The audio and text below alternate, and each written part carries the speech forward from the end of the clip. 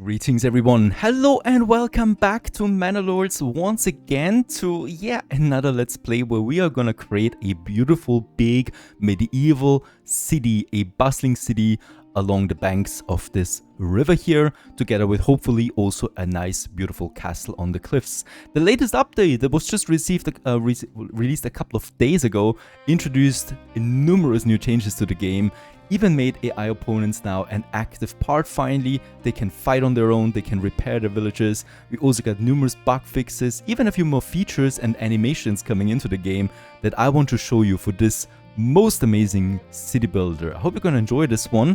Let's get cracking on Manor Lords once again.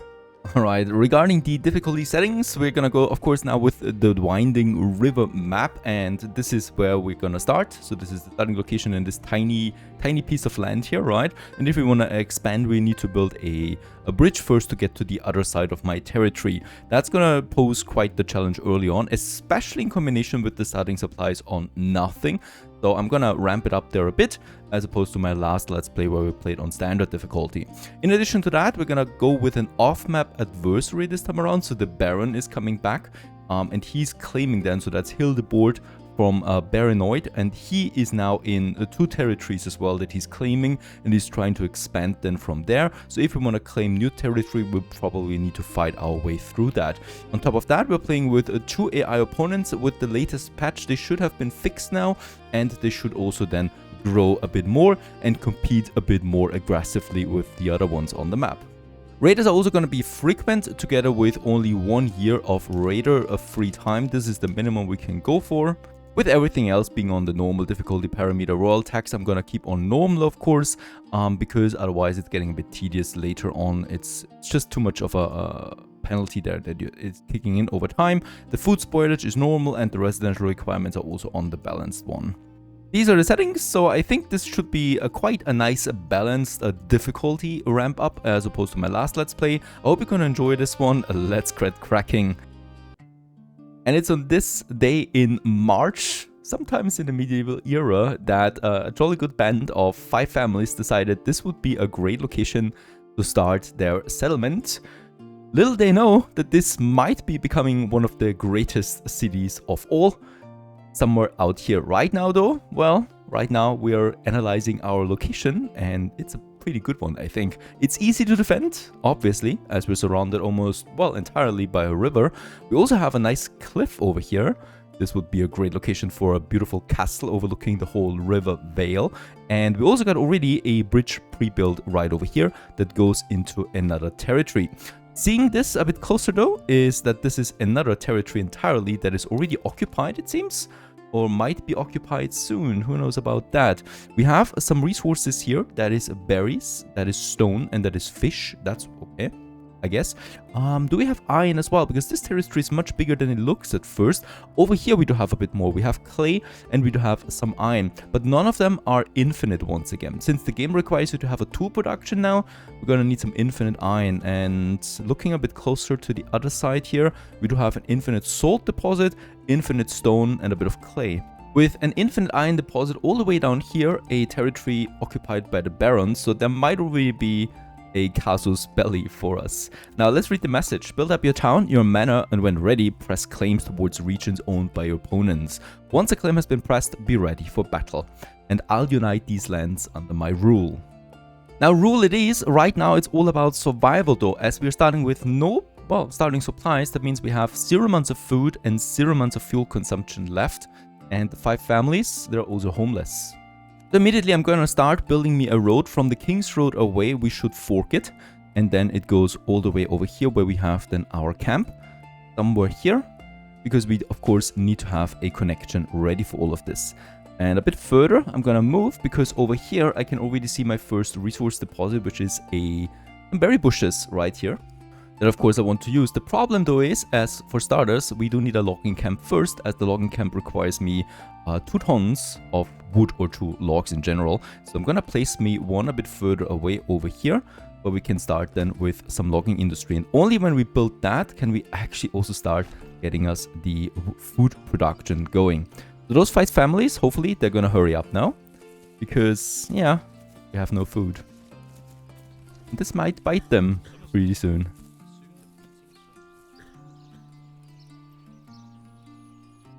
Also, we've received reports of a band of raiders roaming the nearby lands. Should we track their steps? Yes, that means in 364 days we're gonna see the first raider attack.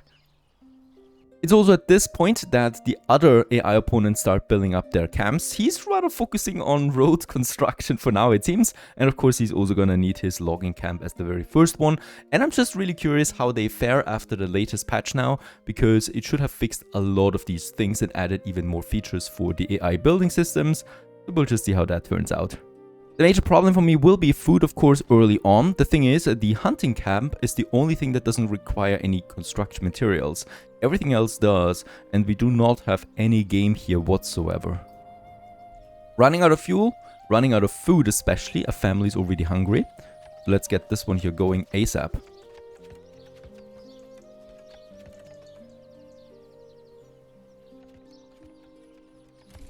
Very good. We have finished the very first house now.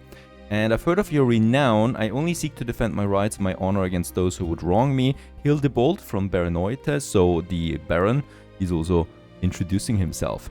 Now, the logging camp, we're immediately gonna, of course, staff with, I think, 2 families right away. And also, I would like to get the work area going, because we have the berry bushes here. And of course, I would like to stay clear of them. So we're gonna start cutting away stuff over here for now. Well, this is gonna be really interesting. How we will fare without food. And a little bit later we got the first logs in, and let's build me my forager camp right here beside my berry bushes.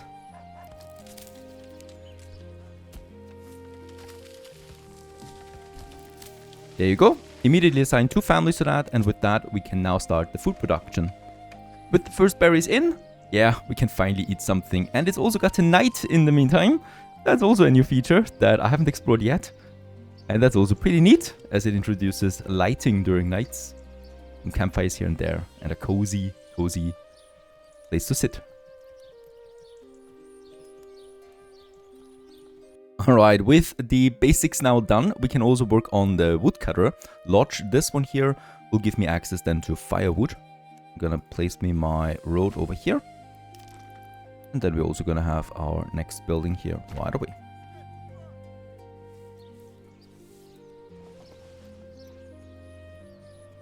Hooray, also a nice milestone. We got 1 month of food supplies now in the stock.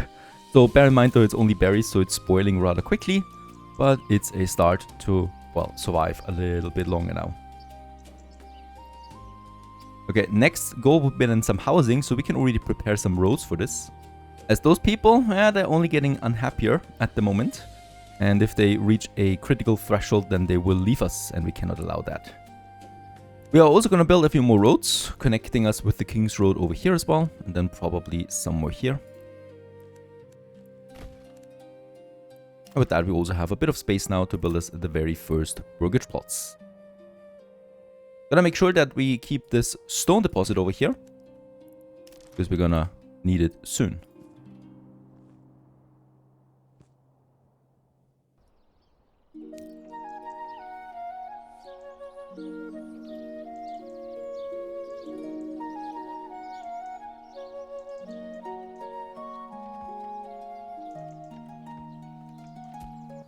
And there it is, very next day we have finished our very first burgage plot. This is the beginning of something great. The very first house where people can live now and yeah, well, store some resources, their food, their firewood, and they also have, of course, their first demands then as well right away. Let's hope that we finish a bunch more, because we're getting into dangerous territory now with the approval rating of 20% only. Below that, people will start leaving the place. So 4 burgages we have. And I would like to get 2 more going, so that we have then enough housing for the very first additional families that come in here. So let's make those 3 then here as well. And with all of that, we also still need water. So a well is my next target.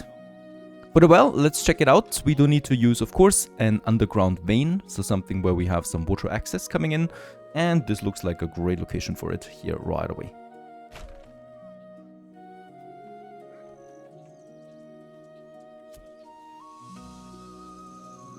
I wonder what they're talking about right now. Is it the weather? Is it that they want more than berries to eat? Or perhaps also a nice bed to sleep in? Or are they afraid of the raider attack? that is about to happen in less than a year.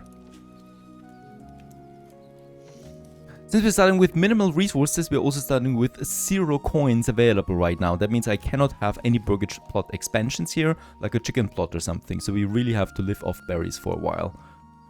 The second plot has been finished, so 2 families at least have a roof now over their heads.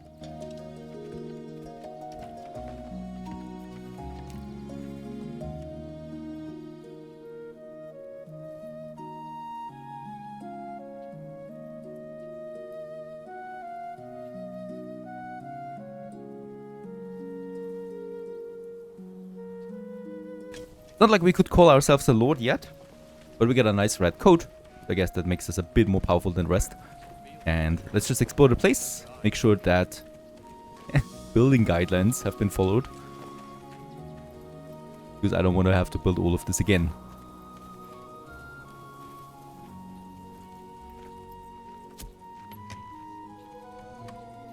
The woodcutter's lodge has been finished, so let's immediately assign a family to that as well. And once again, let's also set the work radius a bit further over here. We might also do it here, but I think this could be a nice forest area for us. Let's go ahead and do this, as we want to stay clear of the berries, of course. The burgage plot is about to be finished, as it's April now, so we are already here a full month now. And we can continue with the next buildings right away. First one is, of course, the saw pit that I want to get going, because we need planks at some point, and the saw pit makes sure that we can produce them. Let's have the saw pit. Let's just see. I will probably make another road expansion here, because this is... it could turn into a proper industry zone at some point. And with that, let's just have the roads here, and then our first saw pit as well. Somewhere here. Let's not forget that we need to have short transportation times, and it's close to my logging camp right over there. The other one that we probably should start with soon now is the quarry then, or the stone gatherer camp, to get some stone out of this here. So the stone gatherer camp it is, and let's have this one built somewhere here, also close again to my stone, with a nice road connected then here. Burgage number 4 has been finished in the meantime. A family moves in. That leaves only 1 family in a homeless, and the approval rating is already going up.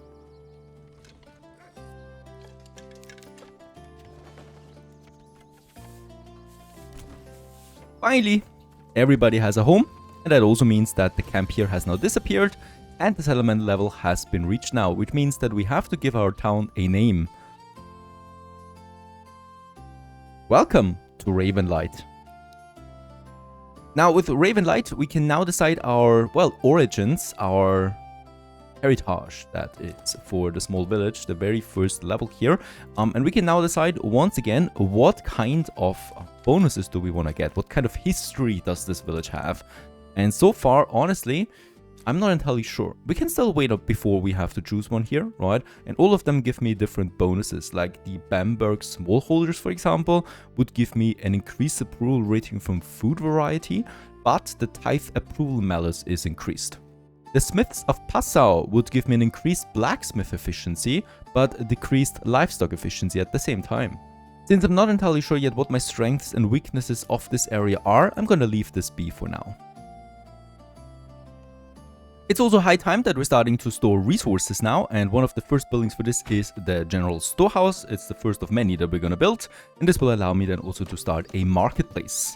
But for now, it's a nice storage area right here in my future industry zone, where we can store resources and process them.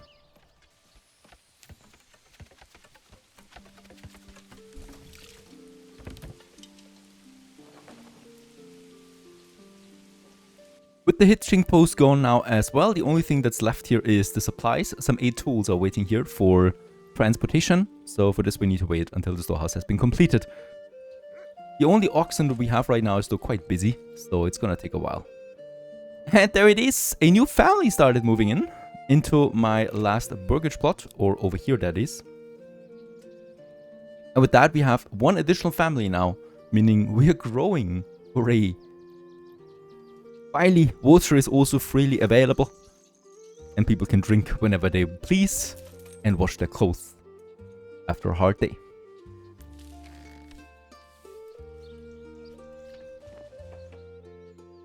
I wonder what's going on with him. He seems rather sick.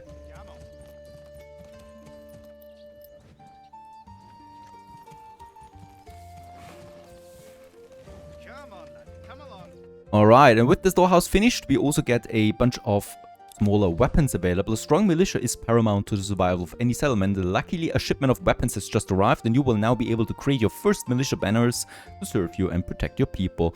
However, we will need more weapons to equip all the people. Alright, so that's now here. In the storehouse, we get the bunch of weapons. And we can also deliver now the tools over. Finally, also, my next very important building, the saw pit. I'm immediately going to assign a family to that. You can only have one family going for this one. And these guys here will now process logs into planks. As we also can see, this saw pit here will now consume 2 tools per year. Otherwise, it will crumble into dust. Meaning that from now on, we're going to need a stable tool supply if we want to keep that city alive. We're still having around 7 tools. This will last us at least a year. Stone Gather Camp. I'm immediately going to assign my last family to that. And just on time, another family is moving in. So we have one family available again with an approval rating of 53% right now. All the burgage plots are now filled. So there's room to, expand again if we build more houses. So if we want to grow, we need to build more houses. Let's get the next road construction going all the way over there.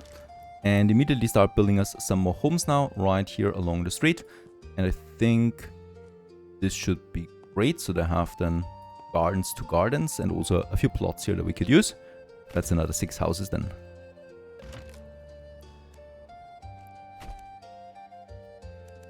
And I would also like to once again use the main road here, just along the riverbank. We continue now with another road that goes then all the way up here into my stone cutter area.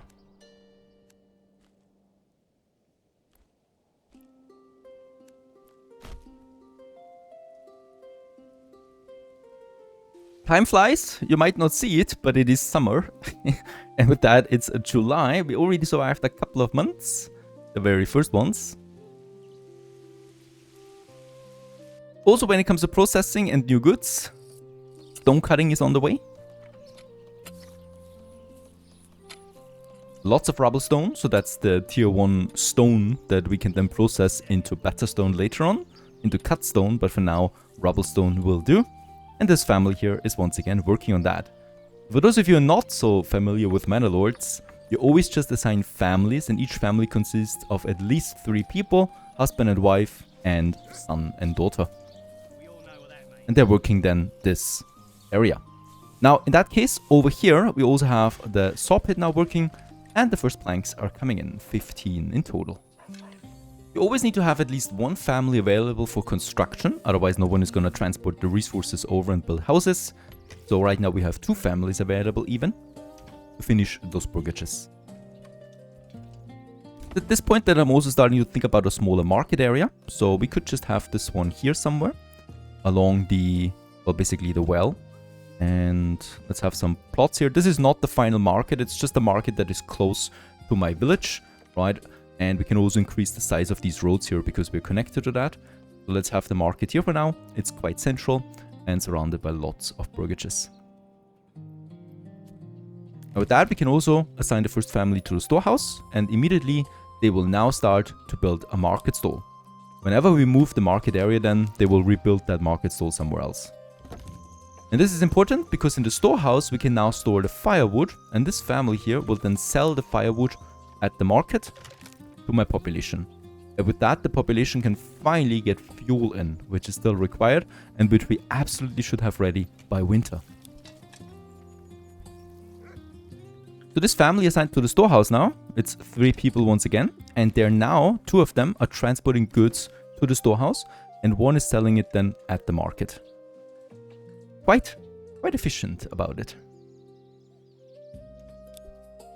We can do the same thing with a granary, by the way, for food. Right now we only have a storehouse. Now I'm gonna add me a granary.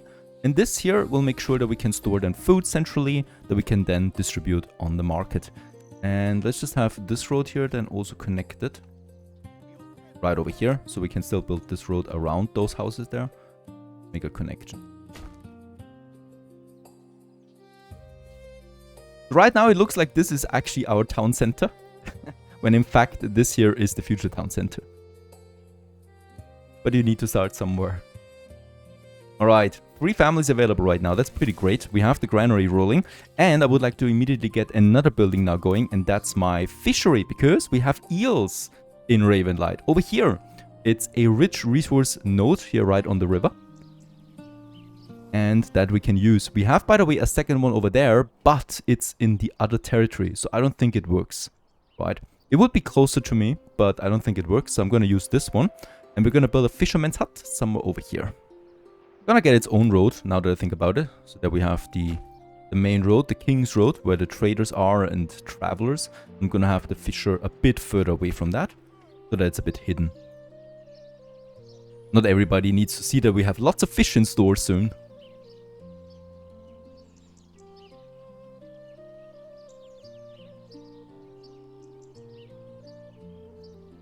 Another family moves in, more mouths to feed.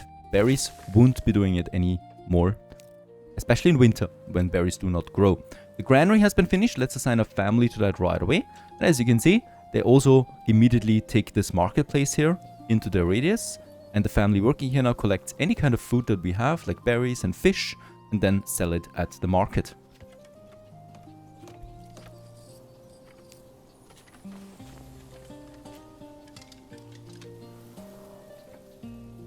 Now with that we have the forage goods, the berries, and we have the meats, the fishes then fulfilled. We have the fuel, we have the water access, so a church is all that's needed to upgrade to tier 2, which of course is our main goal right now.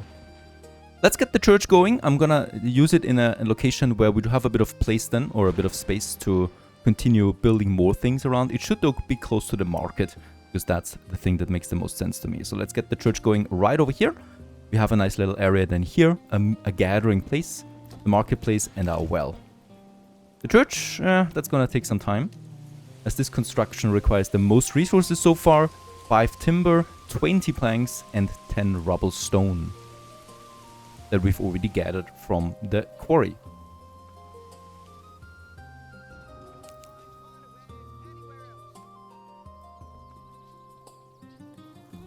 Also, I'm happy to report that the fisher is coming along, and we can immediately assign a family to that. And they will now use this eel ground to collect them and get us a second type of food in. One that is mostly also working during winter if it's not cold enough, so the lake or the river freezes. I hope this river doesn't freeze so easily. And as you also can see it on the trees, it's autumn season.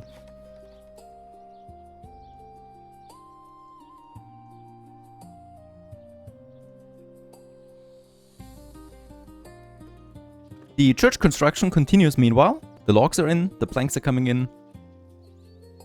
3 families are working this construction right now. And there's also some stone now.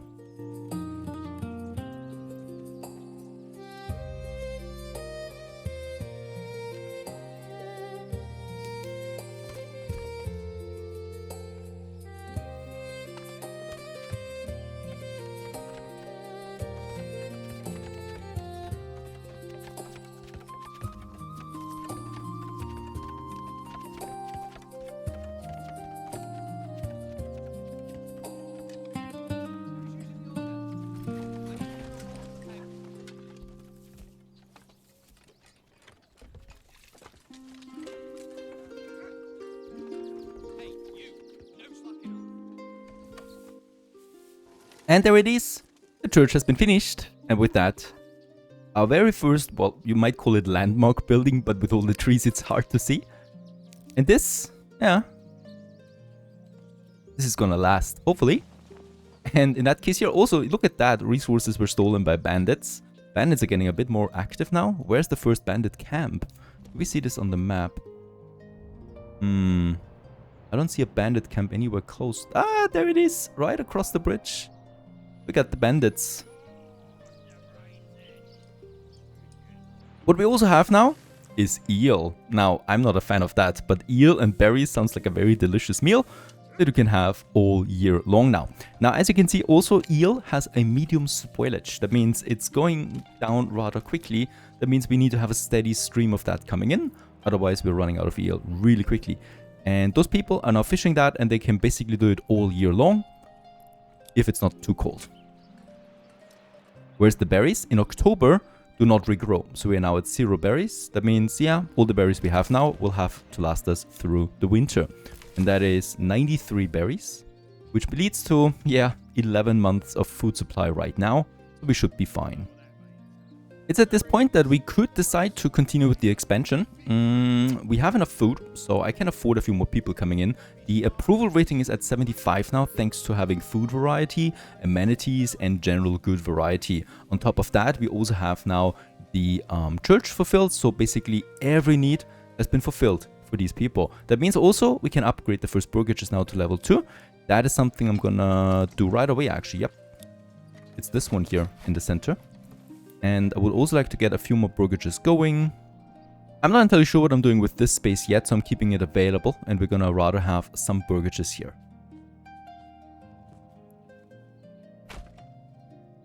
And a few more here by the marketplace and the church.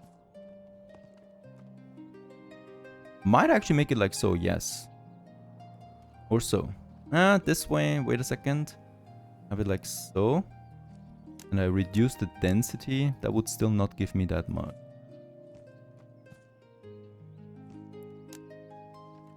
There you go. 2 of them would have a plot, 1 of them could have still a population expansion. Let's do it like that. Keep a bit of space here to the church. Winter is approaching. Sounds ominous. As October is coming to an end soon.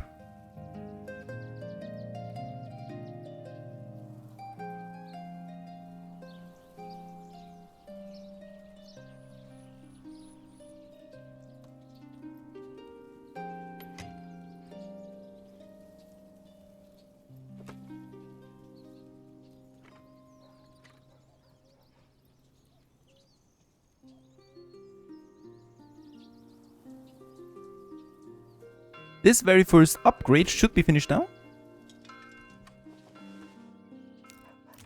And with that, we got burgage plot level 2 available. And with that, we're also generating taxes, as plot 2 gives me a tax income of 1 coin per month. It's not that much yet, but it's a start. How are my opponents doing? Well, one of them already also has level 2, built a church, and even a trading post. Once again, I also just have to say it, how amazing the world map in this game is. As we can see, this is our territory right now. And we can even see the roads coming up here on the map. We can see our buildings coming up on the map. We can see the resource deposits on these beautiful icons there. Just shows a lot of love and detail. And as we're zooming in, the game still doesn't disappoint with its views. And autumn goes into winter finally.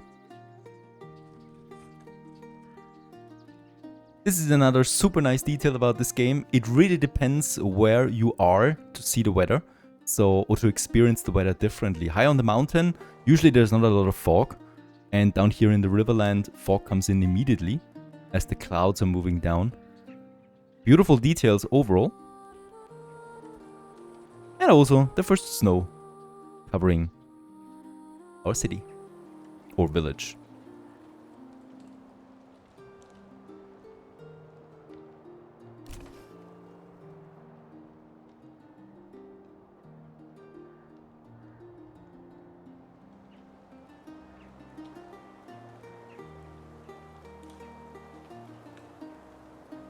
And so far, river fishing is still possible. Whereas this lake here is frozen solid now.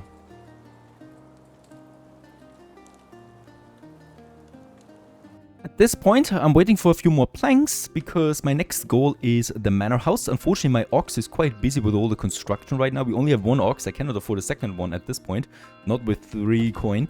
So I need I need to wait. There is another 5 planks coming in. So I hope that there are more logs now that we finished all the construction.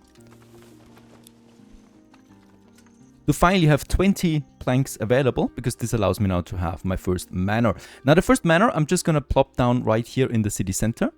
We're probably going to make it at least like so, a bit tilted perhaps. Bit of a distance there to the road in general. but close to the market, right? And this building here will allow me then to have my first retinue as well. We're not going to make a castle out of this one yet, right? Because I'm not a lord at this point, nor can I afford a castle. We can always move the manor to another location though.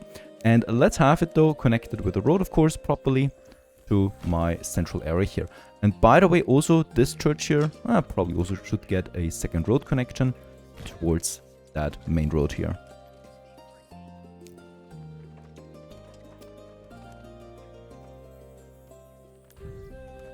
"47 days left until the first raider attack."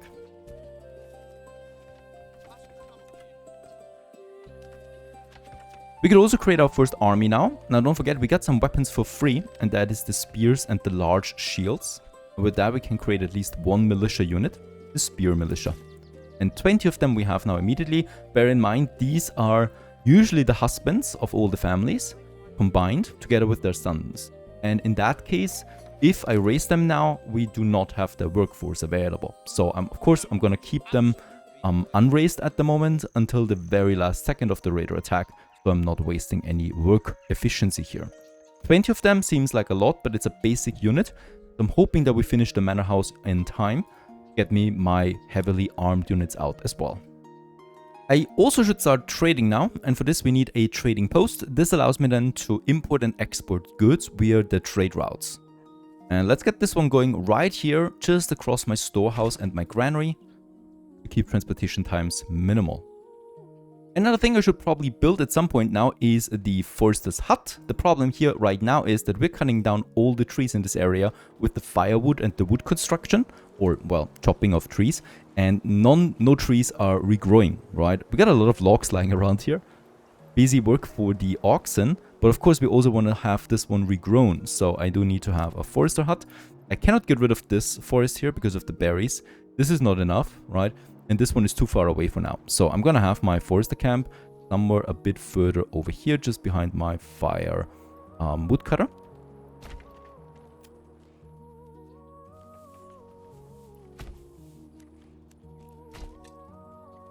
And there's also another building that makes me happy, and that's the charcoal kiln. This one here refines the firewood that we produce into coal, and coal is much more efficient than in burning.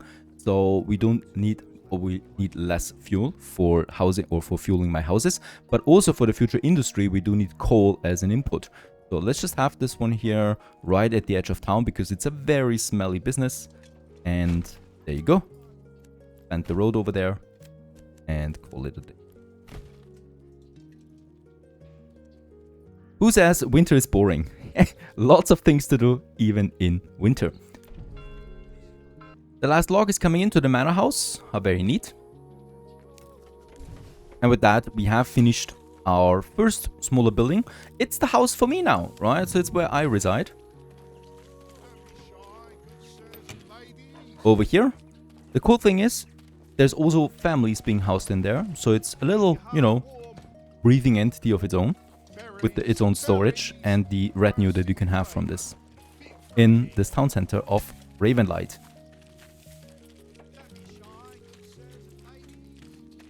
Well built. And in this case here now, let's go ahead and open up my retinue. There it is, 5 soldiers we have, and these are heavily armored soldiers. So they're gonna really make a difference in combat. With that, we have the spear militia and the retinue, and I think with that we should be ready for this raider attack coming now in 17 days.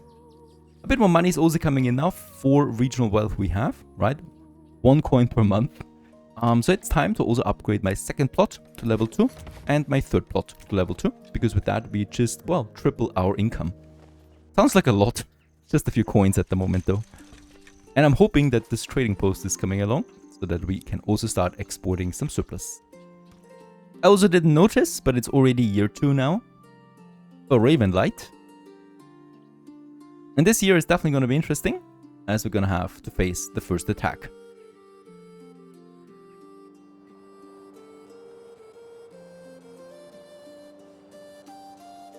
Around the manor house, I would like to continue with another road now. And then we can have more burgages now here. And the question is... probably gonna make it like so. We always should have a bit of space here for plots. at the back of it. And we got 67 timber right now. Bear in mind though, this is timber that's lying around. So the oxen needs to transport it over, which takes a long time.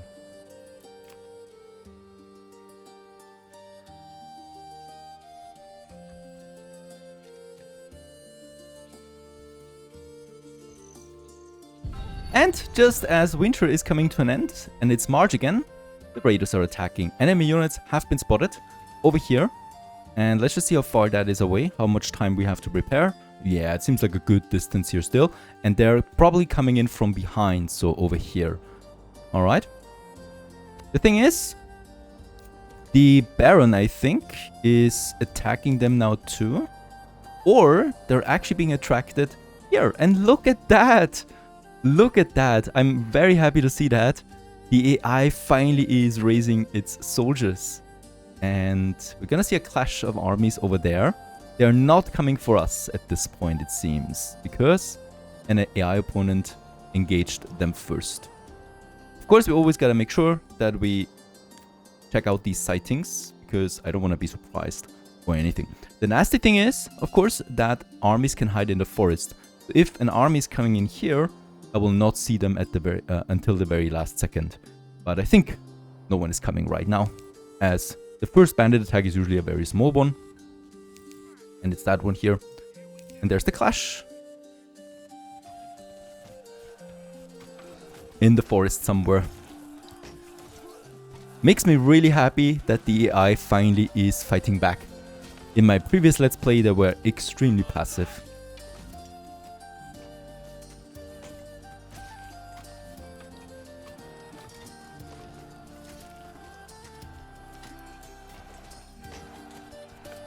And we'll just see who wins.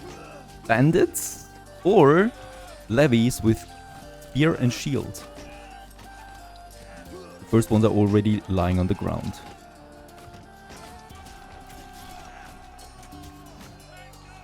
Also, we got refined animations. That was just really nice to watch right now.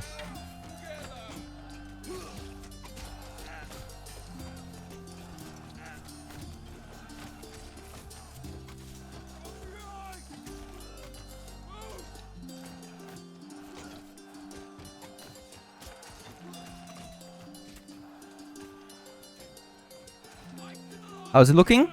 The problem is we cannot see it because both of them are hidden in the forest right now. But by the look of it, I think the AI should win. And who's the AI anyway? We can also check this out soon after this one. Let's just see who wins. There it is. The bandits have been broken and are running away. It's not so good for us because, yeah, we are not getting the influence out of this attack, but I'm pretty sure there's more attacks coming in soon. Let's also check out the AI opponents there. So we got the Outlaws, of course. We got Seawold, this guy here. We could even write him. It's a pleasure to meet you. And we also have Els over there in blue. He doesn't like anything from us right now. And then we have Hildebold from Barenoite. And he's the one that, yeah, takes more territories as the game progresses. And he will also claim our territory at some point. Also, we reached settlement level medium village. And as you can see, the Baron continues now also to take place, and he is attacking those bandits right over here. This all really feels way more dynamic than what I'm used to. It seems like things are escalating rather quickly. I wonder where he's going to. Probably to this bandit camp, but he's far away from us, so nothing to worry about. I worry more about this bandit camp over there that we'll have to clear at some point soon. The construction of my burgages continues in the meantime, and we have finished our trading post now. And that means I can now assign a family to start trading for us. And that's going to be pretty important, as we do need money above all. I'm happy to see that Eel actually snatches a nice price of 5 coin per piece. The problem is we need 50 coin to open up this trade route, otherwise there's not going to be any trading. For the minor trading, we do have the berries. Since it's spring and the berries regrow right now, I might be thinking about exporting some berries now, at least until we have only 50 left, right? So this is 1 coin each, and that should add up nicely then to some coin that we can make. On the other hand, I could probably sell some stone. We do have rubble stone, 83, but don't forget this. Oh, it's already happened. It's already gone. already ran out of stone. So this stone gather camp here is no longer needed. We can demolish it right away. Free up the family as well. But I should probably not sell any stone because it's limited. The fighting continues over here. I wonder if he actually engages with the AI opponents so soon already. That would be nasty because the Baron is too strong at this point to compete with. The cards are on the table. Year 2 has now fully started. Ravenlight wants to grow and wants to become more powerful. And so we continue onwards in the next episode of Manor Lords' latest massive update that fixes so many things, especially now the AI can fight. I'm happy about this one. I hope you enjoyed this one as we create a beautiful village along the river banks here. Thanks for watching. Stay tuned.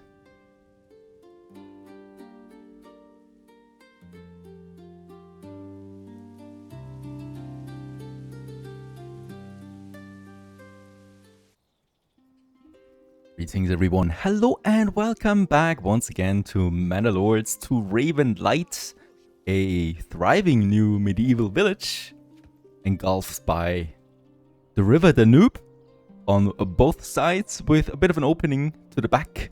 And yeah, that just survived its very first year from really nothing. And in this case, well, we're growing towards almost 10 families now. And the Lord, of course, is very happy about all of this because that means that his pockets are getting quite heavy. Well, not that heavy yet. And look at those clouds. As always, I'm just a huge fan of the technical aspects of this game in the background as well. And we continue with, of course, well, making money. That is really my most important goal right now. Because we want to keep expanding the town, and for this we need the money. Now we are selling some berries now, and hopefully also, yeah, a bit of stone. With the stone, we gotta be careful though, because we do not have infinite amount of that. And in this case here, the stone, I'm gonna push this one down to 70, right? But that's the minimum now. And then we are also selling some berries here. The goal is to unlock us the eel down the road now, but this needs a dedicated trade route because the eel will really bring us in some money then finally. In that case, we do have 2 families working the fisherman's hut right now, and here we have the eel. And the good thing is it's a rich resource node. That means it gives you lots of resources and it also grows fast, right? So there should be lots of fish coming out of this, not only for our village, but also for the world, making Ravenlight a nice exporter for eel, at least for now. And finally, the temperatures are going up, and it's getting warmer. It's March. Now, I'm not entirely sure, but I think the saw pit used to have 2 families available. Now it's only 1. The problem is there's really not a lot of planks coming in. It's the main culprit right now. I also really would love to build a bridge here at some point to get me over to those resource nodes that we are gonna need. But for now, I cannot do it because we lack the planks. The main problem here is also that we only have 1 oxen doing the heavy lifting right now. And it's very busy with everything that we have. So I hope that we get more money in soon. There it is, the first 10 coins, yay, that we made out of an export. Really happy about this because with that we can now go ahead and get me... Oh, there's a bit more money coming in, 23 coin we have now. With that, let's get me the second hitching post going over here. Because with that we can start importing us a second oxen, and boy will this speed things up. At least I hope so. Getting quite busy here with the trading post, right? Lots of people going in and out. And there it is, finished right away. And we can now purchase an animal ox for 20 coin. We had that much. Very good. We pay it immediately. And that ox, there it is, sites is already on its way now to us. He's already somewhere on this map. And Schachspitz is being claimed right now by the Baron. Where is that? There it is. I accidentally opened a battle with him. And look at... I mean, it's not a bad thing because we can now see his forces. So this is when you want to compete with the Baron, right? That's quite a lot of soldiers coming in right now. And they're going to stick around now on this battlefield here. They're not going to attack us. And once the time runs out, They are just gonna claim this. He would have claimed it anyway. So this is the last territory, I think, that was available. Ah, there's one more up here. Problem is we cannot get it. What I could do though, what I'm probably gonna do right away is I'm gonna raise my armies now. And we're gonna gather them here by the bridge.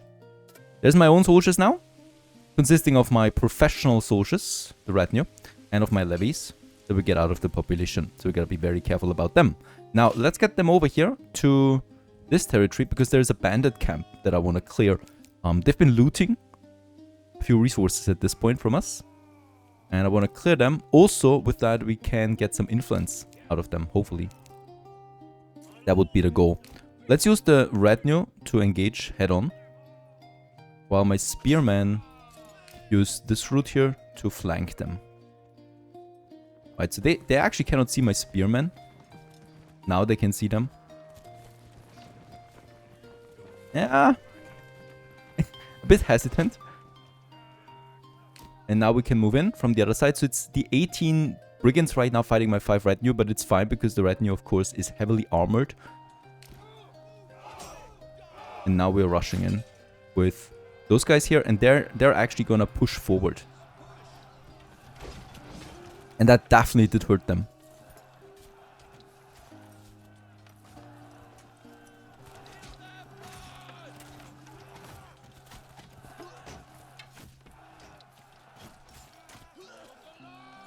I love those new combat animations, honestly, especially the killing ones. And we'll just see. There it is. We have won. We got some 400 influence out of that. Very good. I've actually lost 2 retinue of my own. Alright. And now we can also loot that camp. It's the only camp in this region. It's not enough, though, to claim the region. So for this, we need to get another bandit camp somewhere. Let's just see what it holds for us. Either we can send the resources now to the nearest town, or we can take it from my own treasury. This is a hard one. The resources usually only consist of some regional wealth that we get in with the trading. Yeah, let's send it to my town. Right, what was it? 114 coin. That's very good. Let's get them back home. Because with that amount of money, we can now finally open up our first profitable trade route, really. And that is, of course, my eel trade. There it is. Let's export eel now, all the way down to 50, right? And we're gonna have 3 full families now fishing eel, because we really want to make money out of this. Very nice. With that amount of money, I would also like to go ahead now and start building a boya workshop, but once again, we are really limited by those freaking planks. Do we have the second ox now? There it is, Sights. He's still not there. Sights has arrived! And with that, we have now 2 oxen finally. This should speed things up a bit for us. And there is more money coming in now, I guess, out of the eel trade. There it is. Also, the forester hut has been finished. Let's assign a family to that right away and get us this one here into a regrowable forest area, so that we can get more out of that. What we could do is we could assign an oxen now, so Linhart, directly to the saw pit, right? So this oxen is now designated to always transport the logs over here to the saw pit. This makes it way more efficient. What we though will need to do here is now we need to set a minimum for the timber. I'm going to say that we need to have at least 25 timber available at all times. We got 80 right now lying around.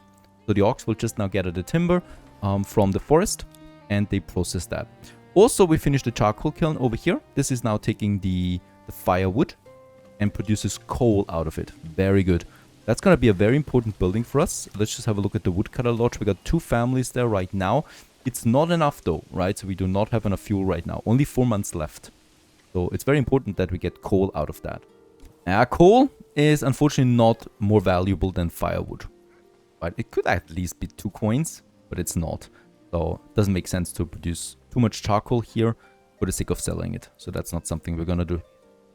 Alright, I'm hoping for at least 1 more bandit camp that we get at some point, because then we could claim the territory before the Baron does. It's still available. I want to get this one. He's still busy with this one, right? So it's actually a good thing that we claimed it too. He's winning, but he needs to wait another 50 days, right, before that is being resolved. And then there's a cooldown again running before he claims this one. So we have a bit of time And I hope that we do get a bandit camp out there somewhere. Finally, we get the planks that we need, and I can now start my next building, and that is an artisan workshop now, and the boya workshop, of course. Now, this is turning this family here, this household, not into laborers anymore that we can use for construction or other buildings. It's consuming them in itself now by being a workplace, and that's the boya's workshop, right? So they're being artisans now, and they will then hopefully start producing bows for us. And since we have the coin, I can also now start using those burgage plots that we have with something, for example, like an animal pen or a chicken coop. Just like in my previous Let's Play, we do not have hunting grounds. So I need to get this one going as well. That means I need to have my goat animal pens here. So I'm going to start with having 3 of them right here. So these are all going to be goats. And then on the other side over here, I could start with my first chicken coops and my first vegetable gardens. Let's have 2 of them as well.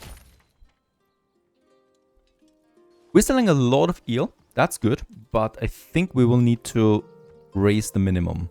So right now we got 60. I'm going to raise the minimum to 70 now for the eel. Even though I don't think we cannot actually store that much because it's going to spoil anyway. But 70 it is. The same goes with the berries. I do not want to run out of these 2. It's my only source of food at the moment. And there is also our very first chicken coop. This is really a breakthrough, because with that we get the chickens now roaming. And the chickens not only, well, add a nice ambient sound to your village, but they also give you eggs. And eggs is another type of food that we get now in, the animal produce. And that's adding more food variety, and it's also reducing the consumption of other food types, because the more food you have, the more food types you have, the less of each one is being consumed. So this is very important. The next one we have then here the vegetable gardens. Now these actually need the seeds still that cost you money. And I'm going to start with the carrot seed here for the 30 coin. And since I want to have a nice mixture, I'm going to go with the cabbage seeds on this one. And this costs 48 coin, which is a lot. On top of that, I would like to upgrade now my first hitching post here to a stable. And this will make it possible for us to have a second ox then that we can import. The goat sheds have been finished, so now, or the animal pens, now we can decide what we want to have here. Is it the goats or is it the pigs? Now, the goats provide you with hides and milk. They actually have several types of produces, whereas the pigs only have the pork. Right, so I'm gonna go with the goats, of course. 1, 2, and 3. And with that, we're out of money again. But we have now animals in the town of Ravenlight. Come one, come all. Feast your eyes on our fine selection.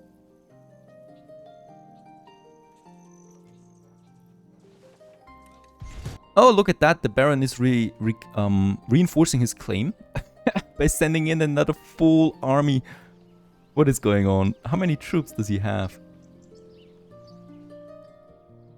Ridiculous amounts. You cannot compete with him for a very long time.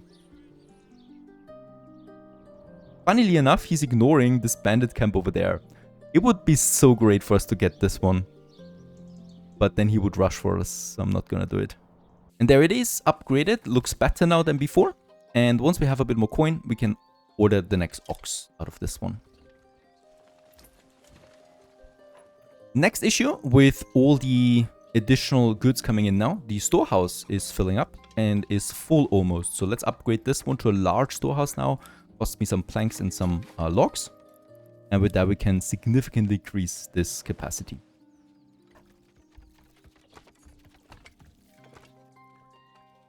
Next we got the bows in. 5 war bows it is already. Being produced right here. In this workshop. And the cool thing about this one is now we can get another type of units out, and that's the archers. And this is now dividing them up with the spear militia, right? So all the available levies I can potentially have. That's 24 right now. With each family moving in, we get a few more. And in this case here, we're now capped with the 6 warbows we have. So I'm hoping that we have 20 rather soon. Any kind of surplus out of the bows, you might have guessed it already, we can now export then as well. So once I have more than, let's say 25, we're gonna export the rest. For the bows though, I will also need a trade route. It's a major trade. The minor trades happen passively, right? But major trade routes need a trade route to function. 40 coin is not that much though. Should be able to do this soon. Exactly one more burgage plot is empty, and then we're already fully grown again. We still have enough food coming in, so it might be feasible to continue my expansion. Meaning I want more houses, and let's continue with a bunch more burgages now here. Just beside the manor house.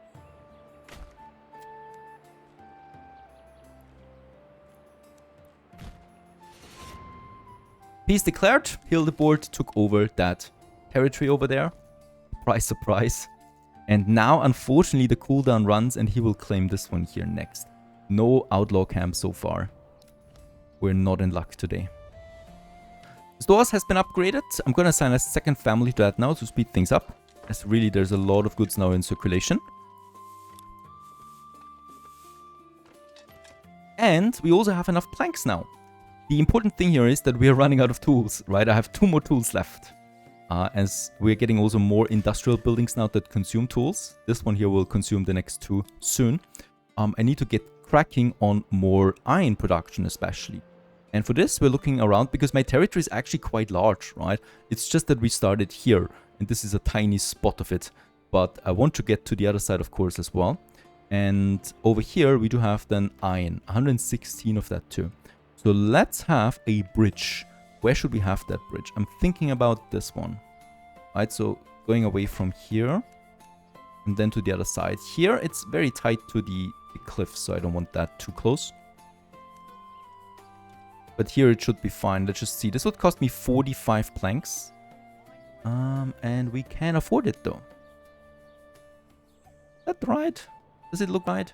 We have one bridge over here and one then here. Yeah. Looks right to me. Let's build it. There it is. Ah, not high enough for ships. But fish should be able to pass through. And with that, let's have this road now expand all the way over there. To... Oh boy, it's really far away though. My iron. So I'm gonna make a connection here with this road that we already have, because this road goes into the iron, right? This, unfortunately, will take a very long time, but it's something we should start soon. It's only gonna take though planks, which is great, so no ox needs to go all this way over here. But my people will need to. So it's still gonna take some time, but it's gonna be worth it. So I'm expecting the first people now to go over that bridge here.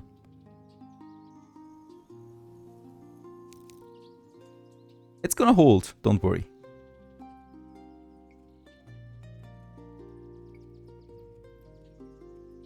Of course, we also just have to do it ourselves. Test it. Oh no, it's not holding. Next livestock I've ordered now, so we got 3 oxen now. One for the sawmill, and as we can see, it's really making a difference here, right? We always have logs available now, and planks continue to rise quickly. And we're gonna need the planks for the bow production, of course. Speaking about bows, 7 war bows we have, and already 18 archers, because don't forget, they're taking their bows then home. It's been consumed for my general storage, and it's being put into a burgage plot, for example, like the spear and shield, because here we get the levies from then. I love this very detailed simulation of how, for example, weapons are being distributed. Alright, we also have now eggs coming in. Very good. And the first... Oh, and milk. And the first carrots and cabbage should also come in soon. I might consider... for this I'm gonna have some burgages out here with bigger gardens. I just had another idea. The Baron is now gone, right, from Schachspitz, but that camp is still there. I might try and get it.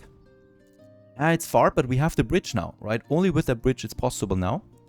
Let's raise my soldiers. Yeah. Get them over there. And try and defeat that camp. Hopefully there's some soldiers coming out of that, some bandits spawning. Gonna be a busy summer with all the construction and fighting. Let's get my soldiers over there. Oh! Oh, wait a second. A new one spawned. Yes! Right over there! Oh boy, we need to get over there now. Now. Because Because this is an unclaimed territory. A bandit camp spawned. My soldiers are raised nearby. Let's go for it. This is a big opportunity for us.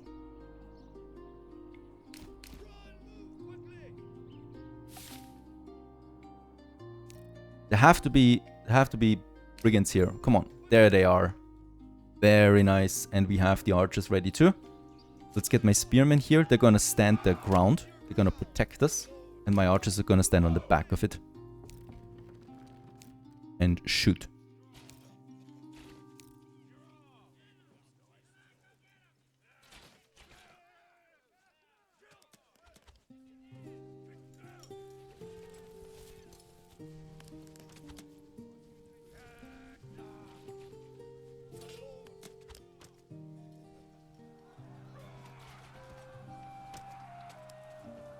Alright. This is great for us. Let's flank them. Hurry up with that. Another ruler's army was sighted. Where? Oh no, it's the Baron again. What is he doing here? Okay, it's far away though. I don't care. Just see what comes out. Let's destroy them. Yeah, they're going down quickly. Broken. Nah, it's not enough. It was so close. Alright. 30 influence is missing. We need 1,000. I can still do something else. I can go back to my manor house. I should have probably done this a bit earlier. And get into my taxes, into my tithe. Because we do get influence out of food. Right? So let's get this one up to 20%. And let's hope that we get enough influence out of this way. It's not gonna make people that happy though. Okay, there's the camp. Let's take it. Let's not go with wealth this time, but they belongs to my treasury, so we get some treasury out of that. There you go. Okay, I'm gonna use my soldiers now and march all the way here to the other side, and I hope that there is some brigands coming out of this. It's gonna take some time. In the meantime, Ravenlight has enough money now to start its bow export with my next good. And this is war bows now. And we have already more than the minimum. And 2 coin we get out of each bow. It's not a lot, but it's twice as much than the planks. And it's an endless amount of stuff, right? Because we can always regrow more trees and produce bows out of that as long as we have the workforce. Speaking about the workforce, we have enough planks. So I would like to use now a second Bowyer's workshop right here in the center for producing even more bows. The goats are roaming. Unfortunately, we do not have any leather or hides in yet. That's gonna change soon. Another thing that we can now do, or should plan already because it's gonna take quite some time, is farming. Now at some point, berries and fish won't do it anymore. Right now it's still fine, but as we continue to grow, the consumption just will go up and up. So I do not have any hunting here, so we need to work on farming. Now let's have a look at that. As usual, I'm not surprised by that. I don't know why, a huge coincidence, but every city I started so far, I always get minimum fertility in my own territory. So for the rye, the most important one, we actually built the city right where we have some good ground. Everything else here is red. Alright, we need to find green spots. This is a bit greenish. It's close to the berries though, but it's okay. It's okay. And we got some nice spots of farming over here, where we already have the mining pit now, but it's a long distance once again. So yeah, both of them are gonna take some time. But I think this one here is nice to have. This one here would be also nice to kind of have. The cool thing is, look at this. This is very rich territory for flax and for rye. Of course, it's the Baron's territory, so we can only conquer this farmland later on. But I could already start with some farmland here. So that's exactly what we're gonna do. On this red spot, I'm gonna have now my farm. Somewhere out here. There you go. And we're gonna have this one then transferring all of that over here to this road. The problem will be my logging camp and my woodcutter camp. Because I will now need to get my wood area a bit further away. So over here is my new logging industry now situated. It's further away than ever, but it's fine because we're really stuffed with logs and planks. And for now, it'll do. The forester camp also gets its work area now over here. And we're gonna start building those fields right away. That is the rye fields. And we do have the green area here that I would like to maximize now. So it's this one. And I think... Wait a second. Here. Here. And here. This is all green. So let's build this one right away. And we immediately get rid of the trees there. And as you can see, we still have a bit more green area here. Where's the berries? You can only see the berries when we activate the forager hut. There's my berries. So I do have plenty of space to the area there. And then I'm just gonna have another... By the way, flax. Flax is not gonna be possible. Barley, not gonna be possible. Funny how this territory here is just the border of it. But rye is gonna be possible here. So I'm gonna have another field just here. Towards that main road. And with that, we're basically cutting this forest now in half. But that's okay, because it's gonna be cut anyway at some point. So I'm just doing it now. The logs, now we can actually make the work area precise. It's gonna be right behind the trees, right behind the field. And the same goes with the forester camp now. Right behind it, over here. I might need to move my logging camp at some point soon, I think. All of this here will be now forest area. This is a forest that we leave untouched for now. And this is my farming area that can grow now. Thinking about growing, it might also make sense now to have a few more burgages now. And I would like to have them just here. So we're just growing now these last burgages then. Cannot build in this region? Oh, not enough goods. Oh yeah, we need more timber. But I did say minimum of 25. Why are we out of timber? Interesting. Let's upgrade the next hitching post so we get more oxen. The more oxen we have, the faster we can transport the logs in. Mining pit has been finished over here. So we can now assign... I'm going to assign 2 families to this. Right? And it's going to take some time, but it's going to work. And we only have 116 iron that we need to transport over. Once this is out, it's out. Right? We don't need to have this here endlessly working. Alright, we actually taxed food. 37, and we got influence out of it. And that means I can now claim this territory here. Now this could be a huge mistake because the Baron might actually attack us for it, but it's in Non's area right now, so I'm gonna press it. It's really this one right there. The claim has been set. We would have rich soil, rich stone, berries, a bit more clay. And hopefully a bit of farming. Didn't even check this. Yeah. Good farming ground here and here. Barley? Oh no, barley's bad. Flax is even worse. Alright. But at least for food it would be nice.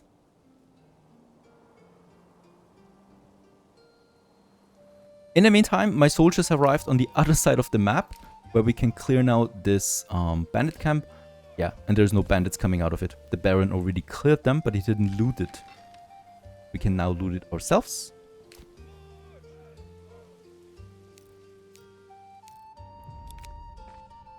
And I'm gonna send it to my treasury again, because I don't care about regional wealth at this point.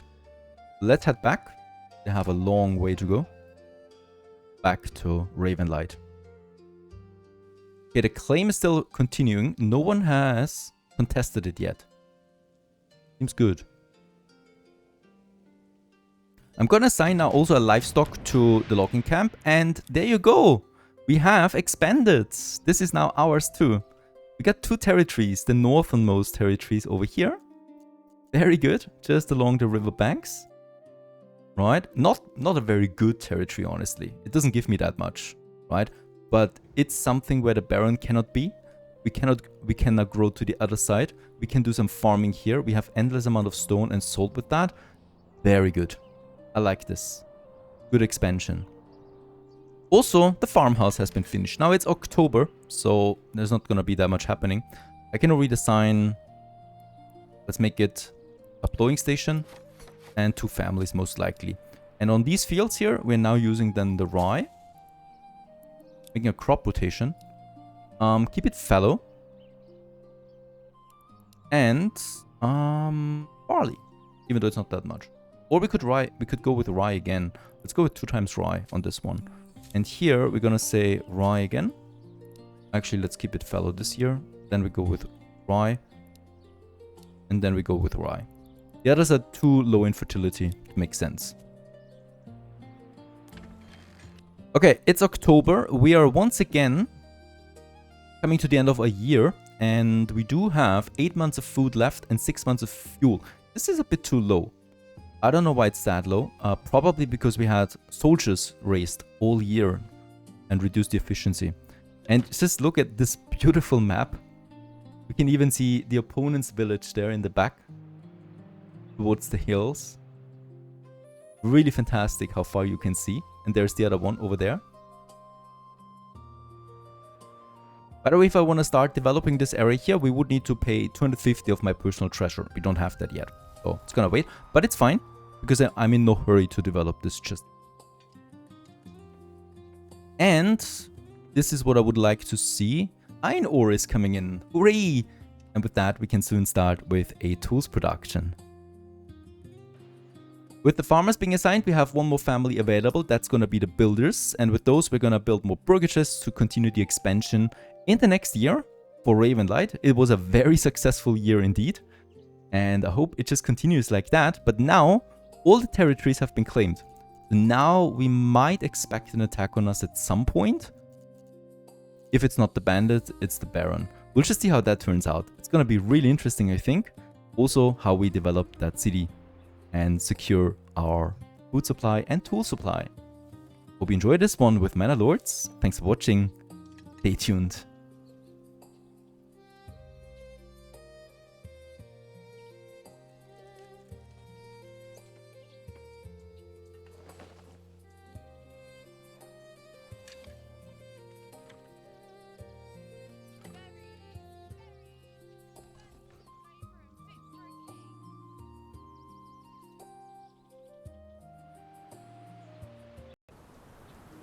In the history of Ravenlight, it becomes quite clear that this is not a friendly place right now to settle. Hello everyone and welcome back to Manor Lords again. Boy, I'm digging this new update and especially all the fixes that are coming with that. And yeah, this feels like a very beautiful dynamic game at the moment with lots of different forces at play. And in the last episode, well, we successfully conquered our very first territory up here in the north. We snatched it because it was unclaimed, right? Every additional claim from now on will, well, require quite the manpower. In this case here, this belongs to us now, and my goal is now to set up camp here as well, which is going to be quite expensive because we do need a lot of personal treasury, which we don't have at this moment. How do we get this personal treasure in? Well, either we loot camps or we have a lot of regional wealth that we're taxing. Right now we're sitting at 368, which is by itself actually not that bad considering that we're still in the very early stages of this game. I'm going to stop my trading now for the rubblestone, my export, and we are probably going to increase now the amount of bows that we are selling them to the world. So right now we have the warbow export running here with the 2 coin, and we have now a second boya workshop that is continuing now to produce me warbows. It was actually set to crossbows, but that's something I don't need. The planks we're gonna increase now to 40 because we have 2. I do want to have more in the minimal storage, also for all the construction that is upon us. We have also started with our first farming area over here, and as we can see, that family chose the best weather to start plowing, and they're now gonna work those fields, hopefully providing us with an additional source of food in the next year and the year after. Because as we grow, we know one thing, that berries and fish is not gonna last us forever for a growing population. Now, one thing we have as a problem now is that we do not have enough logs anymore. We actually had 80 logs available at some point. I think with the fields I cleared quite a few of them, and the forest is now a bit further away. So we need to do something about that. Right now, one family works this. I'm gonna increase this now to 2, and I'm gonna make sure really that we're using this here as my work area. Right? I really want to get those trees in, those logs, because without it, we might face different new problems soon. The major problem here really is that we are at the border right away. So there's not that much I can do here to expand into this direction. So it's all going to be into this direction from now on. We're also getting the warning now that the first buildings are running out of tools, considering that we need the maintenance, and they will no longer properly work, so the workforce efficiency is reduced by 50% until I have fixed this problem here.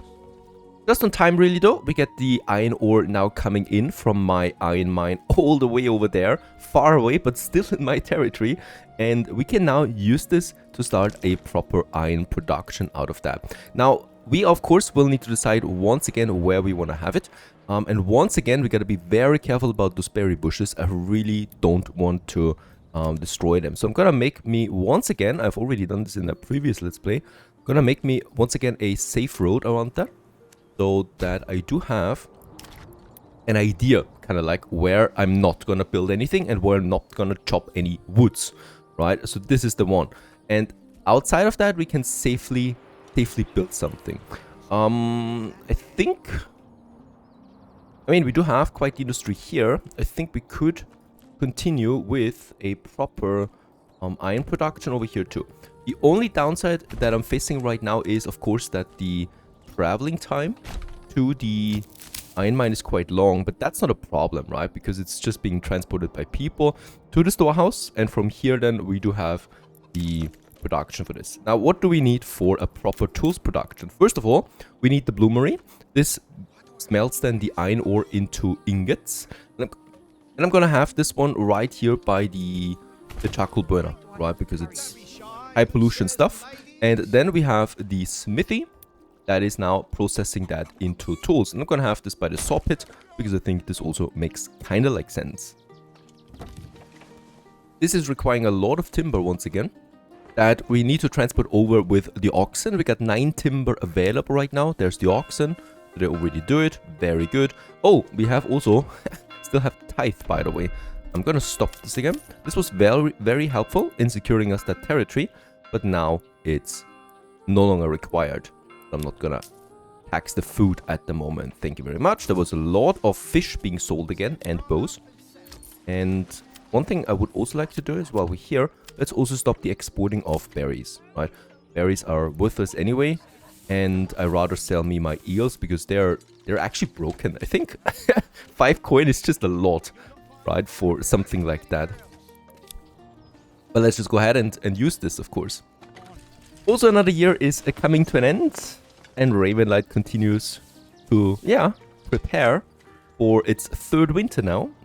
And with that, with a lot of fuel that we need, and we only have 5 months of fuel left, but it's December, so it should last us. Yeah, this one's no longer working that much. I wonder, I mean, we have 107 charcoal available right now, which is a lot.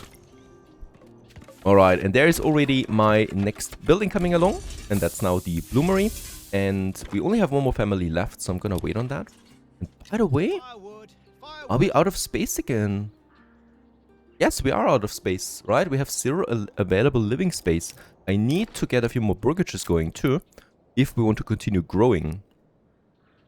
And I'm probably gonna set this up now over here, right? So that we have the next blocks of houses that we can add. I'm probably gonna make it like so.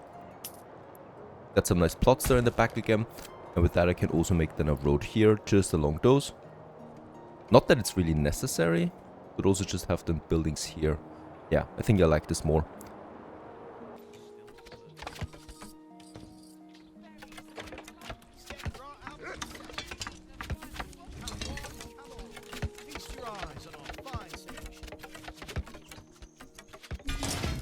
And our very next building, the smithy, has been finished now. This one requires fueling. The same goes with the bloomery, right? So once we activate those here, we will consume charcoal in addition to my normal population. Gotta be very careful about this. Before I'm activating them, or I'm actually going to activate them right away because I need the tools. I'm gonna have my firewood there. And we have... Oh, okay. We could have the road here, but this one's not been tended to yet, right? So I'm gonna delete this field there again because I made a mistake, and I want to have a road between those fields for faster transportation, right? Otherwise, we are kind of crippling ourselves here. And then we're gonna add this field again, the rye field, And in the same location over here. Once more. 2 more again should be fine. And I'm gonna go ahead once again with rye, fallow, rye. Now we have that road here. Not the most beautiful farm area so far. Not a lot of space we can work with. Construction continues to at a very, well, steady pace. Right, so in December still we will be able to finish the next burgage plots. So despite having the forest so far away, I don't see that many limitations right now. And the second stable also has now both oxen. So I'm gonna go ahead now and get me the next stable going. Hitching post. In that case, yeah, it's probably gonna be here again, right? In my industry zone. And immediately the first family moves in again into the new plots that we have prepared. Probably gonna make then a connection here to this road there. There you go. And 3 more homes we have. And the workforce we have now, with that we can finally enable now the bloomery and start making iron slabs.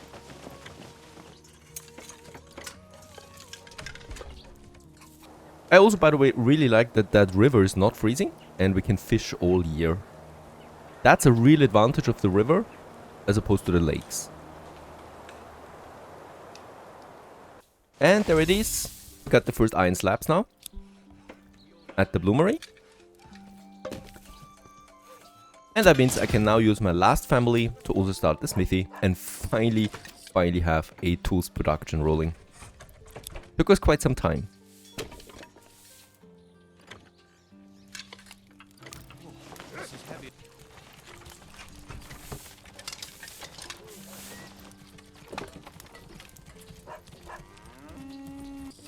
Since we have no construction right now, the oxen just delivers now the logs to the logging camp, which leads us to having now 11 timber here.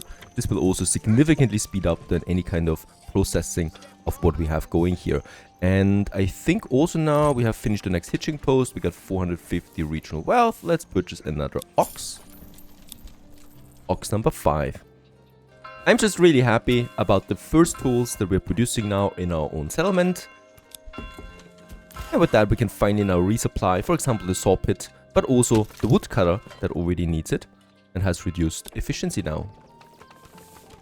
It's at this point with enough regional wealth and a good enough approval rating that I might consider now taxing my people directly. So we're gonna go in here and I'm now gonna select 10% land tax. Out of that, it will reduce my approval rating. But of course, it will then finally add some pressure to me. And with that, we can then build a new camp. I could also think about upgrading a few more burgage plots to level 2. So let's go ahead with this one. And also this one. So the innermost I would like to upgrade. And every one of them adds more regional wealth. But the more I have of them, the higher the penalty will be if I'm not fulfilling their tier 2 demands. And that would be, for example, fruits as a new animal produce. Animal produce fruits. Alright. We do need to have grains as the next forage good, right? So they would like bread as a new food, and they would like to start with some clothing then as well. That's paramount. So first of all, we got money, right? 48 treasury comes in now, as the town is coming out of another winter. Finally, this though, as we can see, also immediately reduces my approval rating, -7% now. We are still liked, so it's still fine. Now, what I'm gonna work on now is the burgage plots that we have right now. It would be a waste to keep them empty, so I would like to work on, let's just see, another chicken coop. We could also go for more animal pens. So 2 more animal pens. This one here. This is pretty close to the city, so let's have... orchards. Let's go with chickens. And then we have those here that we can still use with animal pen again. And yeah, let's also have 2 vegetable gardens. 2 orchards, sorry. Because we want to make some apples now, fruits especially, that we can use here. So this is absolutely one of the pillars of your population, right? Of Ravenlight's population, is the self-production of food. And also with the next upgrades it is that we have reached now large city or large village status. And the next one would be then a small town. The first orchards have been finished, so we can now, for example, purchase apple seeds for 60 coin. Well, that's a lot. And also, I would like to get more animal goats. Regional wealth drops a bit too much right now, so I need to... how much more money do we need for that camp? 250, so I'm probably going to tax them once again. Not going to be enough though, the 10%. Let's hope that we can still sell something on the trading post. Doesn't look good. Before that month comes to an end. Very good. 65 comes in. With that, we should have enough almost taxation. I might consider raising taxes. 29. Yes, it was enough by 1 coin. Hooray, I guess. I'm gonna stop with the taxing though, for now. There you go. And I'm really excited now to start a new settlement on the other side. So it's a rather small territory, right? And I would probably like to go ahead with the middle ground. Also, I would like to build or develop that city here further, right? So this is going to be a suburb of Ravenlight on the other side of the river. So I'm going to have me one of those camps then here situated. And with 250 coin, we can purchase a modest starting condition out of this town with bread, firewood, rubblestone, and tools, right? And I can confirm this right away. And with that, we have really settled now a new region that we can now use for our own developments. And this region is not looking so bad. We have once again a fish shoal right over here. So very close to my town. Unfortunately, once again, no hunting grounds. So this game is really rare with the hunting, unfortunately, because it's powerful. But that's that. Now, I'm going to rename this one too. And let's have a look where it's situated. I'm probably... you might call me an original now, but I'm probably gonna call it Ravenlight North. it will make sense once all of this comes together, right? Because those regions will of course grow together. So I'm gonna just call it like that. And here, well, we immediately need to start once again with our basic foundation. The first one is of course a logging camp right away. And we got lots of trees over there, so I'm considering just adding me a camp over there. There you go. I'm gonna make a road just beside the stone that we have there. Then I'm gonna need a woodcutter lodge right away for some fuel. And very important that we start with some food production. And we do have berries, but berries are really far away. I would like to go with the fish for now. So I'm gonna have another fisherman hut. And I'm probably just going to have this one, yeah, somewhere here along the river. Connecting it over there, right? And with that, the foundation is already there, of course. We need houses too. But for that, I will need logs. Oh, I'm gonna enjoy this one, growing those towns together. Of course, also very important is that we need to get a manor house here going again as fast as possible, because we want to start, of course, having also my own retinue in this region together with levies. Just across the bridge, we can also now continue once again. In my town, it's looking really good now with the tools. So the steady supply of tools is coming in. We got 14 tools already, right? Problem, of course, is that iron is limited, so this will not last forever. I'm not gonna sell tools. It's a very limited business. And what also happens is that my living space once again is out. So let's go ahead and continue with another expansion of my houses. Probably a few more here. And probably also a few more here.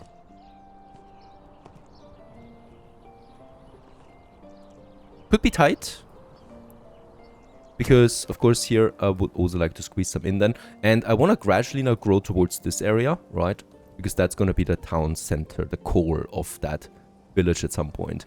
Growing over here doesn't make sense anyway, because there's the industry zone growing. Also my farming. So we need to grow into this direction. Let's also check out the marketplace. As we can see now, the granary supply limit has been reached. So I need to assign another family now to the granary. So that we have more families providing goods to the market that we can sell to the population. In Ravenlight North, in the meantime, the logging camp is finished and we can assign the first family to this one. From now on, it's getting a bit more stressful as we need to manage 2 territories. Alright, with the logging camp going, I'm gonna assign 2 families to speed things up. And let's also have the work area here. Right away. We should also start with an oxen, right? Yep.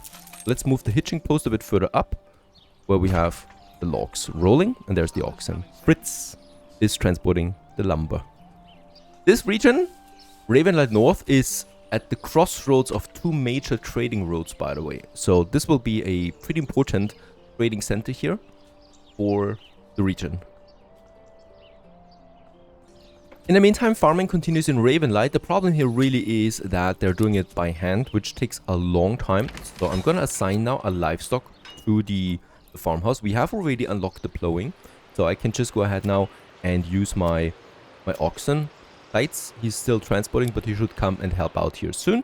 And I'm going to upgrade this hitching post here now again, so that we have another ox replacing Saints. Very nice. The fisherman's hut in Ravenlight North is coming along. We still have 18 wheat bread left. This is gonna last us another 3 months. Plenty of time to start that fish production now. There it is. And let's immediately assign a family. And off they go. Go fishing again. I would also like to start now some infrastructure here in Ravenlight North. That means a general market area for this region. And it's probably going to be here right along the main road. Like this is the market area. And we could then also say that we do have, for example, a church here and a tavern, right? And also the trading post and storage facilities, probably a bit further over here. And over here, first of all, we're going to have a bit of space reserved for bigger buildings. And that means that here we can now start developing then some buildings that I would like to have here. By the way, we get an infinite stone deposit here. So we're starting with 1167 stone lying around here. But we can also make a quarry on this plot and then have infinite stone available. This is pretty powerful. So it's great that it's close by for the future. And yeah, let's start with some houses now. That's too much. Or we should start modest. We need 1 more log, so I'm gonna wait for that. I'm gonna make it a bit longer anyway. But also make it like so, honestly. Better.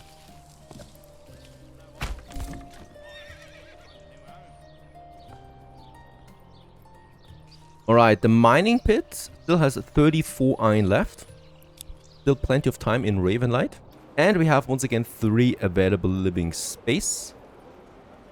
But I would still like to continue with more houses now. So we continue now growing here. I'm probably gonna have, oh, wait a sec. We're gonna make it like so. That would look nasty, but we can also turn it. No. Here we have to be a bit more nuanced. So I'm gonna move these here like this. And then we're gonna start a new block over here. Could also make... Can we make something like... Okay. Very nice.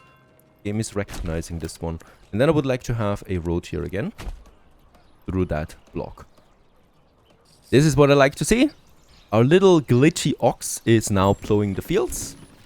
And with that, speeds up all of this here. And we should be able to get our very first harvest in this year. Perhaps.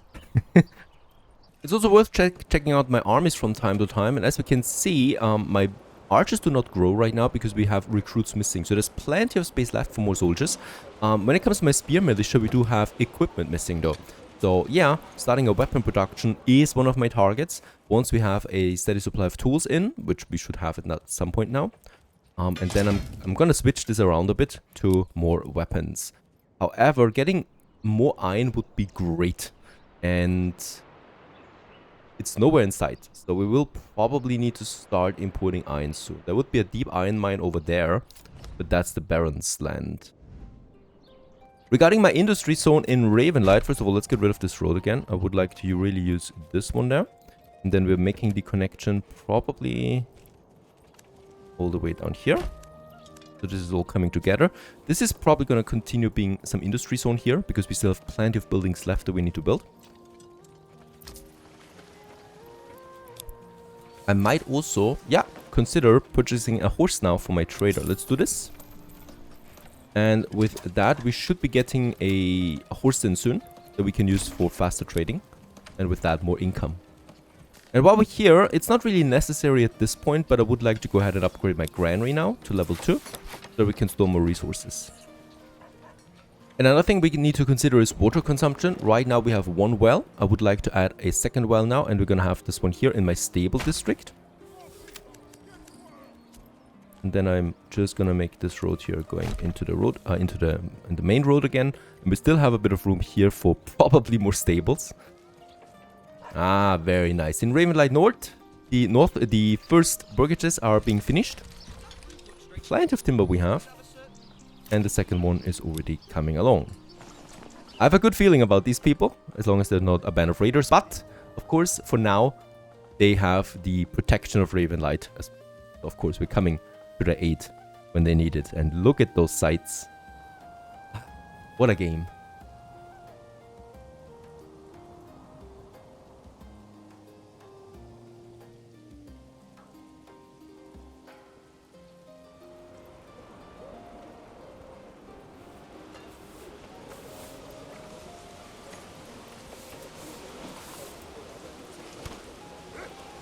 Now the funny thing is, in Ravenlight North, we do have 20 months of fuel supply coming out of the woodcutter, but no food, right? So the fisherman's hut is producing, but with the carp, so it's not eel this time around, it's carps that we have here.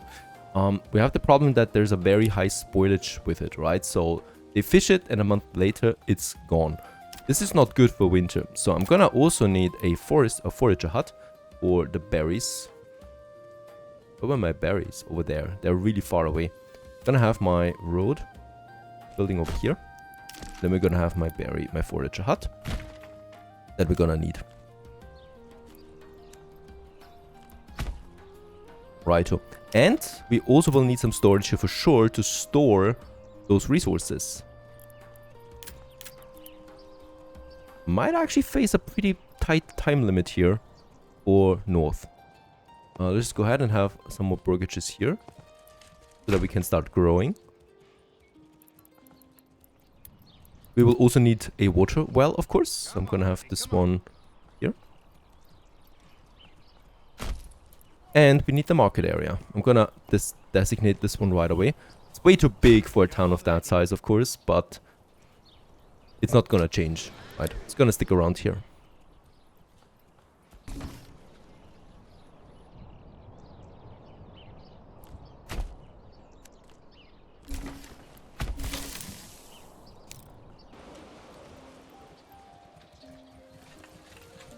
An upgraded granary gives me now a capacity of 2,500 food tops. And by the way, we're still storing only eel and berries here. Animal produce is usually being placed right away in the inventory of a burgage plot. If it's too much, it's gonna distribute around the burgage plot. We got 9 eggs and 8 milk. And 2 chicken. Alright, in Ravenlight North, the forager hut is now coming along. Right here in the middle of nowhere. And we will reassign one from the logging camp. I mean, wait a second. I'm gonna actually disable the woodcutter for now.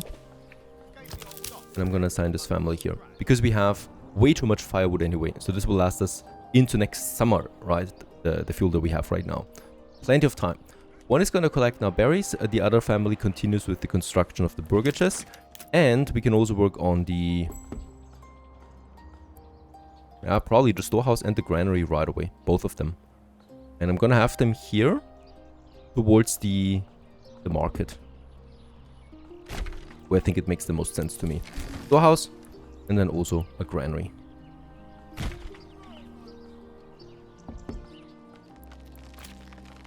Now every single field counts, so I'm considering adding another field here in Ravenlight. It's really not a very fertile ground.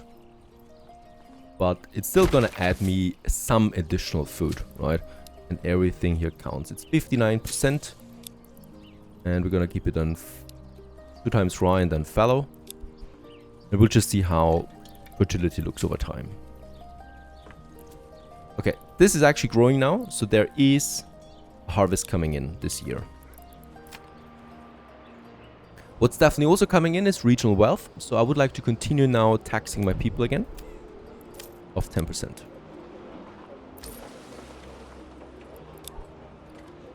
Michael, or Mikkel, is the horse now, ready for action. So they have now finally something to transport their goods faster. And I think Peter... Oh no, Peter's still at large. Still not using the horse. Finally, in north, the last burgage is coming along, and we have upgraded now to a small village. That means everybody has a home. I'm building now another home then for people to move in. And since we have enough logs, I'm considering adding some more burgages right away on the other side. Like here. Come on, laddie. Come. Next, I'm gonna add, because we have 70 iron ore in stock right now, I'm gonna add a second family to the bloomery. So with that, we speed up the iron slab production. It's not enough at the moment.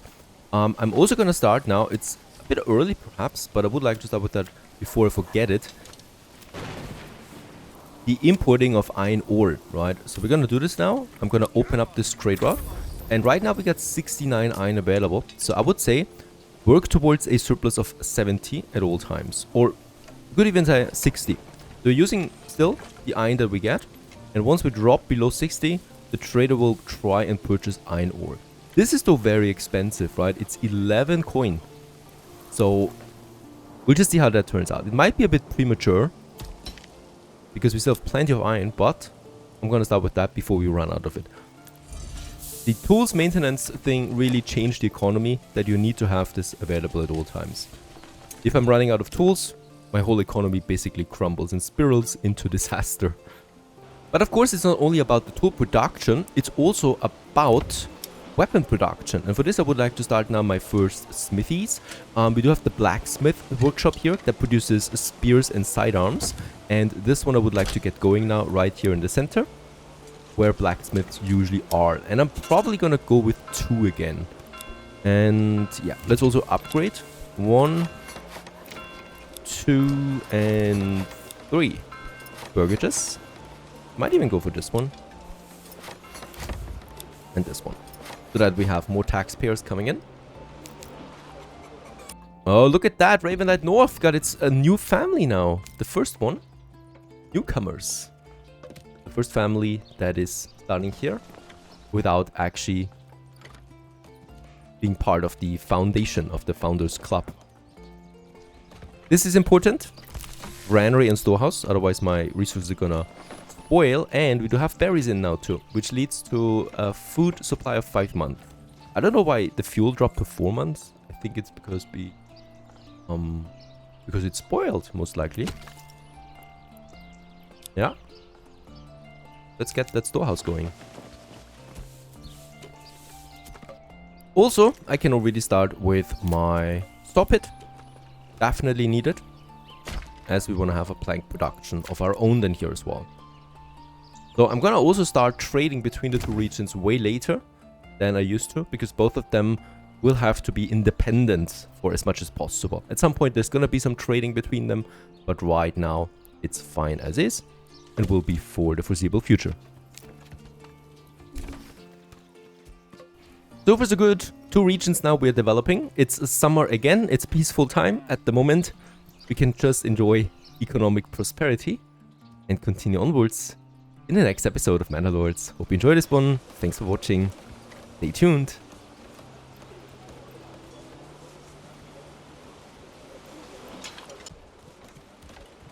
It's just one of those days where it's a joy to walk around, enjoy the weather, the sights, the smells, and enjoy the prosperous city of Ravenlight as we're walking around here right now. It's high summer season, so it's really warm.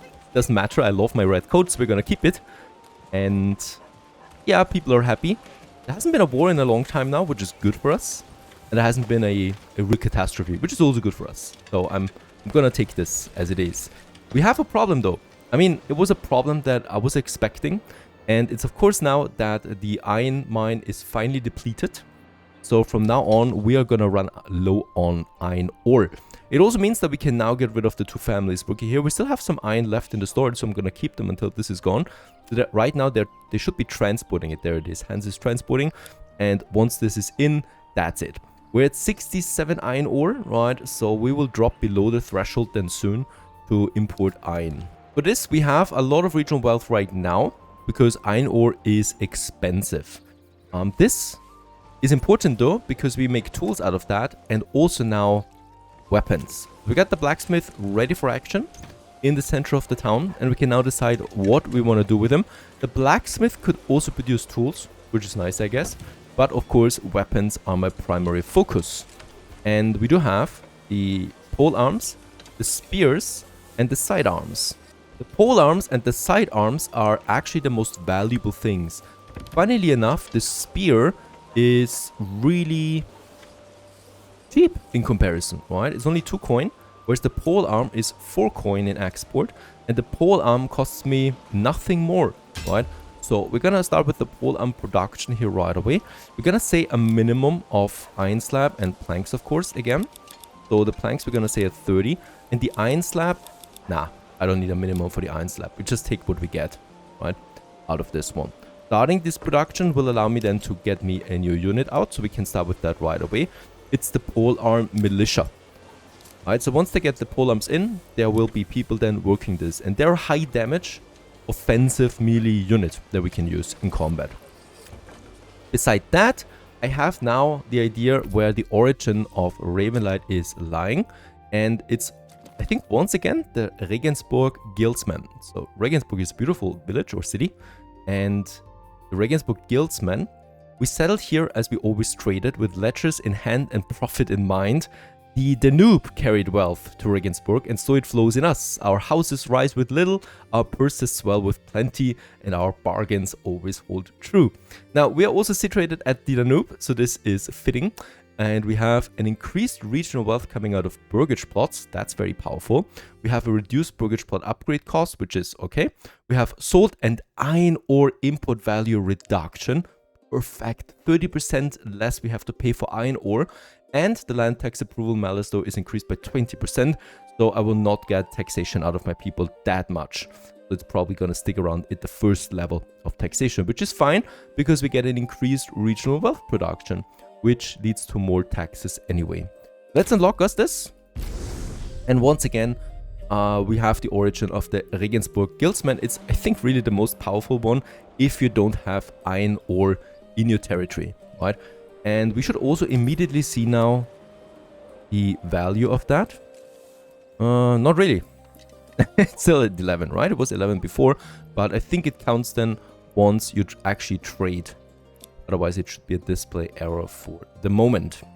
I'm happy to see that the smith is working and we also finished the first pole arms now. This is going to be great for us, and with that we will start to have a pole arm militia soon as well for Ravenlight. I'm gonna head back to Ravenlight North, just across the Danube. Over here, we're building the next burgage plots. 2 families we have. We got right now 6 months of food and fuel supply left, which is okay, considering that we're in, well, summer right now. And we have finished now the storehouse. I'm gonna immediately... Not gonna immediately assign anyone to that yet. I mean, I should, right? I should assign people to that. I'm going to... very good. 67 treasury coming in again. So we are getting a bit richer there. Let's assign a person to the storehouse, in fact. Yeah. And there is a family just on time. Because this family we can then assign to the granary. That for some reasons people stop building at the very last percentage. Write everything in. This is important though. The storehouse is now getting the rest of the supplies, the firewood and the tools into the storehouse. Granary works now. There it is. Let's assign a family to that. And with this also, the first market stalls appear now in Ravenlight North as people start to trade.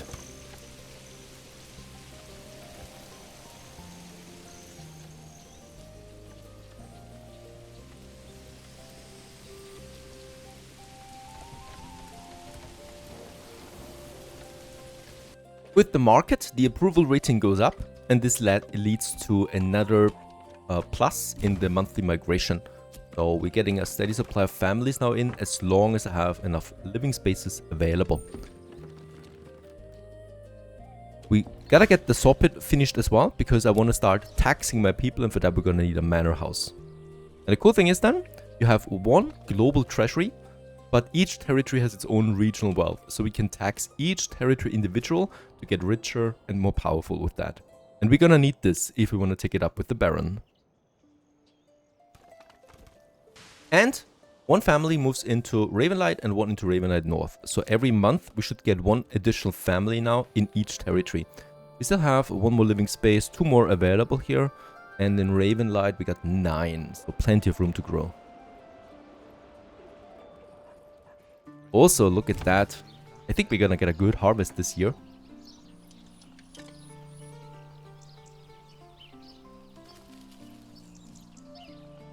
Now, harvest has happened, and I'm very happy to report that we do have 91 rye sheaves available. That is way more than I was expecting. And with that amount, so it's at the moment in the farmhouse, right? We need to thresh it still before we can make anything out of that. So right now they're still busy preparing the fields for next year. I'm still gonna put this priority to high. And we're still gonna need now some additional thingies here before we can make food out of that. The first one is a windmill. Now, the windmill needs an open space if we want to get some efficiency out of it. And I think the best space we have right now is here. So here we got around 85% at this very edge of my territory, but it's an opening here, right? So there's no trees close by really. And yeah, even a bit more, 87%. Fantastic. Let's use this right away and get me also my connection to the windmill from the farmhouse then as well. Here and then here. With that out of the way, we need one more building after this, and this is of course the oven with the bakery then. The oven, let's build this one a bit more centrally. We have our granary here, so I have no problem with having this oven right beside the granary really, where we produce then fresh bread for my population.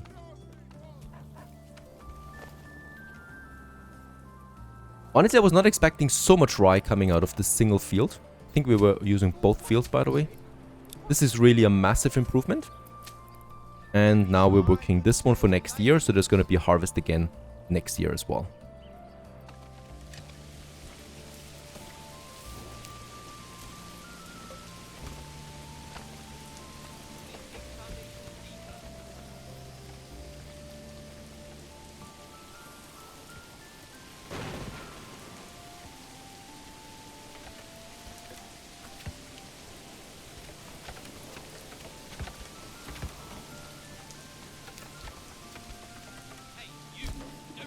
There it is, a windmill at the edge of town. Let's assign a family to that right away.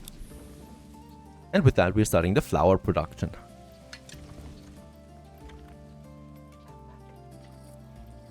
Let's have a quick look to Ravenlight North, because we're about to enter winter. It's the first winter for this territory, and we only have 4 food months left. This is not looking good. The berries are off now. The fishing still works, so I'm going to assign a second family here now to the fisherman's hut. The main problem with the Ravenlight is really that it's very poor on these resources. We do, however, have the families rolling in still. So what can we do about this? First of all, of course, we're going to fish like crazy. We also will need to start some basic bartering station now, because I want to start bartering something with Ravenlight, with the main area at some point now. So I'm going to have me a bartering station right here beside my storehouse and granary, right? But we could also think about farming now for next year. And with the bit of regional wealth we have, I would also like to immediately start with some chicken coops, for example. However, a family at the sawpit is required for this as well. So let's get this one going. Firewood is fine. And farming wise, let's just check it out. Please give me something. Oh yeah, it's not looking so bad. All right. We would have some potential farming site here and here. So having a a farmhouse in the center is probably the best approach. Just beside the logging camp, we're gonna have a farmhouse here. Actually, this is really good. Really good farming land, right? Ravenlight North could feed Ravenlight at some point with flour or bread. There's the farmers coming. That's really fast because we get lots of logs stored in a logging camp right away. And I'm immediately gonna upgrade it with a plowing station, of course. Oh yeah, winter is approaching. Oh, this is not gonna be so easy for Ravenlight North. I wonder. There's enough fish though. Oh, we have a minimum. Alright, we have a way too high minimum. I'm gonna reduce this to 80. Can we do this like so? Okay. So that they continue fishing a bit. Don't forget that the higher the base count is, the faster the regeneration, right? So if I go with 10 fish left, then it's gonna regenerate very slowly. But if I have 80 fish left, they're gonna regenerate way faster. So I'm gonna need to keep a high minimum. But I'm confident that with the farmhouse, we're not gonna need that much fish. And I'm gonna start now some farming. And yeah, probably gonna be done here. So I would like to keep these trees here available, please. There you go. I like those trees. So we're gonna keep them. And just across this, we're gonna have then... Yeah, I think I'm gonna go with 2 big fields. One here. And the other one here.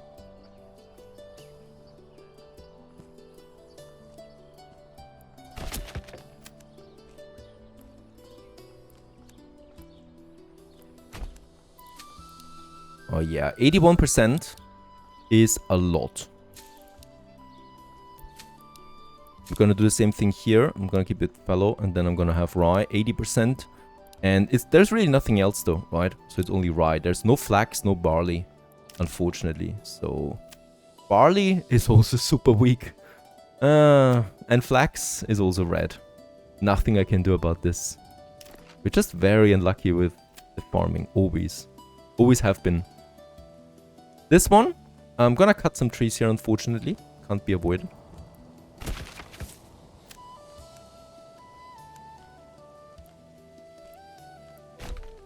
As I'm moving now my roads over here and then along those trees.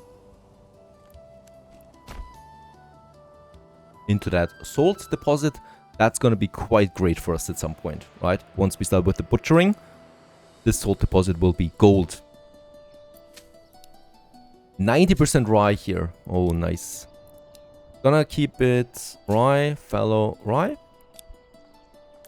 And we're gonna assign 2 families to that now, right away. Planks are in, so let's also get some chickens going. With the bit of regional wealth that we had left. Right, so it's 2 chicken coops, that's a few eggs coming in, adding some food variety. Pack station is finished. This is my emergency building. So once we're running out of food, we can use the pack station to immediately import some food from Ravenlight. That supports its colony, of course. Let's add all 3 families to the farmhouse because I really want to start some proper food production next year. So we really just need to survive this winter, hopefully, somehow. Back in Ravenlight, we're growing. We have the food 9 months left. We got 7 living spaces available. Regional wealth is looking fine, but it's going down a bit because we're now importing iron, right? Good. Pole arms, we have 13 in stock. I have now a pole arm militia of 22. Very good. And we can actually start now selling pole arms. There it is. Gonna start an export. We will need to open up this trade route here first, 160 coin. And then I'm gonna say a minimum of 10 pole arms and everything above that we can sell. For 4 coin each. Very good. Got some more burgages with nothing to do, so we continue developing them. And I would like to have now, yeah, some chickens here. 2 times. And then also 2 times goats again. And I would also like to start now some burgages with huge backyards, right? So a bit further outside here, it makes sense to start now one. So this is 1 burgage plot. It's What? It's too small?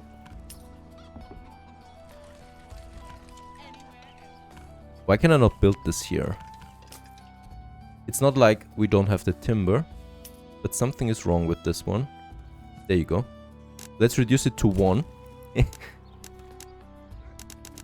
Right, and look at how the game actually does it, right? This is just really strange.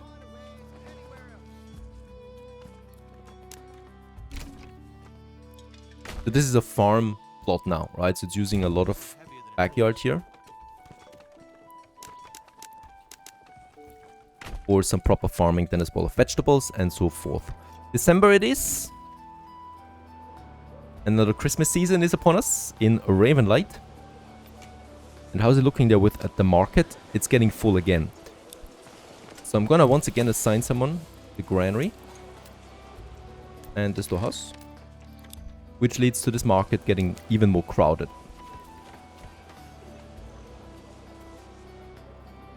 Back in Ravenlight North, we of course monitor the food supply carefully. It's February, we have 3 months left, so it should be fine before the berries regrow, so they're gonna be the biggest help, of course.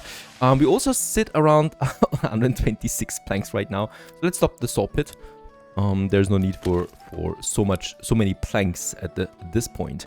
Now, with the logs we have, I would also like to start up a smaller trading post now in Ravenlight, because of course we want to start selling some goods to earn regional wealth out of that. And we're gonna have this one, yeah, along the main road here, just by my storehouse. I think it makes the most sense. And I'm probably also gonna have then a road going over here, closing off this block, and still have plenty of room here left for the stone. There might be really a good business opportunity here with the stone, honestly, since it's so much stone. We could sell it. Getting these burgages here to level 2, of course, is another one of my main priorities. So a wooden church is my next construction. And yeah, as expected, I'm gonna have this one here in the center across the market once more, where I would like to have it. And with that, we should be able then to upgrade these people to level 2. And with that, open up some artisans for us that we're gonna need. And since there's no more living space available, I continue with a few more burgages. And yes, I realize, of course, we're out of food soon here, but that should not hinder me. Let's have a bunch more burgages here, close to the stone then. And I would also like to have, let's just see, really here by the church, could have another one with an expansion. This one should be it. And then more here with gardens again.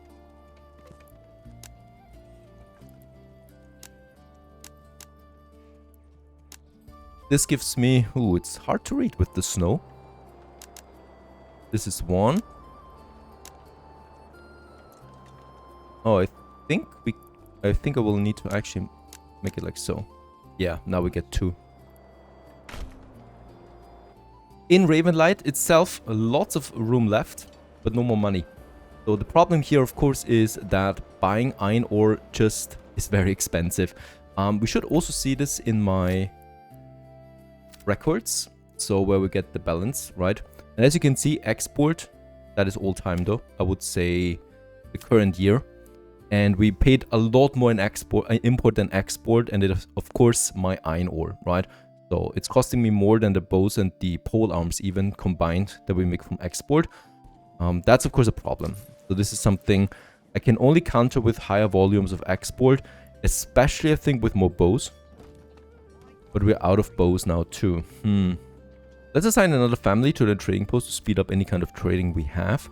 I'm gonna reduce the maximum or the minimum for the iron ore to 30 because I don't want to import more than what we really need. And I'm also going to reduce the minimum for the bows to 20. By the way, do we have... Well, we have 62 more bows. That's actually not that bad. And we got 28 pole arms. So money should be coming in again. Alright. Next, very important that we check out what happened with my rye. It's rye flour now. 77 we have. So this windmill was very busy. And we can now use our freshly built oven to make bread all year long. as long as there's flour available. And flour is something that's very durable. Spoilage is very low, especially when we have it in the granary. And yeah, with that we can make some bread now. Once again, that's something that requires fuel though, but fuel is not my major issue right now.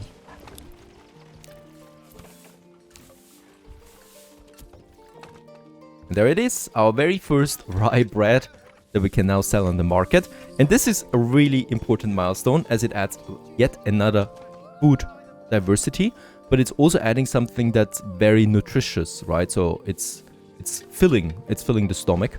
And with that, we significantly should lower the consumption of berries and fish, which could also lead to more export again of fish then especially. Now it's March and the berries regrow. We got 9 berries again in Ravenlight North. Very good. And the forager hut continues its work gathering berries. Very important as we were super low on food especially. Also, the farmers continue here now with the first plowing of fields. I could already prepare my my windmill then as well that we're gonna need here. And yeah, 94% efficiency, I like that. And then we also have the oven that I'm gonna have a bit more here in the center again. What do we lack? Stone! Alright. I could also start with my stone gathering camp right here. Might even be room for the quarry now. Yeah, I think. Wait a second. If I put the quarry here, do we get rid of the stone?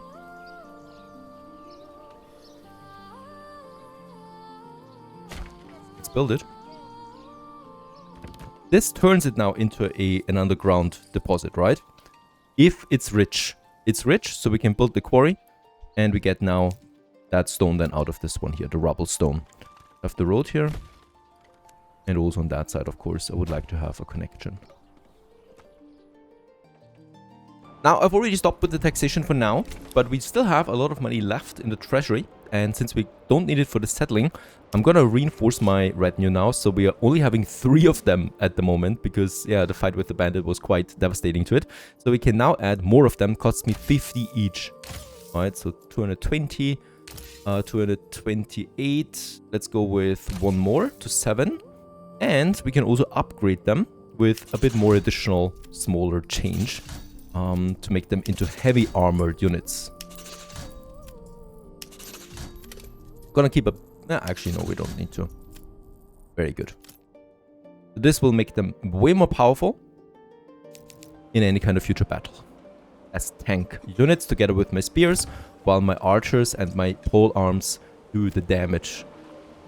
Get the message. Enemy spotted. A band of raiders was seen. Over here. Bandits appear on the map, so this will also be more frequent as time progresses. And in this case here, it's in the Baron's land though, so nothing I should worry about. As he's already coming in as well with his own troops.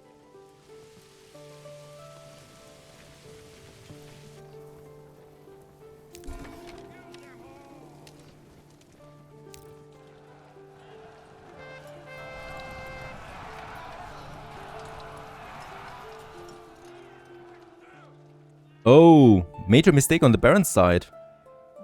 He's being flanked right now from the raiders.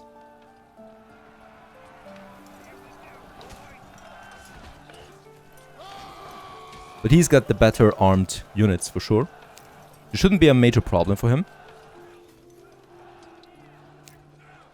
I would love for him though to lose, right? Because that could lead to this territory becoming available again. But of course he's not gonna lose this one, as he's already defeating them.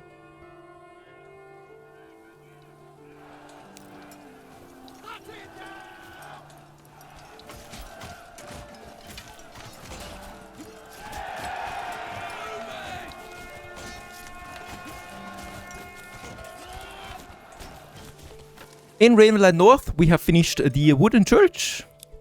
Very good.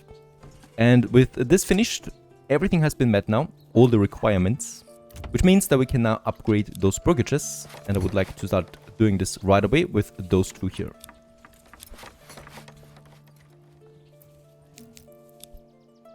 And since in Ravenlight we are running out of living space again, we're growing rather quickly that is, let's continue with another expansion.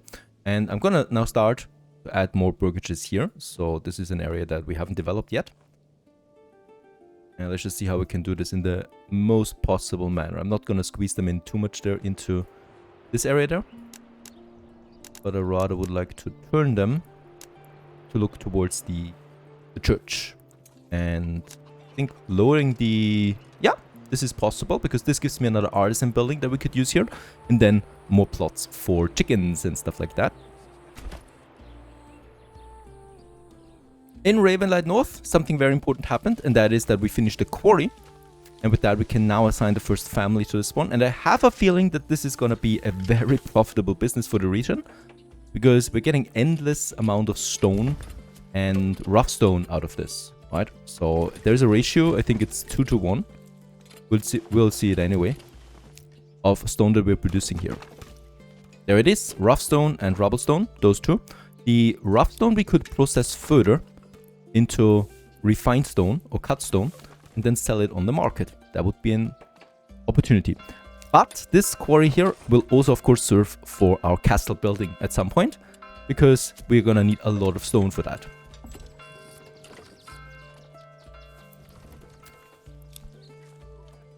Ravenlight North itself deserves more living space, so we are finishing those burgages here.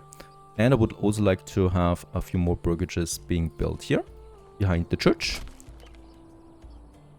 because we're gonna need a lot of workforce. And by the way, there's also a nice harvest coming in. So since we do not have a lot of people living here right now, a harvest of 100 rye will be probably able to feed us the whole next year. And since I want to start producing now some wealth, I'm gonna assign now also a family here to the trading post. And in the trade, we have now the minor trade for the rubble stone that we're gonna enable right away. We're gonna say a minimum of 10. Well, let's say 15, so that we have something for construction. And everything above that we can now sell. And we do have a lot of planks available as well, so I might do the same thing for the planks. We're gonna say 50 as a minimum, right? And everything above that we are gonna sell.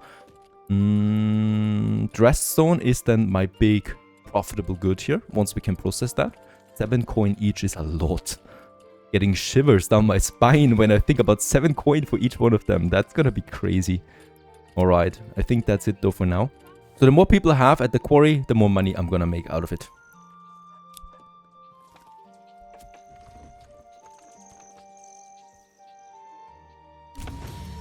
Very good. We also leveled up to medium village in Ravenlight North. And that means we do have burgage plots now. And I can probably use them right away to also get me a boyar's workshop going with the last 10 coin I had. Oh, I have more money again. Very good. This actually consumed my last family for construction though. So where do we have someone to readjust? It's July right now. That's gonna be the fuel for the moment. We have enough. Starting farming at these early stages, right, consumes a lot of families. So we actually need a few more families right now. And there's also the first coin coming in from the trading post in Ravenlight North. That's the planks and the rubble stone we're selling. I only worry about the tools once again. So there's no iron here whatsoever. So we will need to import iron in Ravenlight North as well at some point. This will all be very expensive. Next family comes in. Very good. I'm gonna assign them to the saw pit because we need more planks for the bow production now. And in fact, that was a bit premature. I'm not gonna export planks, of course. We're gonna export bows.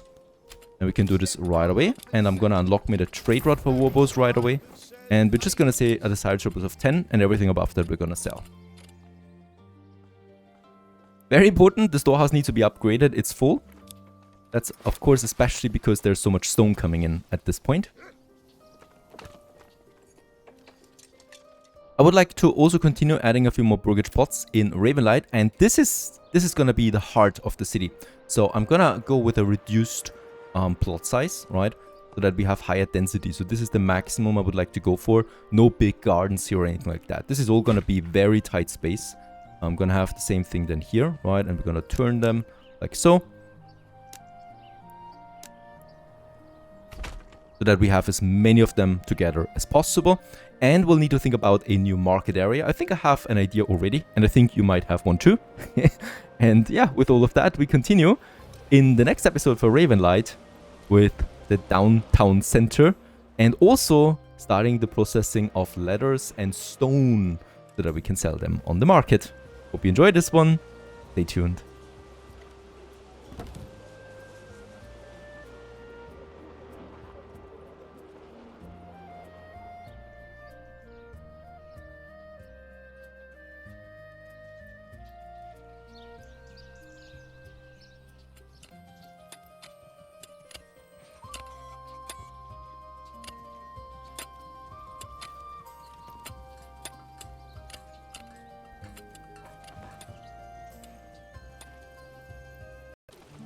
Oh boy, what a beard. Hello everyone, welcome back. Must be quite ugly to take a walk in this weather with such a mighty beard. But we gotta show our wealth somehow. Now, we have a lot of work to do, so onwards and be gone, bad intro. We have work in Ravenlight. And the very first one is something that I totally missed in the last episode, and that is all the way over here.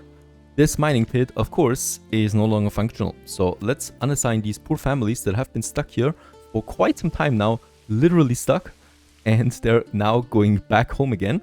But not too far, please, because there's something else here, and that's the clay. And I would finally start getting me some clay. We do need a mining pit for this, and we got 12 unassigned families, as a matter of fact. Let's get this one rolling right away. It's just gonna need some planks, so it should be a fast construction. Gonna have 2 paths there. Actually, I have no idea why I get this path here, so let's just have this one there in the middle of the forest. Really in the middle of the forest.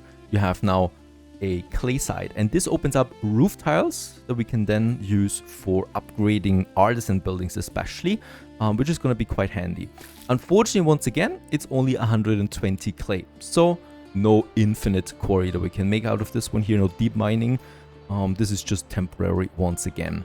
Nothing we can do about this. Also, nothing we can do about is another thing, and that's farming. It's really bad where we are right now. So we have 11 months of food. You know, it's a lot, with berries being my top product right now. So people really don't like it seems, as we have 320 berries stocked. The problem is food variety, right? We got the fish, the berries, a bit of bread, but bread is running out very quickly, and we need more. Last year was a very good harvest. This year is probably gonna be even better because it's 2 fields giving me something this year. But as we grow, this is getting harder and harder, and importing bread is very expensive, so I'm not gonna do that. In fact, we're gonna look for something else. I was hoping to get this territory, of course. This is a gold mine for farming.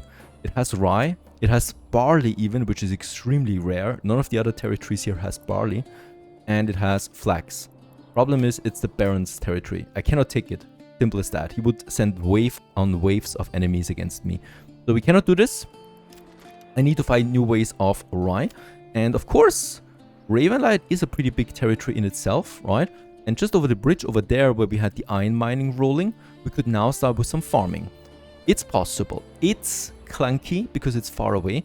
Look at that. It might even be here in this forest.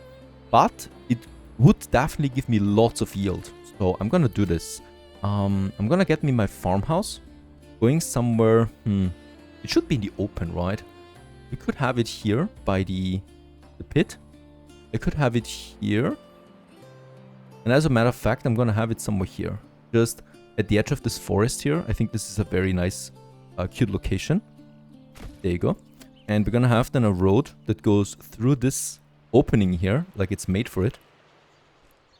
And connected with the main road over there. And we continue also here along this forest to the main road again, right? I think I like this. And with that out of the way, it's gonna take some time because it's logs, and logs need to be transported with the oxen. Ah, fine day. And once it's there though, it's gonna be easy because then it's farmers transporting things around. And we could already start once again with some farming. So here is one of my fields that we're gonna have then just like that. There's the old mine. I think we could get rid of that now. There you go. Get me some additional base.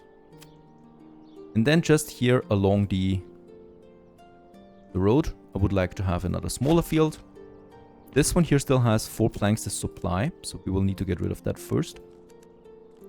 Then I would like to have just another road here, just in case we're gonna need some more. Alright. That's gonna be lots of fields though here, right? So this is gonna be really great for farming. And just for the heck of it, I probably also would like to have another one here. Right, getting rid of those trees there. I mean, this is gonna be a lot of rye. And then these here. And then we would have this one here still available as well. Right? It's far away, but with enough workforce and workforce we have, we can get this one into a very good farming area for us. And I think even then beyond that, so here is definitely not gonna be farming, but I could think about some sheeps or whatever we have here. There's a sheep ground, potentially, something like that. Alright, the workers will do their job. Gonna be quite the hiking over there. Of course, this is only the first step of developing this area here slowly over time, right? As we make progress, we are, by the way, also once again running out of building space, living space, so we can continue with some additional burgages again. So here I would like to squeeze in a bunch more, but not like this. I'm thinking more this one here or like so. Let's go ahead with so. Right. And then we can already continue now with this area.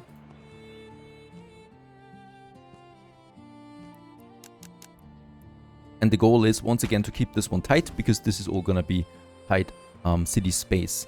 I was also saying something else at the end of the last episode, and that is the market of Ravenlight is getting a bit too small now, right? Of course, I could still expand it a bit, but we do not have that much space here. So we do need a new market for that city of ours. And of course, we do have that. I've prepared it actually. And it's right here in the center to the church, right? So I would like to have the church to be at the central market, of course. And we can make really a huge market for a huge city here.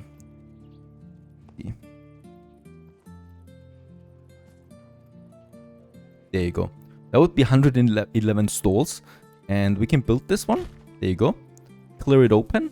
And now we got the central spot here where market stalls will appear. This market here can disappear now. It's going to be a quite shock for a short time.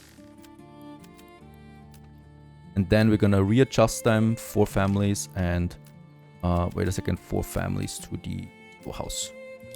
Right? And they're going to now start building their market stalls in prime locations. Was quite the hassle in the early game, moving the market around. This is much easier now, these days. I would like to have also another road than here, where there's now these buildings coming along, right? And then we do have this space here where I would also like to get me some additional higher density houses going again. Fine. As we really do need all that space. Mining pit has been finished. Very good. Let's just get 2 families rolling here, so that we get the clay out of it as soon as possible. I'm a bit worried about fuel, so I'm gonna reinforce my woodcutter and my charcoal burner. This is then another thing that we could think about, moving that logging industry over here, right? So where we have more farming available. But it would definitely increase the transportation times of logs. Regarding fuel, I might even consider a second woodcutter, as woodcutting doesn't really require that much, and have this woodcutter then here somewhere, or that tiny area, because we got some forest there still going that we could use. You know what? Even better, let's use the first woodcutter on that side, because there's lots of trees here, and just here by the edge we could have it. Or this forest there. It's October, let's quickly head back to Ravenlight North. Food-wise, it's problematic, but yes, 153 rye. Look at that, very nice. let's increase the threshing. And let's increase the priority for the windmill so that we can start with the construction of it soon. The next ox we can get going. Wait a second. There it is. There's my saw pit. This one. Didn't we not have an ox in Ravenlight North again? Or anymore? Oh, sure. There it is. Fritz is transporting stuff. Okay. Interesting. I'm gonna get another one anyway, because we don't need more oxen here for transportation. There's the windmill. Let's assign a family to that. And the only thing that's left now is once again an oven. And then we can finally also have bread in Ravenlight North. Where should we have this one? We do not have enough goods. Yeah. Probably gonna have this one also a bit central here again. And then I would like to place it down somewhere here. Really just by the market, right? Close by and close to the granary. That's the important thing. Oh, 3 months of food left. We don't have any berries left. We got the wealth though, so I might consider adding me some more chicken coops. This one here. There it is. Let's also get the oven going. Now we got the bread production operational. We just need the rye being threshed by my farmers. I'm gonna assign another one to that and call it off. Perfect. Yeah, really. It's needed. And I think we're also gonna need the last family here for the woodcutters. That's about it. I do have 2 more living space available, but it's really tight at the moment in Ravenlight North.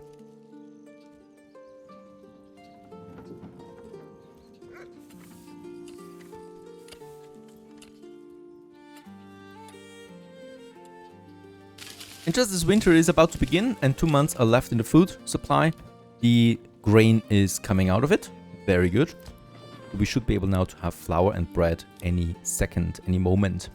Another family moved in, so what we can do as well is looking at the export business of Ravenlight North, because this here will be quite profitable. Right now we are exporting the bows finally, so we have this production going, right? 34 bows in stock. This, by the way, opens up now the ability for me to have a full archer militia in Ravenlight North now. So we can see this here, where these troops are stationed, right? So these here are Ravenlight, and this one here is now Ravenlight North. And it's 36 ready to be rallied. And then we need to do the same thing then about another soldier unit, and that's probably going to be the polearms once we get this over. Now, while we do have that, let's also have a look at stone. Because right now we are exporting the rubble stone. And now I would like to get the dressed stone as a business opportunity open for us then soon. The problem is the rough stone that we are having right now, 103, we cannot sell for strange reasons. My mistake. There it is. Very good. I was searching for it. Alright, let's make the surplus 30 only. It's a minor trade, so we don't need a trade route for this, right? It's just that, and its export price is at 4. So this is really, really nice. And this should make this town into a very prosperous town ASAP. Because rough stone is endlessly available for us as long as you have families assigned here. So this is... I'm having great hopes about this one. Perfect. So this is all working now. And I'm expecting a lot of coin coming out of this. I could use, yeah, an animal horse with the last bit of money that we had. Now we have a horse attached to the trading post, speeding up that trading then here. Yeah, and we're running out of food now officially. It's 1 month left. I also don't know why the fishery wasn't doing that much. That's actually down. Really, really down. Let's assign a second family to the windmill, because for some strange reasons we're still not processing grain. There's lots of grain waiting in the farmhouse. There it is. Now we got the flour. Come on, you people. It's about your survival. They should have a higher priority on this.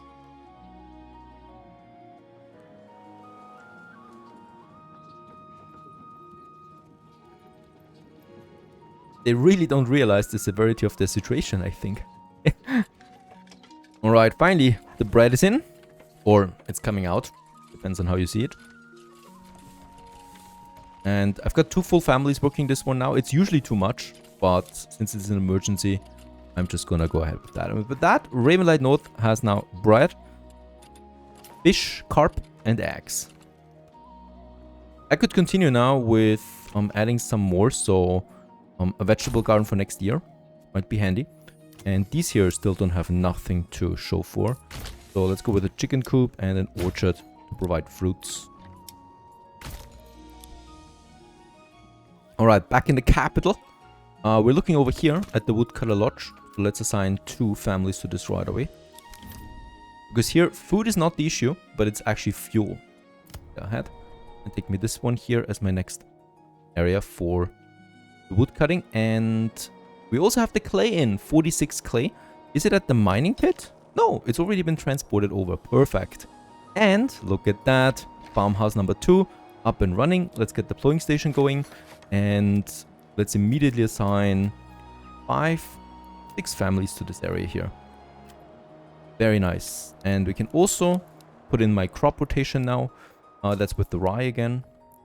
Primarily rye. We don't have anything else here to show for. Incredible. Gonna go with rye here, fallow and rye. And then we're gonna keep this one fallow and have then rye in the middle. 94% over there. Now, you can hear it on the bells. Danger is approaching.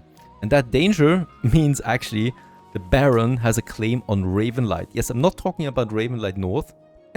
No, I'm talking about he actually has a territory claim on this one now. And it's about to be happening soon.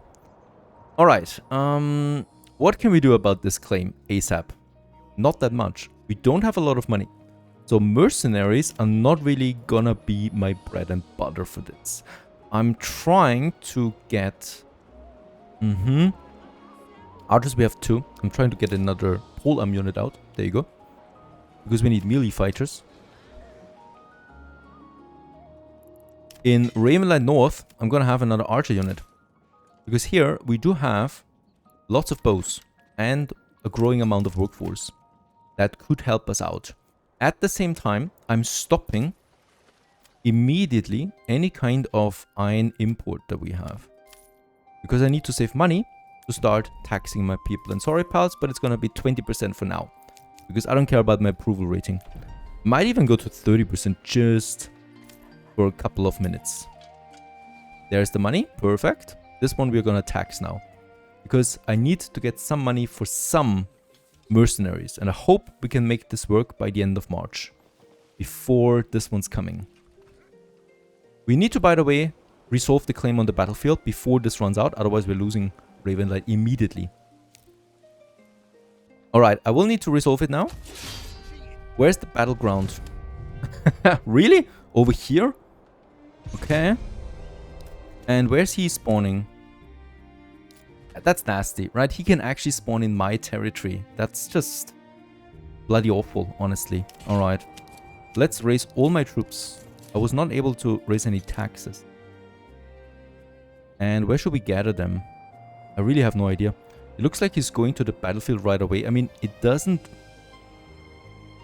Yeah, he's going to the battlefield. Let's gather them somewhere here. I have no idea where to gather them right now, sorry. Because these guys will also need to come. So I'm gonna gather them all here. Doesn't matter. I'm gonna march over there then myself. They're all coming out. Please give me some taxes. March needs to be over. What kind of troops does he have? So this is the first wave of enemies he's sending against us now. There's gonna be a second wave for sure. Yeah. The archers are the most dangerous one to me, so we will need to take care of them ASAP. Probably with flanking. The retinue is gonna be the toughest ones. Because it's 36 of them. Alright, they're moving now over. We got 90 days to resolve this, right? So he's moving now over here. He's probably gonna plunder my farmhouse. They're already working here diligently with the oxen, with 2 oxen in fact. I don't know. Gonna stick with the family. Why is March not ending? Seriously, it's the longest month so far. There's my units. We're gonna get them over here now. Because I still think if I stay in the forest, he should not be able to see me. And we can surprise him a bit. No, look at that. I think he's coming for us. I think he is actually coming for this area. Might be interesting what happens at the bridge if we stay here. I would like to try this out.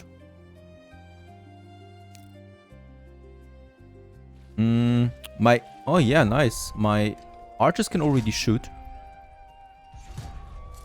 Where's my spear militia? Gonna have them here with stand their ground together with my retinue. Oh, this is gonna be crazy.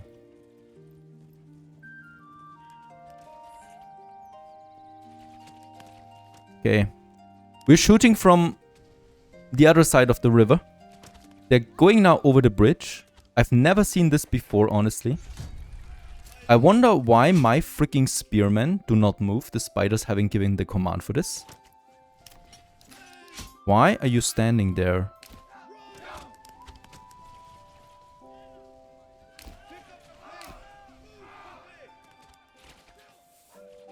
And why is March not ending, for freaking sake?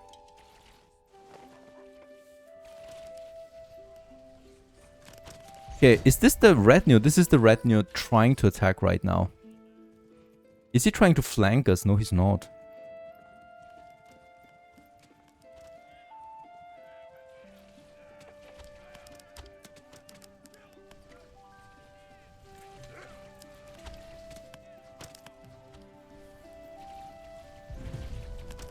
I mean, yeah. It's gonna be nasty for both of us.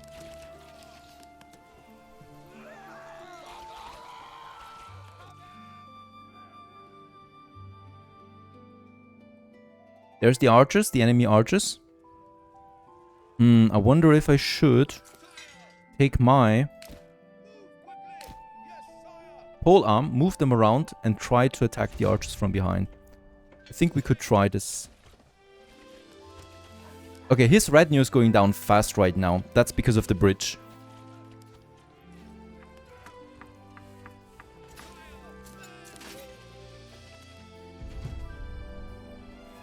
Yeah, very good.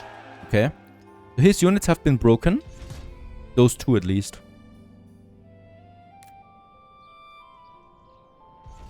What are they doing here? He's got units all over the place. This makes it a bit hard. Okay, the next forces are coming in over here again on the bridge. So those bridges are really nice, aren't they? And we got full 3 archer units there. There he is.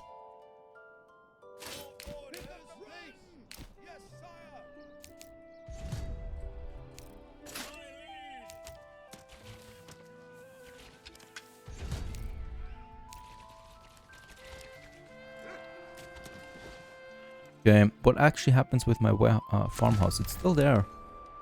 He's not going for this one so far. He's rather attacking me, which is great for us.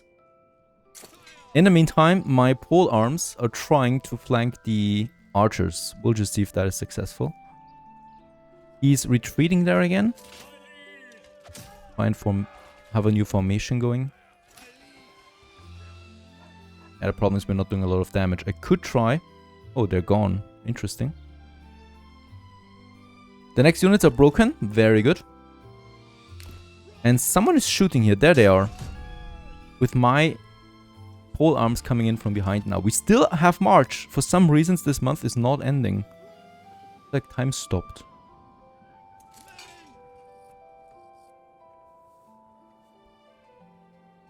The biggest fear is also, is he coming in from somewhere else? But it looks good right now.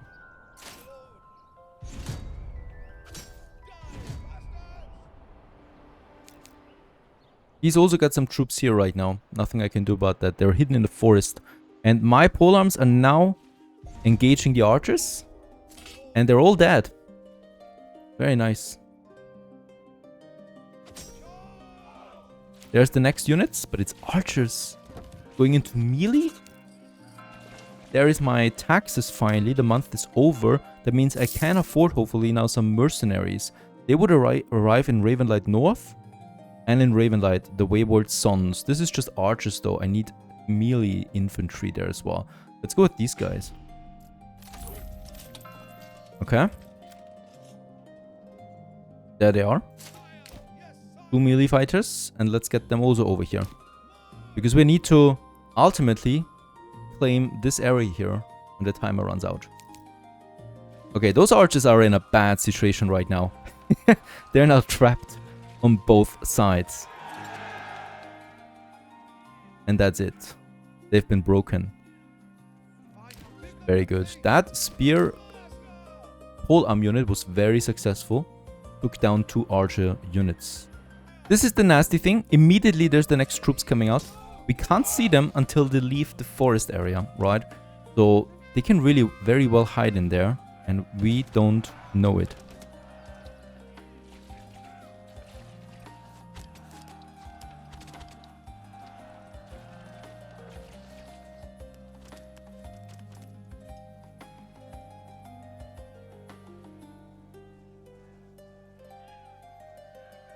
Next problem is that we have bodies now, a lot of them, 65 bodies, 97 bodies now, lying around in Ravenlight, with no one taking care of this. This is gonna tank my approval rating faster than taxation if I keep it up. So what we need to do ASAP is also getting us a corpse pit going in the middle of all of this. We have the church that takes care of my own, right? So I'm gonna assign now someone to the church here. This is a priest now, priest family. And they're gonna now, or gravedigger family actually, they're gonna take my own people and put them into the graveyard here. For the enemy soldiers though, we need gravediggers for the corpse pit. And let's just check it out where we could have it. I'm certainly not gonna have it close to this one. Might have it, yeah, somewhere here in the forest hidden.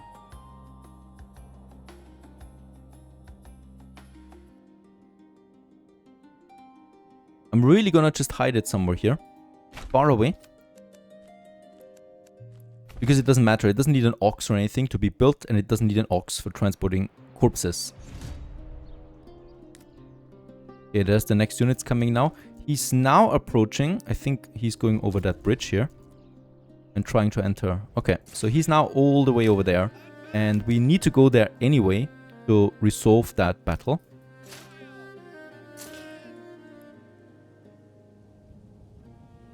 I mean, we could actually still wait out here. Let's wait out here. Doesn't matter. He's coming back again.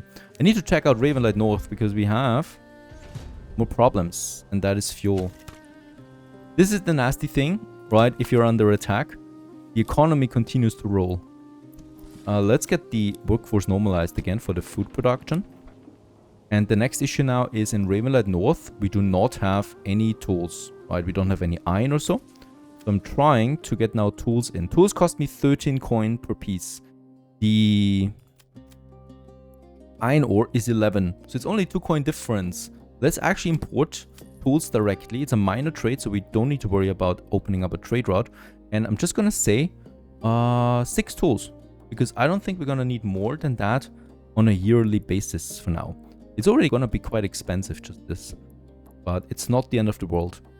We're gonna need it if I wanna have the economy here functioning. Which we don't have at the moment. The mercenaries, take their sweet time. Slowly to reserve stamina.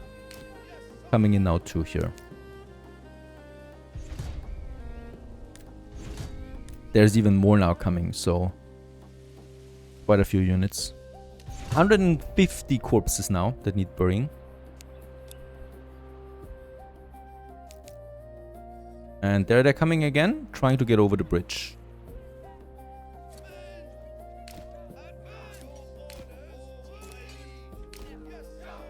There's just one archer left? What happened? There's just one archer left. I think they were kind of like attacked.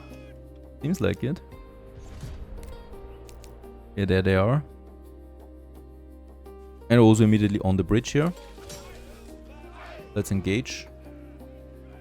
And you can see this is gonna be really exhausting. So You've seen now the full extent of this. I'm not going to cover this every time. But he's going to be relentless, right? He's going to attack again and again as long as we don't totally destroy him. So he's broken there again. I will need to have some proper fortifications at some point soon as well. The other problem is that having the mercenaries active costs me continuous money. So we have the taxation up right now.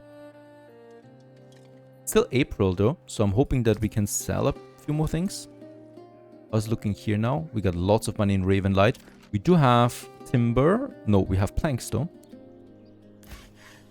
So I don't need that livestock here anymore in the saw pit. Because I want to make some logs now. So I'm going to assign this one back to the logging camp. Getting the logs over. And then we can start building a manor house here too. For the retinue, but also for taxation purposes. I need more money. Personal money. Okay, there's the Baron again. Trying his best.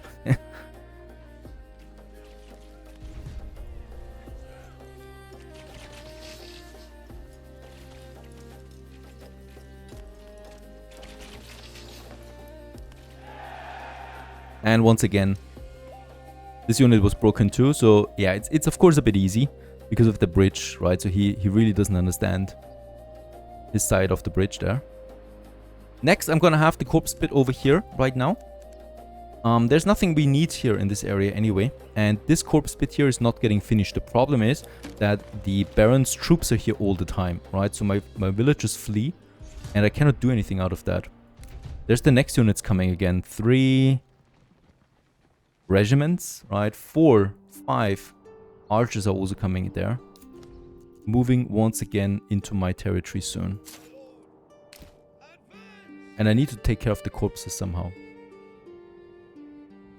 Also, we have a lot of money in Ravenlight North. I'm opening a dedicated trade route now for the tools. And I'm opening a dedicated trade route for the rough stone to finish things here faster. Get more money in hopefully with that.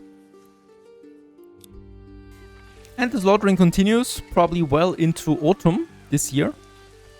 Until the days are out, right? 36, actually into summer. And what we will need to do then is, once the timer is close to running out, sending my troops into the battleground over there to resolve the claim on our side. But for now, I'm just, yeah, he has to come. And we defend ourselves here. And we continue onwards then in the next episode of this interesting game. I hope you enjoyed this one. Stay tuned.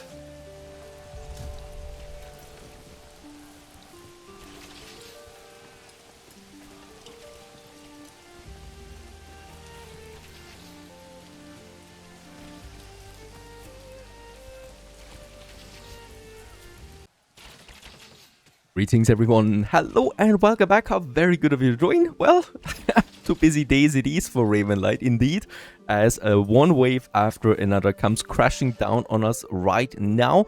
The only thing keeping us from the savages of the Baron is structure. It's this bridge really, and they just really don't know how to behave on it, as they're slowly marching to their inevitable death. That's really great, right? So my archers are having a fun time here.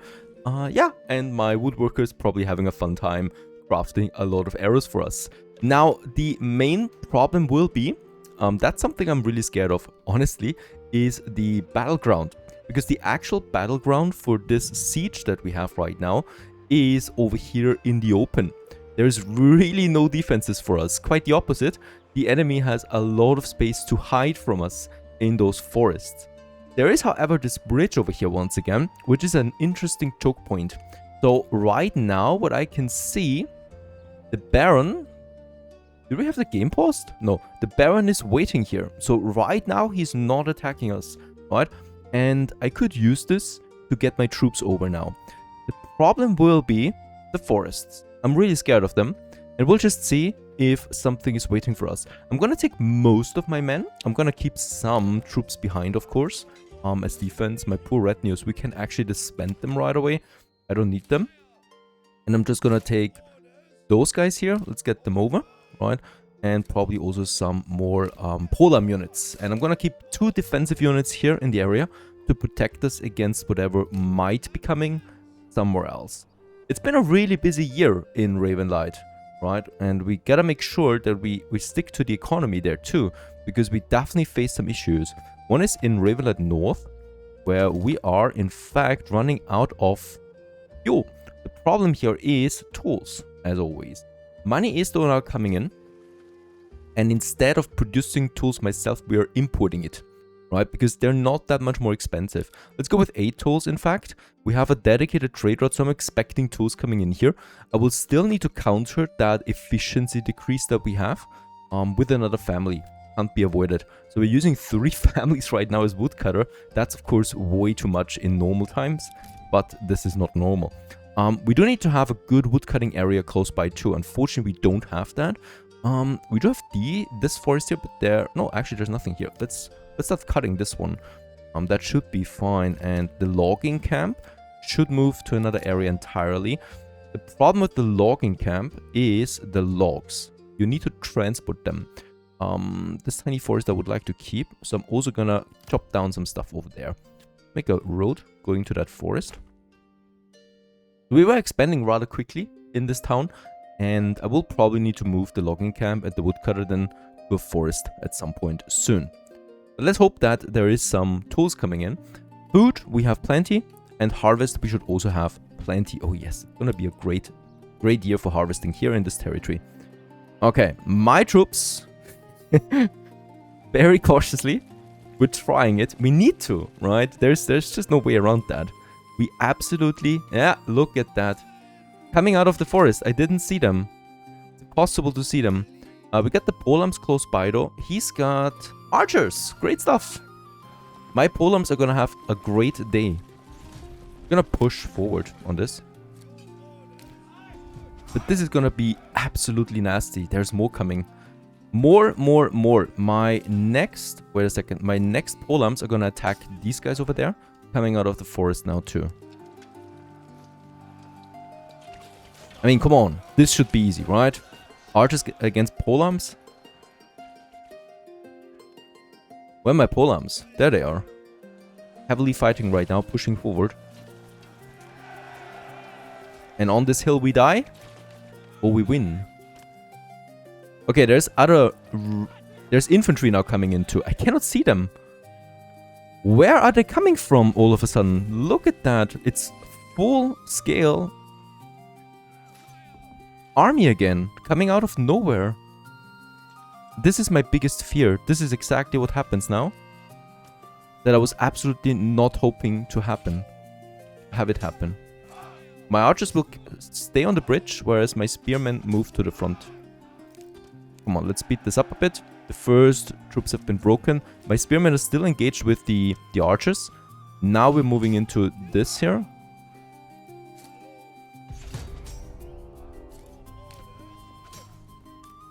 Nah, seriously, this is just pure cheatery at this point. Look at the amount of soldiers coming in. They're coming in now from Ravenlight North, in fact. This can't be true. Like, I knew the Baron would be hard, but this is like the 3rd or 4th full-scale army coming in now. I have no idea how to counter all of them at this point. We also lack the money for more mercenaries. I guess I could afford a few more mercenaries. Brigands. These are the worst out of all of them. And they will arrive on the other side of the map. This is too late. Okay, let's keep them engaged here. They're fighting the spearmen, they're fighting the archers. 28 days are left. He's coming over there. He's not engaging with my town over there, it seems. So he's just moving towards this area and perhaps comes forward to the bridge. I mean, there's more over there. There is more coming in now again. What kind of game settings did I choose? It wasn't really the extreme settings either. Okay, we fought them off. I will need to disband one of my units here. I'm gonna get them back. I'm gonna get my 2 spearmen now down here too. And I'm just gonna hope that he's getting over the bridge. The units we just disbanded, they're gonna replenish now. And I could also try and get me more of my troops back. Yeah, only 1 I can do. Not much.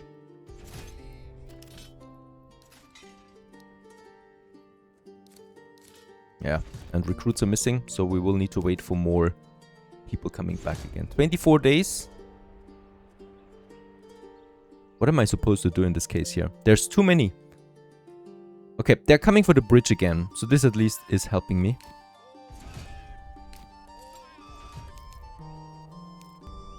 Okay, there he's coming again. Gonna stick my troops now here. Gonna defend, whereas my archers will slaughter them on that bridge. The first ones are going down already. Yeah, Ravenlight continues to run out of fuel. Down to 1 month now. I think there's no one trading with us right now because of the soldiers on the map.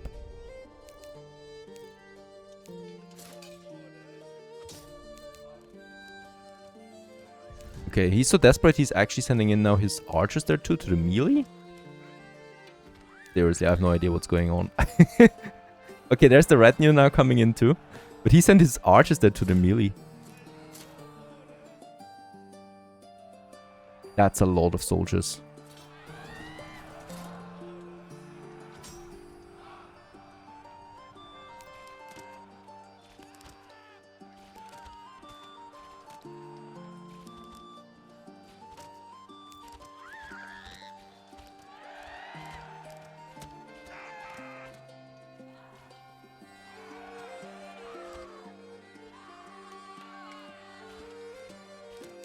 Looking good so far. We've broken them all. We have lost though also one of my own. So I'm down to those two now. And the only thing I can do now, desperately, getting over there. Because it's 12 days left. I hope there's no one else here anymore. I don't think so. We had to pay the mercenaries again. We were able to. That's a good thing. Because we still have 2 of them going over there.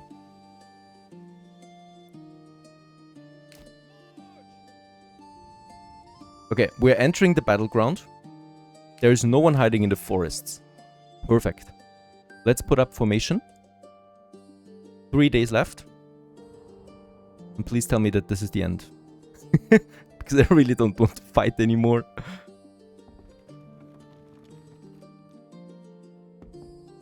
God, yes! And we won. We won the most brutal battle I've seen so far. And that is... He's declared again against Hildebord. And he's hopefully not gonna lay hand on us again. The problem is, since he's so powerful, he's probably gonna take over the other AI opponents at some point soon. They will certainly not be able to defend against this. The Baron might have been a mistake, adding him to the game. Because he seems overwhelming in this case. We will definitely need to, yeah, prepare in the future, of course. A castle is more important than ever. And it's probably going to be up here somewhere. Because from here we can send the troops then easily to all the battlefields in the surrounding area. Right? And Ravenlight itself is nicely protected by bridges anyway. So the only real problem would be an attack from here, from the south. Right? There is a temptation to go into the offensive now immediately and take him. But he will just have the same amount of troops again. So there's no use, really. The only way to win this is getting more treasury in and paying more mercenaries. We got a lot of bodies now that we need to bury. So I do have my corpse pit over there. 2 families working this already. Okay. I can now just spend all my troops and get rid of the mercenaries so that we don't have to pay them anymore. Ravenlight North got its tools. 6 are coming in, or 6 came in. And we can now use them to get that woodcutter lodge back on track. It's working again and firewood is coming in. But it's very close. And I'm just glad that it's not winter at this point. I have to lower taxation now again. Bear in mind we were way too high on this, of course, 30. I had it to, because otherwise we would not have been able to pay the mercenaries. But that approval region should go up and we still have 12 homes where we can push people inside. Food will be the main problem here, and fuel is the main problem here. So, got some clear goals right now. For some miracle, the farmhouse survived it all. No one looted the farmhouse. We got all 7 families working this right now, and I'm expecting some good harvest coming out of it. It's time to finally work on some economy again. So we have a lot of hides now. 74 hides, and I've already prepared something. or I already would like to prepare something, and that is now a tannery. In my industry zone, we can add this one safely. I do not, wait a second, have any more space anymore for artisans. So I'm probably gonna, gonna have this one here upgraded. And this one here up. This one has chickens inside. It doesn't matter. It really doesn't matter. Here we do have actually level 2 one, right? So that we can get the first cobbler workshop then going. But let's actually start with my real important building for this. And that's, of course, the tannery. And the tannery will provide us then with juicy leather. I love the smell of leather, but you definitely don't want to live close to a tannery. I'm gonna have this one. I think we have the space here. Yep. There you go. And here's the road through that thick forest. Going in here now. There we make the connection. The berries we stay clear of. Very good. We still have the full amount here. 146. That we use from the forager. I'm also considering upgrading my herb garden now, because this allows me then to grow herbs. Let's do this. And with herbs, there is a sickness mechanic in this game, right? And we don't really notice it that often, but there is, and people tend to get sick from time to time, so they're the ones limping around, and they are less productive. If you have herbs in the storage, they will take it and heal, right? So you push your efficiency with that a bit. Alright, that's taking care of the heights. And I would also like to go into the roof tiles now. So that's the clay furnace. Another building that is causing quite the pollution, but it's not extremely smelly. So I would like to have this, of course, here in my more or less heavy industry zone. And I'm probably going to have this one here just by the smithy, right? Behind it, we got the clay furnace now. And it's also very close to my storehouse.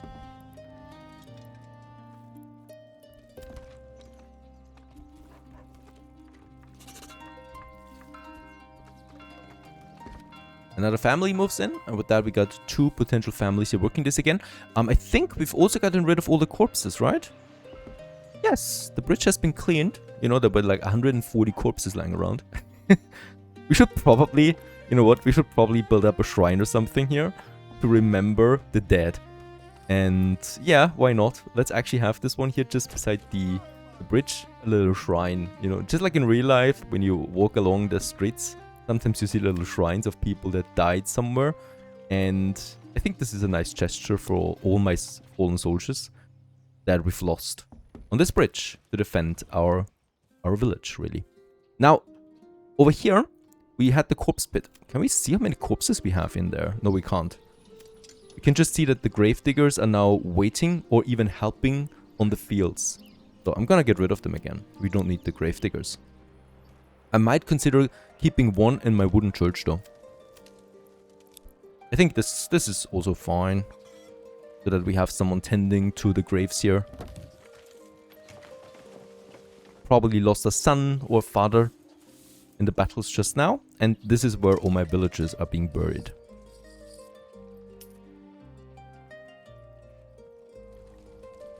Alright, the forager has been upgraded. And we also have a bit more space here now. So I could consider getting me a second one. To hopefully harvest some herbs now. And then we also get the tannery now coming along. Everything is in. There you go. And now I can start producing leather out of hides. There is also the bark gathering buff. From the tree's rough skin, the tanner finds his due. And we get 57% bonus. Tannery yields increase proportional to the woodland environment that we have.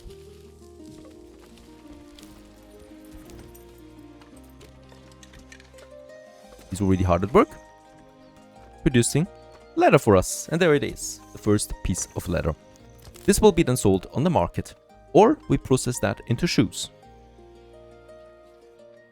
Now, as the leather is rolling in, we will now need to get our first shoemaker going. So it's probably going to be then here, the cobbler workshop. And I'm curious how many shoes we're going to have, because in the previous version of this game, clothing was extremely bugged. And this time around, we should have a bit more in that storage here. Next, I think over here, there it is. The clay furnace has been finished as well. And let's assign a family. You can actually have up to 5 families working in the clay furnace, which is way too much because one family will already produce more clays than you'll ever need. I'm not gonna need a minimum for the clay because there is no real use for clay outside of processing it into roof tiles. And I just want to have a lot of roof tiles. In that case, we do have around 90 clay right now, with another 29 waiting at the clay pit over there. And then it's over, right? And then we can also get rid of this once again. It's also going to be a great harvest over here, right? There's 64, 87 waiting on those 2 fields. So despite the distance to Ravenlight, these farms are working quite nicely, I should say. You don't have more in the farm right next to it. Harvest season has started, so I'm expecting now a lot of, yeah, rye coming in from all these fields.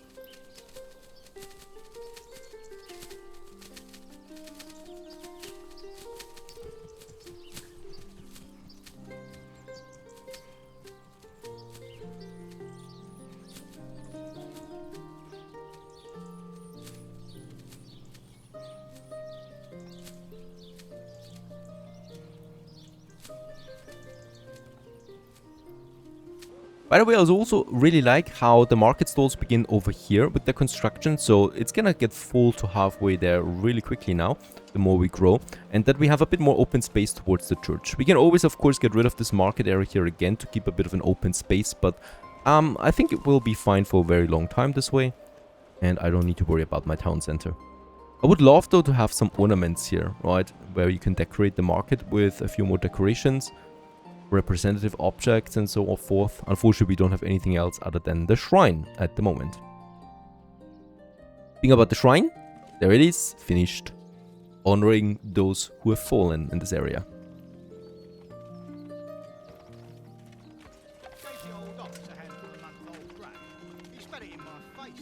And another autumn season is upon us, almost winter even. Lots of harvest. That's 132 rye sheaves right now. How many more are waiting now at the farm here? 48 already, but harvest is not completely done yet. They're still on the fields. So this is going to be also great. I don't think we're even going to need another harvest area because the farmhouse is far away, but it's still working quite nicely. And it doesn't matter if the rye sheaves are coming in, you know, in December or in February because of the transportation times. I don't care because bread actually can wait quite a bit. So that's fine. I think even the rye sheaves, they don't even spoil at all, right? So spoilage is low, but they last months upon months before they spoil, really. Also, the shoes are in. 31 shoes we have in stock. And the big question is, for my level 2 ones, do we have garments fulfilled? No, we don't have that yet. No garments yet. I'm hoping that we get them on the market now. And let's assign more families to my storehouse. Shoes are in. Let's assign 2 more families. In fact, we do not have enough coverage anyway, right? Also for granary, I should really go for another family. With that, we have no more families, but that's okay, as I'm not having any construction right now.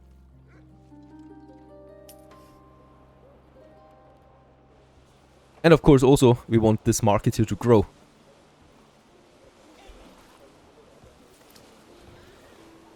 Might even need another family for the granary to make a proper coverage here. In total, 180 rye sheaves were harvested this year. That is just really nice. As we're now going into winter, anything that hasn't been harvested so far is lost anyway. But there hasn't been a single thing lost, really. And yeah, the rye grain is already coming in. After that, the flour, and then a lot of bread.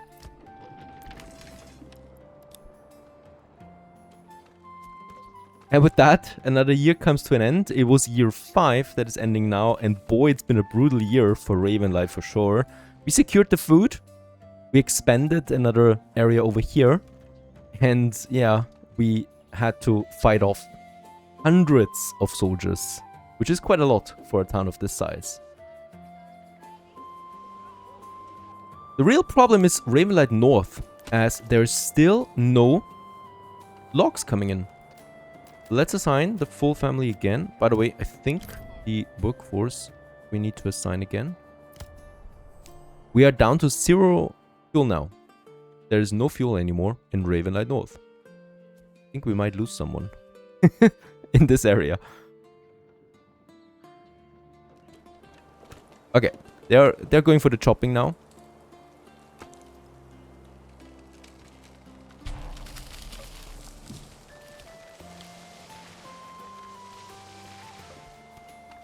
Okay, some firewood is now being brought to the city or to the village. Money in Ravenlight is, by the way, coming in again. I would like to increase my import of iron once more. The thing is, we are out of weapons, indeed. We had a lot of pole arms, but since we lost a lot of soldiers, we have to re-equip them again with the pole arms. And of course, I'm gonna do this, and I will need to increase the threshold for the export. And then we'll also need to start importing iron ore again. Let's say 25. Yeah, 25 should be fine. And also a bit of taxation is happening once more. So I can afford hopefully then some mercenaries again, just in case we do get the Baron coming in. The mining pit for the clay is depleted, so we can now get rid of the families and demolish this mining pit. I might even keep it as a remnant of what happened here. You know, because it's not realistic to demolish any kind of structure we built. This is just now a forsaken place in the middle of the forest in Ravenlight.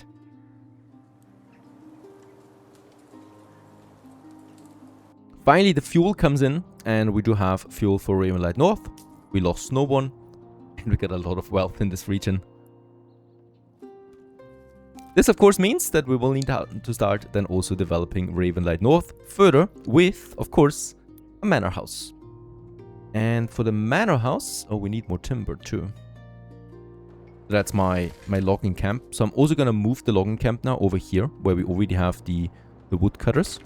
And not only that, we will also need to start now some reforestation in this area, because otherwise we are running out of those trees again.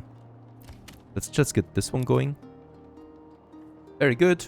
And then we can also have our forester actually have this one a bit further over here. With all of that, I would really like to get now also a manor house going for Ravenlight North, as we have the materials. And I do want to have my first retinue here too. And especially also tax all that wealth that is waiting in the region. And it's just getting more at this point. So let's go ahead and have us a retinue here. Right at the edge of the map. There shouldn't be anything spawning here, really. I rather not say this out too loud. And I'm just going to have then my first little one here. Let's also have a little wall around that. We do have the planks available for this, right? It's really just a smaller castle. And it's also quite ironic that Ravenlight North has a castle before Sleepy Hollow before Ravenlight Main has it, right? But that's how it goes. Once again, we have a bit of an issue here. That's usually the pathing there, I think. Get rid of it. There you go. This is better now, and once we add this one, it's fine now. Main question will be though this road here. Yeah, the problem that is that bug still exists for me, unfortunately, as the gate for the road is colliding with the road, right? So this is one of the more strange bugs that we have in this game, and it doesn't matter how I turn it around. I need to get rid of the road, right? Then you can make it. Then it would actually work, but I cannot commit it because there is a collision now happening, right? And I have no idea how we can actually get rid of that. So I'm gonna build it without the wall for now, because I absolutely cannot place a wall here, it seems. And once this construction is finished, we can finally tax my people properly. Let's have the road from the farmhouse going all the way up there. Okay, also, what I can see right now is that my first large storehouse is getting full now. So we will need to build a second one for Ravenlight. And I might consider adding this somewhere else to spread it out a bit. The thing is, wherever you have it, you have a lot of traffic as well. Or oh yeah, we could actually have it here in my stall area. Let's do this. Right where we have the stables and the trading post, behind that having another large storehouse. Makes sense to me. to keep them also together in this place. My troops are recovering. The problem is the spear militia. The polearms are recovering actually, but we got 2 of them, right? So in this case, it's gonna take some time. Oh, by the way, we have to pay now the annual royal tax that kicks in. It's year 6. So I think that was scripted, as we now have to pay this annually out of mine. So we have a bit of a pressure here to make some regional wealth here as well. And then we have the spear militia still that I would like to tackle. And this one has the spears and the shields. We don't have anyone for shields at the moment. That is my next goal. We do have another artisan here that we can get going. And this is the joiners workshop. And that will then use planks. And of those we have enough to make shields for my soldiers. Here the construction comes along. That's important, because I really want to start taxing Ravenlight North. And by the way, we got a family again. I'm considering now starting the processing here then. But that's probably something I will have to wait a bit until after construction. There's the joiner. And we now have the... I think it actually is small shields, right? No, it's large shields. We need the large shields anyway, so they're being produced now. I'm going to set a minimum for the planks though of 50, so that we do not deplete too many. Just like with the boya as well, alright? At 40 actually, let's get this up to 50. Because we certainly do not want to run out of construction material. By the way, we also got some barley out of the harvest from last year. So this is something we'll be able to process then into ale at some point. But it's not enough yet, I think.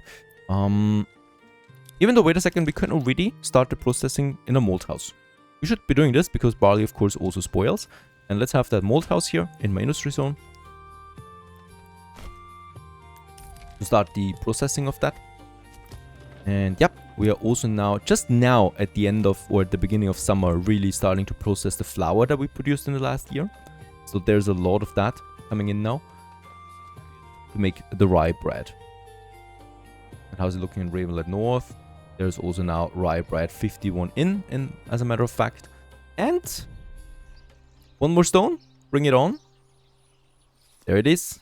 We can now finish the manor. There it is. We get some influence out of that. Nice. And we can now use this area here to also start taxation. And there's potentially coming in a lot of wealth out of this region. So I'm going to start with 20% right away. They will not like this that much. But I think it's still going to be fine with the 20%. And that is a cash cow. This area here, thanks to this stone quarry that we have, we will make a lot of money out of this region.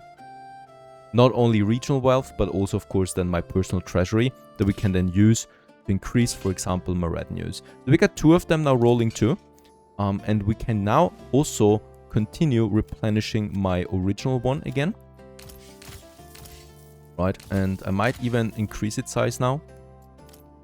And the goal here is then to have 2 with 12 fully armed soldiers each that we can use against the Baron, because we're gonna need that manpower for all of that. Phew, that was interesting for sure. I hope you enjoyed this one, Manor Lords.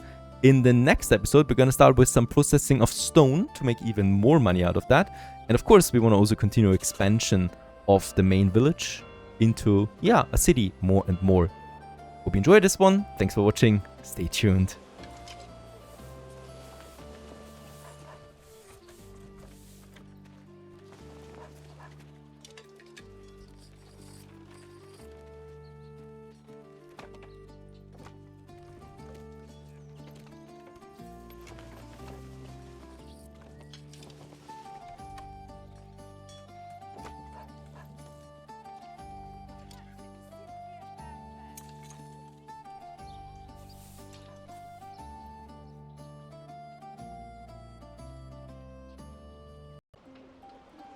Greetings everyone, hello and welcome back to Manor Lords once again to hopefully a peaceful year where we can, well, focus on our economy and our expansion. And expansion it is because, boy, we've been expanding quickly. All the living space has been used now in Ravenlight, and that means we can continue with some construction. We got the timber for that as well, and I would like to immediately get this going. And now we're slowly moving into this area here. So we got more room here for some houses. I would like to have my First house is really here, expanded, that we're looking towards the territory number 2. I might actually go like this though.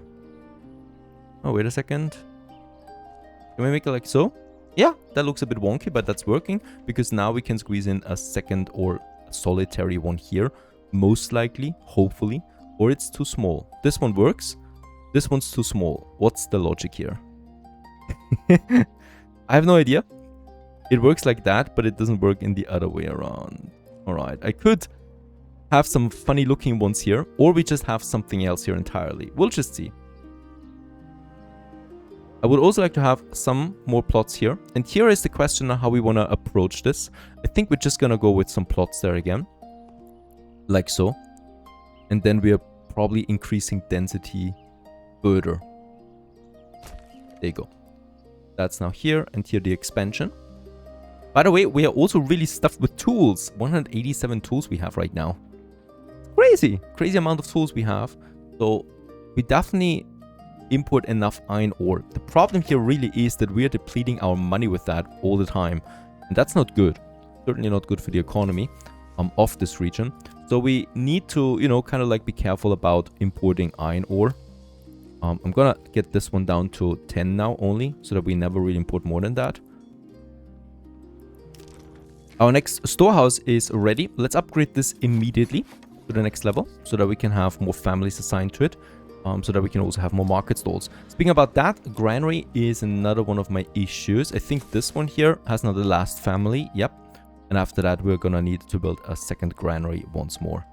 Food-wise, it's really fine. We had great harvests, so there's lots of bread coming in that we can use. However, we still want to maintain a variety of food, of course. And that means that every burgage plot that we built that has a family now, so these guys here, they will also need to work for us a bit. Alright, so some of them are gonna go with the chickens.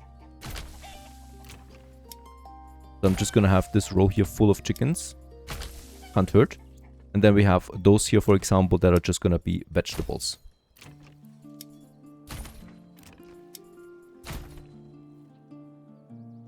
Taxation works really well right now. So we made 7 coin out of Ravenlight and 264 out of Ravenlight North. And with that, more and more money is coming in right now, thanks to taxing this area here. And this money, of course, I would like to immediately use to really push my revenues now. My retinues. So one is now full, and this one here, we probably can also get all the way up there. So now we got 2 of them with 12 soldiers each, and these are heavily armed soldiers. Next in line would be then to upgrade the armor once we have a bit more money coming in again. And then we could also increase the retinue size itself. So once again, 24 for each one of them. Now, while we're in Ravenlight North, I would also like to work on my next production. For this, we will need to, first of all, get us a few more burgages rolling. I'm considering now adding the first ones here. Right in the heart of it. One spot here definitely will take up a tavern though. So I guess here's the tavern, and here's gonna be some room for houses, right, that I would like to have here. So I'm gonna start with this, and we're gonna make it like, yeah, so, and then also a bunch more here, like so.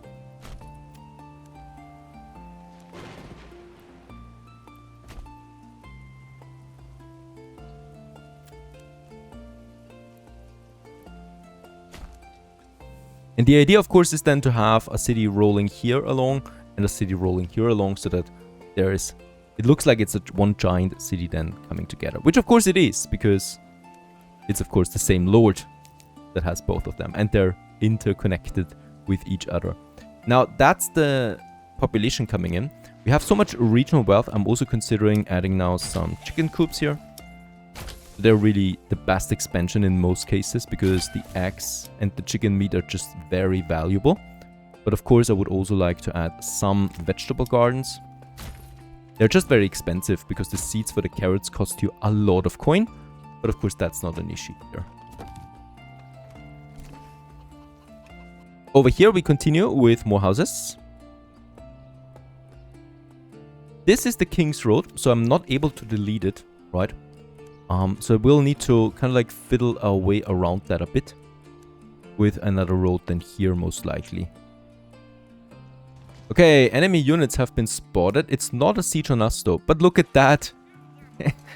This game can be so fun sometimes.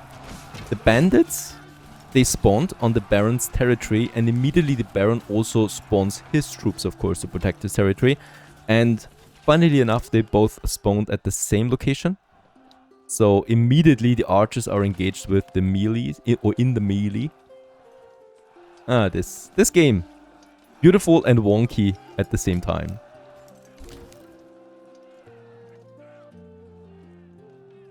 My biggest challenge here will be to kind of like work around the main road and trying to get me some houses going here. But I think it's not gonna be... It's not gonna really be possible, right? If I have it like this. Okay, this would be possible. That's interesting. Let's just see. I need to have my road somewhere here.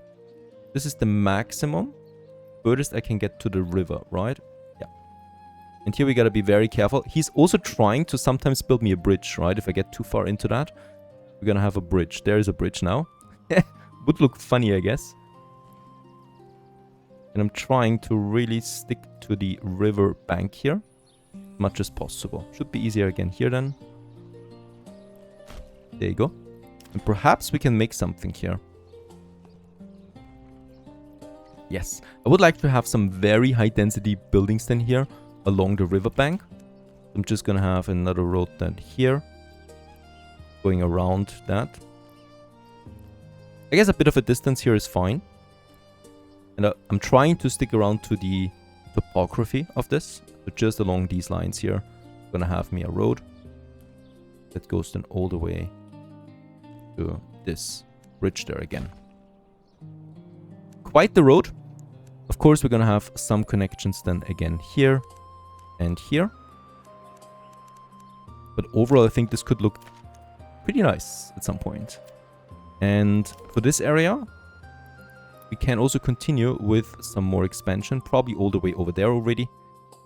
Let's turn it. That's too big though, that garden, right? Usually I like to have a bigger garden, but not in the city center. Here we're gonna make this tighter. This looks much more fun. And it also adds a lot of these. Yeah. There you go. And then we can have some more houses here, right? And let's try to make this a bit unorderly, as medieval cities can be. I'm gonna have a little road in here in between. And through that we're gonna have then more houses here as well in the core part of that city. I guess I'm gonna keep one construction site available here though. That's this one where there's gonna be a road to that side too.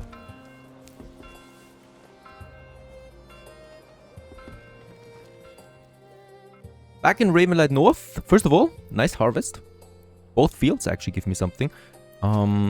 Fertility though does seem to drop a bit, but we can fix this a bit later. Right now though, we got the more families now coming in. So these burgage plots have been finished. And right, I actually need a bit more timber as well. 2 more planks for the expansion then here. To get a bit more food variety. Outdoor food, of course, is not the main problem here.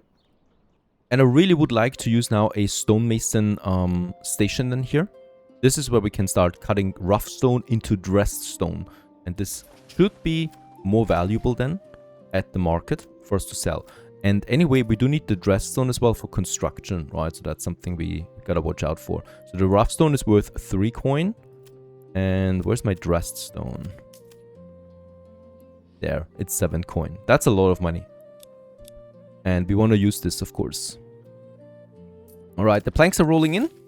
Oh, again? Royal tax increase. That's fast. And let's have this stonemason hut. And of course I'm gonna have it, yeah, close to the quarry. We do have our... Yeah, I think this one actually is a good location for it. Because it's close to the quarry and the storehouse is also not far away.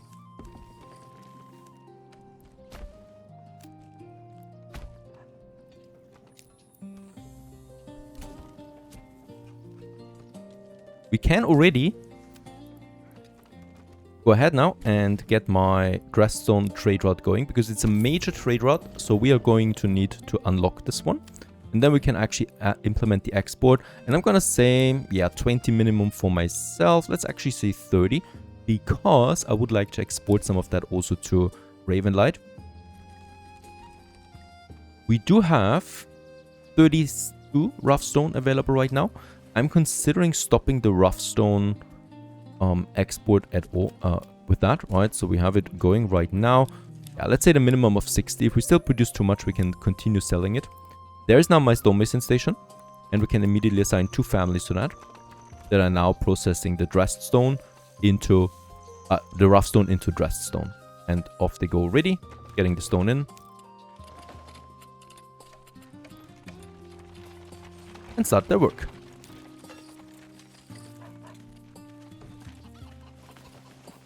I wonder why the women are doing it. And he's just watching.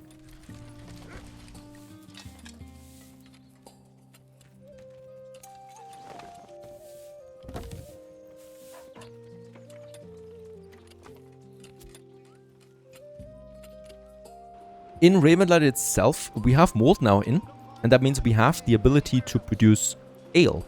And for this, let's have a tavern. That's gonna take some time anyway, because the tavern needs quite a few resources. And of course, this spot here is perfect for it. Pretty ideal. Close to the main road here, the King's Road. So lots of travelers, but also close to my market. And upgraded, it will also look quite nice then. So let's have this one here, in this block. And what we're also going to need, of course, is a brewery. And we can decide, do we want to have a specialized brewery, or do I want to have one at the artisans? And I'm going to go with the artisans. So I think this one here is a level 2. Yes. And we haven't upgraded yet. So we can go ahead and do this now with a brewery. Holy cow, I'm lacking the regional wealth though. Even 10 coin is not enough. Let's stop once again with the iron ore. That iron is just completely destroying me. Even at 10, right? We're inputting so much of that I can't keep up with it. Okay, there you go. Now let's have the brewery.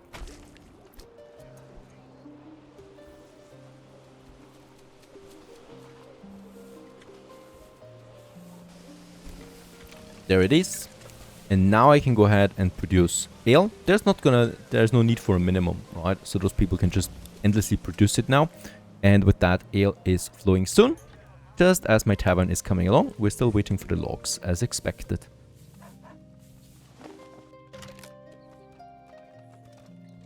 And living space is also getting a bit tight again. So I'm considering adding some more houses once more. Could have another row of housing here. There's then the crossroad. And let's try to not have it too big.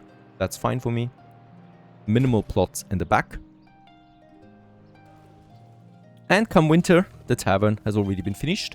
By the way, that means harvest season has been upon us as well. Got the rye sheets, got rye grain already coming in.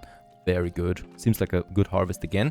And we weren't even running out of bread so far. This is also a good indication that we have enough production, because we just had harvest season and we still had bread from last year. Doesn't mean that it's a good bread, but we have the bread at least.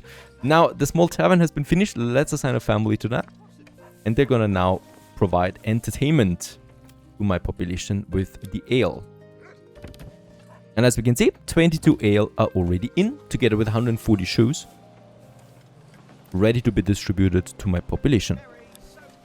I'm also starting now to trade a bit with Ravenlight. We're gonna send them the dressed stone, and we're gonna receive shoes. We have a good shoe production up and running now, and we need something in return. Because as far as I know, there's still no way of actually just sending goods over, which also would make sense to me. Because, you know, it's not like these are two independent cities. It's the same lord developing both of them, so it should be possible to just send stuff over for free.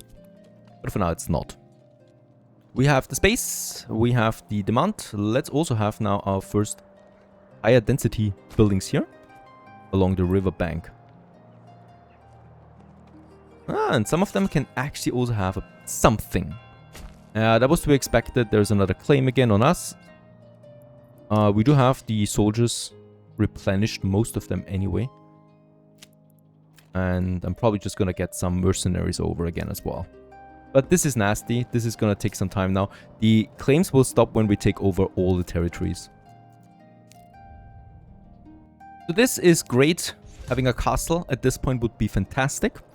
But of course, we don't have that yet. So once again, that bridge is going to be the slaughterhouse of the century. The first wave has already been defeated. And the corpses, once again, are fertilizing my riverbanks. Let's have the corpse pit once again signed with 4 families. We can afford it to make sure that we get rid of them. Because this is actually one of the biggest problems I had in the beginning of the game, not getting rid of corpses fast enough. That can lead to nasty penalties.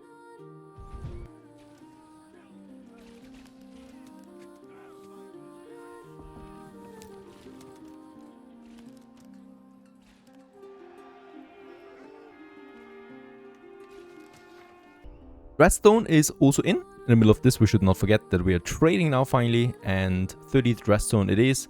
These are going to be very helpful then for building, yeah, castle walls. And the battle was won once again, with quite the bloodshed over there. I have a feeling this could be going on now for an annual basis, which would not be so much fun. Let's get my militia back home again. But it's at least also very easy to defend my territory. Now, I would love to start claiming territory from the Baron. This one here especially. But we need a lot of influence for that. The King's Favor still doesn't exist, right? So there is this King's Favor. But unfortunately, you still cannot earn these points. So we need to do something else. And that is producing food that we can tax. So right now, I can start doing this in both areas. The tithe, that's the 10% coming out of it, right? And I'm starting with 10% in Ravenlight, but also in Ravenlight North. And that is exactly what should bring me in a bit more influence. The problem on top of that is right now that we do not have any independent territory anymore. That means that there's no bandits spawning anymore, as far as I can see. Right, so they only spawn in territory that has not been claimed yet. But since all of this is now part of someone, there's no bandits anymore. So there's no way for us to get some easy, cheesy influence outside of, yeah, basically taxing my people. The 320 we have right now. So this should go up now per month. As long as we have enough food, that is. Now, one thing I would love to do in this game, unfortunately, there's really just a limited amount, is using those spots that we have, like this one here, with decoration. And unfortunately, the only thing we really still have is either removing any shrubbery or building a shrine, right? That's it. So I'm gonna build me a shrine here, in the middle of that. And then we're gonna take my forester, and I hope we can afford it. Not really, but for those pieces, gonna be fine. Then I'm gonna take my forester and we're just gonna plant some trees in here, making a little park, you know, a little relaxing area where people can just sit down and enjoy after a day of slaughtering and surviving. I'm sure they're gonna have time for this.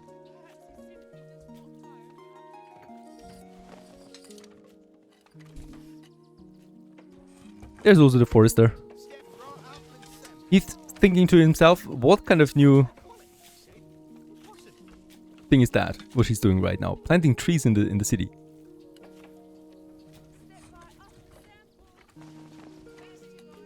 I love how they're looking for specific spots. You know, they're just not going there and planting it, but they're walking around a bit. And that's it.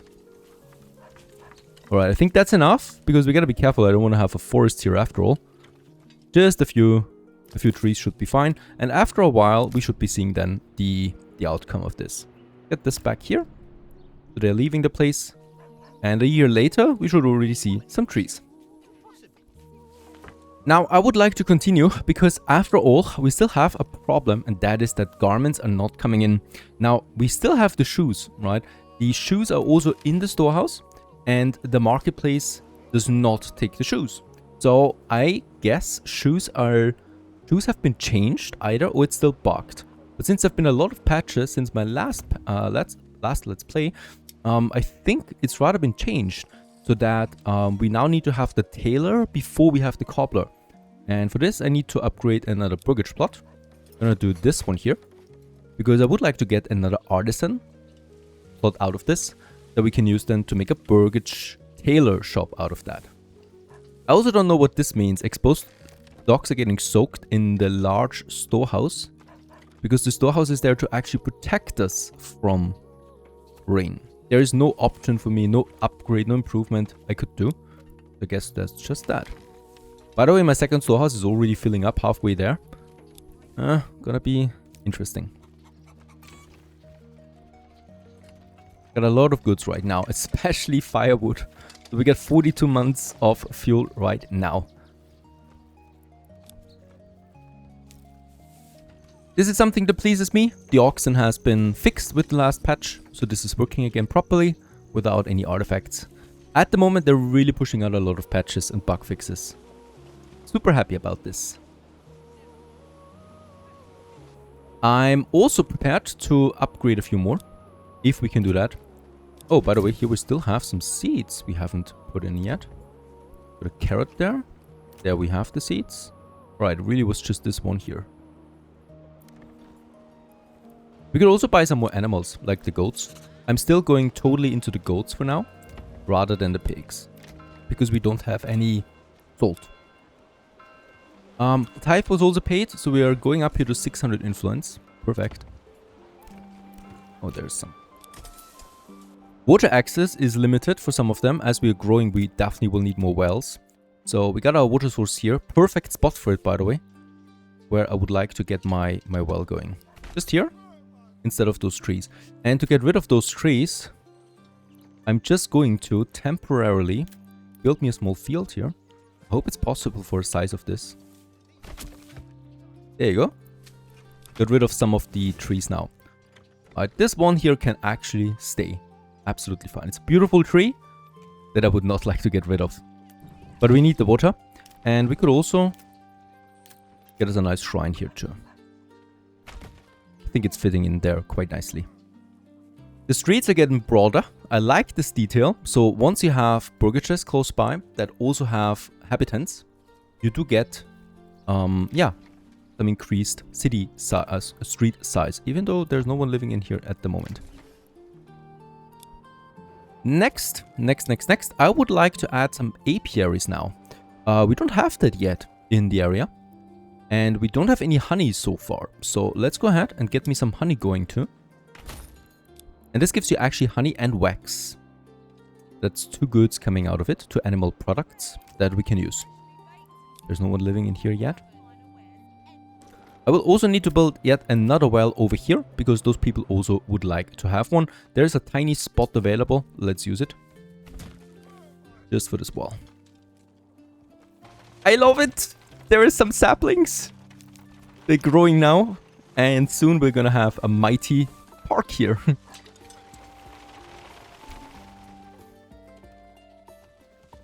By the way, of course, we can also upgrade a well to a stone well. And I would like to do this as well for this one here, for example, as it's overloaded. Efficiency is only at 40%. So we're definitely using too much here. And I might even get another well going here. I'm surprised that I haven't done it yet. No, actually there is one. Yeah, totally. Let's also upgrade that one. Because we need the water also for the bakery, for example. And there's the stone well already. With the water coming in, we can finally upgrade more buildings again. I would like to do this. Because that, of course, also means more taxes.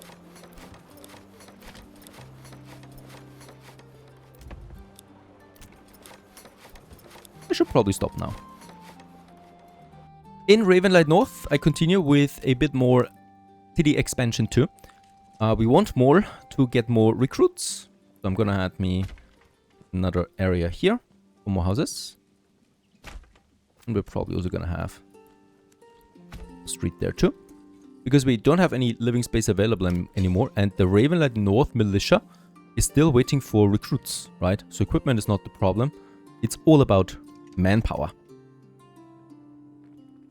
And because we have the materials, I'm also inclined to use now this area here with a tavern. And by the way, another road here. It seems like this is a road texture, but it was not counted as such. Yes, now we can build the tavern there again. I'm gonna deactivate the snapping because I really would like to place this a bit closer. Like so. think this one would be the best option we have here. Or we go with this option. Looking towards the river. Might also look nice. Yeah, you know what? Let's have it like this. And we're gonna need another road here. Of course.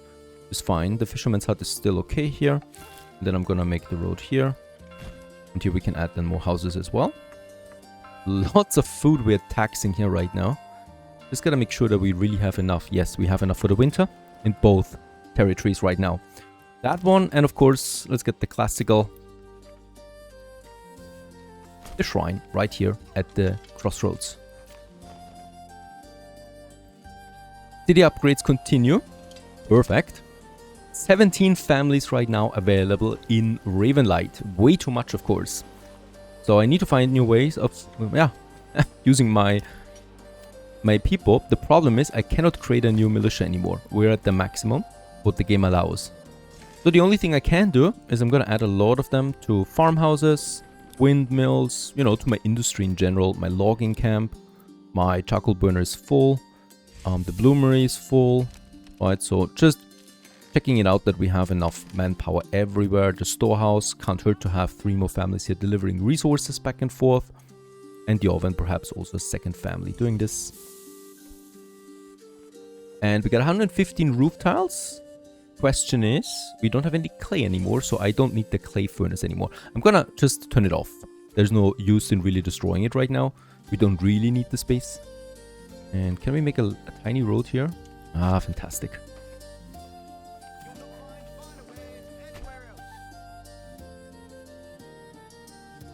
Now we have the timber, but we do not have the planks. The reason for that is that the saw pit, it has actually something here too, but there's only one family working the saw pit at this point, and we need planks for a lot.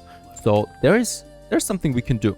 9 families we have. I would like to build up a new logging industry now. So we already have the woodcutter over there. And I'm gonna make it so that we have a kind of forest should we use. I'm probably that it would be so perfect, right? But it's outside. I mean, I could really just... This one's already been used, though. Yeah, you know what? I'm gonna use it over there, in fact. So, all we really need is... We have the woodcutter here already. I'm gonna also get me now a camp going. Snap this again, a bit further over here. And we're also gonna get the saw pit right next to it, of course, because I don't want to transport the logs too far, right? They need an ox and a strong one. And the planks just need normal villagers. So we need an ox to transport from the logging camp to the saw pit, but then only humans from the saw pit to the city. The storehouses should take care of this then themselves. And of course, one more thing we need is a forester, for sure. Right here along this small side road. And this road here, we could just make continuing all the way here into that area. Perfect. The farmhouse is being repaired right now. It was destroyed, as a matter of fact. Yeah, the upgrades continue. I love how all of this here is coming along at this point. It's another autumn, another year that's coming to an end. It has been pretty much without events. I'm very grateful for this. But that also could mean that next year the Baron strikes again. But for that, we should be prepared. Yeah, we continue taxing the food right now. 900 influence, that's great stuff. So we are already halfway there, claiming a territory. 2,000 in the treasury. I would really like to start working on a castle now so we can upgrade my retinue and doubling the size. This will be quite powerful. Now, one thing I haven't done yet is I'm setting an origin for Ravenlight North, because we also can choose one for this region here. Now, the Strasbourg Masons would make the most sense for me here. Improved Stonemason Station increase, so 30% increased efficiency for this, and it's a really slow one. Reduced Castle Planner cost is okay. Improved Stone Gatherer Camp, fantastic. And decreased labor speed for hunting and fishing. Now, we don't have any hunting in this territory. And 20% reduction for fishing is absolutely fine, as it's not my primary source of food. Let's go ahead and unlock this for my Ravenlight North. You know, at this point, we don't even have any carbs left, so, you know, the reduced production doesn't really bother me that much. Also, this is coming along here now. I love how this now comes together slowly. Look at that. Those houses looking at each other. And we continue onwards with the next year. new productions, new expansions, and hopefully also our way to a castle. Thanks for watching. Stay tuned.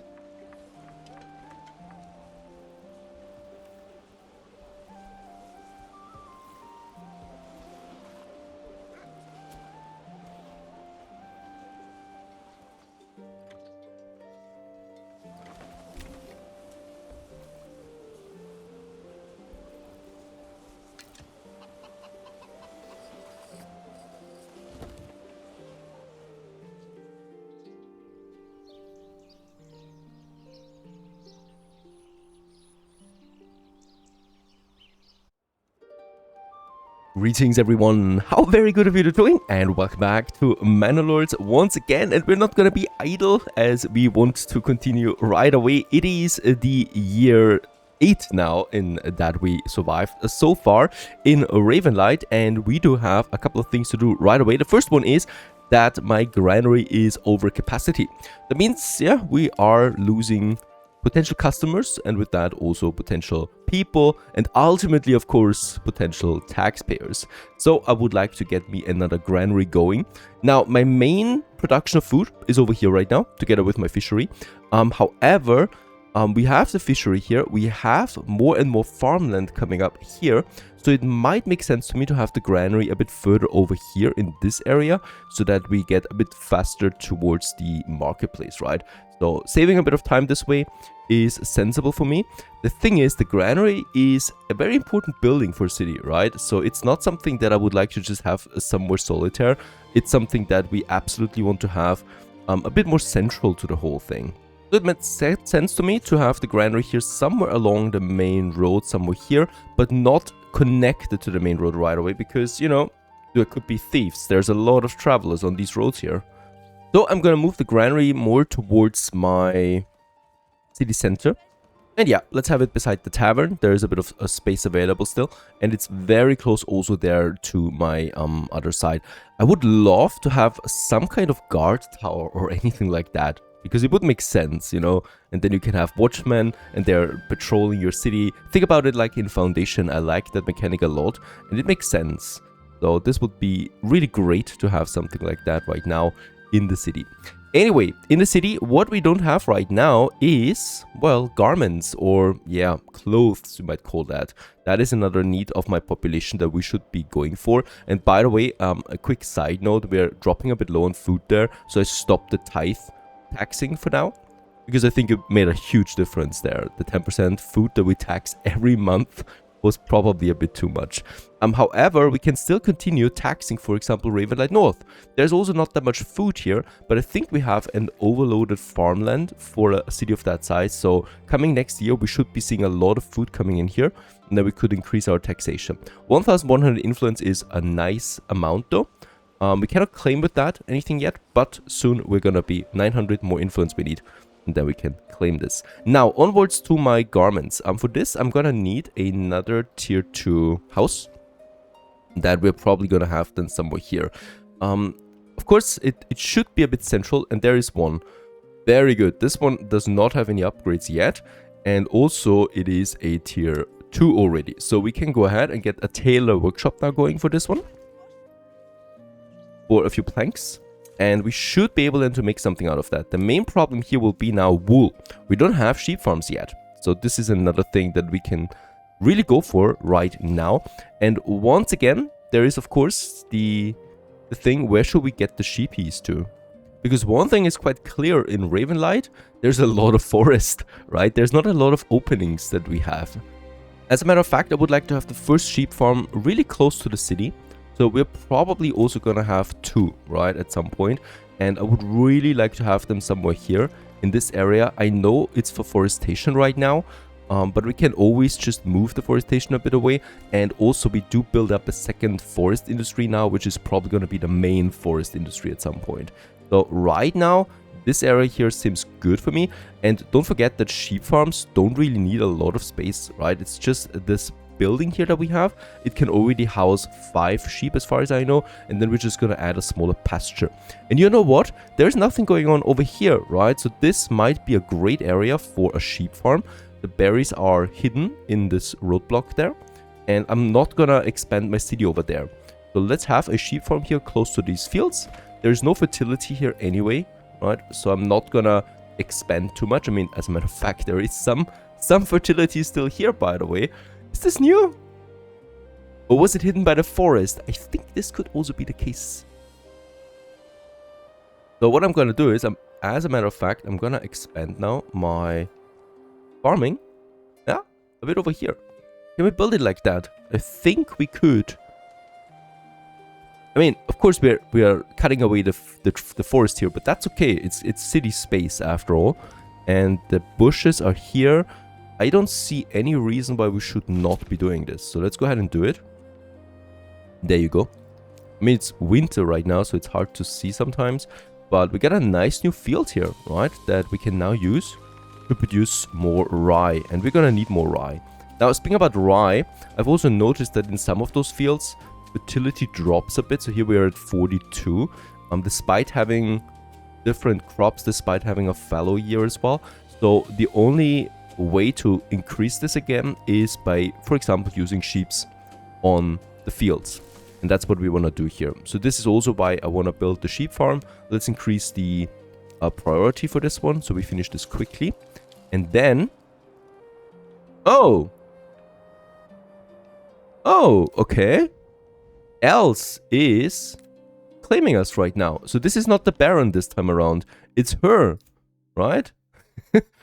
Alright. This is a surprise to me. She's claiming my territory now? I mean, she has no soldiers, right? Does she? I don't think so. So, interesting stuff. Will be an easy victory, of course. At least I think so. Until she buys some merchants. How many merchants do we have right now on the map? Because I'm just gonna grab these merchants. These guys here. And these guys here. So that she can't do it. Because they are shared globally. And I'm gonna get them over here to the border of my territory. Somewhere here. I mean, actually somewhere here. Because I'm probably gonna use my own troops then on this bridge there. Right? This is the other choke point. Bridge and bridge. And she will... I mean, yeah, she's probably also going to enter here. So this is where the mercenaries will be. We got 2,200 coin. So I'm not complaining, right? About the prices. We can easily afford these mercenaries. Let's wait for this a bit. Because I really want to finish my sheep farms. So I get the sheep farm rolling over there. And we just need a pasture then as well. And yeah, this is where we have that spot available there still. Just beside the farm, right? And we could have up to 45 sheep in this pasture here. And you can have several of them, of course, no problem. And we could also have several sheep farms, you know. So we have a lot of workforce that we can use with all of that. Let's get the workforce in. The only thing now is that we don't have any livestock. So we need one more building for that. And that is the livestock trading post. And here we can then import sheep. I'm going to have this one close to the, or actually at the main road, I think. Or close to the main road, right? So let's have it here, for example. On this road, and here we can then import a livestock, and we get the livestock over here then right away. And let's make another road here, by the way, so we can connect those fields together. Let's resolve the claim, by the way. Where is she? There's the battlefield. It's once again the same location, so it's probably always going to be here. So yeah, a castle here would also be great, but you can only have one castle, and I really want to have the castle up on the cliffs. But this is once again the battleground. Let's just wait real quick, because she will now raise her soldiers. We should be seeing a message then about that. Else. There it is. Okay. She is spawning her troops now in her region. She has mercenaries. Yep, the Wayward Sons. It's the only other mercenary group I was not hiring, right? It's just a bunch of archers, really. And she would have gotten all of them if I haven't raised them. Right, so these are mercenaries now that she raised. Or paid, because she doesn't really have a lot of soldiers on her own. Unless there is some mighty cheating or so. My mercenaries? Where are the other ones, by the way? Over here in this region. I'm gonna gather them rather quickly, because I want to end this as soon as possible. So I'm gonna get my troops over there, as a matter of fact. Because she's already moving towards that bridge. Right, so I'm just gonna cut her off there. And I'm gonna take my own retinue that we have in Ravenlight. I'm gonna raise them and get them to the battlefield, because you need to have troops there. Otherwise you cannot win this. I'm not expecting that she gets there, as long as she doesn't raise any mercenaries that would spawn right over there. Yeah, so she's moving towards the bridge there right now with her mercenary troops there. There's the other one. It's just archers, really. That is a very strange way of having war, but I guess she's desperate to expand into any direction. And there they are. We got our own archers here that we're lining up. And I mean, it's archers, you know, we could also just rush them with my mercenaries. We do have those polar units there. Get them in right away.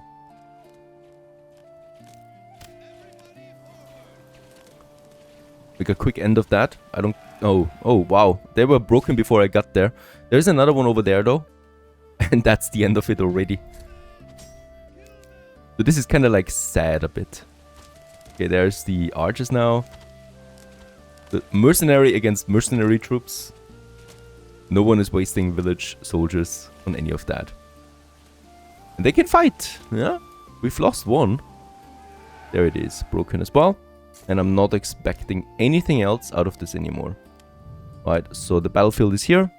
Gonna have my own retinue over there, and that's it. Let's not get distracted too much. It's March, winter is over. I would like to focus also on the livestock trading post, because we want to start with that. The tailor workshop has been finished now, so let's just check it out again, because this is still kind of like a building I haven't used that often, the tailor, because you have a bunch of options here, right? So we got the linen, that is the flax production we can use, but there's also the clothes out of wool with the yarn, so that's the sheep farming then. And once we have the yarn in, you can start with that. We also have the gambeson. I have no idea what this is for.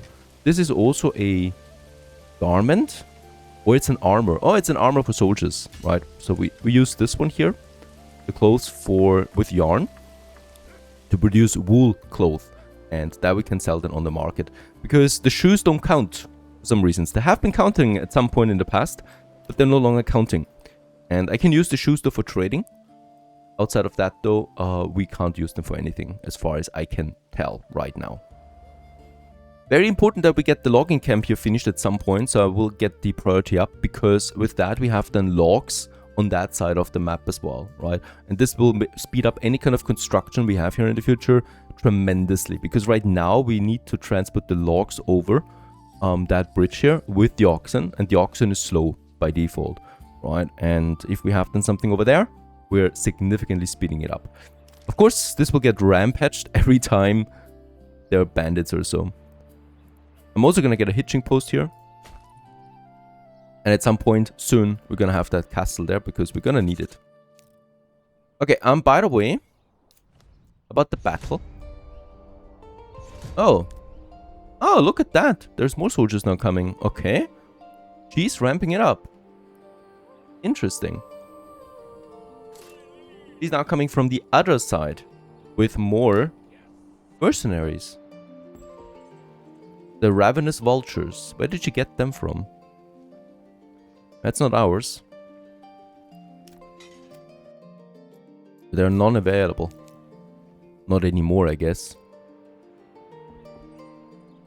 Okay, yeah.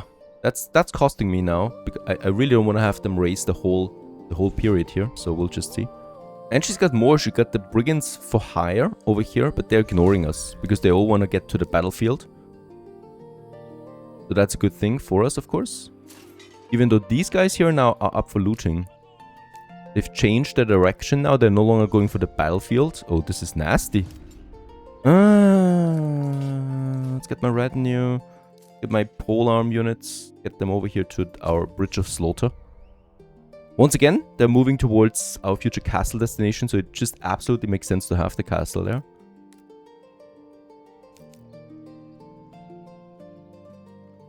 The troops are gathering.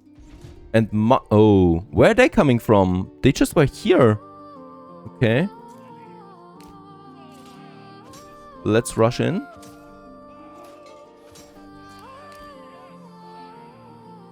Get my archers a bit there to the back again. And we're gonna have my troops now standing their ground, as I really just want to protect us. And my archers do the rest. There should be one more unit somewhere. There it is. Over there. Everybody's engaged now.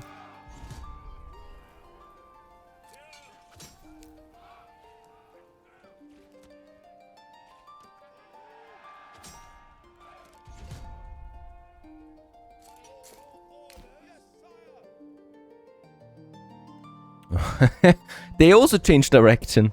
Okay, they're coming in from that side now. What is going on? She's confusing us on purpose or so.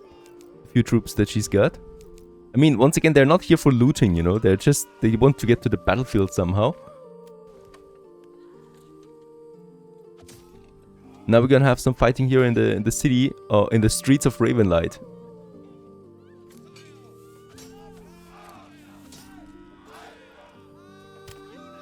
I'm actually gonna tell the Polams here to push forward, because I think they're much more powerful.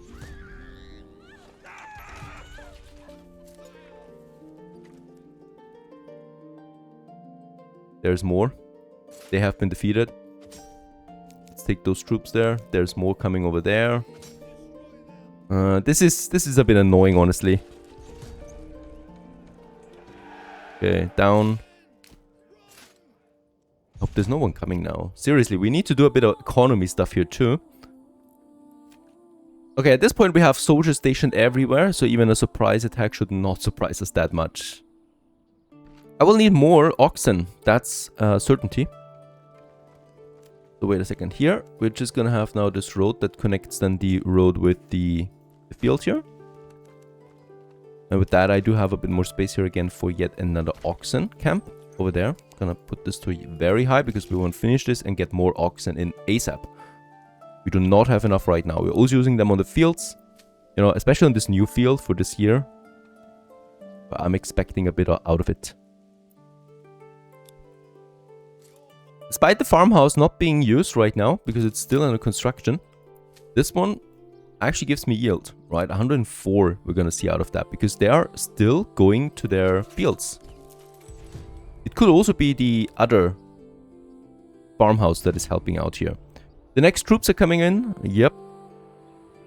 It would really be nice to get influence out of all of this skirmish, because we need that to counter attack. We cannot attack them, right? If I go for them, they're all at 2000 influence. Nothing I can do about that, but she's gonna suffer for it. Yeah, I'm gonna take her down. She dares to attack us like this. We might, by the way, go for some diplomacy here. Up to Wildfeld. That's... Oh no, that's not you. That's him. That's the guy. Okay, this doesn't sound very friendly. I may withdraw my claims for such a price. No, there's nothing friendly I could do with him. Just demands. She's sending way more troops than I thought. There is another one, and there are more now coming. So that's 4 units over there, and 2 more here. What the hell is going on? She can never afford this.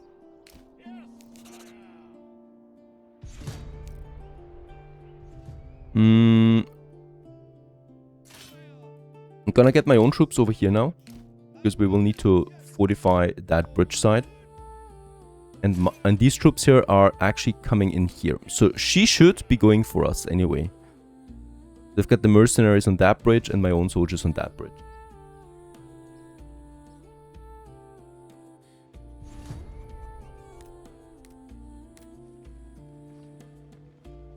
Yeah, we're gonna take her down. We're gonna take her down for this insult. So this bridge also becomes a slaughterhouse now, as they're moving in here. Something for the villagers to watch and think about. Actually, I think we do not need to be in this area over there. We just need to not have a lot of enemy soldiers in my territory as a whole, and then we're winning. Alright, she's sending more troops once again, more waves of enemies over here and here. The ravenous vultures again, like these mercenaries were beaten now the 3rd time, and yeah. We're still ending this now, one day.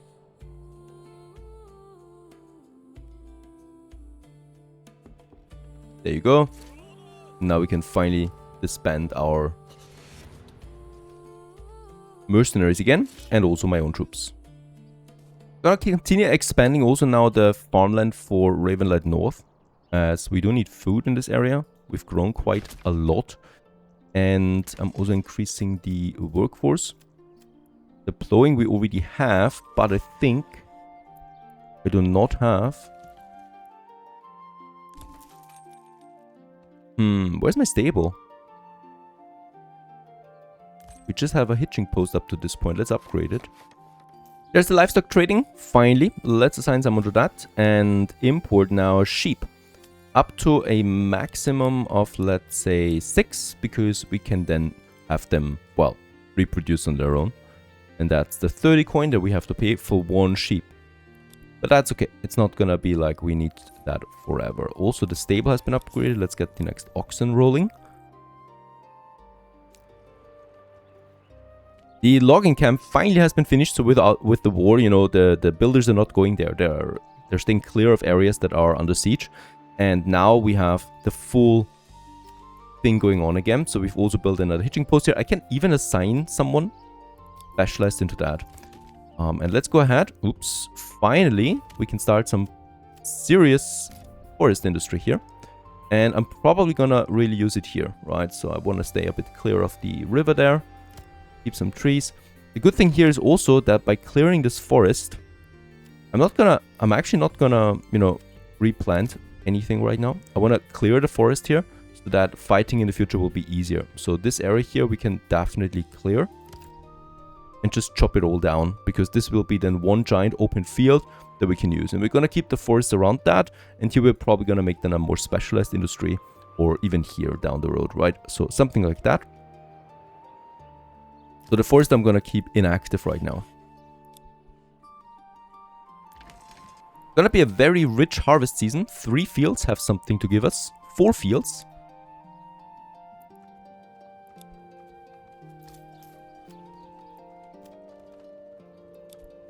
Yeah, due to some strange coincidence, all fields give me something this year.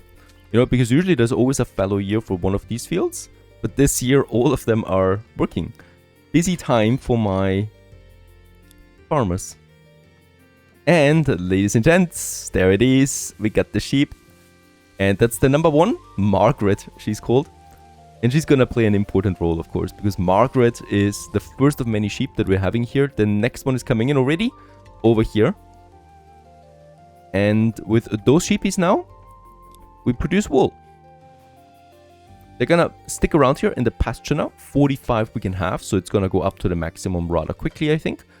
And another thing we can now do, and should then also start, is we can then use those sheepies on my fields. This is gonna be fun. That's also extremely fast. The first wool is already being produced. So we still need 1 more building to finish the job, to finish the industry. And that is having a weaver workshop. This one processes the wool into yarn that we can then process into garments. Let's have this one, yeah, probably close here somewhere. It's a non-pollution building, right? So it's relatively peaceful. And I would like to have this one then on the way right to the tailor that is right beside it. And here, I think we could make another road to speed up that delivery then to my tailor. I think also, yeah, we finished the granary. Let's upgrade it right away, because we are gonna need more people than anyway, yeah. Still haven't finished this yet. Now, one thing I'm not entirely sure, but I'm gonna try it anyway, is we could have some solitary burgage plots here in this area around the farmhouse and whatnot, and the woodcutters. And we'll just see how they work. Perhaps they're gonna be abandoned again right away, because there's nothing that would give them anything, like a market, right? But I still want to have this. So we have one here. I'm gonna have another one probably then here. Just one, right? Gets its own connection there. It could be the woodworkers, could be the farmers getting their own smaller plots somewhere here in the wilderness and living their dream. Let's have one here.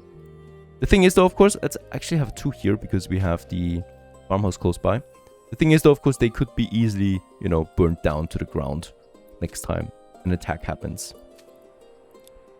I can already stop with the livestock trading.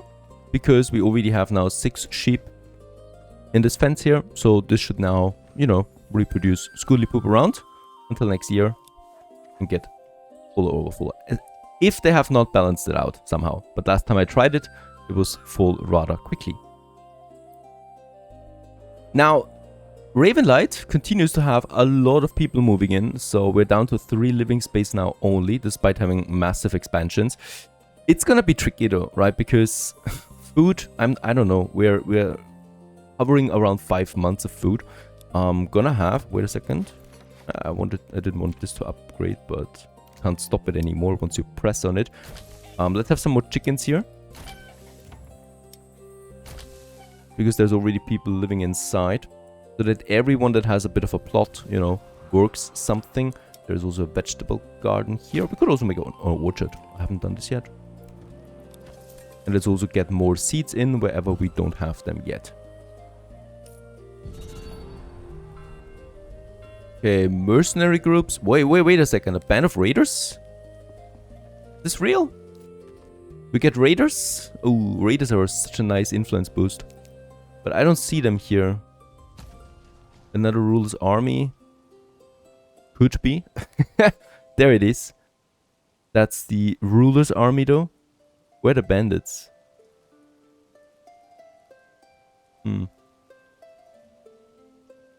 Nothing. Just glorious sights.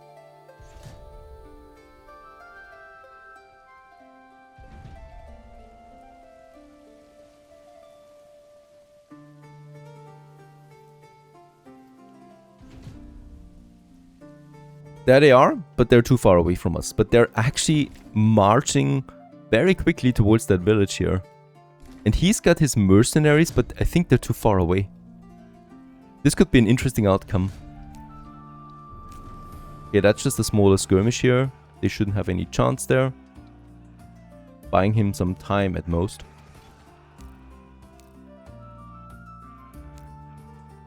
And they're not giving up, right? There it is. And now... Holy cow! Look at that! His troops are too far away. They're still somewhere over there. So his village right now is completely defenseless.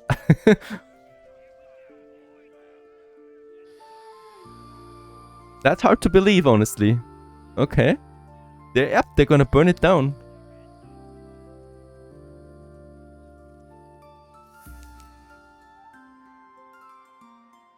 Poor guy. He lost his...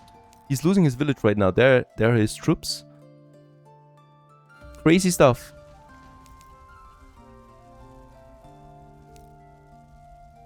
Church is burning now. Crumbling rather quickly too.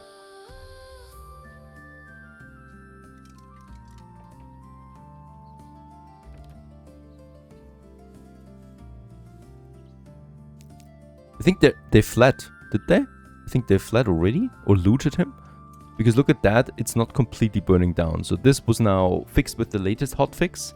And yeah, it's a bit of rumble and rubble. And they should be rebuilding this rather quickly. There they are. Yep. They're already rebuilding it.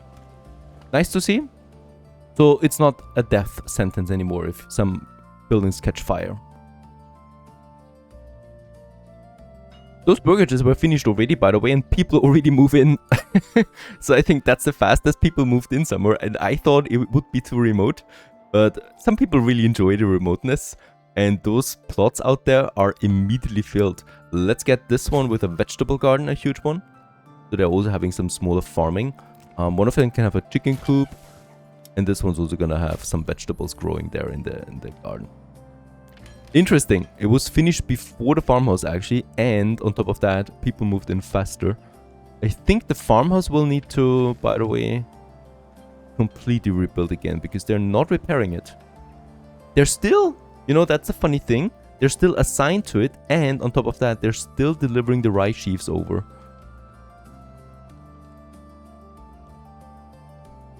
The Weaver workshop has been finished, so we can now assign, 2 people to that. 2 families. And they're gonna make sure now that we have the garn coming in. And with that, the cycle is completed. We have now the full production all the way up to garments. And I can't wait to see when the first ones are coming in. There it is. Production has started now for yarn. So this is what I would like to go for. Oh no, actually, well, tax increase again, but we have enough taxation out of 2 territories right now.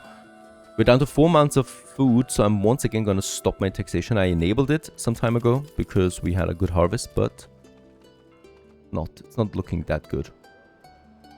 Food-wise, we need to think of new ways. So far so good. This has been an extremely fun year, honestly, and I hope you enjoyed this one, as we once again solidified our power in this region, defending the territory, expanding it. We got lots and lots more people coming in. We got a new forest industry rolling around now, and we are slowly having enough influence now to also claim our next territory, to expand to a third one that we can then start developing. And on top of that, I'm still planning that castle, but we need a lot of stone before we can really start with it. Hope you enjoy this one as we progress through this beautiful game. Stay tuned.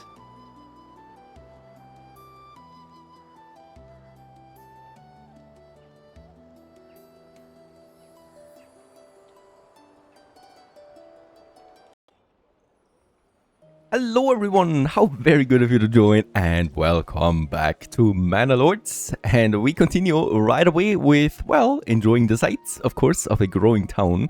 Still a tier 2 town, right? We weren't really able to expand to tier 3 at this point.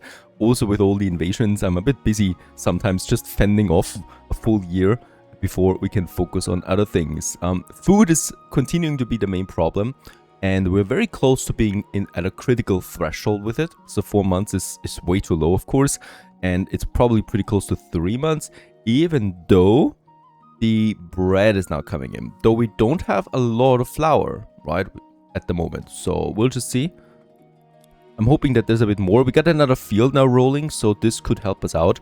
And the problem here really is now, though, that I'm at the end of what I can do theoretically with my farm. If I don't want to get rid of the city, of course. But outside of that, you know what? There's a bit more over here. So I could get another field going here. I'm really surprised how much we're able to push out of this very limited area. And let's just have this one. Of course, we're getting rid of some trees again, but that's okay. Look, it looks like a more cultured area now, right? That is worked on from humans. And in that case, this is now my next field. We probably will need to do something else right away, and that is assign the work area now to this bigger one. In winter, it's not that easy to see. Probably like... we really need the maximum if I want to have all the fields inside now. And here we're also going to make this one into rye again, and I'm probably going to go with 2 times rye. So that's also, once again, bringing me something. Then we are in the yellow area now. Even though that doesn't mean that it's the end, right? So we could still... yeah, I mean, why not? We could still make it like so. Probably gonna get down here towards that river. Squeezing us yet another field in. There you go. Bread is all I want at this point. The granary, by the way, has been upgraded, so we can now assign, I would like to say, some whopping 4 families again, so we have a bit of a room. And look at that, with that we're comfortable again there in the middle for the supply capacity of what we can do with the town. So this will add now a bunch more market stalls again to this growing market area.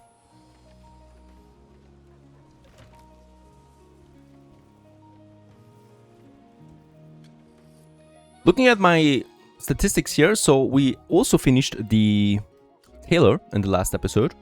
There we have it, the weaver workshop producing now the linen. Why is it linen? It should be yarn, or yarn, sorry. We don't have any flaxen per se, right?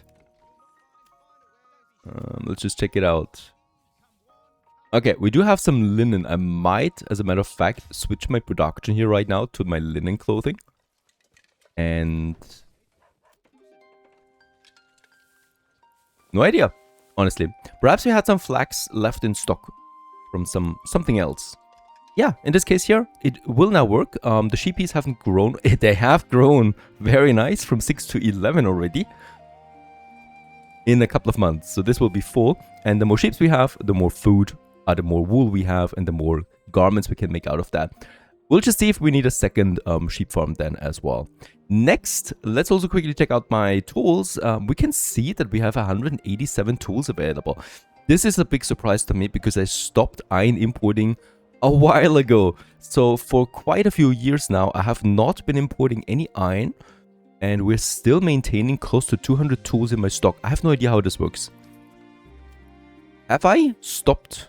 No, there's also no tool income, right? No tool importing, no iron importing. Strange thing, we're not consuming any tools right now, or barely any tools. I'm not complaining. We got a lot of wealth with that because we can sell stuff. We also have a lot of shields now, large shields. That's from my joiner's workshop, and we do not need that many, right? As a matter of fact, I would need to have a blacksmith switching to spears right now. We got our village blacksmith over there with the polearm production, and now we can switch him to the spears for the moment. And I will probably need to import some iron slabs because we still cannot produce it on our own. And for that, I mean, the spears are 12 coin, you know, and the iron ore is 11 coin. I'm just gonna import the spears, honestly. I think this is a safer way of doing it. And we don't need to change the blacksmith. Gonna switch him back to tools again, or polearms. Doesn't matter, we don't have any input anyway. And the large shields though are easy to produce out of planks like the bows. So I would like to have them also being exported as much as possible. So there's my large shield export. It's a major trade route. I need to have a trade route for this. And we're gonna set the minimum to 25. That's enough to immediately get a lot of soldiers out if we have the spears. And we can sell that. That's 3 coin for each shield. And the volume here, of course, makes it up for it again. The same goes with the bows. And polearms we can actually stop. Spears importing goes. Very good. Eel production is non-existent at this point. I'm going to stop the trading with the eel. I mean, we have the eel in the river, but I think they're going to have the minimum. Yeah, they're hovering over the minimum. I'm actually going to increase the minimum to 150 to speed up replenishment, and I'm going to lower the workforce. 3 months of food, that's critical area now. Despite bread coming in, it's not enough anymore. The food thing gets worse. I really don't want to start importing food. So I hope the additional field here helps me out now. Of course, we're also at the end of winter, so this is the minimum that you can go for. Because now the berries and the fish kick in again, and we're immediately at 3 months of food again, as all of that is coming in. Berries just doubled, and vegetables are also coming in again, as we do have a lot of vegetable gardens at this point. Still, I'm hesitant to continue my expansion. So we're sitting at 90 families right now. That's 285 people living in total here. There's the new farmhouse built within a month, less than a month. And as a matter of fact, it was bugged, right? So it was not repairing. And now we have it again. And let's immediately assign almost full. So we're down to 1 family now. Let's get the plowing station going. The cool thing is really now that we have logs lying around here everywhere, right? So this is the forest we're chopping down right now. And this is really nice. So the logging camp, there it is, has the logs now here. And we can immediately transport this over to finish those constructions really fast. And you know what? These people are totally happy. Living out here all the way, so far away. We have a community growing here now, and they even have water access. So they're taking the water from down there, from the well, and bring it all the way up here. And that's fine for them, right? They have the water access, they have the total market access. There's no downside here. We could even upgrade these people. Fantastic. We could actually start a smaller settlement up here. And I think I'm very tempted to do this, because we have the workforce then very close to it. For now, let's just have, once again, some smaller, you know, burgages. Somewhere here. Gonna have one with its own road connection. Kind of like the farmlands, you know? I like this. Perhaps also close here to a farm. Having another burgage. Let's turn this around. Minimum. There you go. And this is where the farmer's daughter lives. And also here close to the old quarry. Let's have another burgage plot just like that. Scattered around here. workforce living there, people just, you know, enjoying the life. We could also get them a well so they don't have to go that far. We got some water veins running through all of this, and I'm probably just gonna have me that well in here by the main road for everyone to access this. Over here, we would also have some water, but this is more central. I think I'm gonna enjoy this one. This is the rural part of Ravenlight. The plow is already established. We could now assign a livestock to this. Have I upgraded the stables so far? No. We're also gonna upgrade the stables. And get the work area going for this one. So they don't, you know, run back and forth to the other fields in the territory, but they really just stick to their fields here. And I'm inclined to actually just go ahead and put more fields in, because we got the workforce now close by. We got a farmhouse that is fully occupied. So we should be able to make good use of this. And there might be something here too in the forest. Yes, there's another area then that we can use. Gonna go with rye again. And with all of that, in fact, we don't need more workforce. We need builders and so forth. So yeah, we need more houses. Ravenlight wants to grow. Where do we want to grow?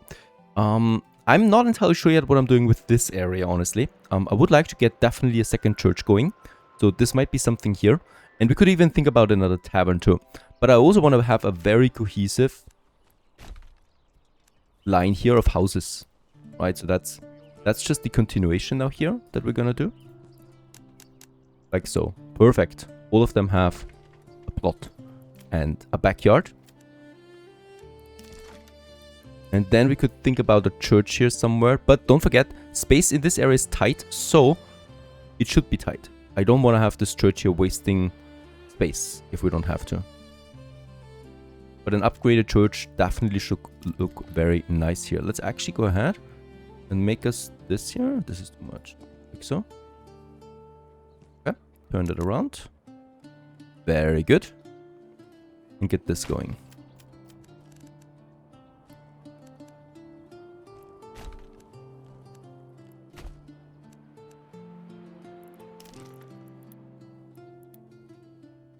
This might be an area here where we can have the church, I think. Yeah, this could look good for it.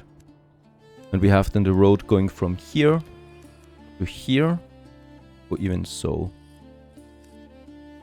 We'll just see. Let's build the church first, or let's build those burgages first, and then the church at some point. Tithe continues. We can afford it a bit again. At least for now. I would like to go up to 10% tithe again. Ravenlight North looks rather stable. We got 1,000 planks in here. No idea what we're gonna do with that. I definitely don't need the saw pit for a while, so let's disable that. And let's also get me a bunch more houses now going. Here. Ooh, wait a second. Getting a bit tight there. If I have these houses. This might be too tight for 2 rows. Let's just check this out. Go like that.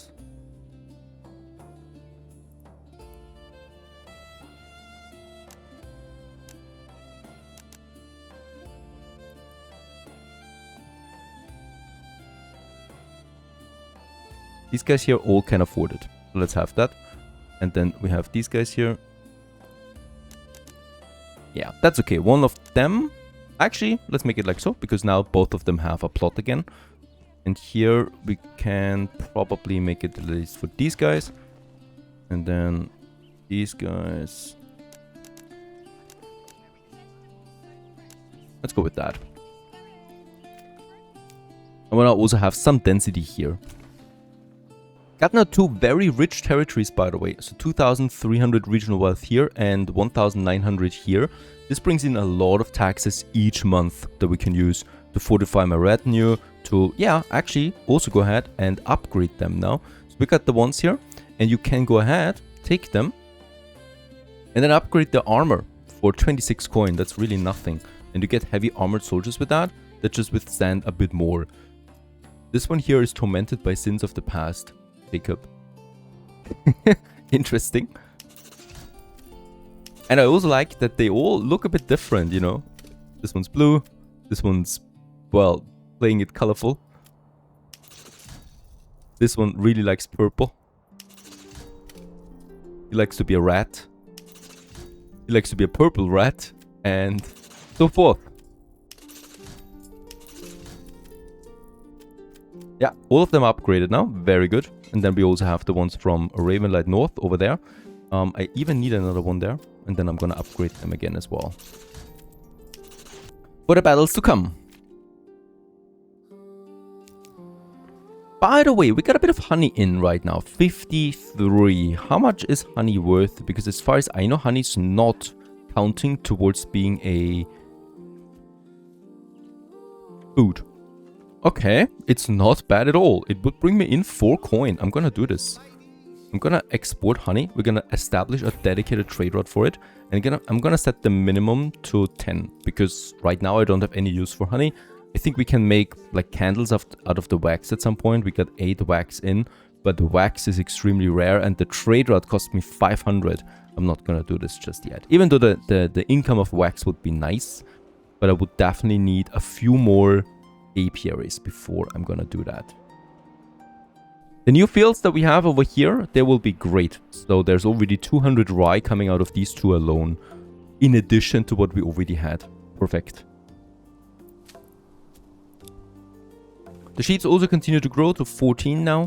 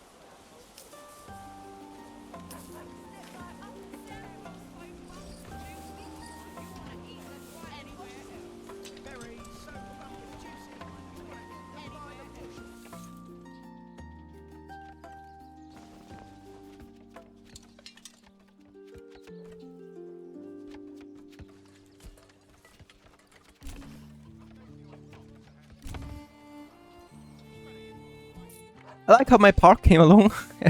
I mean, that's as random as it can get, but those trees have finally grown now. And we got a little shrine in the center there. A place where you can sit around and relax a bit. Probably gonna keep it like that. Now, it would be a bit stale if we don't attack this year. We do have the influence, and I would like to use this like right now. I'm not expecting an attack coming in this year because we had one last year, and usually the cycle goes every 2 years. And that gives me a bit of breathing room so that we can plan a smaller invasion. Also, it's summer right now. Perfect time to do this. We have 2 options for our invasion. We got 2000 influence, so both of them cost the same thing. And it's those 2 territories that I'm looking at.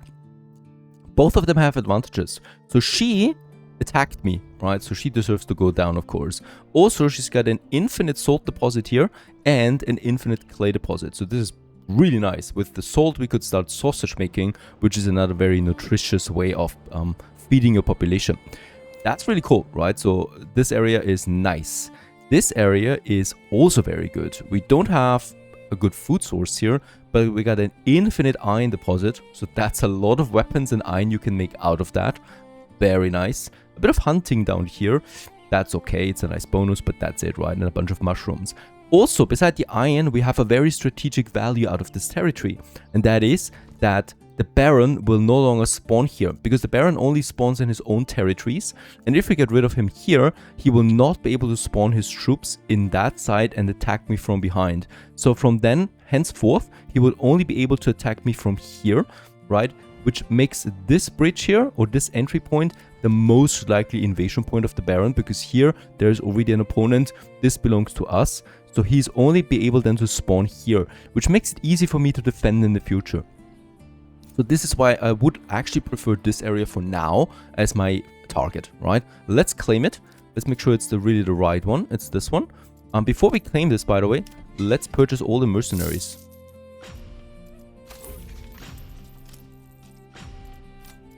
Okay. And these mercenaries, we're immediately going to get over here. They're really not very good ones. And I think we have too many soldiers now. Wait a second, because I cannot get them all. Okay, the local thugs, that's just one unit. So that's my mistake. Then we got the brigands for hire. That's also just brigands though. And then we got some proper soldiers over there with the battle brothers. Gonna help me out there. So they're now moving through town here. I'm gathering. And I'm still also waiting for... I don't think we're gonna need them really. These are just very ill-equipped soldiers. So I might actually just put them up there and be done with it. I'm also going to, of course, raise my soldiers now. All of them, except perhaps the spear militia with the 9 soldiers. And I'm also gonna gather them here on the fields to get this going. And let's claim Burdau, as it's called right now. He's going to, of course, contest it. There it is. The battlefield is right here. Perfect. And he's spawning where? He probably spawns in this territory. He's already trying to do anything there. Yeah, he's spawning right here.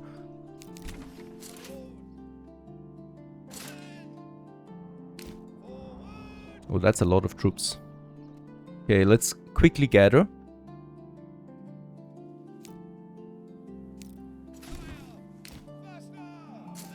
Gonna need my retinue in the front, because they're gonna get the most damage.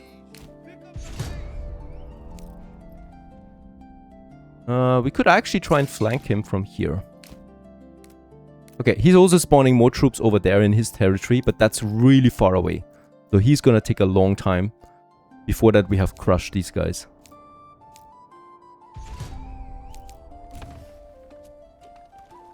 Yeah, fighting the Baron is not gonna be easy. He's definitely the bigger enemy out of the two.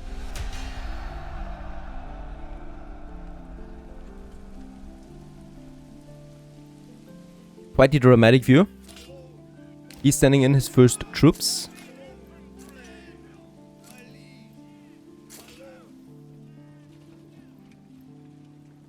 Gonna spread out the archers here a bit.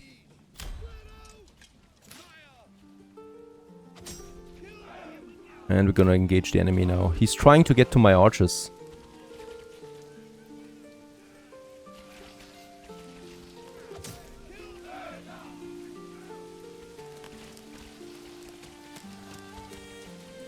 Okay, that has, of course, no chance. Is he coming? He is coming, so I'm gonna let him come. The most important thing here is really that we are in no hurry, right? We do claim the battlefield right now. His troops are far away. His reinforcements. So it's looking good for us at the moment. He's sending in his retinue now. He should not be able to see my units there, by the way. They're in the forest. Right, so the moment they enter the forest, they're usually hidden. Like, he's trying to do the same thing, but he's too close now. And, yeah, he's not the biggest mastermind, it seems. Sending in his troops one by one. Especially his retinue.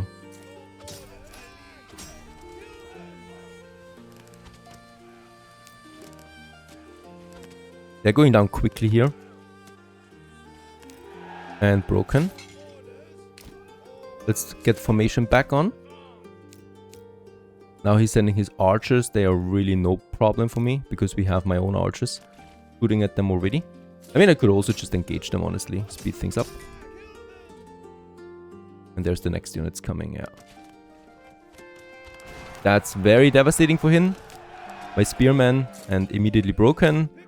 And you see, this is how it goes. The next units are coming in. Probably getting also crushed again right away.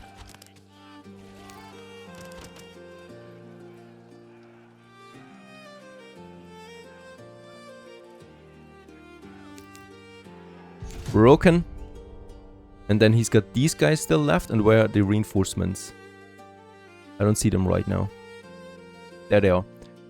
We have my own troops though close by, so I'm gonna consolidate them with the rest of my army. These are being the fodder, right? These two there. These brigands, we can easily lose them. I don't care. They're just gonna take the damage. And I need to check out if there's any additional contracts at all times. Otherwise, the enemy is gonna get them. Outside of that, having a fine day.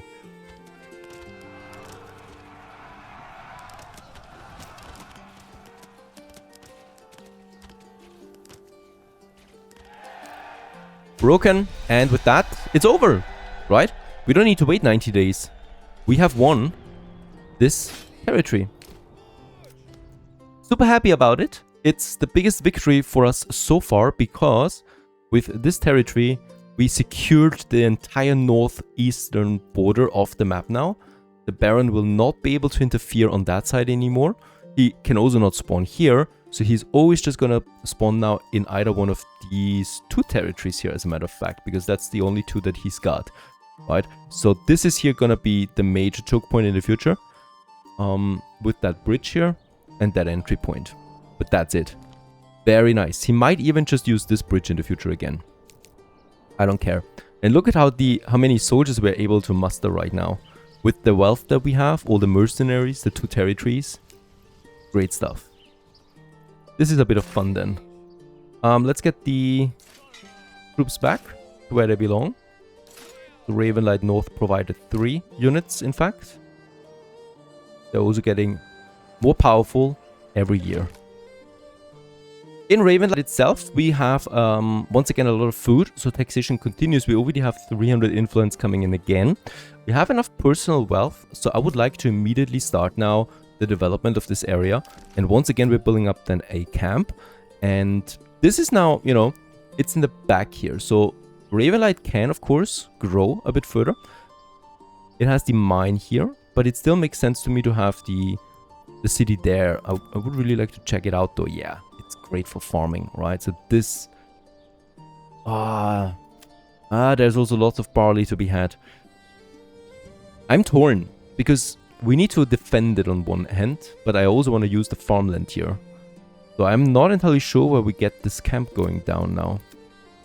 If I have it, this is too close to the border.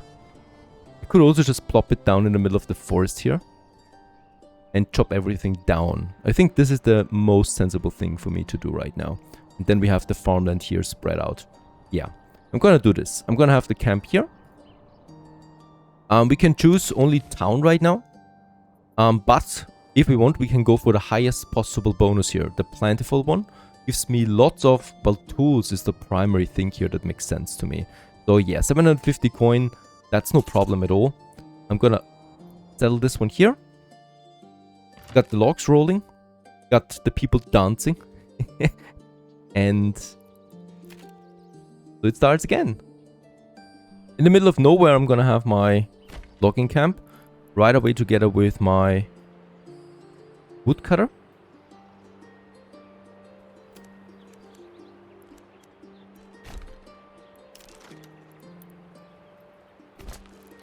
We will need a sawmill. And I should work for some food now, even though we have 7 months of food, thanks to the huge bonus we got. Plenty of time. We still have some great stuff here though. We got the mushrooms and the animals. So that's 2 types of food we can get out of this area here. That is the hunting, and the hunting doesn't cost you anything. That's also something I like about it. And the forage hut I'm also gonna have then somewhere here by the hunting. And they're being connected, of course, with a road once again, going here to the inner city. In the inner city, let's just have something coming up like so. And then this one goes down to the King's Road. This is the connection. This one here we don't need. This one here. There you go.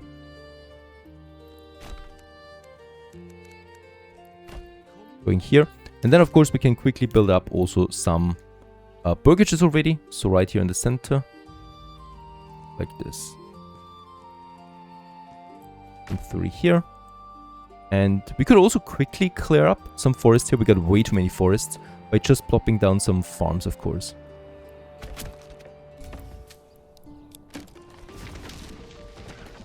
And here we can now continue building something, right, to properly see. This is, of course, going to be center again.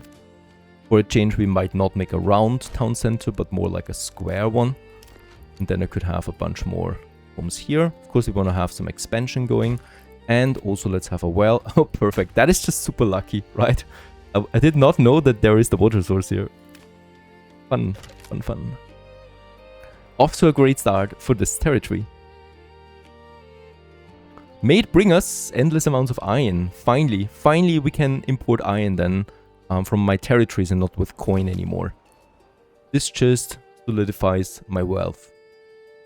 In Ravenlight itself, food continues to be stable. We get 200 timber. That's of course here, right? It's just timber lying around in this forest here, in this former forest. I'm gonna slow it down though now. We don't need that much timber. And I can enable this saw pit here to get some planks out.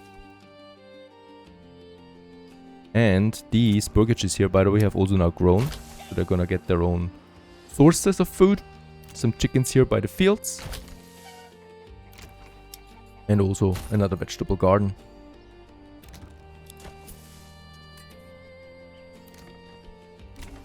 In Furdau, we have the burgages finished now. We already have the logging camp finished. So I'm going to assign 2 people to that. And we are, of course, starting now with the chopping right here around town. The cool thing is we can then also immediately use the logs out of that for construction. Sawpit I'm not going to have just now. I want to start with some construction first. Then we're going to have a granary, of course, for a nice central market. Probably going to have the granary here together with a storehouse.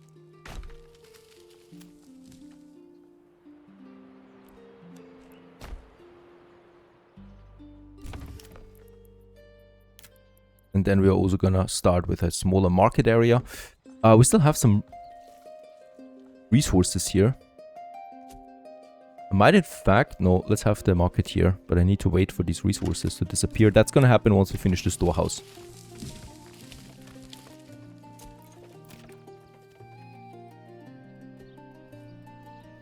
And with that, we have also reached small village status. It's always a good time now to rename it. Furdau is terrible. Even as a German native. Gonna call it beetles. You know, because, well, we do have a lot of beetles in the forests here. Oh, beetles is gonna bring us a lot of iron, but it's also gonna bring us a lot of farming. Gonna be interesting what kind of stuff we barter with them, though, with the Ravenlight then.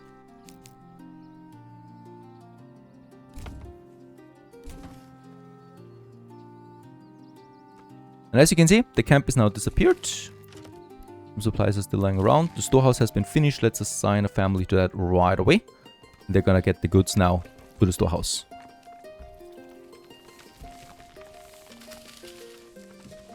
And yeah, it's nicely set up. I think we also have the hunting finished. And we do have the forager finished. That's 2 families working the food, which is too much, of course. 2 families working the logs, which is way too much. Gonna lower this. And 1 doing some construction now. And that is, of course, smaller market area.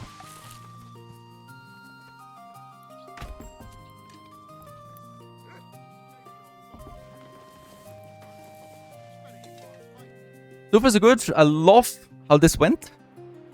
Got now a new territory. So we got now those 3 territories here. We can even see the villages of all 3 and the city.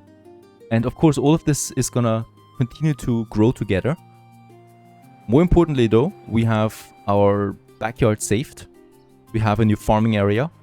We can expand Ravenlight North and Ravenlight itself now. And we have dedicated defensive positions now we can put up for future invasions and stuff like that. I hope you enjoyed this one with Manor Lords. Onwards to the next episode. Thanks for watching. Stay tuned.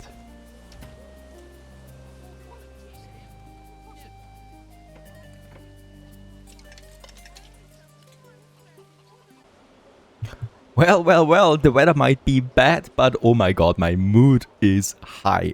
Flying high it is, because as of last episode, we have now 3 territories, and with that, yeah, another territory that will bring me in taxes and infinite iron. That is the most important thing. And we continue right away with beetles, and hello everyone, welcome back, of course, with the expansion of this new territory.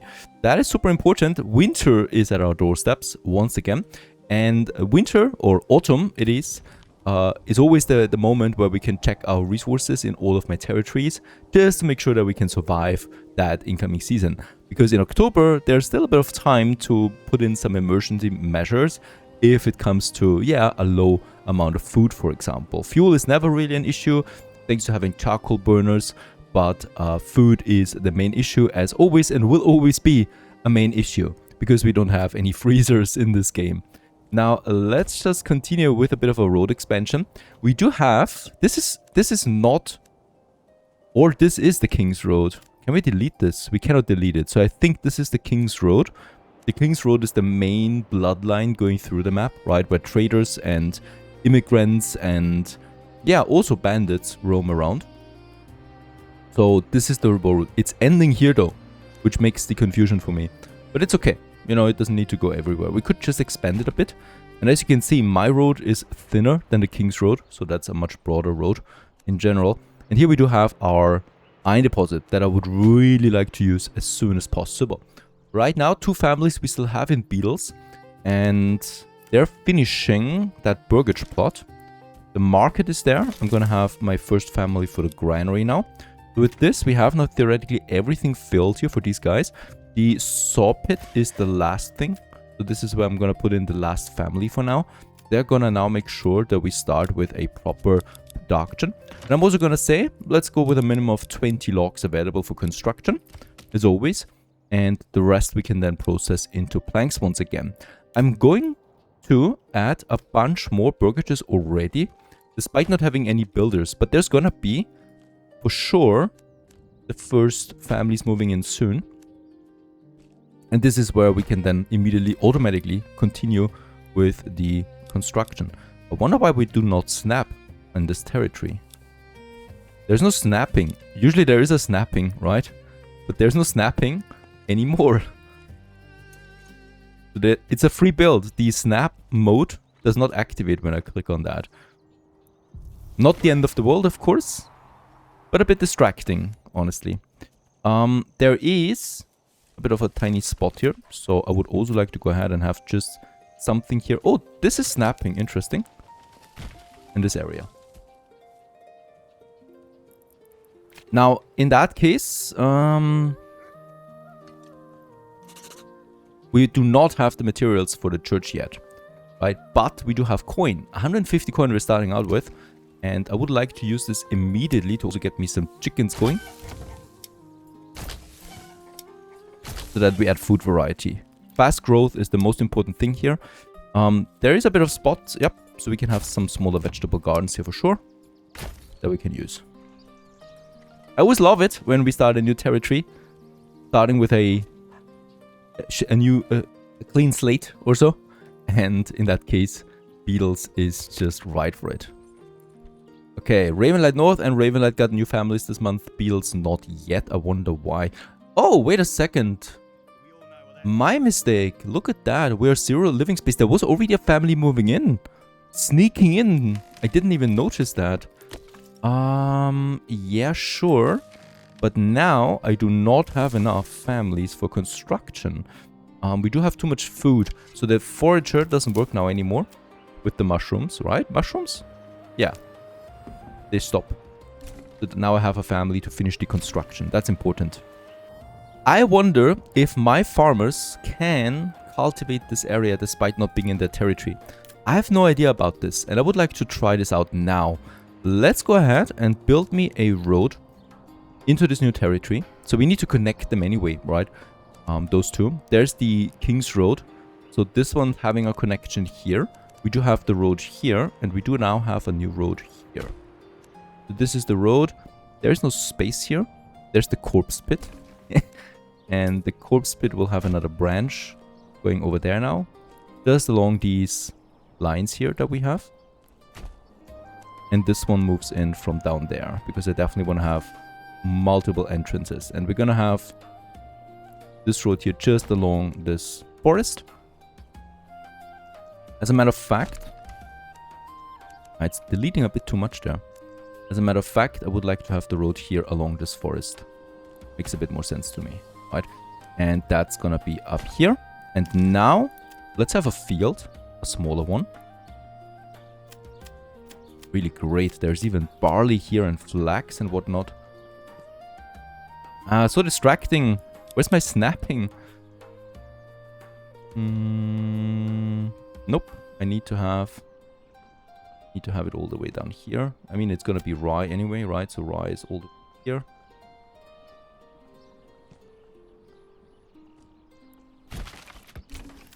There you go. We're gonna have the farmland expand its territory now over there. And I want to see if my farmers work this now, because that would be really interesting. There's 100% rye fertility. We have barley and we have flax. So we can have something every year out of this field. That would be really crazy if that works. Alright, Bills gets its new family joining. So we got more workers. Continuing with my production of burgages, construction.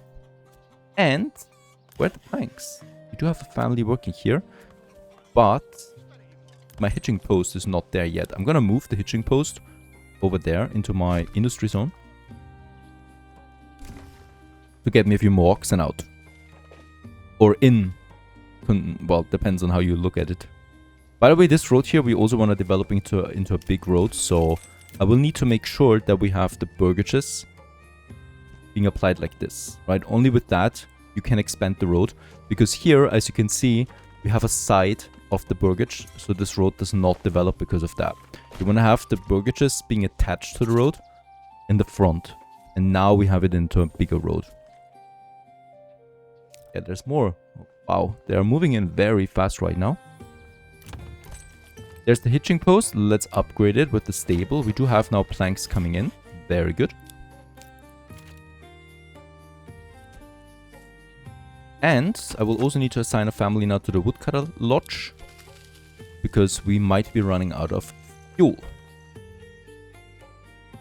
And that hunter continues to hunt. There's enough wild animals for now. Finally, the planks are coming in, so we can also now start affording now a proper church. For this, I will need to get rid of this road up here again. Oh no, don't get rid of all of it. By the way, snapping is back. I'm happy to report. And I would like to have me my church somewhere here, please. We have a look at this. I think this might make sense. Right here in the center. And then we have this road going over there. And this all here can be then a market, right? Depending on how big we grow this territory. This makes the most sense. And yeah, it's actually a bit more like a grid-like system here already. Rubblestone we have plenty, thanks to using the highest bonus in the beginning. So yeah, that's it. We can already finish it in the first year of this existence here. And since there's so many people coming in right now, we got 5 families now. It worries me a bit because, of course, we do not have the food production to support all of this. And as it looks to me right now, no one is developing this field.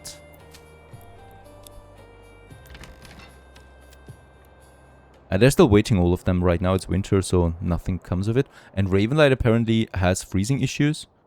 What? That's just pure laziness on their part, because we have plenty of fuel.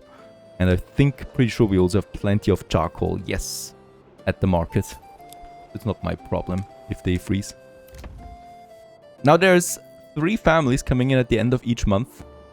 It's really snowballing a bit right now. Plenty of space in Ravenlight North. Plenty of taxes. We get 2,300 regional wealth in this territory. It's a good territory, of course, because of all the selling here.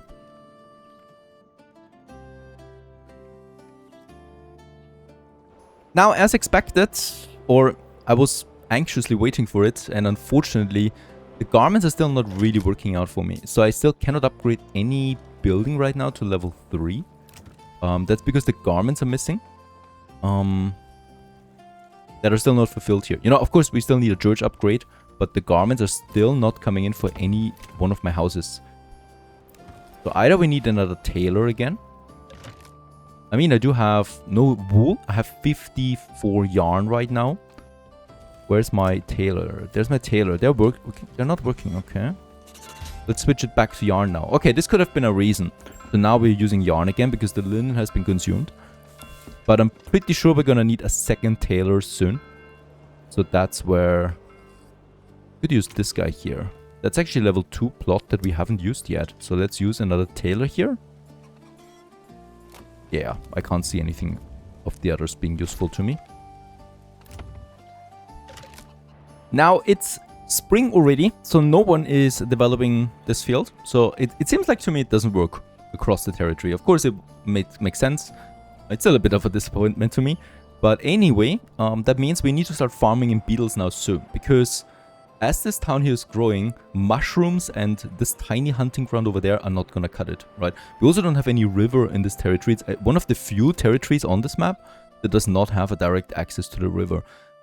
This is the other one, right? So those two territories don't have it, and with that, no fishing. And that makes things a bit more complicated. But of course, it's no problem because we got very fertile soil here. So let's expand this road. We got the workforce already, so I would like to start with farming sooner than later. Getting me a farmhouse going probably somewhere here right away. Like so. I don't want to have it right at the main road.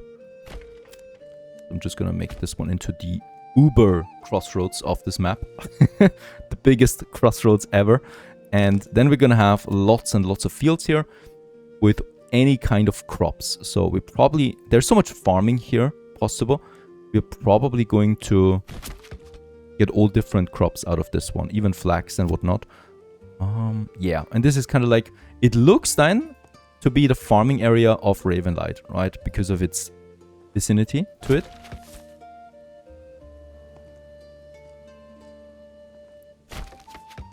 And I'm just gonna make another road here.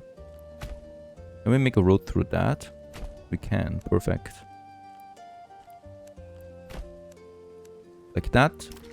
Really just farming on an industrial scale, it seems. And this one, and then a smaller one here. I mean, yeah, there's no end to it, right? You can have everything here full with farming. So this is not going to be the only farmhouse for beetles, as we're going to see. Now we just need to choose then some stuff coming out of it. The one is going to be rye. This one's already filled. This one's going to be flax, rye, and barley. Then we're going to have something here with rye, barley, and flax. Just switching it. This one here has a very good flax one. 84% is the highest one I've seen so far. And then we got this one here with probably rye, fallow, and flax. Alright, there's the farmhouse. It's already finished. Let's get the plow in. I will also need to get me another hitching post going so that we can import another ox. Just for the farming, so I'm gonna have the hitching post probably somewhere here by the farmland.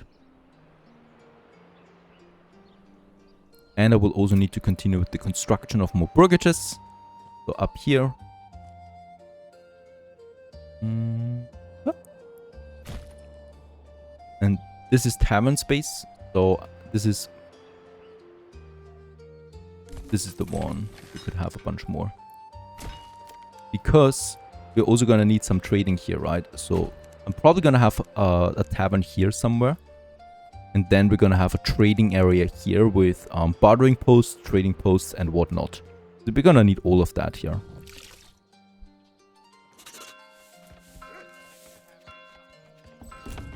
Gonna be really interesting this year with the food. Because at some point, or on the one hand, I want to grow as quickly as possible. On the other hand, this year there will be no farming possible still yet, or no income out of the farming. This one's finished. We can assign now an ox to that. And I would like to start with the first 3 families doing this here.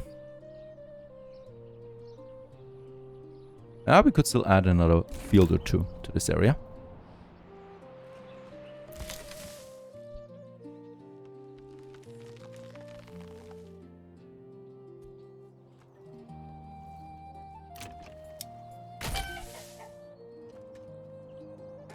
Next, we work on mortar. We don't have that yet. And we need rubble stone to produce mortar. Now, there's 2 options about how we can go about this. We can produce the mortar right away here in Ravenlight North, where we have... Seriously? Yeah, we have 14 families available right now. That's a lot. Yeah, let's produce the mortar here right away. The thing is though that mortar, of course, has an increased barter value. So we will not be able to get so much over then. The lime kiln it is. Gonna be fine. And then I'm just gonna have me my lime kiln somewhere here. Also close to the quarry again. Right, so this is all gonna become into a bigger mining site that we have. And then we have this road going over here, here, all around it, over there. I can even assign a 4th family now to the mining pit. And they're producing now the rubble stone and the rough stone here, and then also sell it. So this is all coming in nicely. There we have the lime kiln. This will need fuel. With the fuel, I'm gonna assign another woodcutter, and we can also now have another forester in this area. And I don't need that many logs. And with that, the mortar production has started. We can barter this now. We should. So I'm gonna use my pack station once again. And we're gonna send them now the mortar. The question will remain, what do we get from Ravenlight? Charcoal, the barter value is actually 1. Perfect. Then I'm gonna go ahead with this. Because we are actually considerably lower with fuel here. I'm gonna also purchase me a mule. And in Ravenlight itself, we got like 2000 charcoal sitting around. We can import this one nicely now for mortar. We already have 177 dressed stone, so this is a lot. I can see there's some development starting here now. Very good, in beetles. We already have some more families in again, so I can now ramp it up in the farmhouse. And we already have the livestock assigned, so that's also gonna be just fine. Construction-wise, let's have the first windmill for this region. Yeah, lots of forest, so there's low efficiency here. 10% efficiency.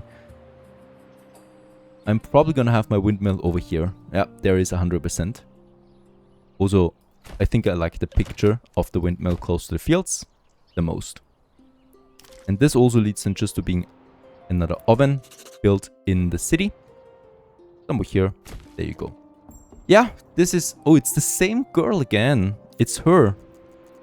Right? No! It's him! Seawold. He's claiming Ravenlight now. This bugger.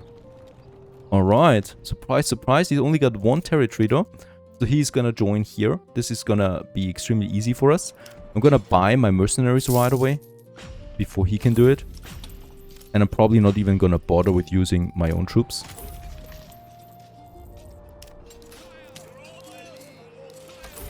And we're just gonna get them over there, lined up. I might actually just have them in his town there as well. And he's gonna look out for it. Problem is they're really far away, all of them. I need to resolve it now, otherwise we're gonna lose Ravenlight. Where's the battleground? The battleground is here.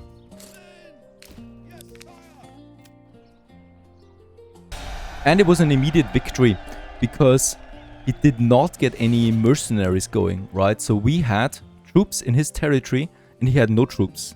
So this way you can kind of like break this thing a bit. Or breaking it, you know, like we claimed his territory there now. So he immediately gave up.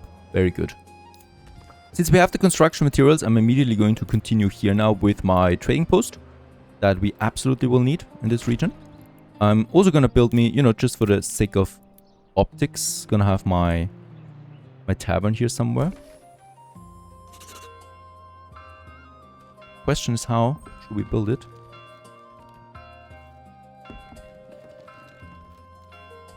It's a bit too grid-like, is it? Doesn't matter. Let's build it.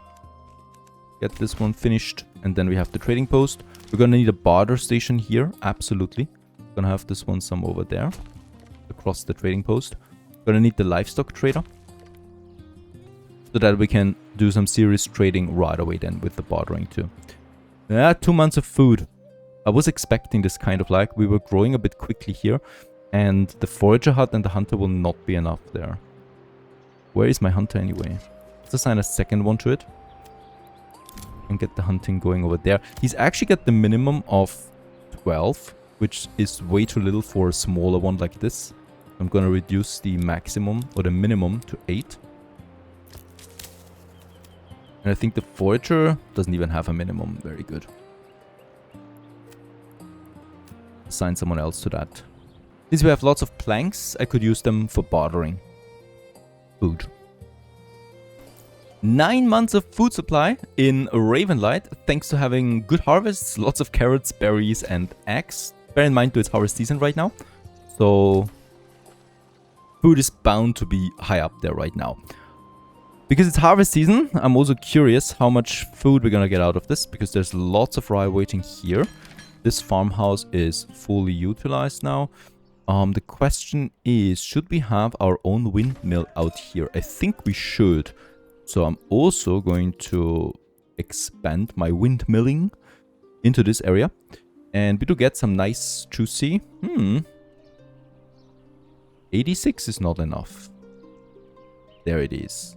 This one here has 92 capacity for the milling. And then the flour gets over all the way over here. The funny thing is, these people produce the food here, right? So they have their nice homesteads there. Like this one. And they're delivering the food then to Ravenlight Market. And from there they purchase it and bring it back again. That's how it goes. The cycle of life.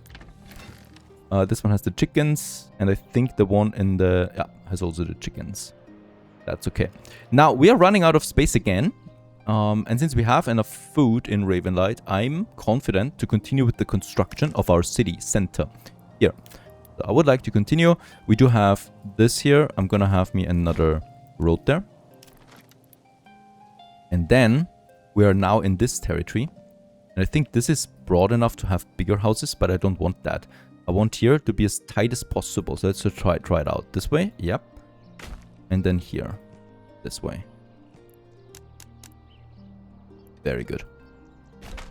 And then we have... here we need to be careful now. This is too small. Looks a bit strange. Gonna go over here. This is too small? What's going on here? Look at the armada of workforce that is immediately flooding over here the moment we start with something. This looks strange. This is gonna be tight. The problem here is the curvature. So, I want to have it curved though.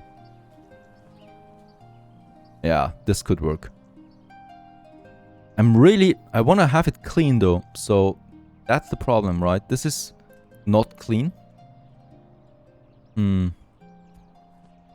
Because the game always wants to have them here, the houses. Let's straighten this up.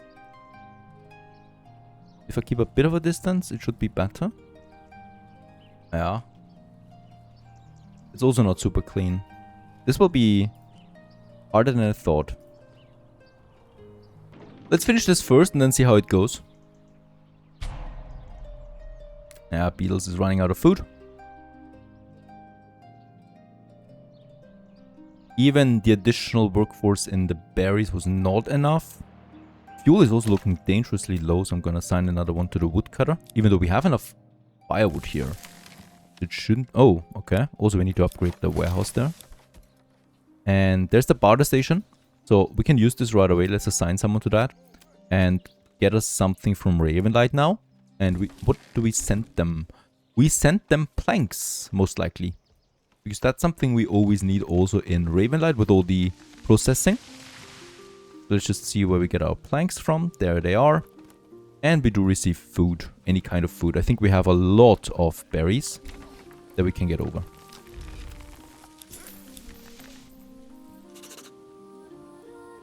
Yeah, berries might be. Carrots could also be something to barter. The main thing I would also like to start now in Ravenlight, we have the Motor Inn, and that's of course a castle. And in this case here, moving now this area over there is going to be tricky because we cannot move the manor, so we cannot do anything with that. We need to open a castle plan as far as I understand it. And then I'm going to move this area over here now.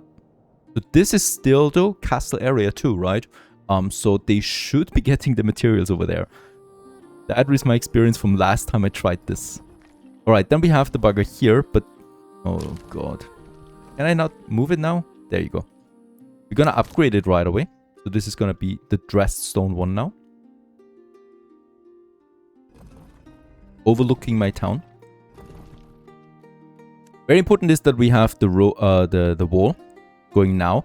I could think about a wall that ends here, so that we can overlook that one at all times, right? And I would like to start with a smaller one for now.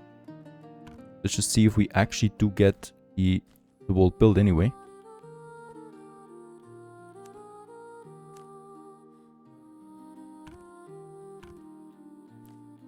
Okay, this is the end point of where you can go with. So we're starting with the inner wall that we can expand then to the outer wall in future expansions of this one.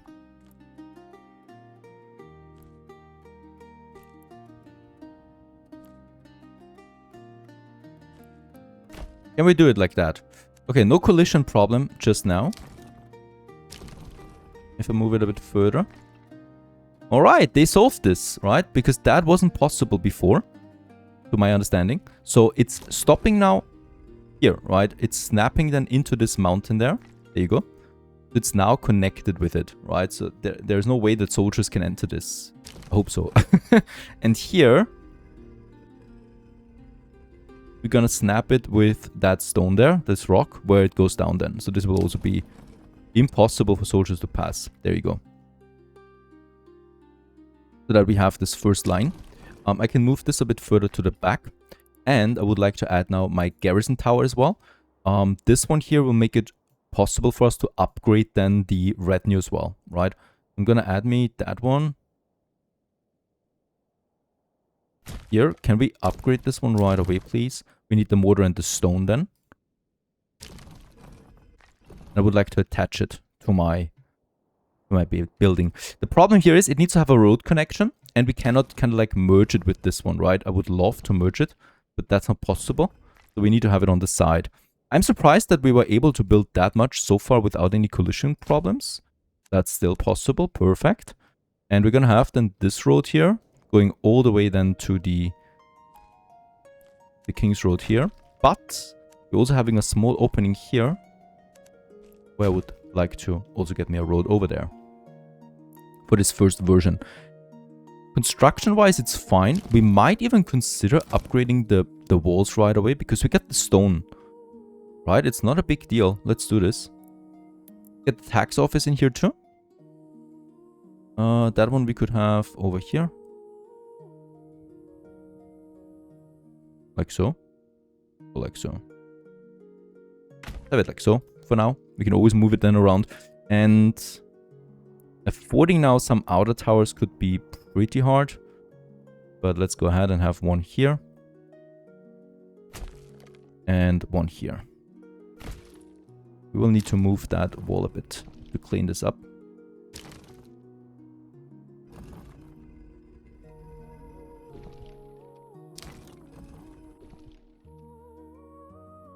There you go. This costs me logs now in addition. We could upgrade this one for dress stone, but I don't have enough dress stone anymore. So we can upgrade this at a later point, always. I like how flawless this was now. Alright, last time this was way more bugged. Let's commit to this. First layout. I would probably still like to move this a bit further here to the back.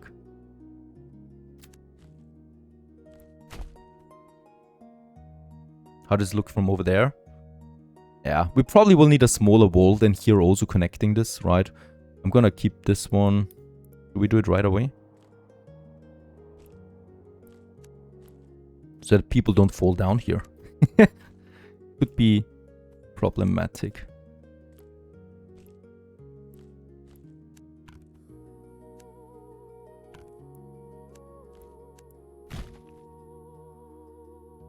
How's this look? No, not really. Also, we get collision control now. Yeah, let's keep it for this for now. It's the first version, of course. And with that, we open up this construction. This is gonna take a long time. But look at that. The people that we moved now from down there are spawning here. That's the families that lived in there. Right. And they're now getting the goods together with the 9 families we have available for construction. So it's gonna get busy for all of them and for all my oxen. This area here is then available for something else. We could think about a second tavern. They're all helping Also here from the logging camp, the logs we can transport directly then over there, because don't forget the 190 timber we have right now, most of that is here. So we just take the oxen from here and immediately deliver that over. And let's order the second oxen now for this stable here that we've upgraded. Make sure we have all in.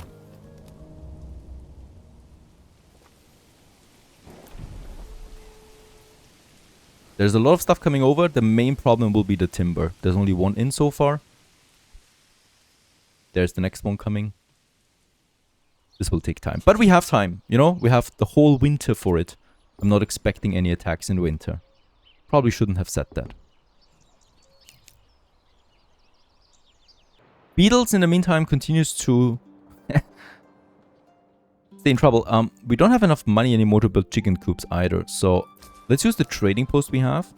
Get me someone in. There was a bit of rye that we managed to get out of the fields, but that's it. And I'm going to try and sell something. We have so many planks here, so I'm trying to export some planks now. Let's make a minimum of 150 planks or so and just sell this. Because I want to make money here. That we can use to emergency import.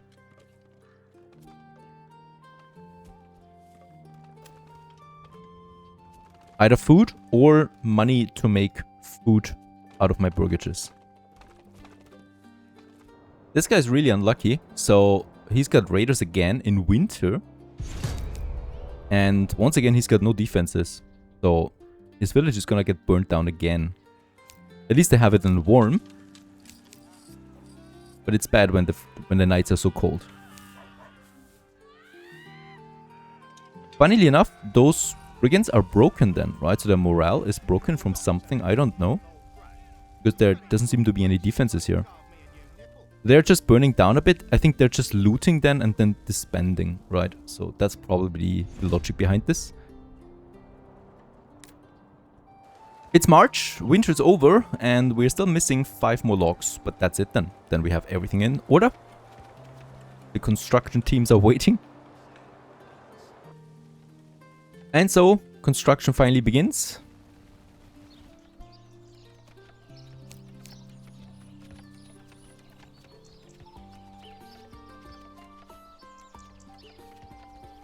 And while we enjoy the views of a new year dawning upon Ravenlight, we continue watching the castle to its completion and continue onwards in the next episode of Manor Lords. Thanks for watching. Hope you enjoyed this one. Stay tuned.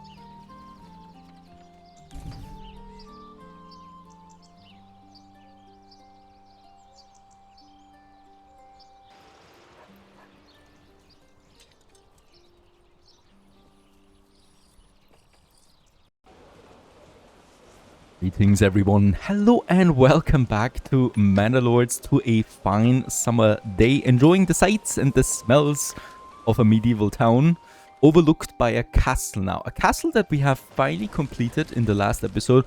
Well, not completed per se, we have finished the first phase of the castle. Right, this is now providing some protection against those incoming baron attacks.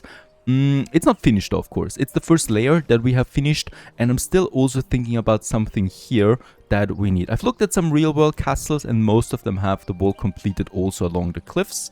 This is probably something I'm gonna do right over here as well. Right now, we're still finishing some construction here because I moved a couple of towers around, but outside of that, this is of course still a work in progress, but it's a nice looking thing already that we have. Now, we continue onwards with the Market of Ravenlight, because I'm very pleased to say that finally with the latest patches, the cloth production has been fixed. That means we have now 125 clothes, that is now garments. in the storage. And with that, we also fulfilled now the garments of tier 2. And of course, I want to press now towards tier 3 as fast as possible. And one of those requirements is, well, an upgraded church, because the one we have right now is not going to cut it anymore. And we want to upgrade this to a stone church. This costs a lot of mortar, especially in dressed stone, but we have these things in. Let's start upgrading this church here. We're gonna have a second church. We could already work on that as well while we're at it. A wooden church it is for now, that we might then also want to upgrade to a stone church again. I'm gonna, of course, squeeze this in right here as we have planned it out, as this whole city center here gets its own church then as well for prayer. As is realistic, because of course a city doesn't have just one church. Here we do have then lots of space. I mean, this looks just like a nice park right now, so I would not like to cut all of this away. But then again, we don't have a lot of parks in medieval villages, right? So it's not gonna be something that I wanna have there now forever, or not on that size anyway. Let's just check this out. Yeah, it's gonna be 2 houses. One of them has an expansion. That's fine. And then we have this area that I'm gonna keep for now, right? We'll just see what we can make out of this one. For the burgages themselves, we can definitely continue. I mean, this here is a really tricky area now. This one's too small for some strange reasons. It doesn't look too small to me. This one's too small, but that one would be fine, right? So, I don't know. This is fine, but this actually making it bigger, it is too small again. So I'm probably just gonna have it like this, right? You will not see those inequalities there anymore after a while. And this one's also not gonna work. I guess we're gonna need some special shapes here for all of this. What can we do with this area here? I knew this would be a tricky area for construction. But this is really tricky, right? The game doesn't want me to build anything here, it seems.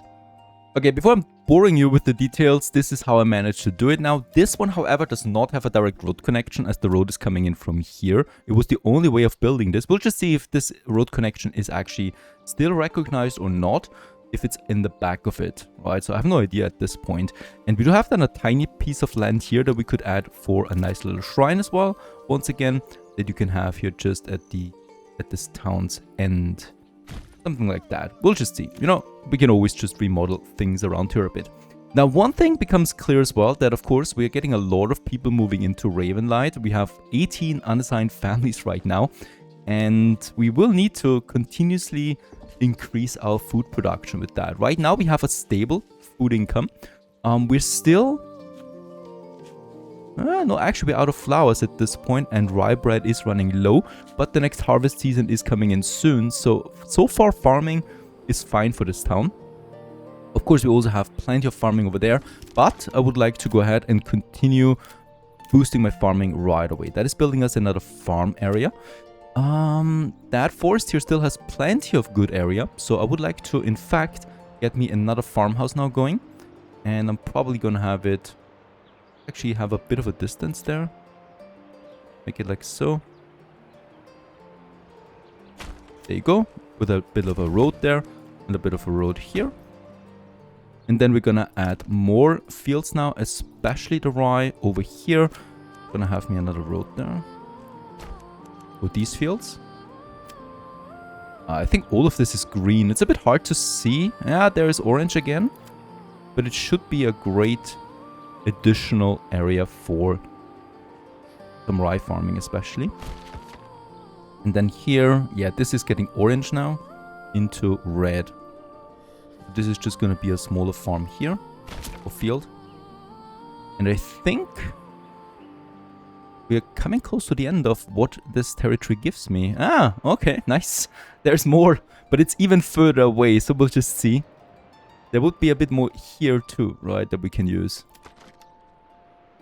I also love how many logs we have available. This is all log.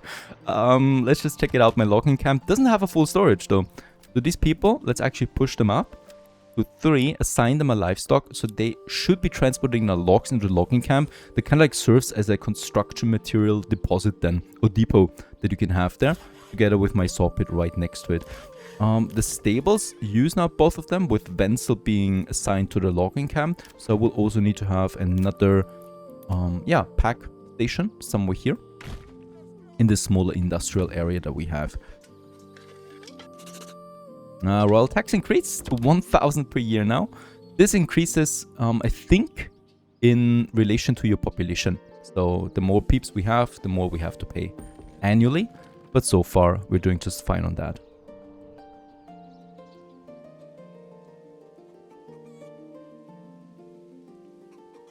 I would like to continue, in the meantime, with more houses again. And we might now, I mean, we do have the fisherman hut here. And I'm in fact gonna... Finally, after such a long time, I'm gonna move it. So we have our fish here, right? And I'm probably just gonna squeeze it in somewhere here. There's the road. So I should be able to get the road down here like so. And then we're gonna move the fisherman now somewhere here. Perhaps let's stop with the snapping, because I want to place it there manually. The problem here really is, if I have it like so, we can still squeeze in a burgage there. If I have it like so, we definitely will not be able to squeeze in anything. Let's have it like so. I think this is safer to look at. And then we have more houses attached to this area then. And by the way, there it is. A beautiful stone church in the center of Ravenlight. I just love the textures on this. I mean, this looks just really nice, with a good 3D look on it.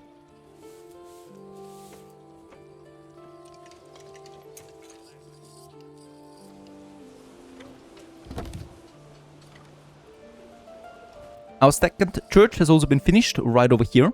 And yeah, people that just need a normal church should go here now, and people that want a stone church go to this one.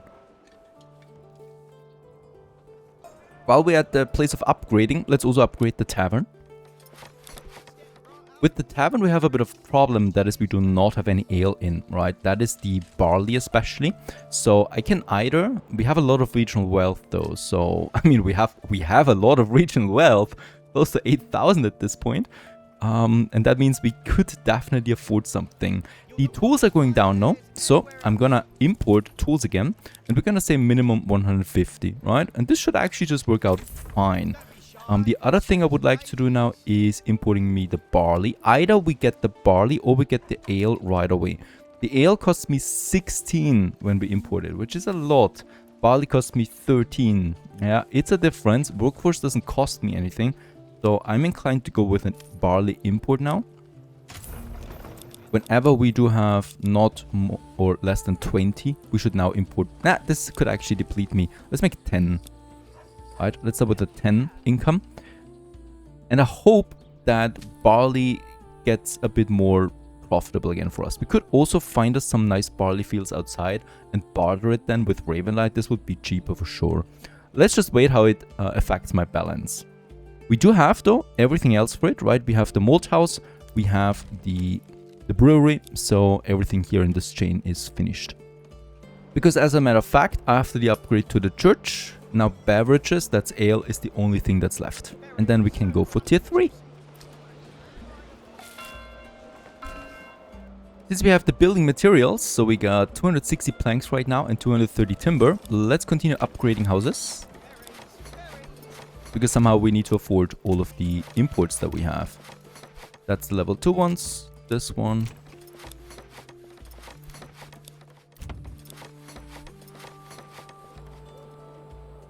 And then also here along the road.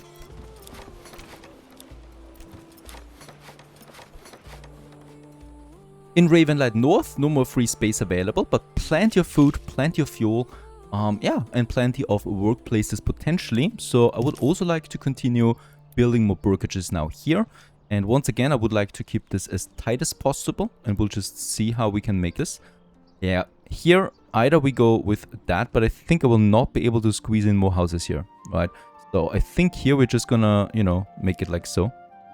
And have them some plots there in the back of it. Or let's just try it out. Can I do this? For some strange reasons, on that side it works, right? So this is fine for me. And here we can make these.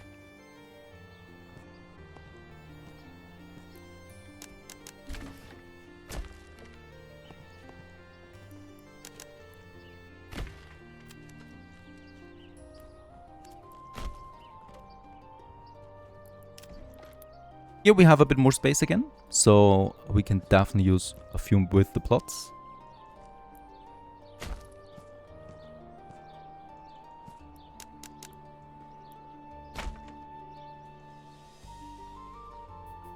Where we had the manor house, I would like to also add me now another tavern again. Makes sense to me to have one here. It's the town, it's a nice prominent location.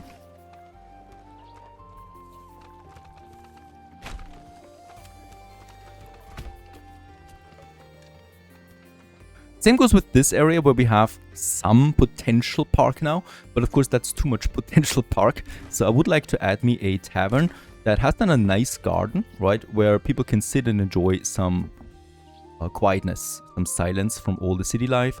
So if we kind of like get it in here along the road, which we cannot really see right now, but it's there. I probably just go ahead like this.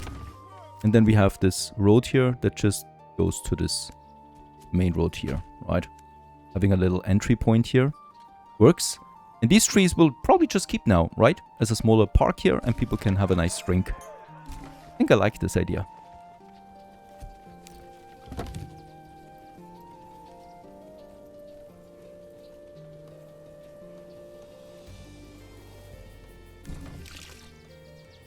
Okay, also what I just noticed is we got 640 rye sheaves. Is that true? Because if that is true, then we have a problem. In fact, there's 340 rye sheaves in this farmhouse. That's like twice as what I'm used to. But we didn't use those fields, right? So it was really just out of the harvest here, which is crazy to me. Also, this pasture here is now full with the sheepies. So we can use another one, or we can build another livestock there. But I think for now, we are really fine on wool. But of course, with wool, we can make another export good to counter the inputs that we need to make. So this kind of like works. The windmill here, we need to fully staff. And the windmill that we have over here, we also need to fully staff. We don't have anyone in there yet. Because this farmhouse also is raking it up now. On some rice. And we could also think about some more solitary burgages here. In the farm area. Where we used to have, you know, a dense forest at some point. Yeah, let's actually have another one here. Just a bigger burgage again. And then I could also think about another one here. Before there is this steep decline here.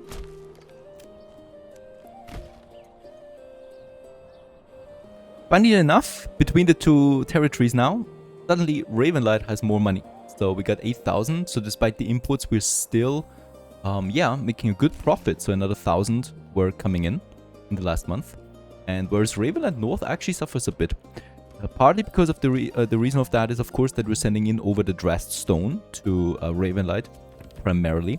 I think we are quite full though on that now. Yeah, 140 dressed stone sounds good for a while. So I can stop this now, right? And I'm just gonna actually unemploy this person here. And instead, the trading post can be fully employed now. Because we have the workforce for all of that. And we're just gonna get the mortar out now too. The mortar though, unfortunately, is only worth 1 coin, which is strange.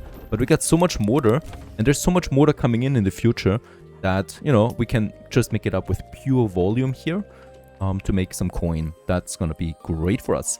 Rubblestone, funnily enough, is actually pretty low, I think, because we're using rubblestone to process mortar. And the dressed stone, we're gonna, you know, increase now to 50 as a minimum.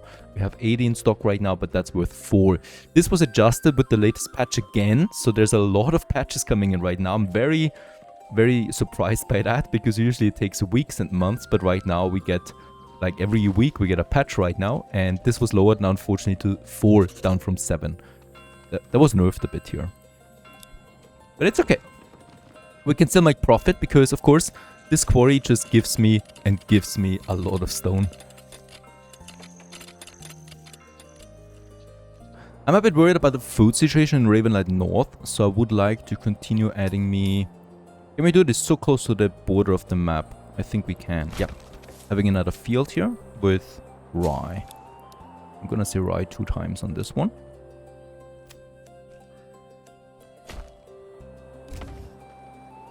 I like how this came together here, finally. So this one here is actually looking away from the road, but thanks to its very flexible system of Manor Lords, it's still working, because look at that. It gets its entrance then up here in the garden. So the game just basically says, okay, you can do this, even though the main entrance would be here, but it's actually just getting it in there. Otherwise, this building would not have a road. Loving that. And we can continue now with a bunch more houses than here as well. I'm gonna snap this again. And yeah, very dense. I don't care about if they don't have any plots or so. We still get a lot of taxpayers here. Some of them actually have then some plots again in the background. Very good. And yeah, 19 families assigned to construction. They're gonna speed things up for sure.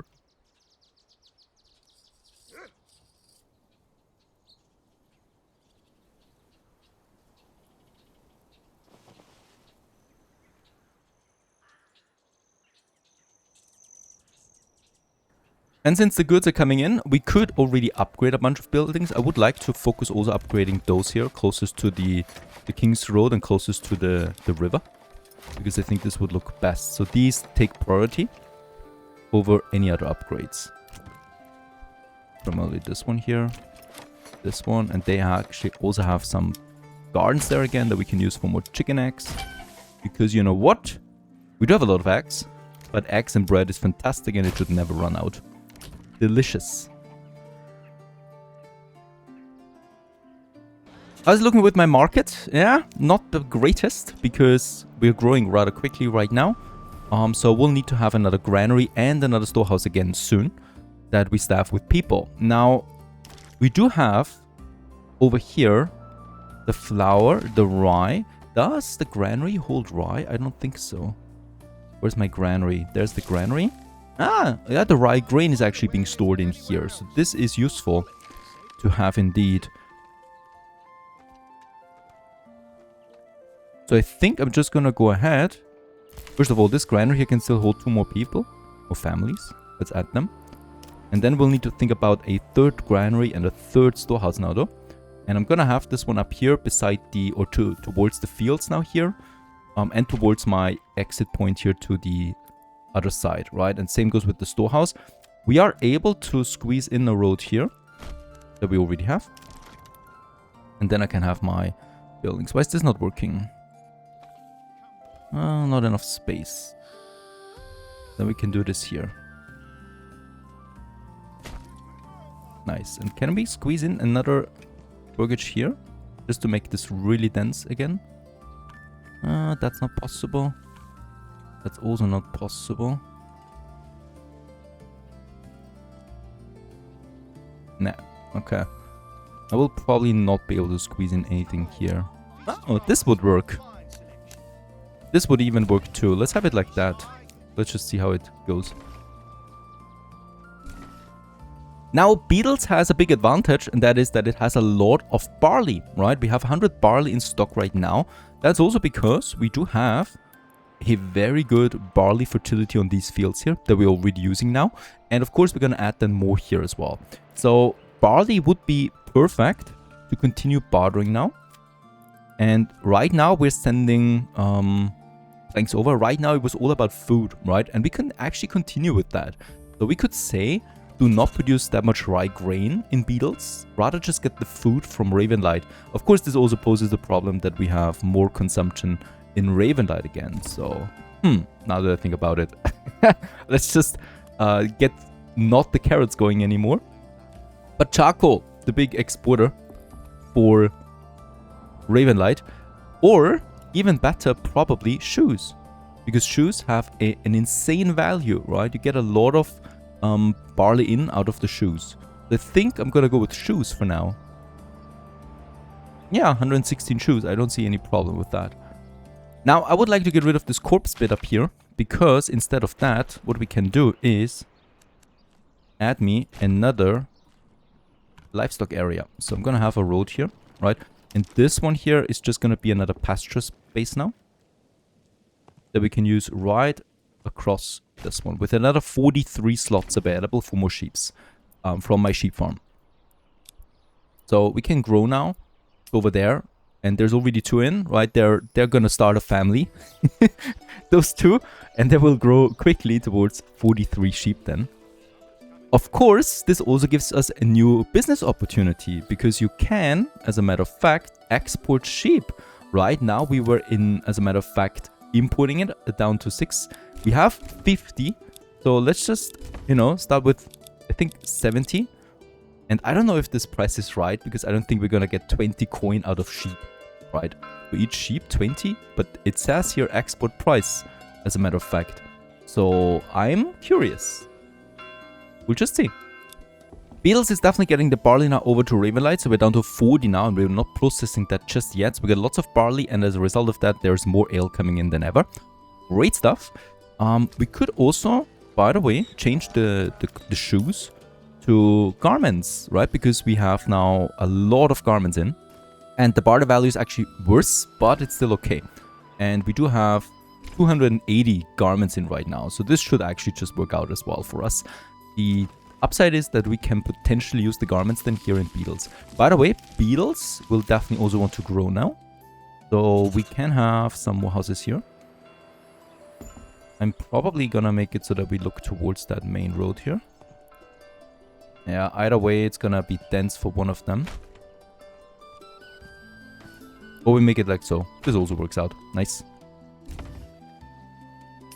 As I would like to start raking in some workforce now for the iron camp that I can potentially have here. I mean, potentially, I think we can already build it. And we do need a mining pit for this, that we then upgrade to a deep mine.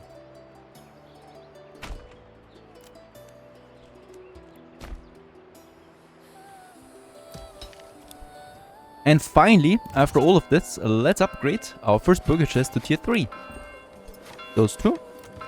I think this guy here. 3 should be enough for now, so let's just wait it out.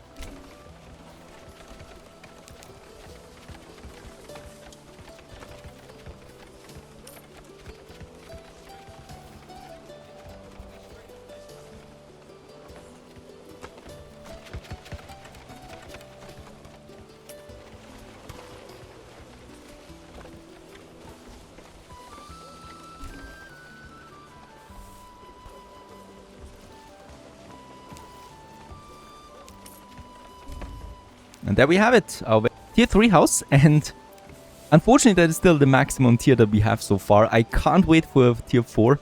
Please, please, Greg, get it on with. Tier 3 is already pretty complex because we have a lot of additional needs now, right? So we want 2 types of grain, food that is. Right now we're only providing rye bread, and we also have meats now, a different one here that also should be coming in for variety's sake. So the demand goes up, the tax income goes up though as well out of these. And let's just see, the cobbler shop should also get it. We don't have a lot of oxen available right now since we have a lot of upgrades rolling. Down here, these houses there especially. But there's the next one. It's just this one now.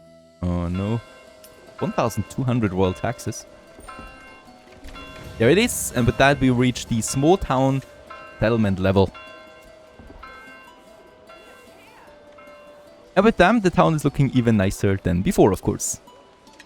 This one can also be upgraded now. Let's do this. I'm still not having enough ale coming in all the time. So it's 9 ale right now, but it's fluctuating. And the taverns, of course, distribute the ale. Right, so this one doesn't have anything right now. This one actually has something. It's, by the way, also upgraded now to tier 2. So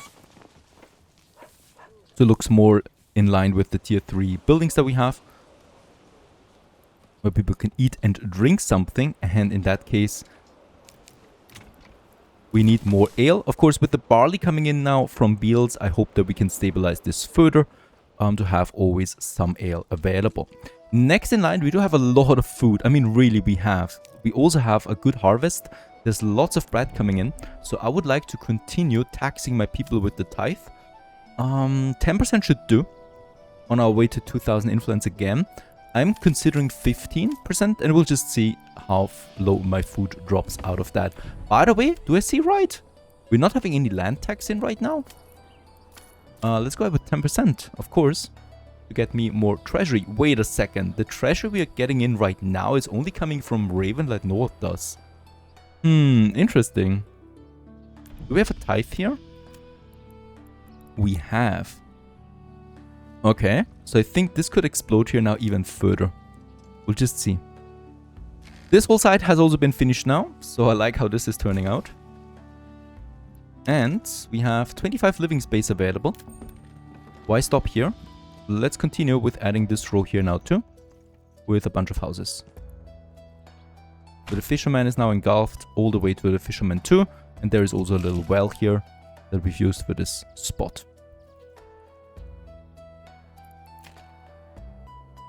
Upgrading is also something that I want to do, especially here, since this is kind of like resembling a high density town center. These buildings, of course, should be upgraded. As many of them as possible.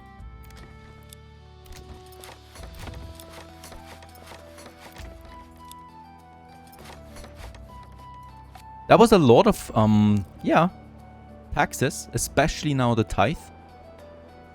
And the treasury change. So it seems like we're getting, yeah, 1,100, 1,200 treasury in per month right now. And 2,100 influence we have with that. That is enough now to claim another territory then as well. Some of these plots that we have here in the town center, we can use, of course. And I would like to do this. I mean, you know, we have the tavern here. But look at that. The tavern actually has its building towards these plots here. So having some goats here or so makes sense to me. I would like to do this because we need to keep the hides, the milk coming in as well here for the shoe production and for my own population. So this is going to be 3 goatees. And then I might have... Oh, yeah, these here cannot actually have anything. And that's it already, I guess. Have some carrots here. Just making sure that everybody is also getting what they need.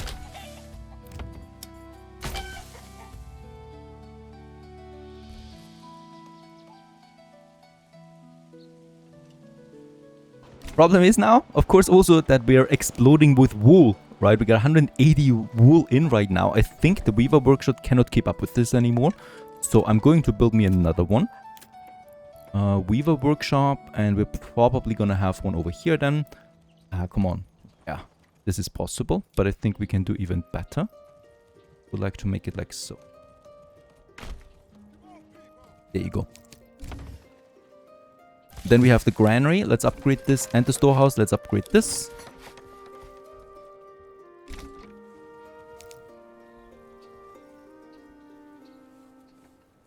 And it's still, of course, the berries here that maintain that forest at least. They're very important though. We have a lot of berries in. They add food variety for the forage goods that we need. So even if we grow and even if we find more or better sources of food, we still need to keep the berries for the forage goods category. The mushrooms and beetles would also work, but it's not a lot, right? It's only 48 mushrooms, so this will not be enough to supply a town like Ravenlight. The second farmhouse, of course, has also been finished. I'm going to upgrade it with the plowing station right away. The more farmers we have, the faster we can plow the fields, and also the more harvest we can potentially get in. It might be worth it though to still continue a bit upgrading. So we have a tiny piece of land here with some yellow fertility that I should be able to still use. If it's possible, that is.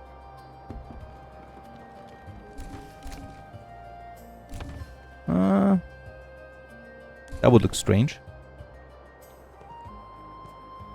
That's possible. There you go. Rise at least at 76.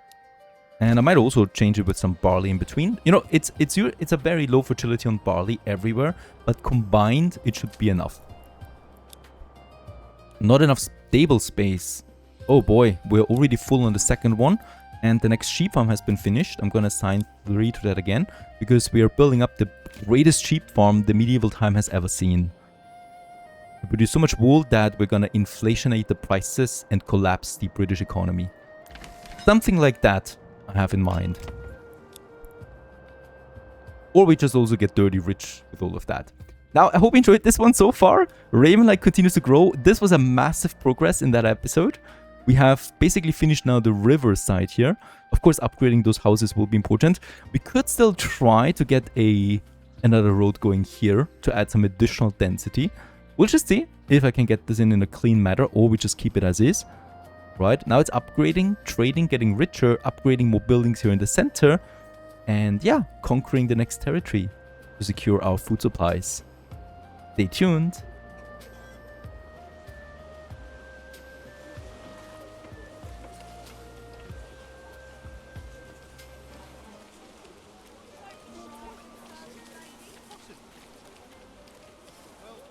Perhaps it was bread you had freshly baked. These things you Ooh, it's cold outside right now. Well, that doesn't only count for Austria. No, of course, also it's very cold in this game right now. It's the middle of winter, but my people are still happy, of course. It's sunny, they have warm clothing, and they have heated homes. Any kind of amenity you wish for, it's there. Even alcohol flows in masses. Oh, well, not quite there yet, but at least we have steady ale in at this point. So we're never really running out of it completely. Everybody's got it home? Or warm? No, this one here is a bit freezing. I wonder why. It has coal inside, but it's still getting cold. So this is definitely an error message. I'm also not losing any approval rating because of coldness. It's -1, so it might just be an anomaly right here in the middle of this district. Now we continue right away with a bunch of upgrades. Upgrades it is. I would like to upgrade my second church here now to level 2. And I would also like to upgrade this tavern here to upgrade 2. I think also we don't have all the families assigned to this one yet. So let's go ahead and do this just now, as this tavern and this church, of course, primarily serve this district here. Otherwise, it's getting a bit far away from the main area. The market, however, is still serving all, right? And regarding the market, we should have our new storehouse and granary finished. There it is. We got the workforce, so let's assign 3 more families here and 3 more families to the large granary. This, of course, will also enlarge our market again with another 6 stalls that are going to be added now to this area, with a total of another 12 stalls coming in. So we should be reaching then half of what this area here can give us. Alright, the church continues. Beautiful buildings indeed. And everything is in already except for some roof tiles. There's the last one. We still should have some roof tiles. Yep, 83. And by the way, my wealth dropped quite a bit in this winter. It's probably really because of the import of tools now and of barley at the same time. So the thing with barley is we do have a lot of malt. So I think what we actually need is not more barley, but we do need another brewery. For that, I might want to check out my area. And I can see that there is actually, in fact, still something that we haven't developed. And it's going to be brewery number 2 for more ale production. As we prepare for war, let's continue once again by hiring all the mercenaries that are available right now. That's the Battle Brothers. That's the flock of crazy geese. That's the Brotherhood of the Forest. And all of them are just gonna join us then somewhere. Yeah, you know what? Something right in the territory, because I think we can actually trespass without any issues. Royal tax 1,300. And by the way, another thing regarding war is my castle. We have now the 24 retinue available, so we can now double the size of my heavy armed soldiers, which is really nice. And of course, very intimidating. Also, we could give them proper armor again. It shows here 15,600. This is a bit misleading because it combines all the territories we have, but the retinue, of course, only counts for one territory. So we basically pay, of course, with the 15,000 we have right now, but it's counting for this territory, right? So for this one, we still need to have our own castle again. So here we only have 12 right now. So we would need to push this castle here, this manor house then as well, to another level. Another level is also reached for Ravenlight North. Let's continue with adding another block of houses here. We do have only one more living space available. We are also running out of food. I think I've grown a bit too fast. But it's okay. It's okay. I'm confident we can solve this issue. I hope I can solve this one here. Okay, that's the way. There you go. And we also have lots of gardens available again. Since we have a good amount of regional wealth, I could also just give me my chickens. And we should not forget about purchasing seeds. And we can also start with the bartering again. That is the dressed stone. But we're not gonna get charcoal. I think food is more important for Ravenlight North. So this... Oh! A band of raiders. All the way over here. Interesting. It's against the Baron though, so it's not us. Nor do I care really about the influence we would be getting out of this. So I think berries might be something. Because we do not have a lot of berries in Ravenlight North. I mean, we do have... somewhere over here. No, we don't have any berries as a matter of fact. So I'm just gonna get the berries over from Ravenlight. But I just realized that we have also not that much food left in Ravenlight. 5 months, but it's of course March, you know, so once again it's just the beginning of a great processing of all that flour that we have. This is an extremely bad timing. Ravenlight is under siege again from the Baron. I mean, I was kind of like expecting that he would do it this year. But I'm still surprised that he's doing it now. So I will need to get my mercenaries back here. I'm also going to raise my own troops, so the 24 retinue and especially some archers I would like to have up here in the castle then somewhere. So we can protect this area here. Just to be safe regarding food, I'm going to stop the taxation of food, the tithe. And my archers have also arrived. Let's get them inside. There you go. Together with the retinue protecting them. We'll just see if the enemy actually attacks the castle, right? Before it runs out, let's resolve the claim. And with that, we have a war. My farmland is once again the center of this. But of course, we should be hopefully getting also a lot of peeps close to my castle.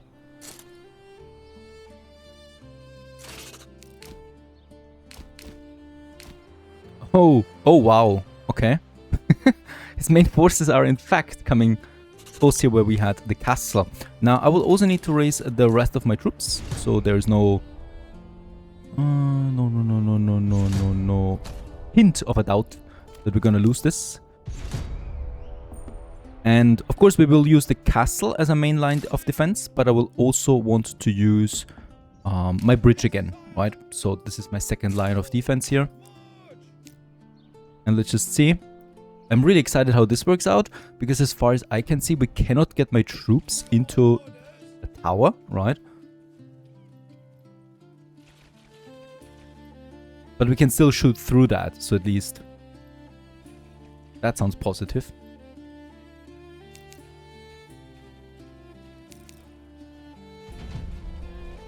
So the question is, what are the troops doing? And the enemy? These guys here at least are fleeing. And will probably die now. The other ones are just ignoring the castle as a whole.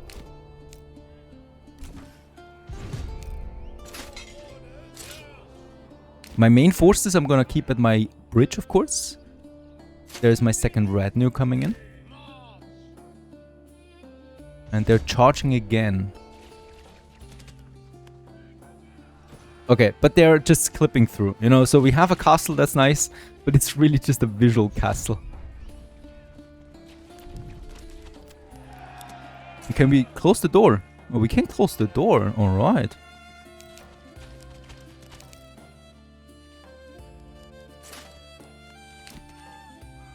Okay, that's actually pretty cool. We can close the door. I think now we are really safe.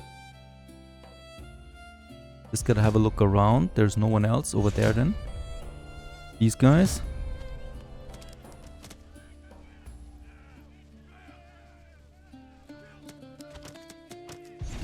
Yeah, honestly, this is pretty cool. I would love to have some siege weapons or so, or something that we can use to fire, but outside of that, I'm really happy with how this looks. Let's actually also spread out, and also spread out with my own troops here. These are just there as bait, you know, it's one of my, it's the brigands, so it's the weakest troop that you can have possible, and they also don't belong to us, right? The same goes with these here. So these are my mercenaries, and I don't mind if we lose a bunch of them, but we lure them into my castle range so that we slaughter them with the arrows. And with that, all of them have been destroyed now. More are coming. And there's a retinue here sneakily trying to enter. We're of course gonna make good use of them. So I'm gonna use 2 of my other troops to fortify this side here of Ravenlight. Even though you never really know. They seem uncertain what to do right now. They're a bit flabbergasted with how big the city is at this point. Probably. Last time there weren't this many buildings. Okay, we are moving back all the way to the castle and see how it goes up here. Because the next troops are already on their move now. Now, the nasty thing here is, and this is something I need to do in the future, or perhaps we can do it now. They're hiding in the forest. You know, I can't have that. Very good. So around castles, usually all forests were destroyed, because you can't have enemies hiding in there. Right, you want a clear opening. Gonna delete the fields again. We don't need them here. But this gives them less room now to hide. Very nice. They have no chance really against so many archers.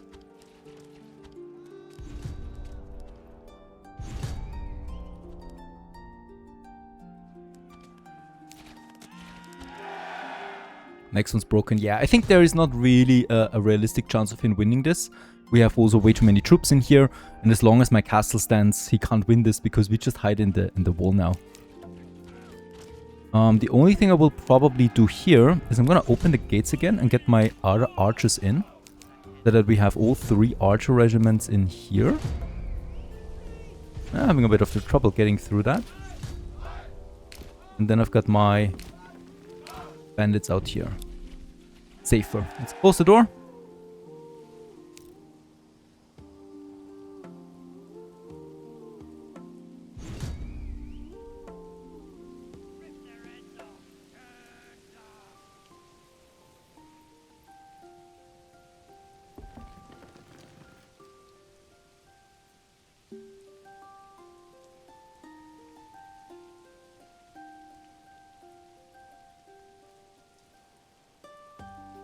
Yeah, over here, my farmland, there are the main forces now coming in. All at once, my farmland is gonna burn down. That's the major damage that we'll get, and that is food.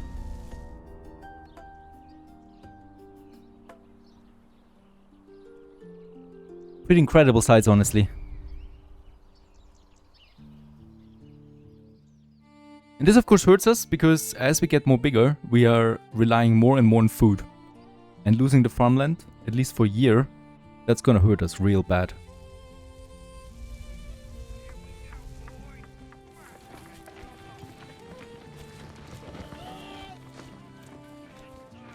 Unfortunately, this time they're ignoring the castle and moving in.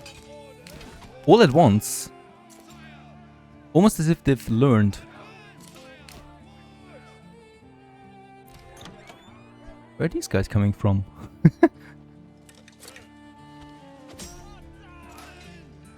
Okay, my archers continue now on the sides, that they will just slaughter them while they hold. This is no problem really, I do not worry about this, I worry about these guys here. My market is surrounded by enemy troops.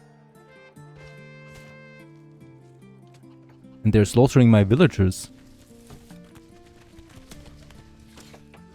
We are also gonna need another corpse pit again. Probably, got the sheepies. Yeah, probably a bit further away. Here. What started as a year full of hopeful conquest actually turned into a defensive war, and we just have to hold out for a while now. There's a lot of troops coming in here at once. I only have 1 archer unit there. That's not so ideal, but all of them are in use now. And I've got 3 up here. I will probably move 1 down. Meanwhile, the food problem intensifies in Ravenlight, down to 4 months of food now. There's not going to be any harvest from this area. This could be devastating for us. So what I'm trying to do right now is finding me spots where we haven't really built anything yet, food related wise. There we don't have anything, but there's also no one living in here at the moment. There's a lot of people here without any plots. I realize that is problematic, but it was a decision so that we have a nice city center dense one. Outside of that, we have developed all the houses at this point. Main problem, of course, is also, and we can see this on the deposits, this one here still has 80 berries. This one here is even a 200 EL still left. The problem here is that we are using all of my workforce right now as soldiers. So only the women and the children are working right now. And you can actually see this on the streets. It's primarily women running around and doing the economy right now. I just love how realistic this game is, even in that detail. And the people moving around here right now, these are usually then the younger ones, right? That are just daughter or son. And yeah, you can really see this on the roads of Ravenlight right now, with the primarily workforce being women right now.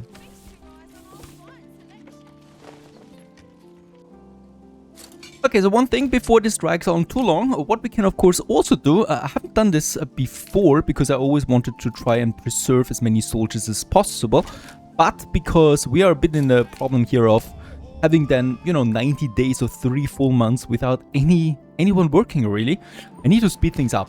And we can do this by simply walking into the battlefield, right? So let's do this. I'm gonna move all my troops in here. And you'll just see what happens as these units here should start a battle with us. The problem with this tactic is that the Baron has an insane amount of troops. So he's now coming in from the other side. That means I'm gonna position my melees at the front, whereas my backup melees are in the back, protecting my archers here in the center. I'm trying to not get flanked there too much. These guys here are not moving right now, so I think these guys here will be here the first. Let's just see what they're doing.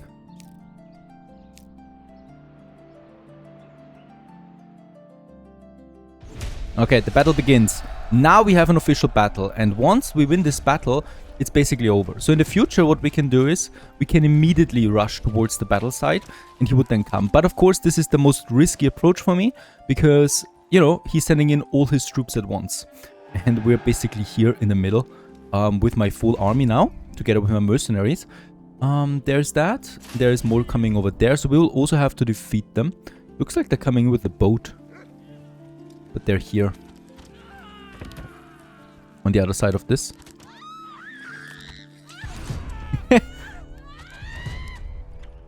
Don't panic, people.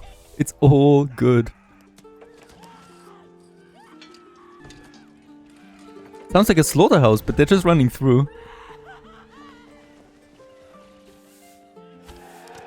Very good, we've broken the next one. He's just sending barbarians. We should be able to destroy them. And we're also taking care of them here. Okay, I think his major forces here have been destroyed. He's now coming in from the other side, so let's quickly rush over.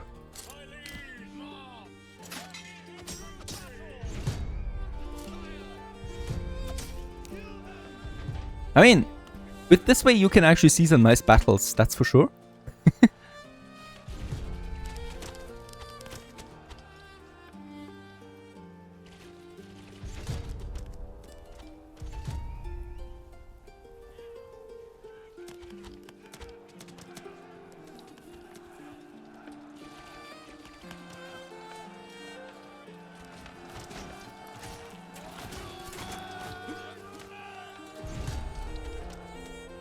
And I just noticed that we're also being attacked from over there. There's more coming, so he's just really got a lot of units.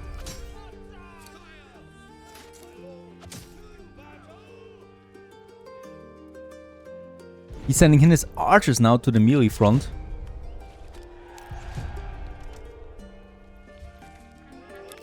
Of course, you're losing it. Come on.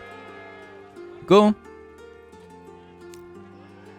There you go. I think these might be one of the last ones we have now. So they're being shot down now. There you go. Oh no, there's more coming, okay. Ah yeah, victory. There it is. And the battle has been decided, right? And we basically, I mean, this time around we still lost 2 months. But we've saved 1 month by going to the offensive. And in future, I might just actually do this as well. Now, I'm not going to be idle though. Let's actually send all of my troops now over here. Because we had another goal, you know.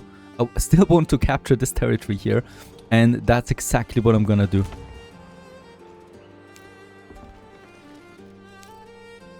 I'm going to keep 1-2 troops behind again. Just in case. And we also should check out if there's any mercenaries. No, there's no mercenaries right now available. Very good.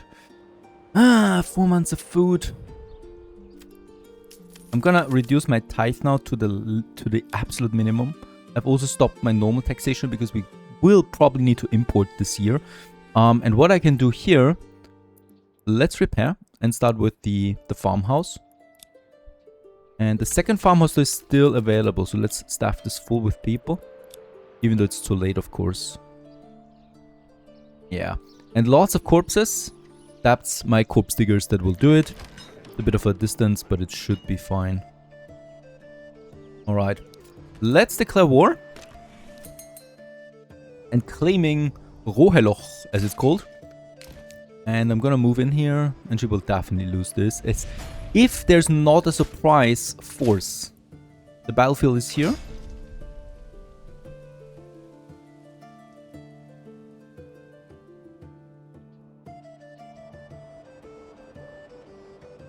We're a bit damaged, for sure. But we are operational. Okay, so now we just need to wait. I'm not gonna destroy this village here because we can take it over as is if we win it, right? And we could skip the whole starting phase. Okay, she's actually moving in. And she's moving in with quite a few units, so I'm gonna rush forward here. We could be a bit reckless now that I think about it, but I want to take care of these 2 archers there before her main forces are coming. These 2 archers, so these are all mercenaries, obviously. They just spawned here, right? And should be an easy way. So they're also splitting up right now.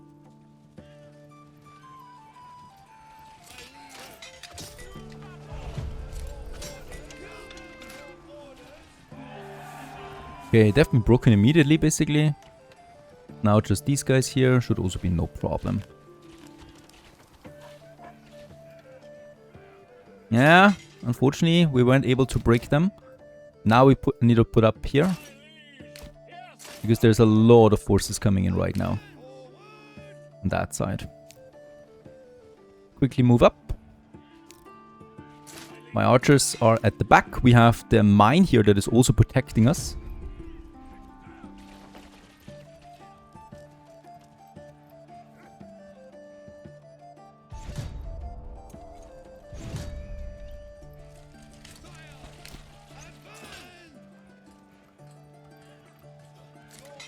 And I'm just gonna let them come. We're gonna stay our ground here. There's no need to rush forward. He's also got only, or she's only got those archers back there, right? The rest can just come into my slaughterhouse.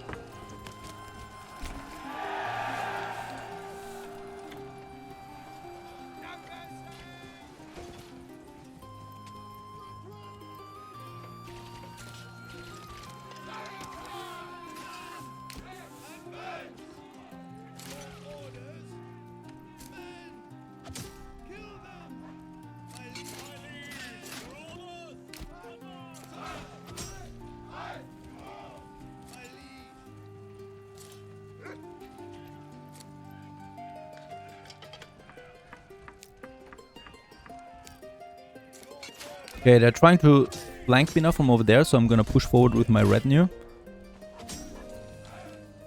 Enemy units spotted. Reinforcements? No, no reinforcements. The battle here in the middle is pretty severe right now.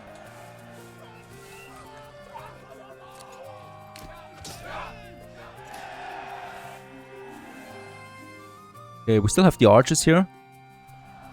That's devastating for them. As my elite force is running in. And with that, we have won, as expected. And yeah, this is now ours. She was destroyed. She's no longer present on the map whatsoever. And with that, we got this whole village now at our disposal, by the way. It's got 13,000 wealth in stock. Yeah, a bunch of materials, that's fine. It has 2,300 large shields. How is that even possible? How can you have such a surplus production? Yeah, it has the fish, no available home, that is fine. It's looking rather stable, right, when we're looking at that. She's got the corpse pit. She's got it built, or she is in the process of finishing it. Like, she was anticipating a lot of dead people here and was actually constructing the corpse pit. That is funny. Yeah, lots of money. As far as I can see, no manor house, right? No manor house in this region. So we still need to build this. Also not a lot of planks. Boy, it's been a year full of slaughtering, but we have won it. And my troops return home now. Just for harvest season, really. Whereas we can really make sure that everyone here is working. So we do have this nice fish pond there. We do have the logging camp. There's my saw pit. There's actually someone working. Got a bit of timber left. I will need to finish that corpse pit here. And then we're gonna use it. And I'm also getting a bit more workforce in by building me some more burgages.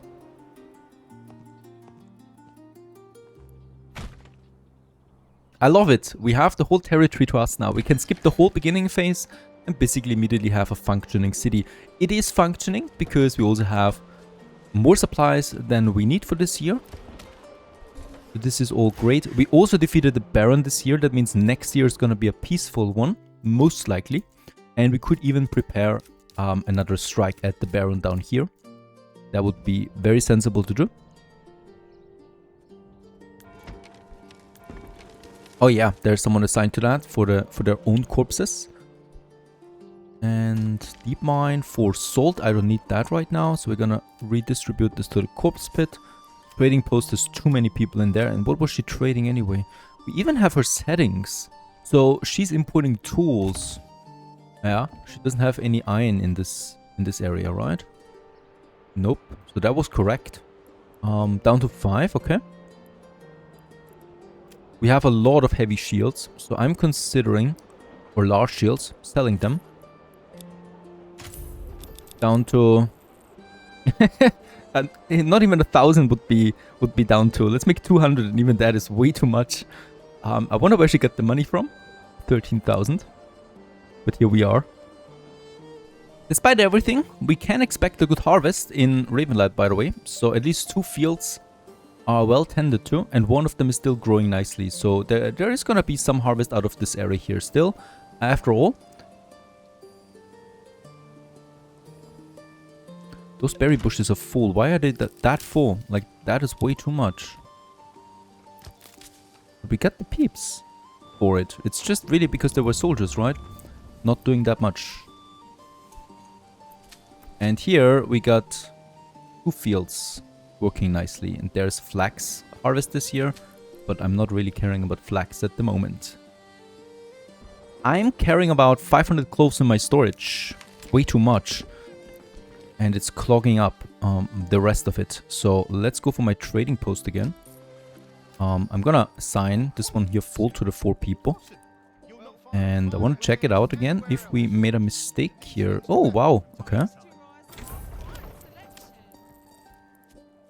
We're gonna put this down to 150. Yeah, we still need to barter, right? We still need to barter here with beetles.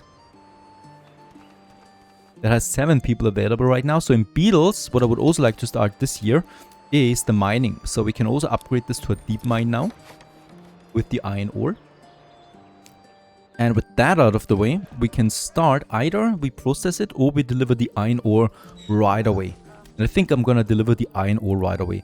Right now we're bartering the barley. We're though empty on barley. So we can now go ahead and say, bring iron ore over, right? And there should be someone for this. There you go. Do they have a horse at the barter station? They have a horse waiting. This is a real horse. It's called Herman. And Herman is transporting then, hopefully, iron ore to Ravenlight. There's the deep mine, finished in all its glory. Going deep underground now. And we even would have one more slot available. I think with 3 though we should be fine. This is already costing me quite a bit of maintenance now. 4 tools and 3 planks. Alright, that brings me to my next idea. When we check it out, iron ore has 0.3 and tools has 1. We would get 1 tool for 1 cloth. Now tools and cloth is a mass production. So I could have the full production running in beetles, honestly, for the clothing. And the clothing we can sell then.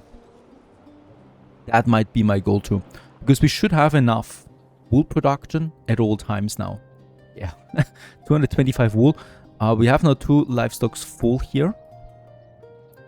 So I'm very confident that we can meet demand. So let's do it like that. I'm gonna actually produce the tools in beetles. And for this we still need 2 more industries here. And of course that's the bloomery as the first one. I'm gonna have this one up here in my industry zone. And then I'm gonna need the blacksmith that I'm gonna have over here. So on the way to the pack station right away. Workforce will be fine for this. I could even think about getting a few more people in. As beetles needs to grow a bit. Let's have it here. Then we can have another road that goes to here. Perfect. And a bunch more here. Let's keep a bit of a distance to the church. By the way, the church also has its special exit here that we should use.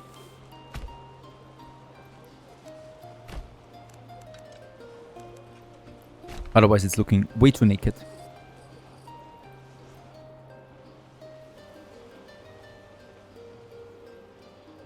The only thing that I'm considering still is, I mean, we have 740 firewood. But I would probably still like to process that into charcoal. So we're also going to have this production set up here. Further outside, of course. Probably somewhere here. Bit further outside.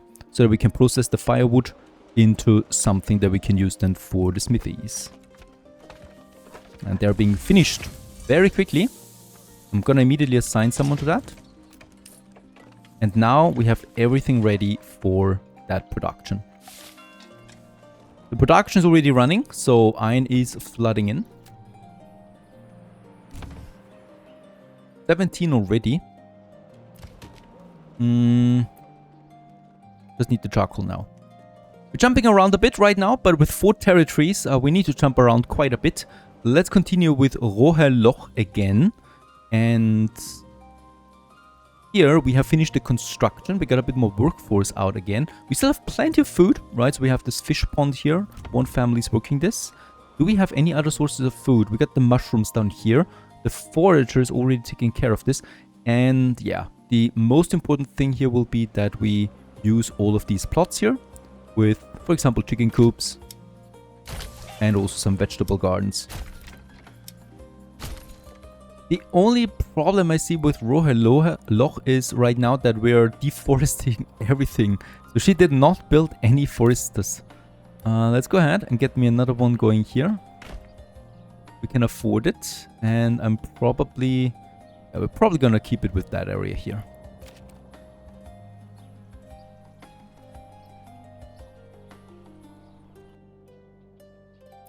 And with that, we have another forester now working, getting me my timber in again. Outside of that, I think this village here will be great and can definitely now survive the oncoming winter. With beetles, it's not looking that easy as we're running low on food here. However, we should have, yep, there it is, have had a nice harvest. So we can use this to produce some bread during the coming winter. Where's my oven though? There it is, and there is already someone working this. And now we also have someone at the charcoal kiln. For the coal production, I will probably need to tone it down on either my farming or my trading post. Yeah, let's do it on the trading post.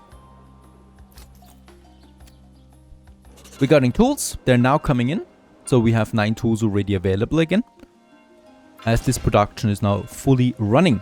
And with that out of the way, I can finally start the bartering now with Ravenlight again, just at the end of the year. Tools for clothes.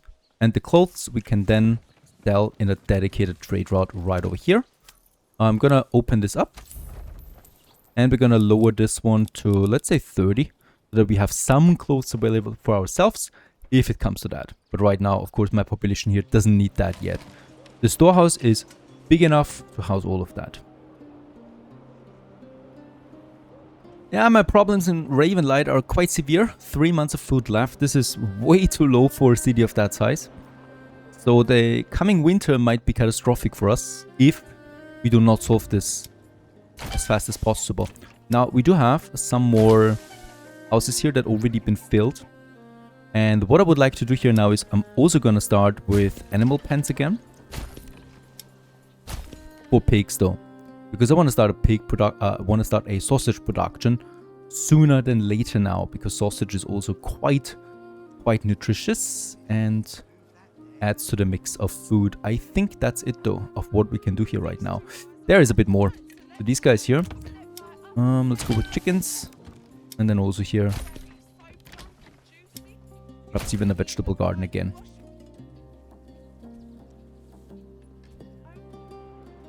I can now also activate my second weaver workshop over here.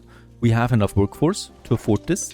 The thing is that we have a lot of flax and especially a lot of wool, and we can make the yarn out of that for clothing, of course. We could probably also sell the wool, but the wool in selling is only 1, whereas the clothes is 3, right? So 3 times more just for using a bit of workforce, and we have endless amount of workforce. What I could consider, but I think we are really out of expansion slots now, is getting another tailor going. So we can use the tailors at the artisans here. We can also, however, get a weaver workshop for... Oh no, not for garments. Alright, this one here is only producing in yarn. I didn't know that. Okay, so we absolutely need someone with a tailor expansion. As a matter of fact, I'm gonna remodel this vegetable garden here. And that's it, right? So that should be fine for now. So we have 2 tailors then processing all that yarn, because we are clogging up on yarn right now. Yeah, tools and bills is really coming in now. With that also, another thing we can do at the trading post in Ravenlight now is deactivating our import for tools. This will save us a lot of money. And speaking about money, let's have a look at my trade balance for the last 30 days.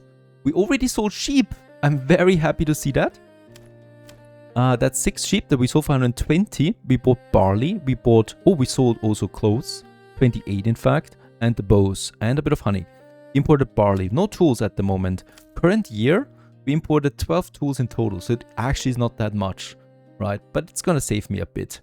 But the sheep selling is only now starting really. So I'm looking forward to this, because sheep has an insane amount of value. It's definitely too much, I think. As sheep reproduce and scootly poop like crazy every day, right? So there's always new sheep coming in, and you can sell it for 20 to 30 each. That's a bit much. So far so good. Survived a very chaotic year. Now we're a bit low on food, so winter is approaching. And we'll just see how we tackle this. I'm positive though that we can do it. And then we continue onwards in the next episode with perhaps the sausage production and definitely more building upgrades. Thanks for watching. Stay tuned.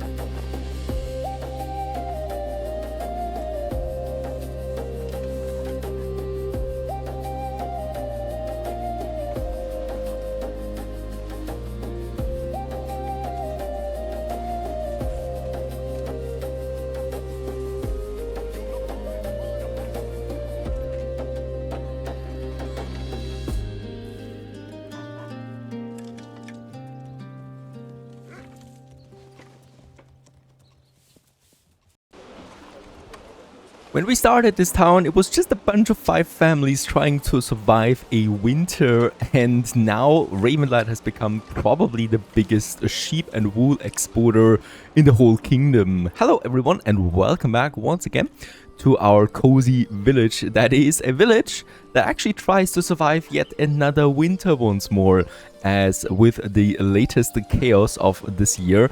Yeah, my food supplies are going rather down. Wait a second, we're now in Ravenlight North. In fact, we need to go to Ravenlight because we're down to 3 months of food.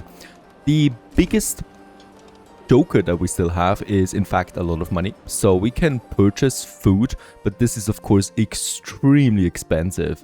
I would like to check out what my harvest says about this year. It's 200 rye sheaths that are being stored right now. And this will lead to a lot of flour, hopefully, and with that a bit of bread. Another thing we could do is we do have a lot of territories at this point, and we could try and barter a bit, right? The problem though is that all of them are rather, well, small. And even if we have 10 months of food supply, this basically amounts to a couple of eggs, pork, and 100 carrots, right? That's not something we can really barter with, really. Whereas Ravenlight, you know, for Ravenlight, 100 carrots is nothing. So that's something that we just have. We have over 100 eggs. We have the berries. Well, not really. And yeah, we just need a higher volume for this town.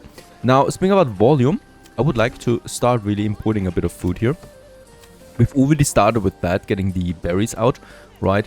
And the chickens, and I think we should really go for a nice variety of things. We would have wheat bread here, a very expensive trade route though. And we can see all the way down here that we have pork and beef and chevron. Now this is something that we can actually start right away as far as I'm concerned. We can start with a sausage production. The sausage production goes all year long and it's pretty much independent from climate changes, like harsh winters and so forth, right? So what we could do is, I've already started with adding a bunch of additional animal pens, and in here I can now say put porks in. This is the number 1, and here we have another 3 where I can have me some porks. This one. The next order of business for pork, unfortunately, is, however, that we need salt. Now, for this, we have Ravenlight North, a town where we have a disgusting amount of unassigned families. I don't know how we get to 29. I mean, we're growing rather quickly with all these houses here, but that's just an absurd amount. I will need to, of course, increase my production here. We could in fact also have a pork production or sausage production in Ravenlight North as well. You can have it in both territories just fine. Let's go ahead and do this. And what we also will need is this salt deposit over there. It's a rich resource node. I'm going to enjoy this. And here we can now start with a mining pit once again. I don't know, we're gonna try and squeeze in 2 here if that's possible, right? Having 1 here. Increased collapse chance. That's interesting. If you try to go with a second one, you have an increased collapse chance. Now, this is a game, so let's try it out. What this actually means, because I have no idea. We're gonna get both of them going, and we're also gonna need to assign the pack station here once more. Right now, we're trading the dress stone to Ravenlight. Now here we do have 200 dress stone. That's totally fine. I don't need to do this. Look at that. Also, we're receiving berries still. This is not good at all. So I would like to get rid of this. We're gonna send them now the salt. There it is. And we're gonna receive garments, because that's pretty much the best good that we have in Ravenlight at this point. The clothes, there it is. The barter value is 1.3. I'm actually surprised, but no, I'm actually not, because salt is a relatively expensive material by itself, resource that we can use. This is going to be a lot of salt, by the way, right? So we can use this now to, first of all, barter it. Second of all, we need to upgrade some towns here. So we do have the Boyer's Workshop already. The problem is I cannot upgrade any other one right now, because we do lack, as a matter of fact, fish and meats, right? Even though, I mean, there's a bit of carp is in for tier 1, right? So this one here is not completely satisfied. Oh, okay. There's a culprit here. We do need to have more personnel for the granary and for the storehouse. And since we have the workforce, I'm just gonna make this full, because honestly, it doesn't really matter. Beside all of that, let's go ahead and change this field here to the butcher. There you go. That's number 1. We're also gonna need to do the same thing here in Ravenlight, and we probably will just upgrade a bunch more. I would like to have the butcher and so forth up here though, right? Because this is where we're the closest to my storehouses and granary and so forth. I might want to do it instead of this chicken coop. Getting us a butcher in. And the butcher will now then start to process the salt and the pork we're getting out of the pig farms to produce us sausage. There it is, the mining pit. We can now upgrade this to a deep mine, because the normal mining pit just looks like that. There's now deep mine, and what we can see here is there's a collapse chance now of 2%. So chance per work task actually. So I think every time something is being produced, we do get this collapse chance, which would be pretty high on that case. So we'll just see what happens. Let's get us 4 peeps in. Once again, pretty high consumption for tools and also planks here. And that's about it. We have the second mine coming up here.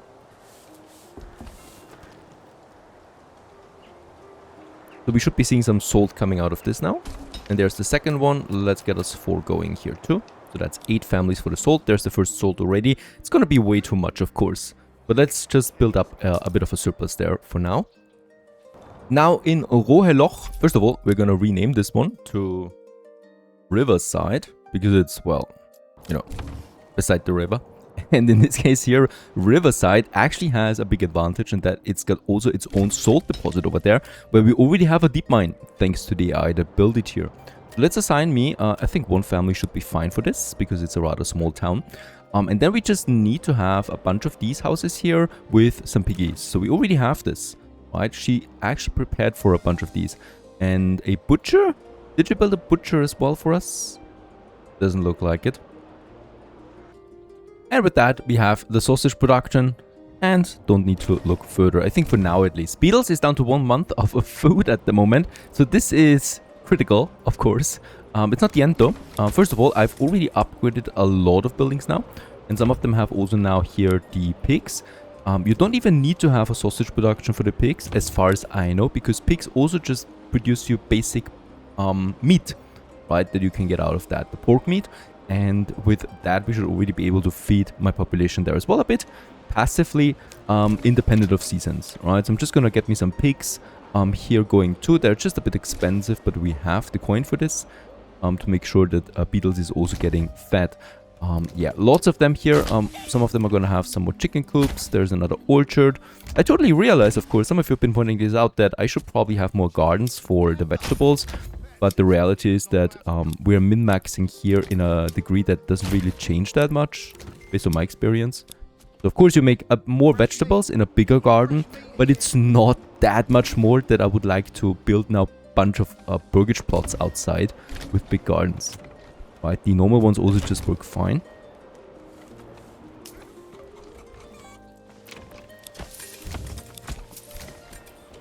The only real problem would be if you have a vegetable allergy, but I don't think these people have that. Alright, Ravenlight, it has the pork, it has the salt, yeah, but it has no sausage. Probably been consumed right away. At least we are up to 5 months of food. Survived the winter. And now, more food is coming in than ever. We have a bit of rye bread still, and a bit of flour still left. That's okay. Also added me another 4 pig farms, or pigsties, that we can have. And I'm pretty sure with all of that, we probably will need a second butcher. So I'm going to change this one here to also a butcher, changing it from a chicken coop, and that should then make it possible. Don't forget, we have at this point in Ravenlight 500 people, right? And that's a lot. So 1 butcher cannot support 500 people. I would also like to have a quick look at my castle again. It's always switching to this point there. And let's just check it out what we can do here. I would like to add now a wall here then as well. So we could probably either do it like that. But I think, no, this is not possible. This would be possible.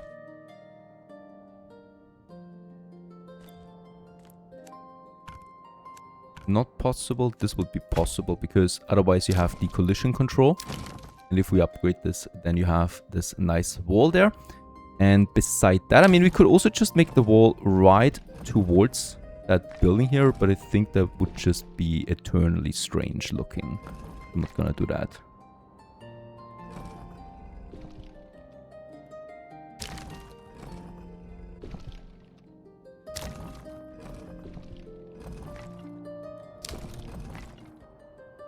Beside that, I would also like to go ahead and add me a second row of a wall. So we probably will start then based from this one here.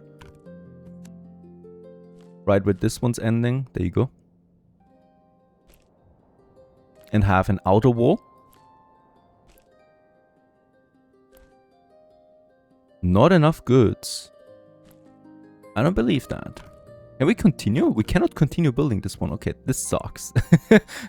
Why do we not have enough goods? I need to check this out. Oh, we only have 50 planks available as a matter of fact. What is going on?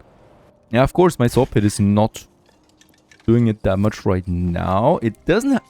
It has lost its livestock. That's interesting.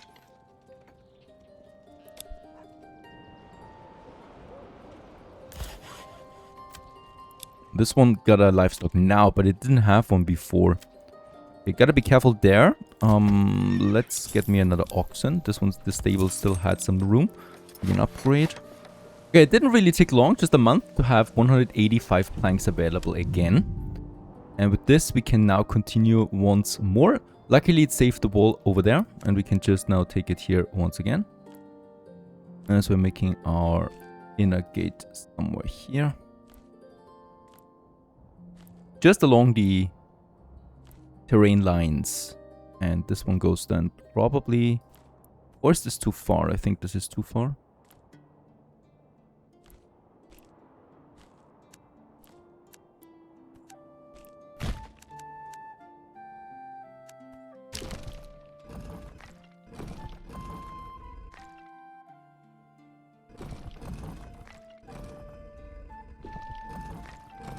The gate has a collision control warning. Once you get rid of it, you can build it again and it should work. There you go. Alright, that looks fine. We could now add some additional towers. Can we actually add?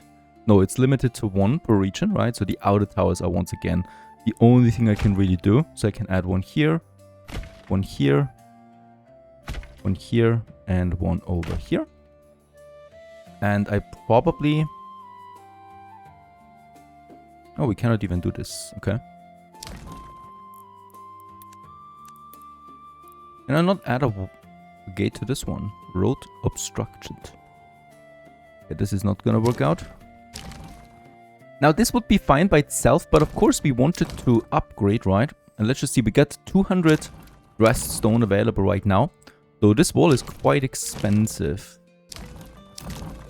This is still affordable right now. Please have this one here still. Okay, so we don't need a bunch more for that. And for the towers, we're gonna need even more again. But I think we can start with it already. So up to this point here, we can now build it.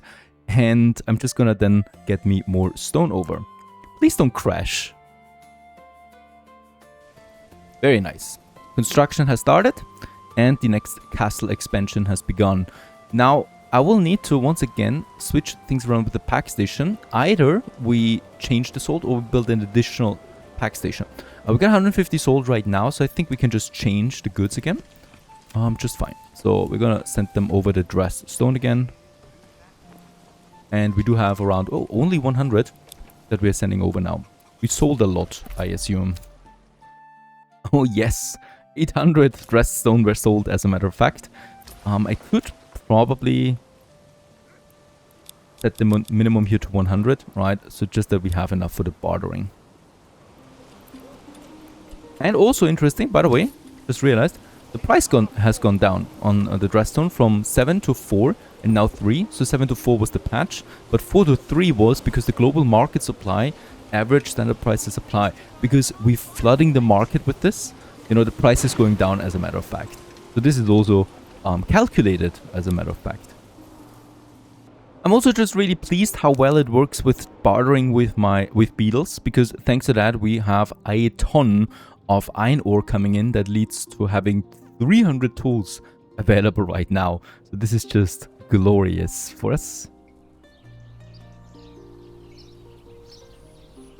Oh well, with this pace it's gonna take some time.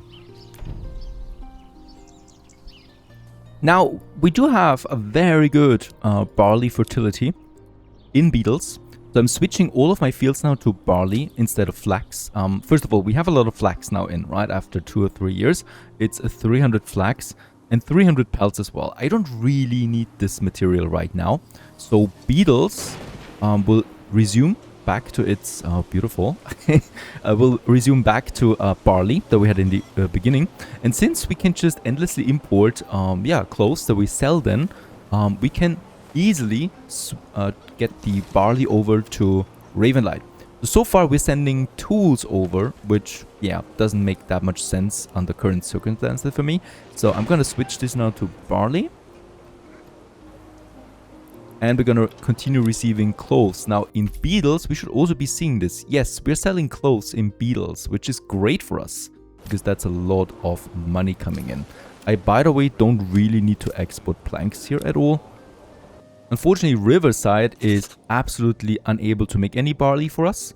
So it's all about beetles, right? Where there is just a huge amount of that. As a matter of fact, I would like to continue with another farm over here. And we do have the farmhouse. Let's add 2 more. As a matter of fact, let's add 1 more as well. So we're down to 1 family. Since food is also recovering thanks to our, countermeasures, I can continue my expansion a bit over here, as we need more farmers to make sure all of this works out for us. And with that, we can then potentially stop the barley import that we still have running in Ravenlight. And despite that import, I'm never really full on ale, right? So we need way more. We're also down on living space, so let's continue with another expansion over here, just along the bridge now.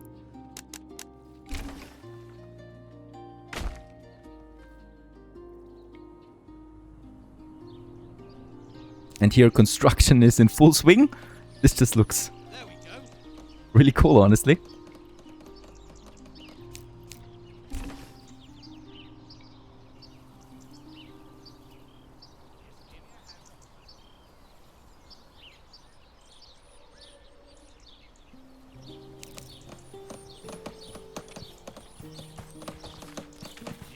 Hammer and something needs to not move.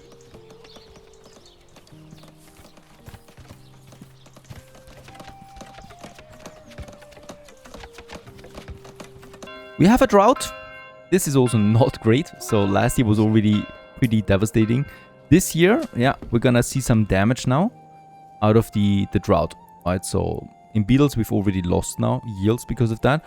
What we could do is, no, not really. I'm not gonna burn the fields. I cannot have an early harvest, right? No.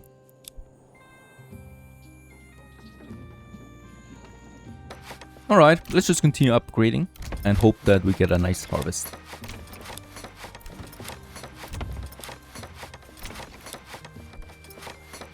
Harvest was extremely successful though, and we do have 500 rye sheaves so far harvested this year, and it's not completely over yet, as there are still more fields that want harvesting. So this is going to be a great year, and I'm expecting a serious supply of food coming in so that we can tax my people again. A bit earlier than expected. We're getting a claim on Ravenlight, but it's not the Baron, it's this guy here. So it's Seawald, as he's called.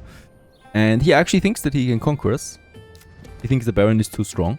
And he looks at us and he thinks, yeah, this is the right approach. Of course, he's also going to suffer once more because of that. We still will need to resolve this. And before I resolve it, let's hire once again all the mercenaries. But he can't do that.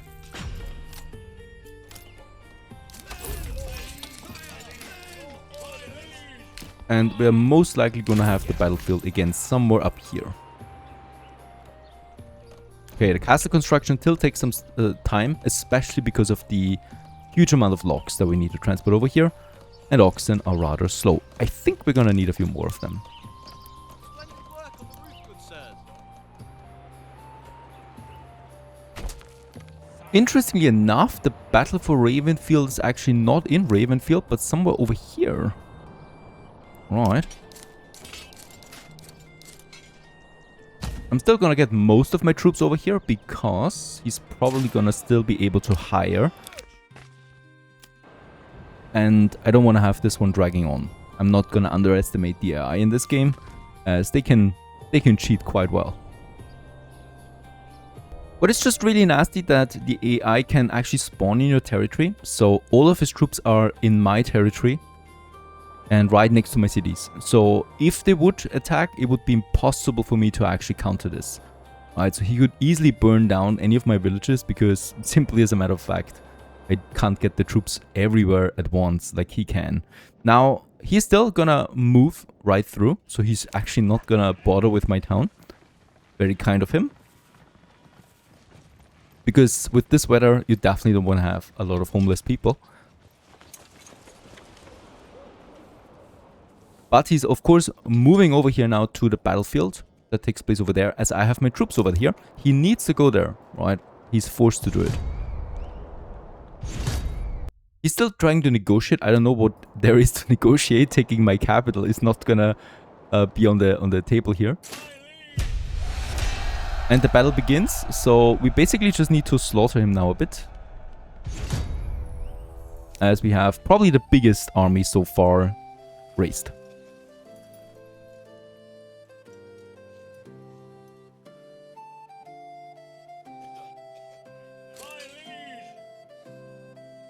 There he's coming.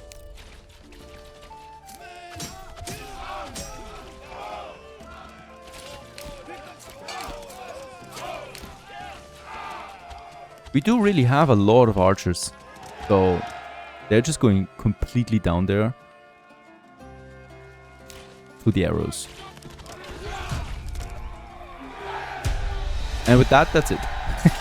It's that simple, really, when you take the battlefield. So the problem here is, so this is how the mechanic works, that if you start the battle, you always need to have soldiers in the battlefield. If you have no soldiers anymore in the battlefield, the battle is over, right? So it's a way of the game to speed things up. The problem with the AI is they're sending in those reinforcements one by one, right? So if just one of them goes down before the other arrives, the battle is over basically for them. So that's quite easy for us then.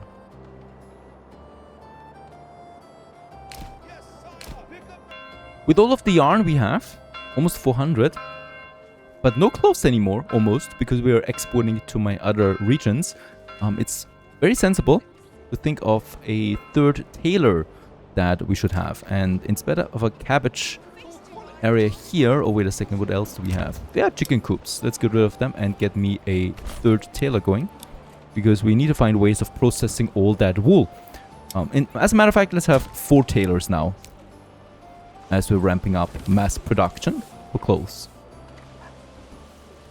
I also just love how the clothes are actually just hanging around now. Where we're gonna have the tailor workshop.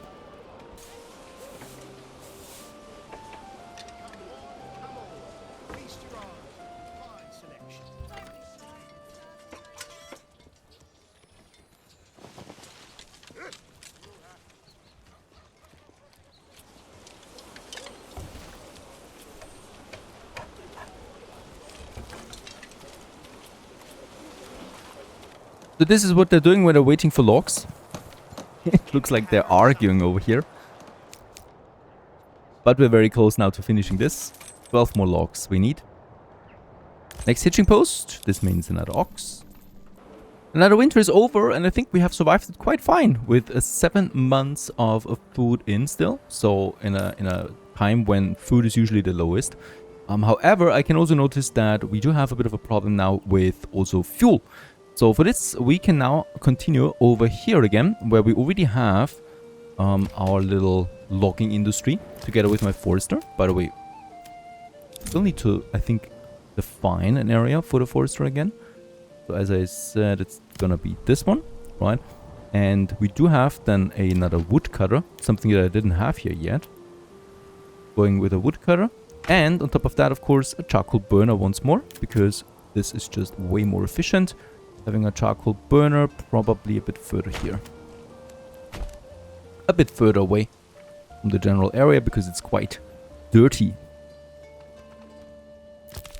Since we're easily drowning in planks if I don't coordinate this, I'm gonna also set me now a production limit for planks to, let's say, 200. I think it's also for the first time that we actually have some sausage in stock, so it's not just disappearing again from zero. And we also have more pork available now, thanks to all the pig farms now fully working. And also here there are 2 more that I can also reinforce. With that, we should have now every farm working in this town to get me a steady supply of sausages in. Now, I can think of another business opportunity for us to make some more coin, and that is that right now we have a very good production of clothes again, so it's going up. So that means we could theoretically barter again with someone. And Riverside over here, as a matter of fact, has an endless clay deposit, which is great because with clay you can make roof tiles, and roof tiles just sell so nicely. So this is something we can do. I'm going to, let's check it out. I think we don't need 2 fishermen here, families. So instead we're gonna have 2 working the deep mine here. And what we don't have yet for Riverside, at least I didn't build it, is a pack station. Right, so we don't have that yet. So let's go ahead and get me a pack station going for Riverside. Where's my storage? There's my storage. By the way, my opponent that just laid siege to me last year is getting raided.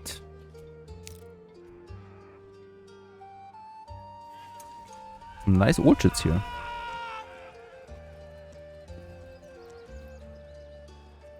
So this is one of the wonky things, right? He definitely has the troops, but they just spawned somewhere else. And the raiders just spawned right in his territory. That's very unlucky. Could happen to us as well anytime. Fortunately, they're not burning down the whole village anymore, and rather just leave with their loot. So if it would be us, we probably would have lost a bunch of building material and whatnot. Now, pack station finished. Let's assign the last family of Riverside to this. Let's get them also a mule. And then we can start with Ravenlight now. We're sending them the clay that we get infinitely out of this area here. And we're gonna receive... yeah, we could actually go with shoes this time around. And we'll just see, because right now I'm not bartering shoes with anyone, but we also have an endless amount of that because of the goat farms. Now, do we have a trading post here? Oh no, I don't think so. 255 salt, so let's get rid of this salt miner there for now. And also get us a trading post.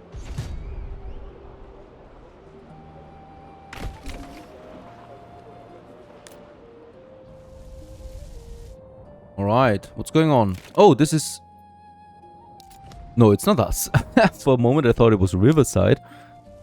But it was just a visual bug. It's also not Ravenlight North here. It's, once again, this guy here that gets, once again, looted. Not the best year for him. With the clay coming in again in Ravenlight, we can make use of our clay furnace and revive it. I haven't deleted it, lucky me. And we can now assign, yeah, let's say 2 families, you know, because to get the unemployment rate down, that's always good for publicity. Even though they're just standing around. We can go with more upgrades again. All of them contribute to my monthly tax income.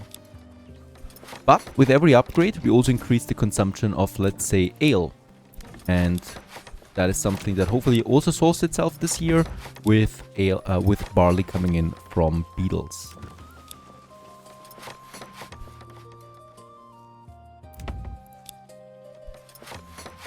Regarding beetles, we have a lot of fields here, but only 1 farmhouse. We do have some workforce left, so I would like to get me a second farmhouse going. And yeah, we're probably gonna have this one right here up beside the fields. Like so. And then we're gonna get me my... around the windmill. But I would also like to have a more direct approach to the city itself up here. And then we could also have a road going through those fields here.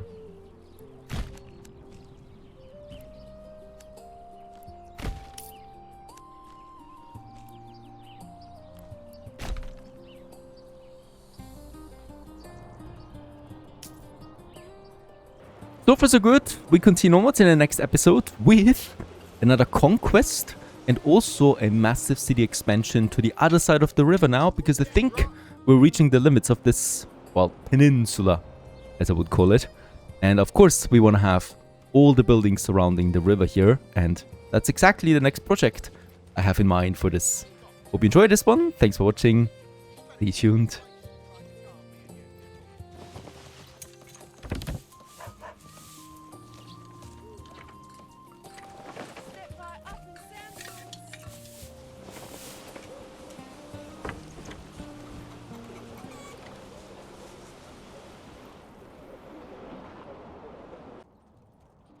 Greetings everyone, hello and welcome back once again to Manor Lords. How very good of you to join and still stick around to episode 14 now.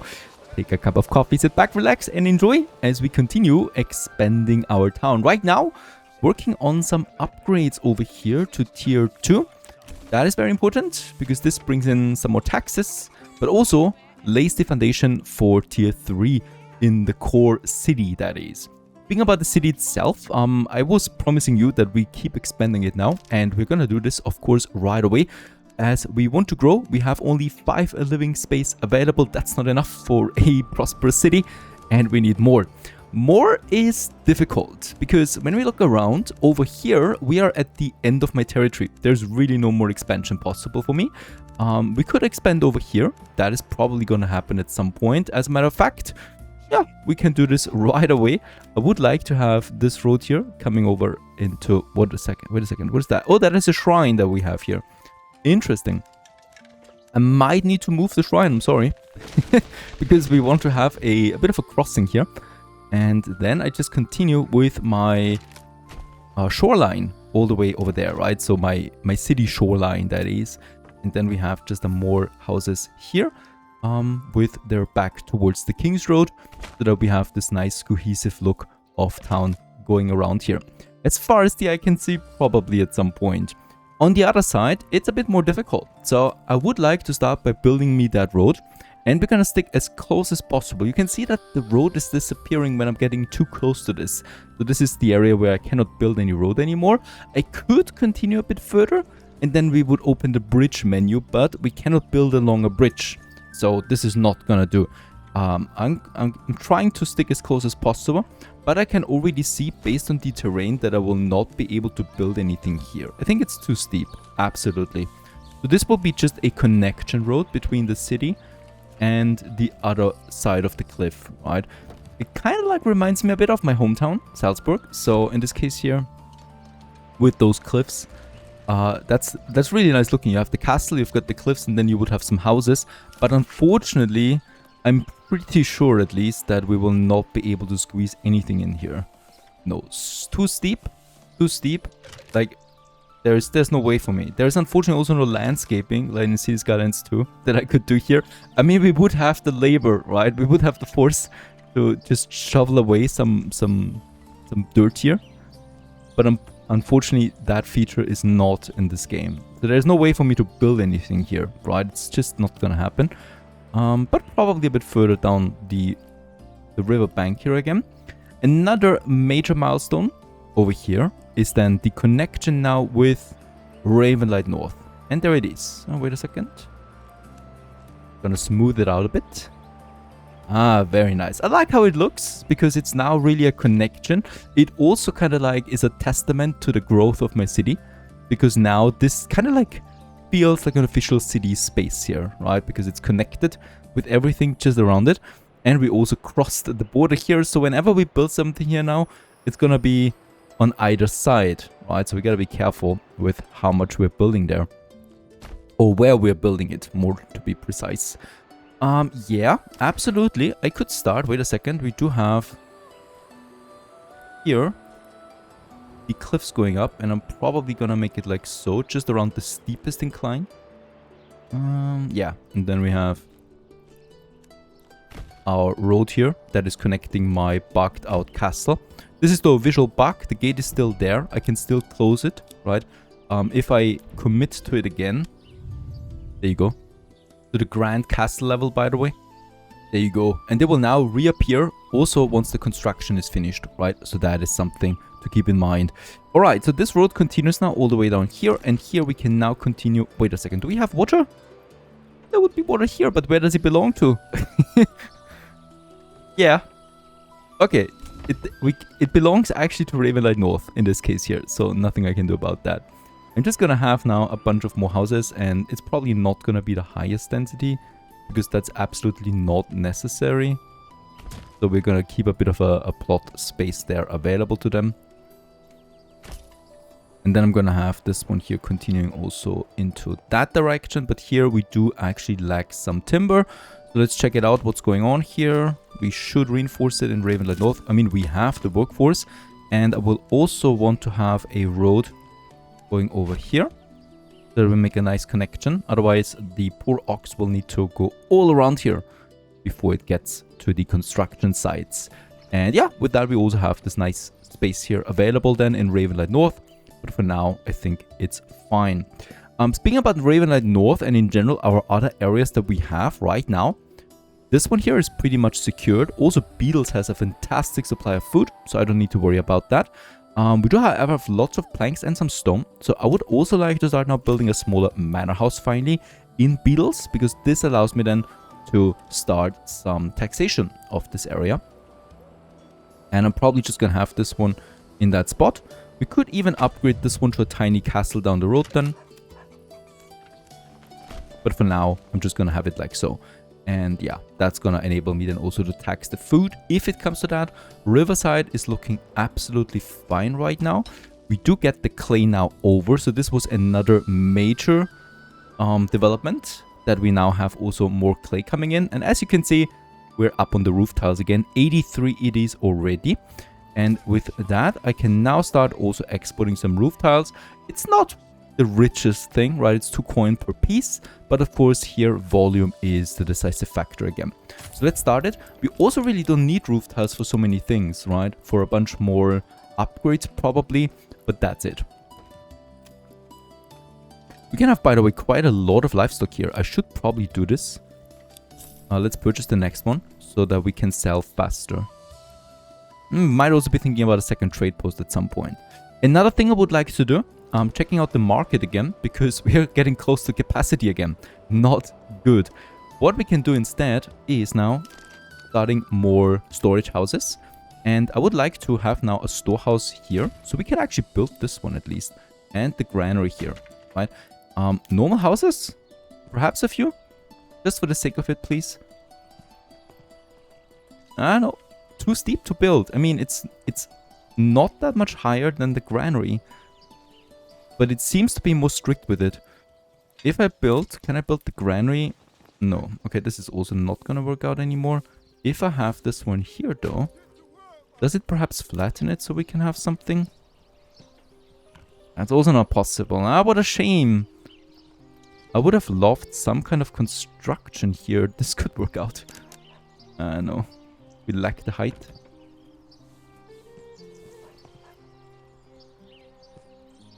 I'm sorry, but we are not going to be able to squeeze in anything here. Incredible.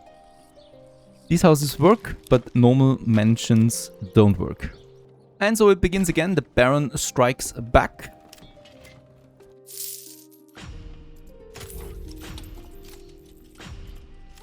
I get the mercenaries going again. Gonna try and be as decisive as possible in this, so we're gonna raise everyone that we can. Yeah, also Ravenlight North comes. And then we could move to the battleground as quickly as possible. Where's the battleground? It's up here in the farmland again. So this is where we're gonna move all of my troops immediately. As everybody is getting over there. I hope the pathfinding works here over the bridge. Not quite. I think if you actually send too many at once over a bridge, then they recognize this as a traffic jam, or they're also just very afraid of the stability.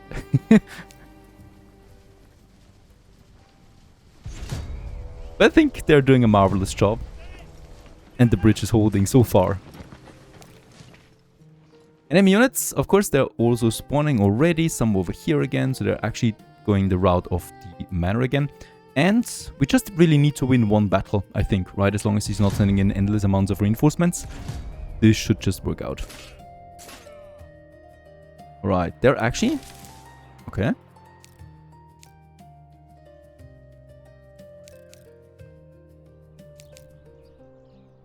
Actually going somewhere else right now. There they are again.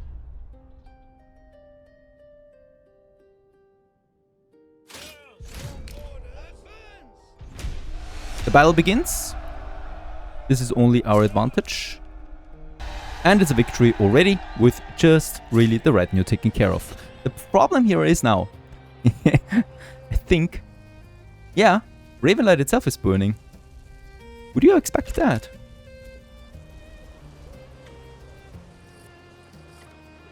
Problem is the Baron was actually able to get over here, right? And the real question is now, how long does it burn? Because the Baron is already gone. But as I can see, they are now trying to douse the flames.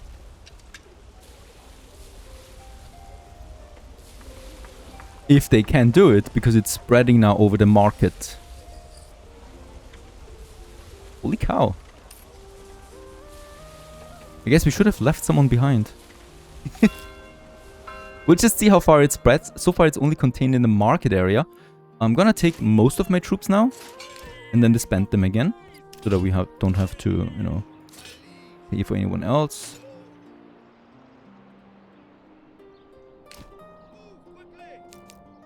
And well, I kid you not, it was too much for the game to handle and we crashed. So I'm back here. Last autosave was just as we started the battle.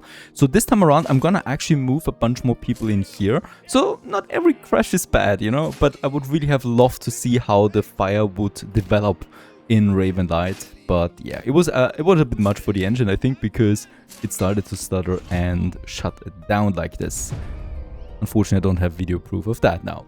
Now, these guys here are moving now, so they should hopefully start diverting now. There it is. Because we have now some troops here. So I think they're being attracted by the proximity of the city rather than the battlefield. As the rest of my troops are moving in. So this is really just now to prohibit them from, yeah, going all out on the city. I think they're even scared by some soldiers now sitting around and thus not going into the fire spree right away. The battle begins, so now it's really just who has the last man standing in here. And we should really win this one, honestly. Got lots of soldiers there. Also, if we do it with this strategy, they don't even raise my farmhouses, right? So no fire here. Everything's calm and dandy for the moment.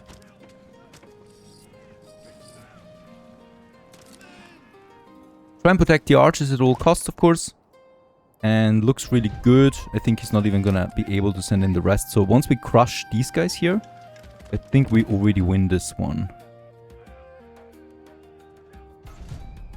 There's another one coming in from behind now. It's those guys there. Broken. And there it is. Easy as pie. And we won this one. The Baron still has some troops now left in here, I think. But that's about it. Now, of course, this should all be not for nothing, because we want to have some fun, and fun it is, by, yeah, conquering this guy here now. So we are moving all the way here. He was a bit nasty to us, right? He tried to get Ravenlight from us. And we do have the influence to afford us Wildfeld, as it's called. Yeah, I got my troops close enough. Let's go ahead and start the claiming process. While my troops now move over. And the battlefield is here. I'm just gonna move in.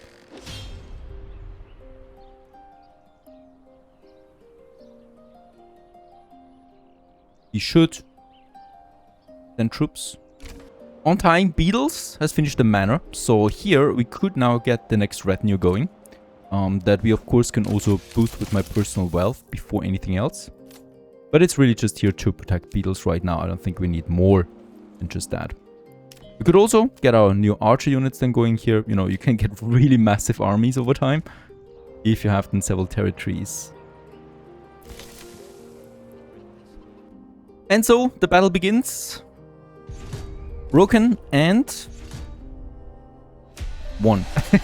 That's a bit strange, honestly. He was still sending in more troops. They're somewhere hidden in the forest here right now. Perhaps you can see them, but I think not. Somewhere here he's got the troops, of course.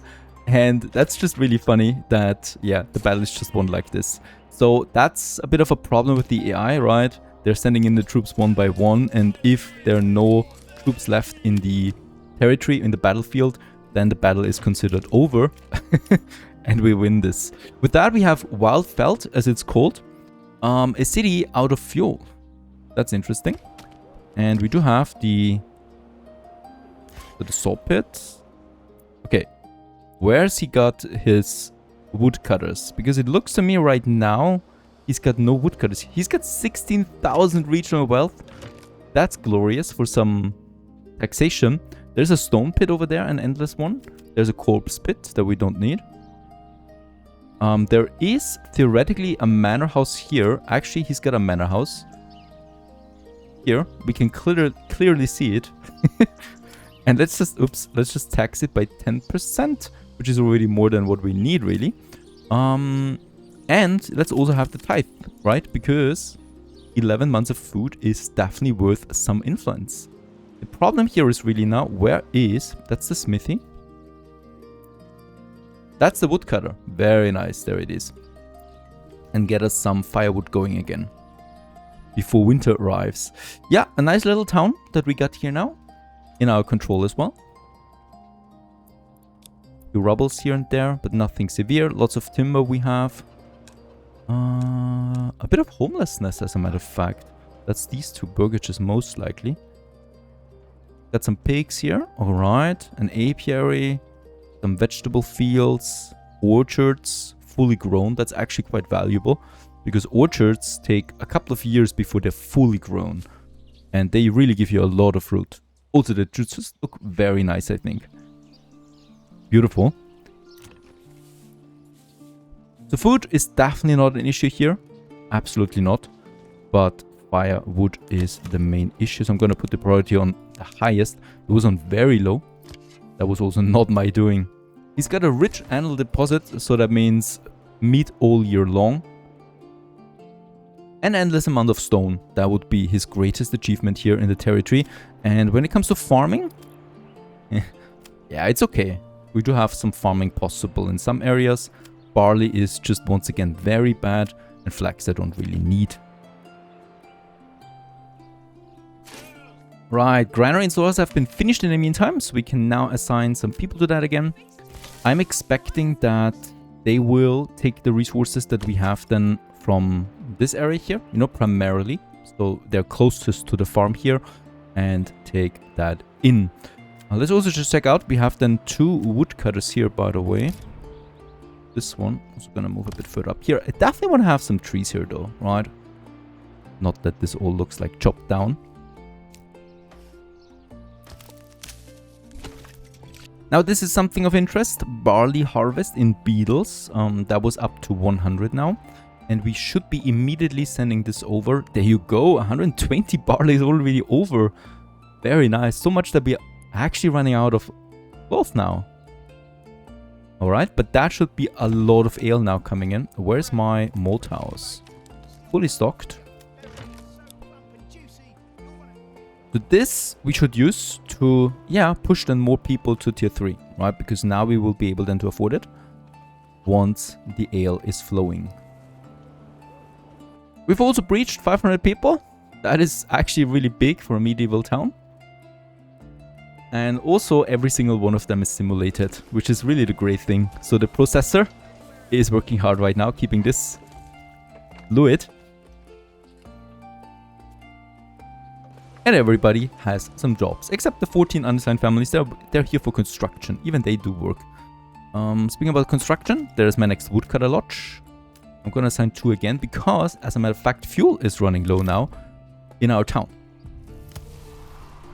And winter is approaching too. Oh, very lucky. Get 3 into the charcoal kiln here too.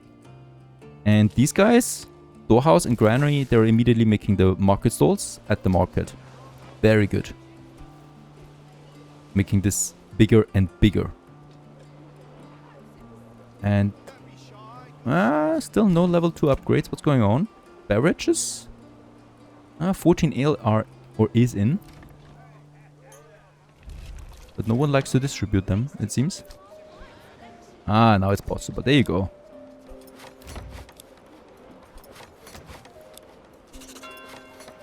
That's a bunch more. And then we just need one more to get the next town level going. We could upgrade them, but they're in a... Yeah, let's go ahead with one. I have to be very selective with the amount of upgrades to tier 3 because it just raises your consumption again. And I want to maintain a steady image of the city, right? Especially here in the center. This one, perfect. The tailor can upgrade. And by the way, I would also like to finally now fix the castle. That means I'm going to upgrade now these towers here to stone. Because now we have the stone in. And by the way, this looks nasty. Can we do something?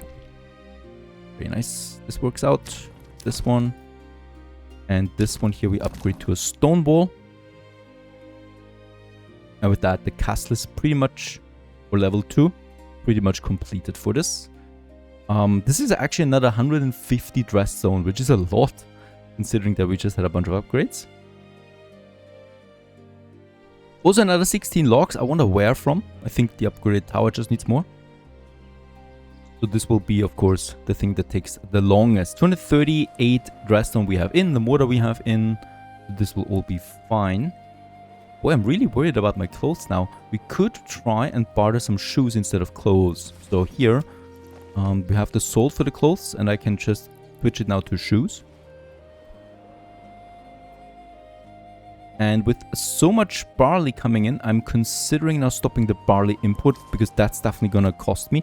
Also, we don't need to import any food for now, right, for the incoming winter. So I'm gonna stop with the food trading here. If it comes to an emergency, we can always just buy more food. But right now, I'd rather just keep it all to myself. A bit of wax would be possible here now. But that's also something... Oh, this is something that we can definitely do. And that is selling salt surplus. And I should do this. Let's establish this very expensive trade route with 560 coin. And then I'm going to move this down to 150 salt. So if we drop below this, I'm going to stop selling this one again. I think there's so much to sell right now. We will definitely need another trading post. Can't be avoided. We just have too much stuff at this point. I'm going to have it on the other side, as a matter of fact. And yes, we could have it here. There you go. Beside my storehouse. That is already filling up. So I will need to upgrade this one as well. Let's do this now. Before I forget it again. And the granary is almost full. This is also the new feature. So in this case, they're not chopping down the trees here. Despite the woodcutter and the logging camp being here. This is the new feature that they're avoiding destroying resource deposits, right? Like this wild hunter. I think we do need to have, though, a forester lodge for Wildfeld, because right now the population will freeze to death. For sure. We are out of fuel. 0 months of fuel left. The woodcutter has started to work now, though. There should be something coming in. Gonna be an interesting winter for these guys.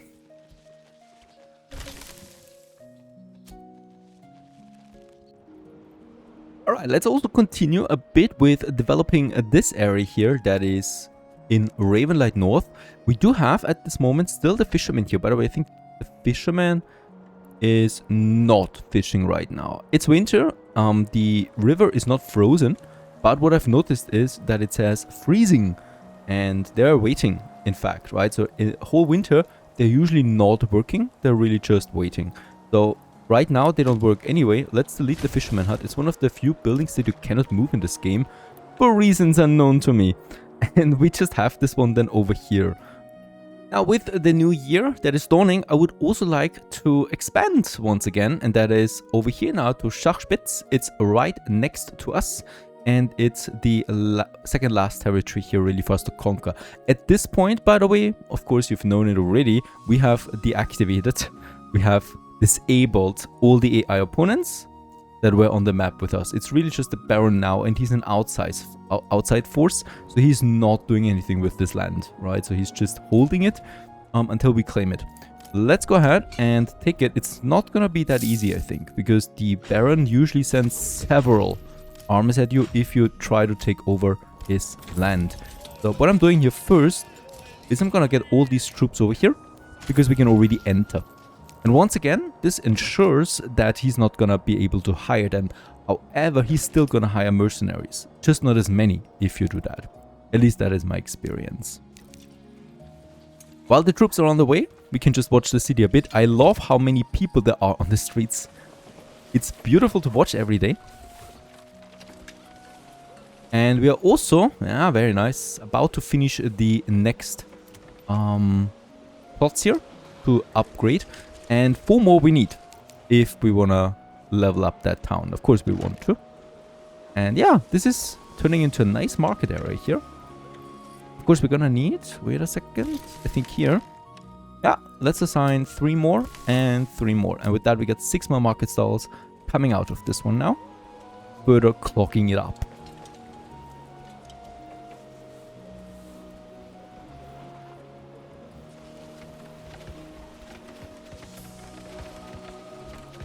We paid the royal tax. It's 2,000 per year, but we're sitting at 31,000. That's because we are basically taxing now 4 territories at this point. Wildfeld, or Wildfeld, or Wildfeld as it's called in German, is in fact not freezing, right? So the winter is over. We didn't lose anyone, as far as I can see. And the woodcutter is now working. This, of course, takes a bit of time. There it is. The first month is in, and so we have survived for good, because the charcoal burner will make sure that we also get some proper coal then out of the woodcutter. With so much money in here, it's very tempting to have the manor house, but I think, yeah, we have reached the limit. So there was the manor house somewhere. Unfortunately, this is just once again another bug. Sometimes it's just not visible. We do have a church here. We could, yeah, repair this. So the people will definitely like this. And finding a manor house is a bit more difficult because it's not visible. I think it was for this area somewhere here. But as you can see, we also don't see the overlay. So the funny thing is, 1 bug gets solved in this game and 2 more come up. It's not that bad, seriously. We've had a pretty harmless playthrough this time around. And I also love how many updates came along. Let's go ahead and claim it.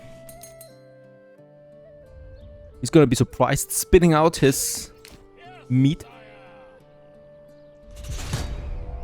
And oh wow, nice. We are right in the middle of the battlefield. That means he's got now time. There are his forces. There's reinforcements coming.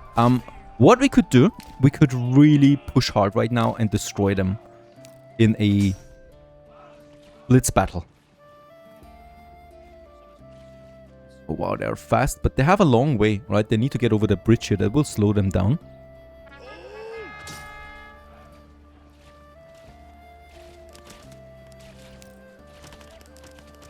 So here, attack is really the best defense, I think. By destroying them early on, we might have a good chance here of winning this one.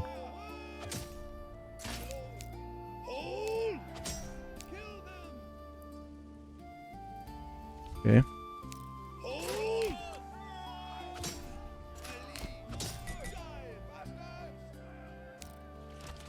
I realize I'm way too fast for a battle.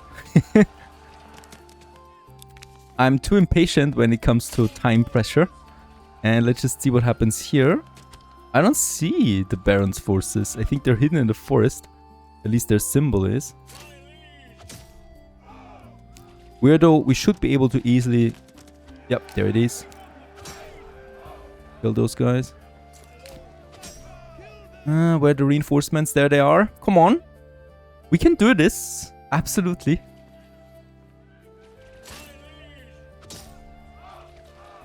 Fire. Aim true.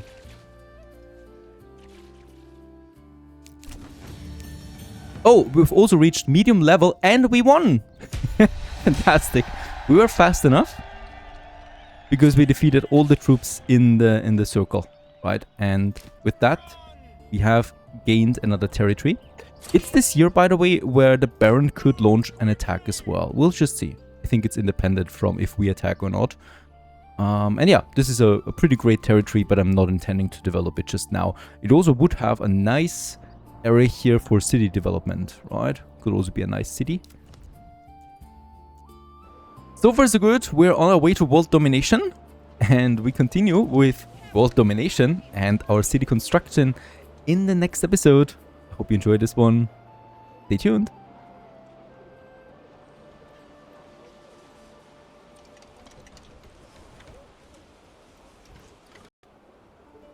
Greetings everyone. Hello and welcome back to Manor Lords once again. To, yeah, the aftermath of a very successful episode, I should say. So first of all, when we are zooming out a bit here, we are close to world domination, which is probably one of the major goals of this Let's Play. And over here, this is the very last one. Not gonna be an easy task taking this one. Certainly not gonna do this year anymore, as we need to recover the economy there a bit after our endeavors. Yeah, we lost, of course, once again, a lot of workforce for a couple of months, and this definitely we can feel. Now, the problem here is, for some reasons, I'm really not able to get my firewood up. And unfortunately, I cannot see a statistics of what is actually going on here. But, I mean, of course, we are consuming a lot from the industry. But still, it's just incredible how we are not getting this one up for some reasons. I do have now my third woodcutter. So we got woodcutter number 1 here.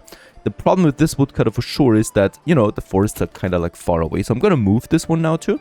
And I'm probably going to move it over here to this area here. Because this forest here we haven't touched yet. And that is something I would like to do. Now, we do have the logging camp. By the way, we're down to 7 workforce only. That is incredible, considering that we have 30 families unassigned just a couple of months ago. And now look at that. Now we are stuffed with jobs, basically.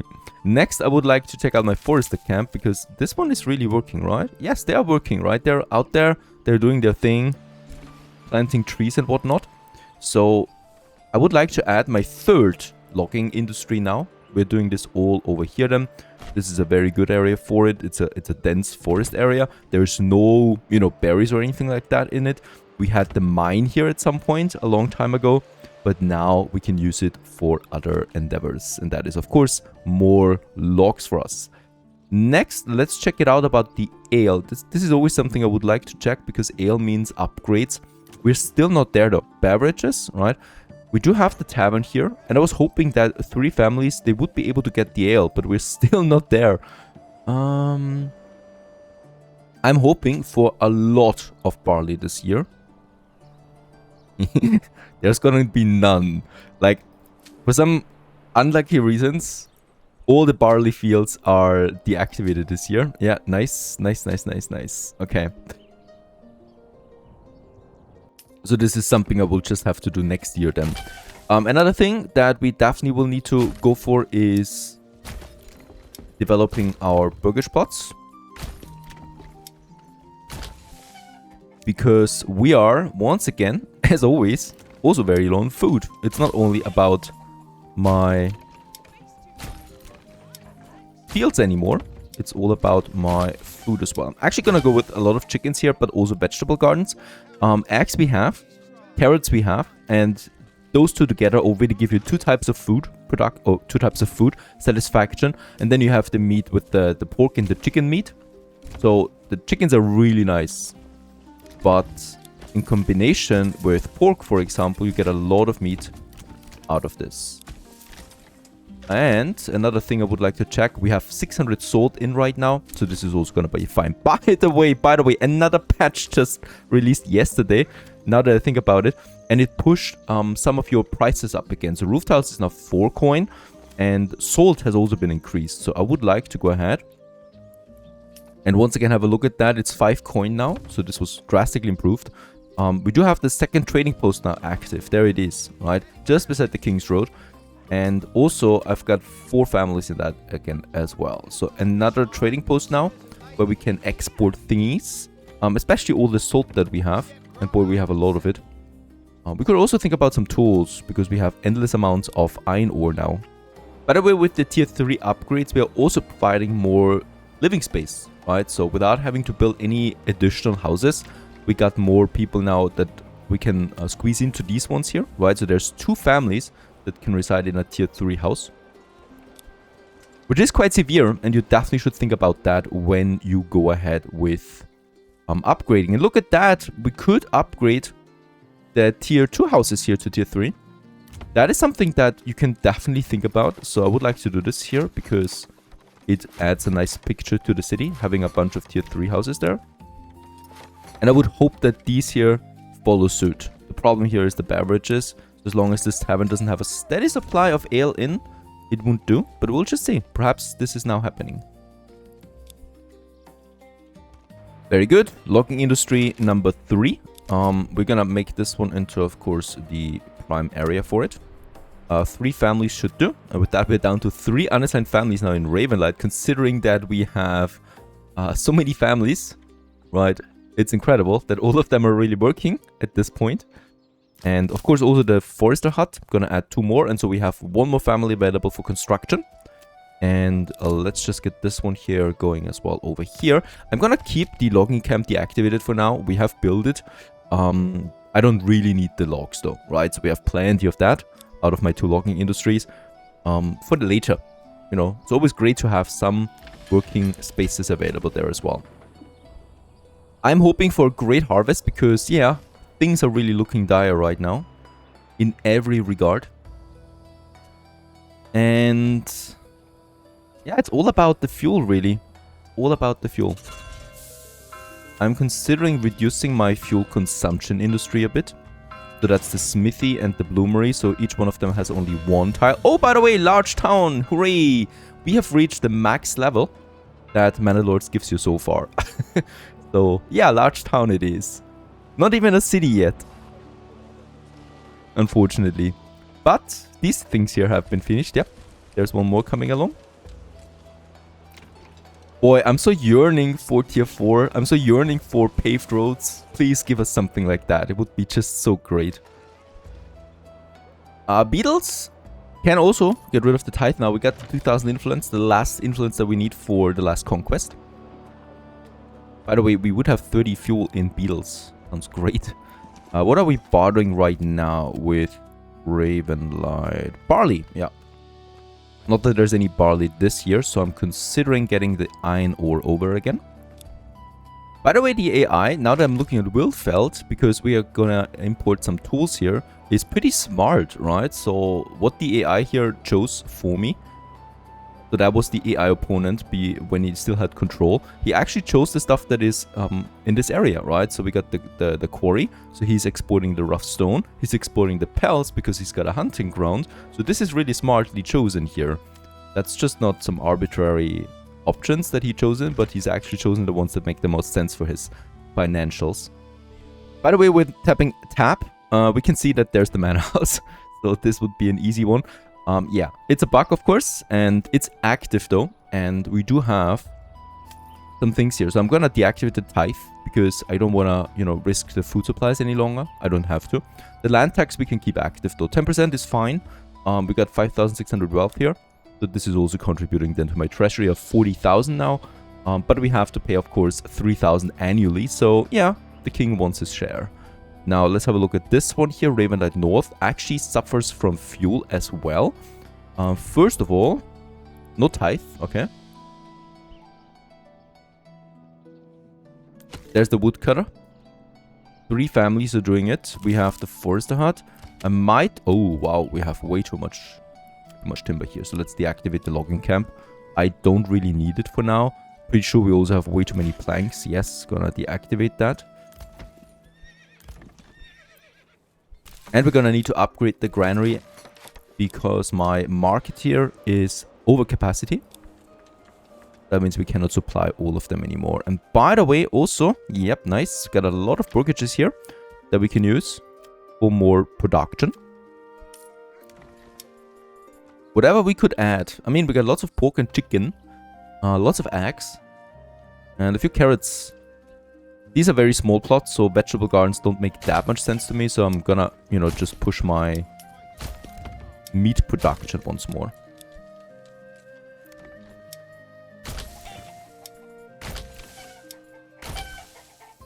Okay, it's October, so we're about to enter the next winter and we're still very low on fuel. This one's not fully working though, right? So they're just chopping away everything and hopefully we get enough fuel out of this forest here. And then we process that into the coal, which is more efficient, with my 2 charcoal kilns. I wonder if we still had, you know, like... No, we are not getting the fuel over though anymore, so that's not the problem. Oh, things are gonna be interesting, for sure. With so little fuel. But we have enough money to always just import a bit more.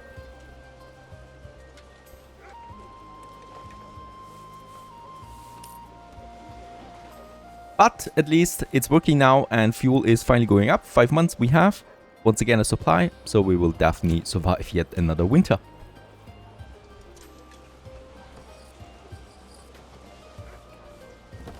I just realized we still have the clay furnace active. Not that we really need that much right now. So we got 70 roof tiles. Of course we're selling a bunch of them, but I can also counter this. I mean, we're close to 50,000. That I'm going to reduce my taxes to 0. We're gonna tax the other territories, but the capital itself is not going to be taxed. At least for now. Alright, supplies are looking rather stable. So I think we're gonna finally go for the last push. Let me do this. Let's get me my jolly good band of mercenaries. We're pretty unlucky with the draw this time around. It's a lot of brigands. By the way, the harvest was so big last year that it's April now and we're still processing the rye sheaves. And we already have over 100 flour and we're still producing bread out of the flour and we're still processing everything into flour. So this is gonna last us for a long time there. Very happy to see this. Now this year we do have now some barley fields. So we should also finally be able to solve more or less the ale problem that we still have going. And let's also claim the last territory. Over here, my soldiers are waiting and entering the territory now. And there's the battleground. Oh, and he's actually moving in right away as well. And he's got a pretty big force to support this. Wait a second. Let's actually put up the battleground here. Right, because there is a... Oh my god, what is that? Alright, it seems for the last push he really wants to know it. This is probably something we cannot win. I was not expecting such a massive force. Are you kidding me? How am I supposed to defeat that? Especially since they're all coming at the same time. Right, so it's all the reinforcements at once as well.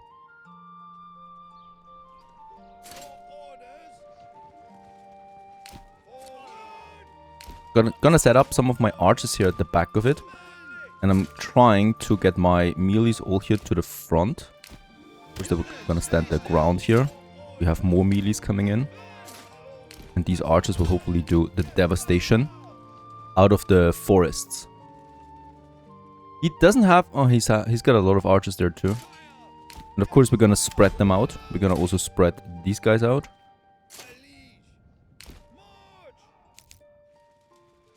That doesn't look a lot of fun.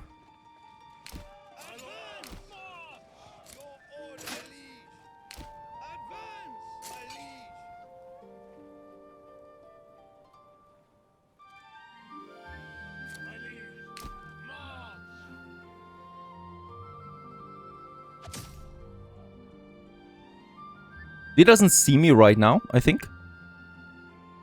As I'm shooting out of the forest there. But he's also shooting at my... But only my brigands right now take the fire, so that's great.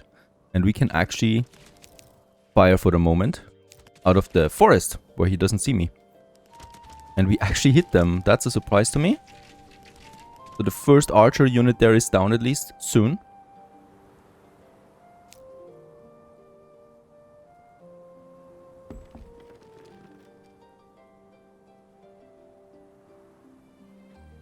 They're not fleeing though, right? They're down to 4 now? What is that? Okay.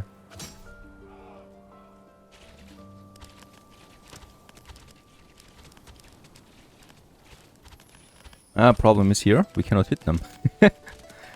They have shields.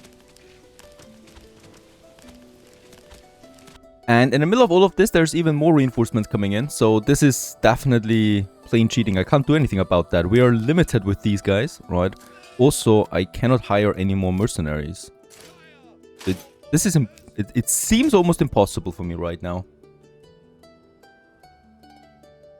But he's behaving exceptionally stupid, I think, as well. By sending his archers now to the front. So we can slaughter them. I mean, he's just, you know, taking care of my, it seems, soldiers. The problem is I would need to destroy all of them. Otherwise, we cannot really do anything here.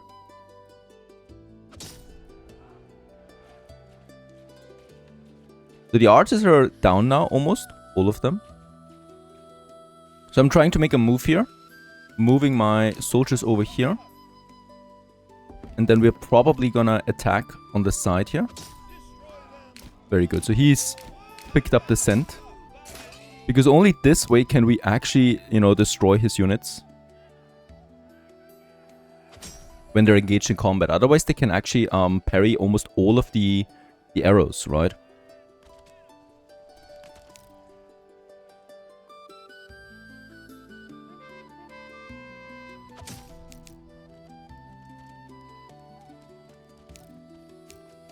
He's also sending in a few more of his own now, but he's sending the archers into, seems like the melee front. Yeah, and you know, in the middle of all of this, he's sending in even more reinforcements, not even a month later.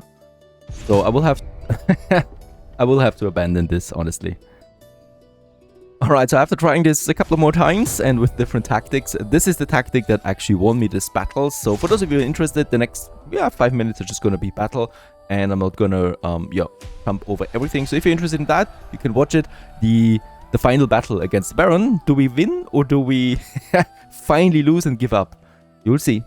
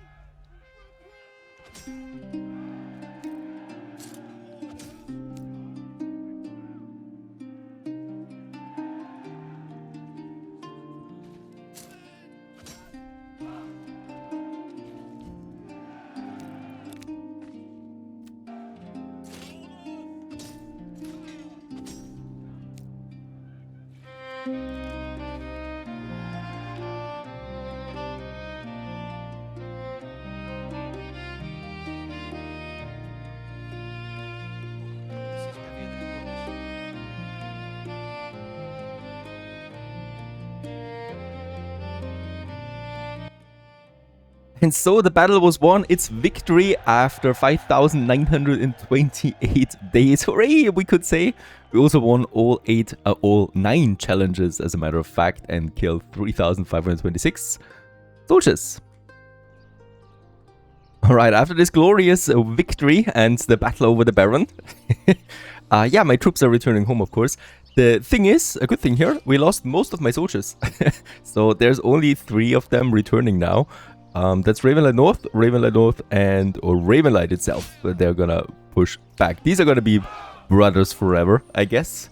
And they're bringing home the news that we have achieved absolute domination over this territory now.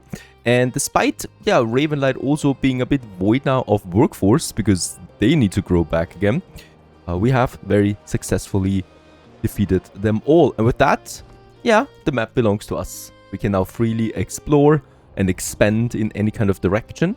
But of course, the city management itself still would not get any easier. Quite the contrary. It would actually get more complex as we need to manage more territories. And with that also more supplies, you know, and also more bartering with the capital. Because the capital at this point has grown very nicely and has hungry mouths and hungry bellies all the time. It's June right now, so if we look back at it, 500 sold is in, that's great. By the way, do we have sausage? We have sausage, as a matter of fact, that's pretty neat. Some chicken meat as well, and flour and grain and sheaves in masses. Despite being summer now, we still have all of that in stock. So this brings me to the question, do we need more bakeries? Do I need more bread? I think I do. I think bread is always the greatest thing. And the most important question is, do I want to have bread for dinner today? I'm very, very interested in bread right now. Thinking about rye bread, and battling of course makes hungry. I also love my retinue. They just don't really care about water. They feel very invincible at this point. The few that return. There you go. What you notice also when you click on some of those buildings in mourning, some of those are now or have lost a family member. I think it's quite a lot of people actually that where this should have happened. Not that I find now any other one. Oh, there's another one. And they have, I think, as far as I know, reduced efficiency for the time being. But it's not the end of the world. 82% approval rating, despite all of that, means that we have a healthy supply of people flooding us. By the way, also interesting, I forgot about this field here, and we kept it at rye, right? There was no crop rotation, and look at that, rye dropped to 10% only, whereas the field right next to it remains at 95%, despite using rye 2 years in a row actually, and then having a fallow year. So this also just works just as fine. Here we get 99%, so you can have 2 times rye in and 1 fallow, and it will still maintain a high amount of fertility, whereas if we just go with 1 crop, it's actually 10%. I've put it then to fallow and now barley as well, so that we get that a bit out of it. Because any kind of barley we can get to Ravenlight is great. I'm starting to import iron ore again from beetles, because we will need to make more weapons. So I do have 340 tools, so as a matter of fact, I would like to deactivate my tool production for now in my smithy. Right, and I'm just gonna deactivate this for good. And the weaponsmiths can work then on the iron slabs that are coming in soon. Goods looted. What is that? Food stall. Oh, beetles is being looted right now. Interesting. Was there a message about bandits coming in or so? No, I don't see them. Beetles has no retinue right now, but we can build them up. We have finished the manor. So I can quickly get them, upgrade them, and hopefully defeat the bandits still.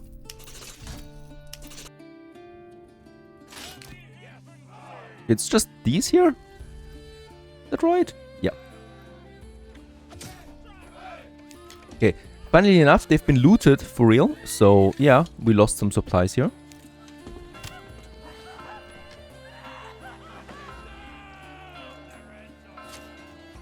And of course, we're not going to make any prisoners here. We are pushing forward and trying to slaughter all of them. And really, I'm not expecting any losses. There you go. Yeah. Haven't also lost anyone.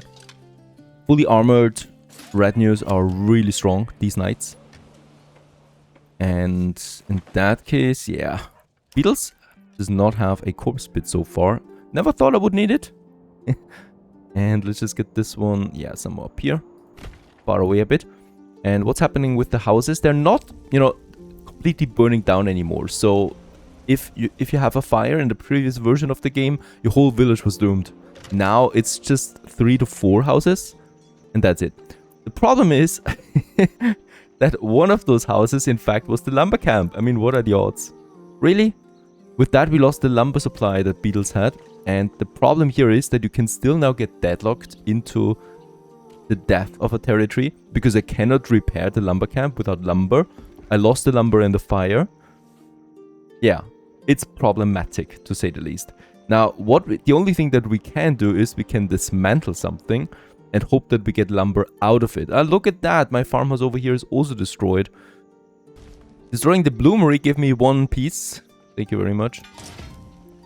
The smithy has too many tools inside. I don't want to destroy this one. I think we have a lot of fuel. I could destroy the charcoal kiln. That would give me another log. Livestock trading. I definitely don't need that for now. This actually gives me 2 logs. Yeah, there you go. And with that, we can repair now the logging camp and set it priority to highest immediately. Otherwise, no one's going to do anything here. And with the lumber camp restored, unfortunately, the storage that was inside is gone, right? So there's nothing we can do about that. Of course, that is kind of like realistic. It burned down, so, you know, it had lumber as its storage.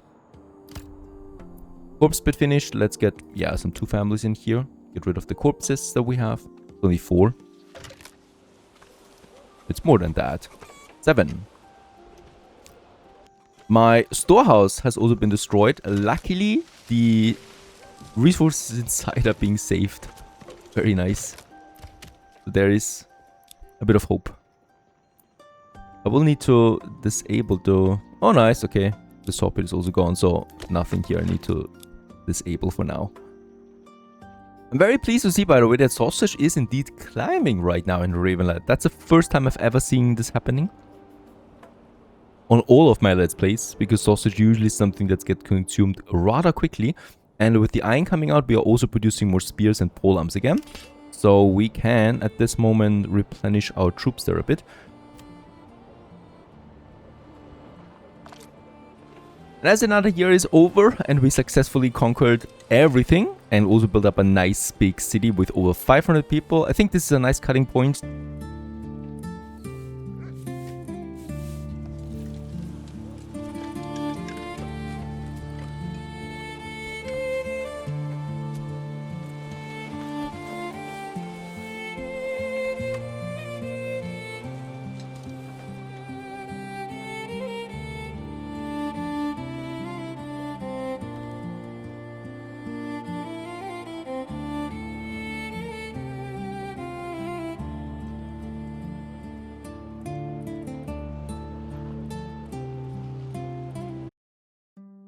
Now, this is what I imagine this bridge would be for, not for fighting endless armies, but of course for trading between, yeah, well, 2 parts of my city that are growing together more and more. Hello everyone and welcome back once again to Manor Lords, as we continue with, yeah, something you've been talking about quite a lot now. So of course I've been reading comments over the holidays. I've not recorded over the holidays, right? This is all up to this point was pre-recorded, and now we're back on track again with something that is very dear to your hearts.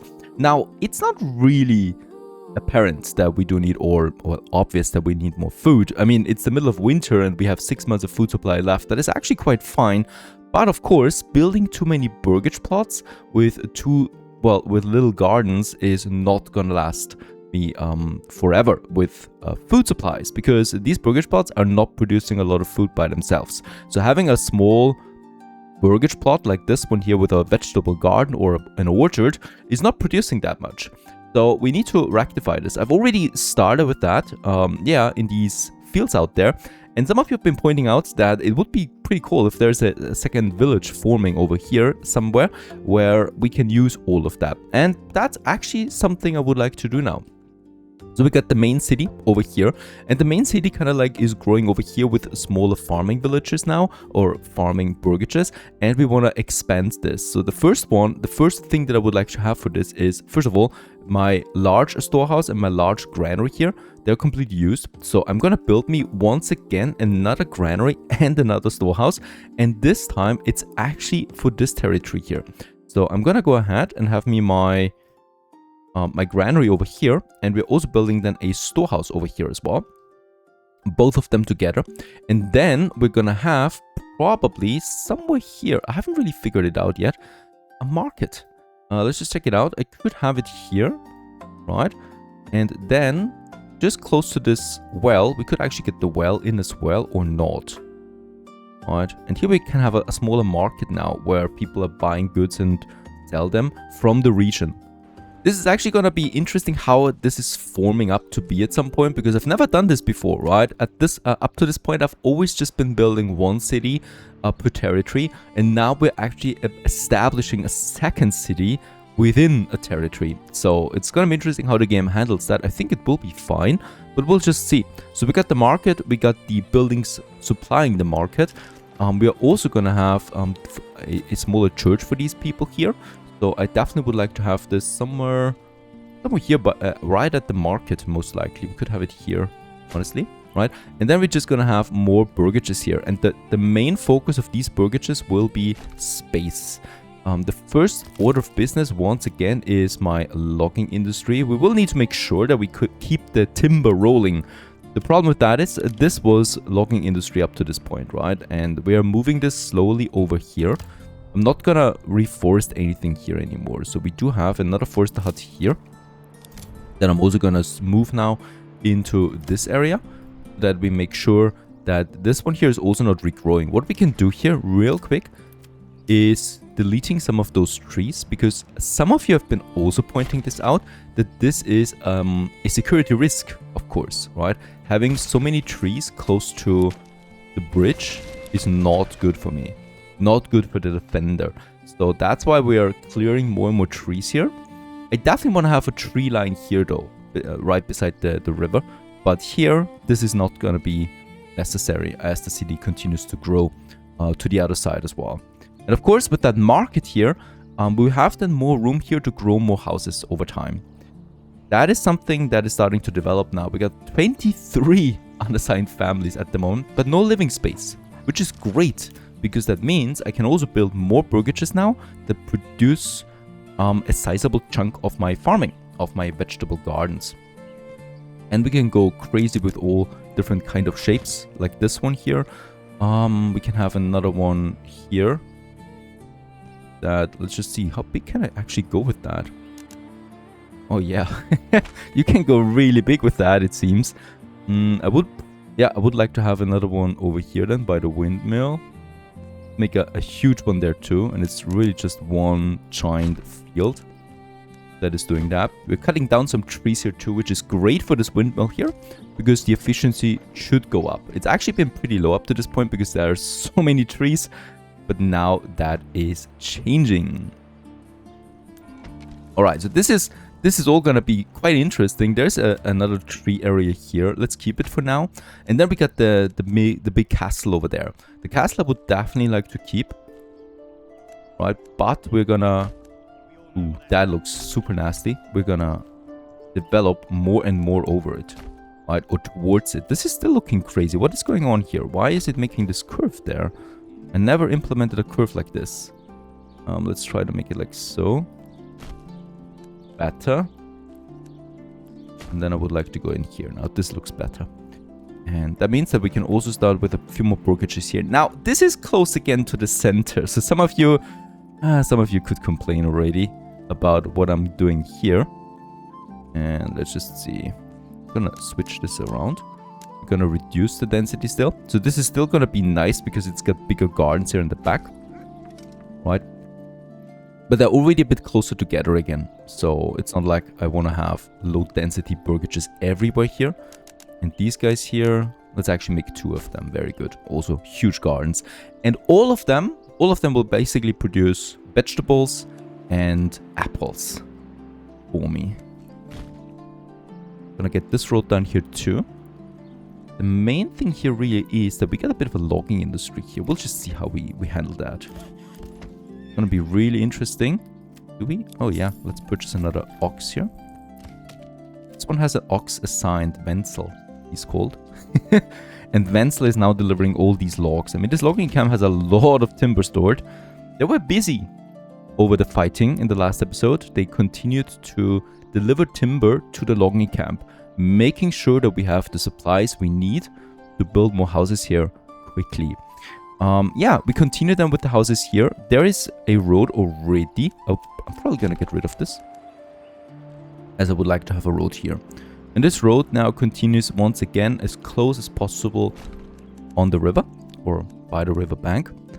And here we could build some houses. I think it's not possible though, right? It's possible. Very nice. You can actually have something. Because here, as far as I can see, we do have, yeah, the slope. It's too steep here, right? Which is interesting. Yeah, this is all not gonna work out for me. But here, we can do it. Yeah, no problem. No problem. What the hell? Yeah, this is still steeper, but...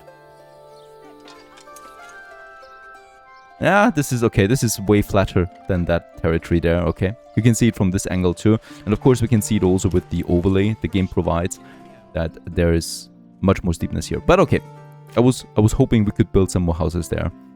But that's not gonna happen. Okay, it's November. Yeah, fuel is also ramping up again. And the construction begins now for my latest endeavors here.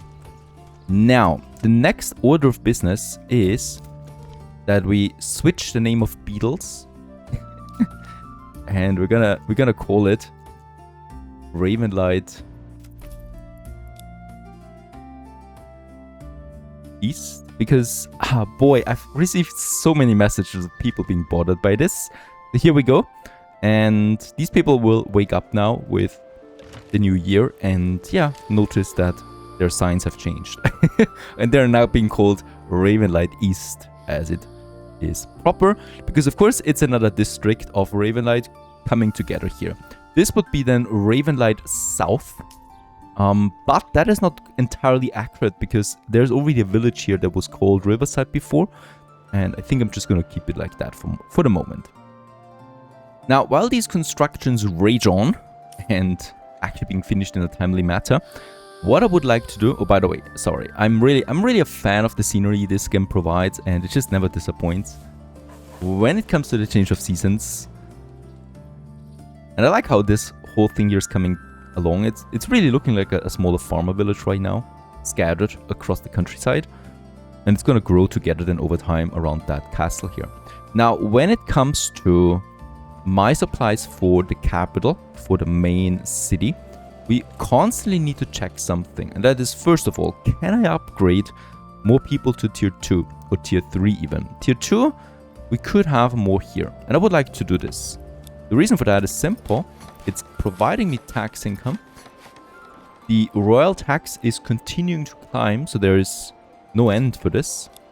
And it also allows me to upgrade a bunch of them to artisans as we progress, and also upgrading more to tier 3, which we want to have this urban feeling of this area here. But that's going to be expensive. Upgrading all of this here, of course.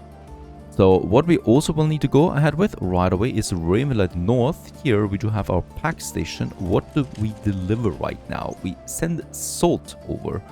Pretty sure that's not required. We got 463 salt in this territory. We don't have a lot of rubble stone, funnily enough, but we need to send this over now because we do not have a lot of rubble stone left. We do have our stonemason hut here. That is fine. What's not fine is the lime kiln that is producing mortar. I'm gonna reduce this. We need more rubble stone for the moment. And what I can also notice that is another thing we need to tackle right away, is that my clothes supplies are stable, but at a lower level. So something is wrong here. And I also noticed that we do not have enough wool and yarn anymore. Further down the road, what is going on here is that my sheep are not growing as I would like to have them. So we got right now 1, 2, could be another one over here, right? There it is, sheep farm, pastures. And they're actually, you know, empty. Like, they're not really growing. And there's something very finicky going on here, and that is my butchers. So let's check them out. Because the butchers, they're also butchering sheep. You know, so it's not all about my mutton here. It's my sheep. And there's a production limit for this. And I don't know, I didn't notice this. But of course we need to raise the cap here. And I'm gonna raise it to 80 most likely right now. We do have only 4 mutton in. It's not that much anyway. The lambs also will need to grow. And I might consider actually taking off the lambs entirely from the butchering here. So 80 sheep is the minimum. We need the sheep. The more sheep you have, the more sheep you can butcher. The more sheep you have, the more wool you get out of that. And I don't want to slaughter any lambs for the moment because we want to grow quickly. And lambs also don't give you wool, as far as I know. So in this case, there's no use for me having these butchered. And I just hope with that change, things are changing again for us. Now, that is the butcher for the sheep. We do have a second butcher somewhere over here. And this butcher, there it is. This butcher is producing the sausage. That is okay.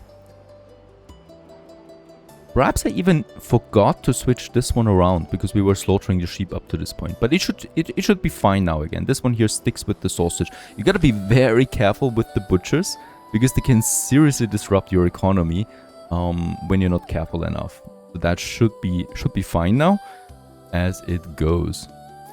In the meantime, we have finished the first burgage plots over here. And I'm very happy to report that we can now implement some proper vegetable gardens and orchards. I would like to have some orchards here for these bigger ones, or for these, you know, medium ones. There's the carrots. There is a big one that we can have, and this will be a vegetable garden. And this big one here will be an orchard again. Orchards just take a long time to ramp up, really. So they're not producing immediately. Boy, look at... Wait a second. That is Ravenlight East. Ravenlight North is fine, and Ravenlight is fine. Ravenlight East is actually really well off at the moment. Royal taxes. I wonder if there's a limit to the royal taxes. 10 months of food is crazy. Crazy good. And we're really low on clothes in Ravenlight East, which is great. That means my trading here is working. Because we want to sell the excess that we have. To be able to barter, right? You need to do this. And getting the clothes in, sending the iron ore over. And in Ravenlight we do have the iron ore in. And the tools are also maximized, really. Perfect. With the tools we might even consider, you know, selling them off for a decent price. For the orchards, it's always a bit tricky. You know, we got the apples. They're giving... It takes roughly 3 years to reach the full majority for the apples. You have the pears. It takes 4 years for them, so that's a really long time. And then you've got the quinces, and they take only 2 years, but they have a low yield. So I think for these here, I'm gonna go with the pears now. Because it's not super urgent that we get that food in. But once this is starting to work for us, it's gonna go crazy. And I'm gonna have another one here, right, for the big field that we have. There's another one here for the carrots now. I think I'm gonna go with the carrots. We've got a lot of cabbages. So I think that's fine. And then we got this massive field over here. And I think this could also be an orchard. I like this a bit further outside. Next, we can develop this smaller market area here. Now, I'm very, very cautious with the market. Because I have no idea right now how many market stalls we are going to steal from the main market. So I'm going to implement this one here now. And as we can see, we get now the supply. 21 and 21. And then we have the storehouse here. Okay, the storehouse is immediately taking this market now. That's great. And the same applies for this granary here. That's great. How is it with those? Perfect. They stick with the main market. And that is what I was hoping. So I think if I readjust the workforce now, they would readjust their radius because I think this market is closer. Could be. But I don't want to readjust, of course. So we're gonna keep it as is. I would so love a stone arch bridge here. That would be fantastic, but unfortunately that's not in the game. Okay, and there's also our tiny market now starting to grow. These guys here, smaller ones again. We could go for some chickens, absolutely, close to the market. For Ravenlight East, we had a pretty okay barley harvest, so I'm gonna switch this around. I'm considering, because there's usually 1 or 2 goods now that we always want to trade between them, and I think I'm gonna implement me a second pack station, so that we have the barley or the flax, and then also the iron ore with the second permanently. Something like that. Get us the pack station number 2.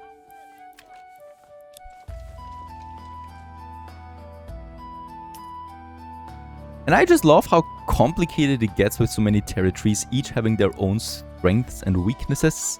And we try to balance things out between them. So the rubblestone, we should see an increase now in Ravenlight of rubblestone. There it is, 80 again, perfect. Very good for future constructions, but I don't need more than that. So we can also switch this around again immediately. The mortar and the dress stone, for example, for the shoes, which is fine because we're using the clothes for the other territories. So Ravenlight North gets its shoes barter, and I could then, for example, go with the tools for this one because we're pretty low on tools and we have way too many tools. Oops, in Ravenlight anyway. And sending over the dressed stone. There should be more and more barley coming in. So I'm gonna switch up a bunch of them also to barley, even though fertility is not super high. Because we need to get really a stable supply of barley in here. Without it, we cannot really grow. I'm also starting to sell the tools again in Ravenlight because we're just totally congested with that. The same I would like to do for mortar now. So we could say that 200 is the minimum, and then we're gonna export the rest. I mean, mortar is really low value, right? But the volume makes up for it. And then we have the dressed stone, probably one of the best goods that we can use. And I'm gonna say, okay, go down to 250 dressed stone because I'm not gonna build a second big castle in this territory anyway. We can't do that, right? You can only have one. We can make another wall if we want that, but that's it. The rest of the dressed stone we can sell for a decent price of 4. Let's establish a trade route. That was a very expensive one, but it's gonna be worth it. So in this case, we need more money in Ravenlight. 6,000 is not enough. 10,000 would even be not enough. Because, first of all, we need to tax. Second of all, I probably will need to continue importing more and more barley. Because we still don't have a stable supply of ale in. Without that, I cannot really grow this town. So it's March. I'm curious to see how my food supplies will behave this year. And we have now a lot of additional burgages here producing goods for us. Not all of them are staffed though at this point, but it's gonna be fine. Now, there's the next barley harvest, but look at that, it's 7% only here. So there's really not that much we can do. It's so little barley that I'm even considering just keeping it fallow, because using that workforce on something with such a low fertility it seems like a waste to me. Finally, the wool supply is also recovering, so we got wool again in. And as I can see, this pasture is growing now, and this one also got the first sheep in. Perfect. That's what we want to have. Now, there is another thing I can think about, and that is that we do need more meat variety in Ravenlight. So people are complaining about that primarily. It's the missing variety of meats and fish.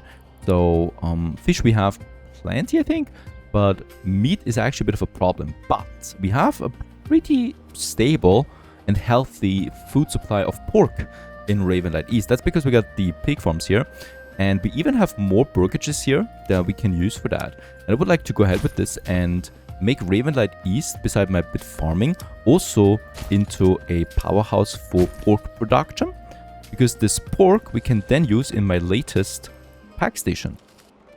We can trade the pork for tools, right? We get also garments in here, but I can also use tools to receive.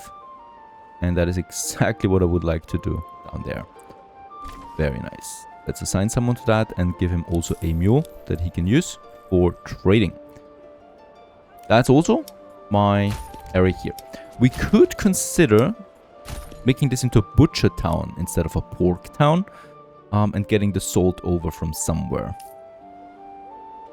Might be perhaps even better because sausage is more durable. So we'll just see how the trading with pork works. They're already bartering, perfect. And let's hope that we do get all of that over to Ravenlight. And boom, it's 8 more pig farms. And that should lead to a lot more pork.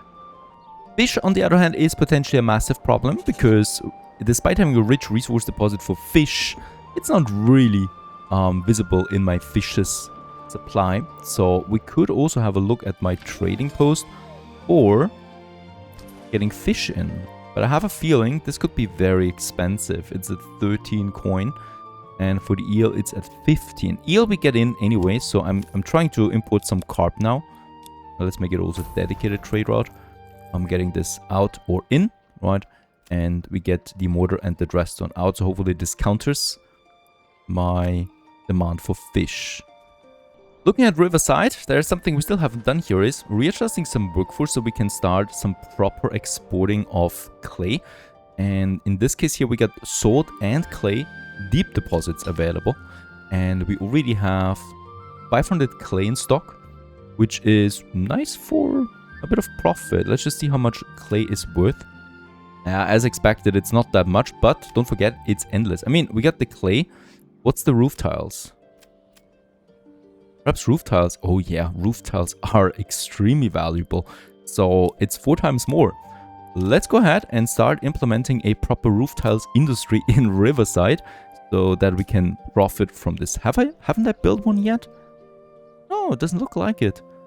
Right, so we can definitely have something. We got the trading post. We got the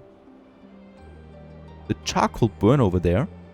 Just realized I have 2 trading posts in Riverside, which is easy.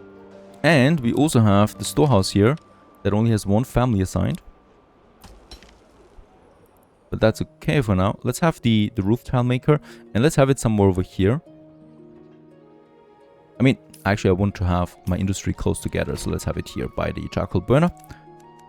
And then I'm just gonna expand this road here. I think we already have a road here. Yes, we have a road here. And this road continues then all the way over there. Connecting it here for that industry.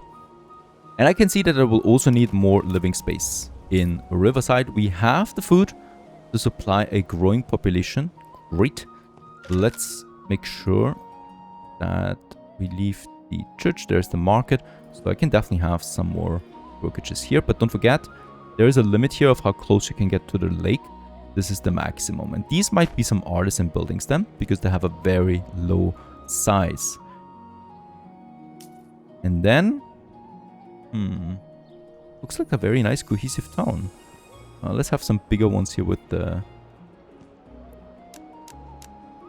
gardens, but we're out of timber, so I cannot do this anyway. Oops. I just realized I don't have a logging camp in Riverside. How is that possible? Did it burn down in the war?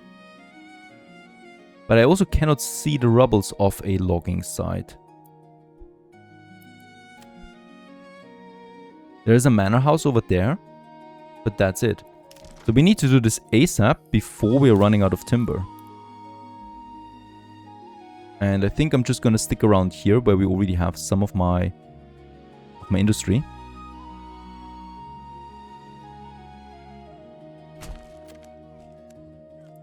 Getting me this in. We're gonna put this on highest priority immediately, and I'm gonna stop. Actually, I'm gonna delete construction of the clay furnace for now because I want to keep that log, and I'm also gonna. Ooh, wow! They already have the timber. That was fast. I hope I still have timber left.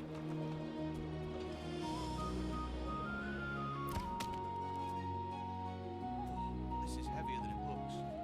I just realized there's the logging camp. It's in the middle of town. I'm gonna delete this one as a matter of fact once this has been finished.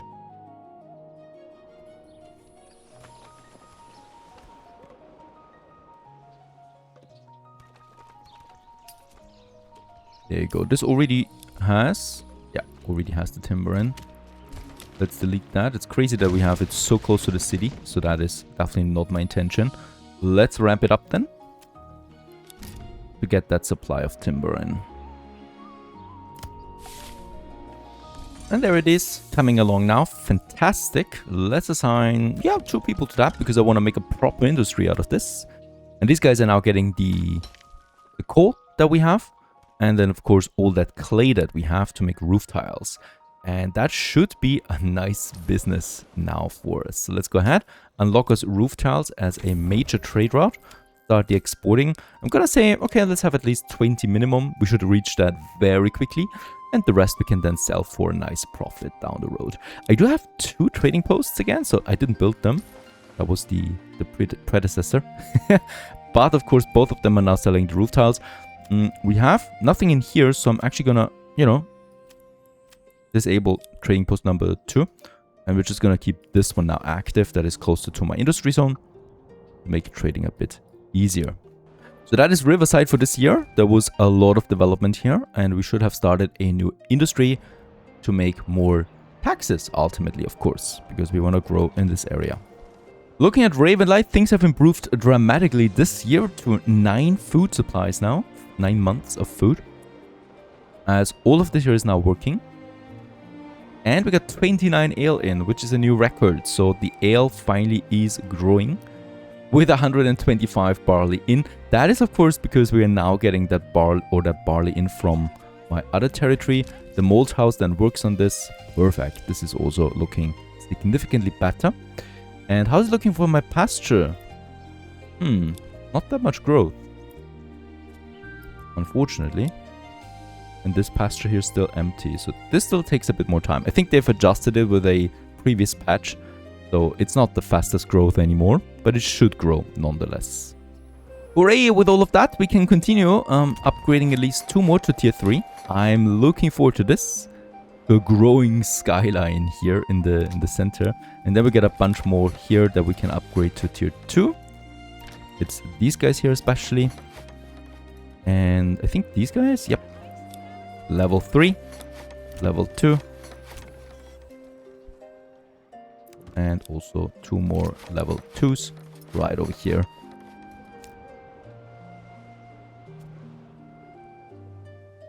And with yet another successful year, we continue to stabilize now the food economy, grow our other territories, and enjoy the sights of a city that is continuing to, expand, despite its limited space.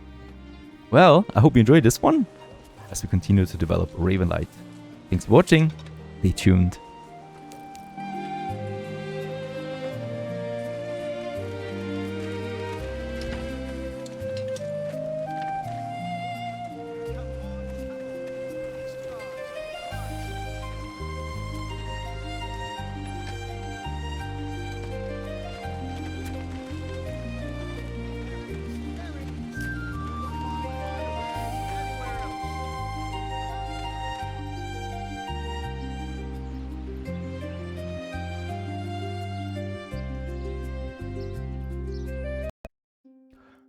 Greetings everyone, hello and welcome back. How very good of you to join and stick around to our marketplace number 2 in Ravenlight as it grows. Also getting quite busy here with a lot of people around. In the last episode we, finally established this smaller community here. I mean, there were already people living here before that, of course, but now finally we are starting to grow, and the idea is that those two, districts, you might call them, are growing together over time. We're at the end of this year again as well, so 18 it is, and year 19 is about to start. Next year I'm expecting some smaller harvests out of these fields already, but of course the orchards will still take some more time.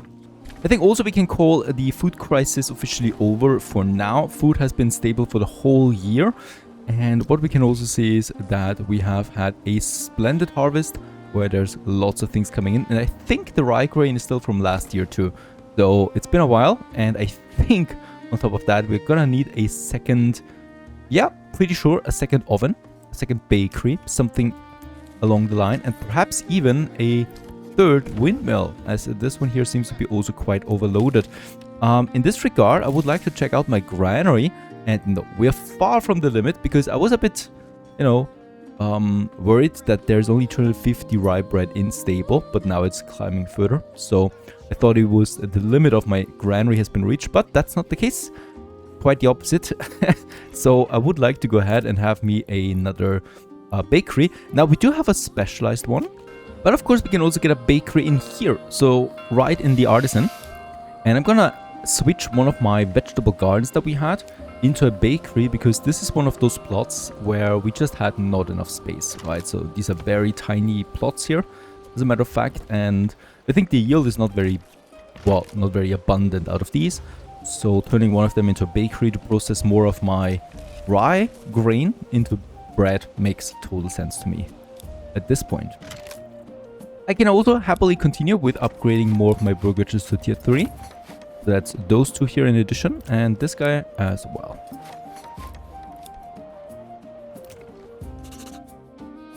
Yeah, and so it is 3,300 annual royal tax. Not the end of the world so far, but of course we need to stay ahead of it. We're heading back to Riverside. That is a territory that we had a specific focus on in the last episode with our clay production here. Since we do have a deep clay mine, we'd like to check out how much clay we actually have, because we do have 53 roof tiles coming in at this point, and we are having 560 clay. I think we can reduce the amount here to just one family, because, you know, it's coming out so quickly that I don't think we need anything else. Because with the deep mine for the clay, there's actually just one resource, right? With the quarry, you have 3 resources or 2 coming out 50-50, but here it's 100% clay. That means a pretty high volume out of that. And my clay furnace has 2 people working that right now, and there's the roof tiles. And I'm fully expecting to make money out of roof tile exports now. Hasn't been the case yet. Nothing so far. The money's just climbing by itself, as a matter of fact. Where's my trading post? Okay, the roof tiles are in though at this point, and the major trade route has been established, so there should be money rolling in anytime now. One territory we haven't even looked at yet is Wildfeld or Wildfeld or Wildfeld. So we might actually just Wildfield, make this one into a proper English name, even though that is also not really the most beautiful English.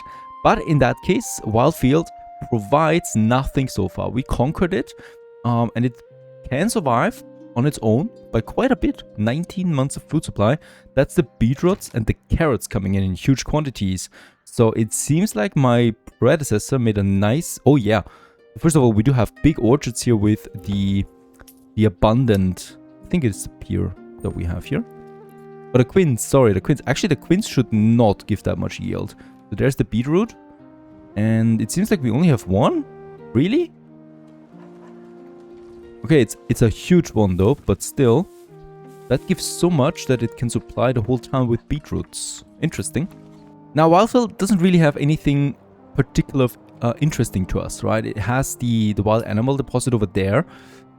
We do have the hunting camp working this, but this will never be enough to supply a town like Ravenlight, a city. We do have the stone deposit there, so there's lots of stone coming out of this. It's an endless one too. It's been upgraded. No, not yet. Is it a deep mine? It's just a quarry. I think the quarry is the same thing. It yields me the rough stone and the rubble stone so far. We do not have a trading post here, do we? We built one too. Oh, I love the AI opponents. They were really smart. 4 families is too much though. And dressstone export, let's enable this one. Funnily enough, I don't need to unlock the trade route for this. Let's set a minimum of 50, so we have some for ourselves. And with the rubblestone, it behaves the same. It's only 1 coin though. I would still like to get this going though. We're importing tools, as a matter of fact, that can stay. And the planks we can also export. But I would like to keep a healthy amount in my storage. Wildfield really doesn't offer that much. It also doesn't even offer good farmland, so there's basically nothing here. A bit of rye we could get, but that's basically the town supply, mostly. But outside of that, this is just a small town, yeah, without that much to talk about. Stonemason station we need to repair to get the money rolling. The manor has been built. Unfortunately, that bug still exists, so it's there, right? It is repaired. It has been repaired, but it doesn't show. Yeah, but we know it's there. We export, we tax the region, so yeah, to me everything here is fine, but there's nothing notable interesting about this place. That leaves us with 2 territories that we have on this map that we conquered, and that's Schachspitz and An der Dornlei it's called, and both of them might be of interest to us. So this one here has once again a clay deposit, it has a fish deposit, and a bit of iron. Okay, that's not very useful. This one has a deep iron mine, but we have that already, and it has lots of mushrooms. Now the real question is though, does any of them have barley fertility?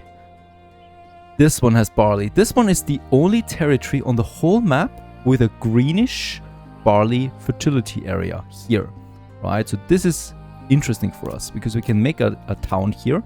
It's April, it's the perfect time for it. And I would like to go ahead and make here a settlers camp. Let's just check out that we're not cutting into any farmland here. I mean, even if we could integrate this one nicely, but this, this, all of it is gonna be, yeah, that's just crazy. That's a lot of farmland that you can get out of it. So my idea is to have the village here, right? So in this case, we can have a smaller one, and I'm gonna go with a plentiful one, 750 coin. There was a time when this was a lot of money. Now I'm just, yeah, I don't even feel it. With that, we got this one here also now settled. An der Dornlei, that is, well, actually a really beautiful name in German. And I think now we have the river's name too, right? It's not the Danube after all, it's the Dornlei, because that's what the territory tells us. Dornlei, that's a pretty hard name to spell out. Now, there we have it. Once again, we start with, yeah, some chopping. And since this is going to be primarily farmland, I would like to use this one. Yeah, why not? This can be a nice tiny forest for now that we can use because the rest here is going to be farmland. Let's have this one here right away. There's also a bit of iron that I can utilize, so that might be an option for us. And then we will immediately start with a well here.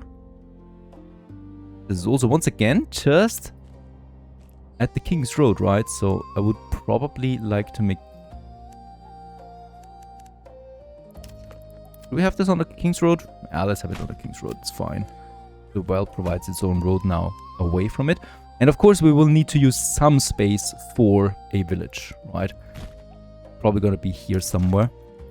Plenty of supplies we have. So we're starting with the biggest possible supply you can have. And that gives me ample of time to prepare. We do have the mushrooms not too far away. They should really give me enough of materials that I can use. Or, yeah, mushrooms. Though I don't want to eat too many of them. And then we can immediately start, really, once I have the logging camp going, with the farm buildings. A woodcutter. That's probably the other major thing that we're going to need before winter.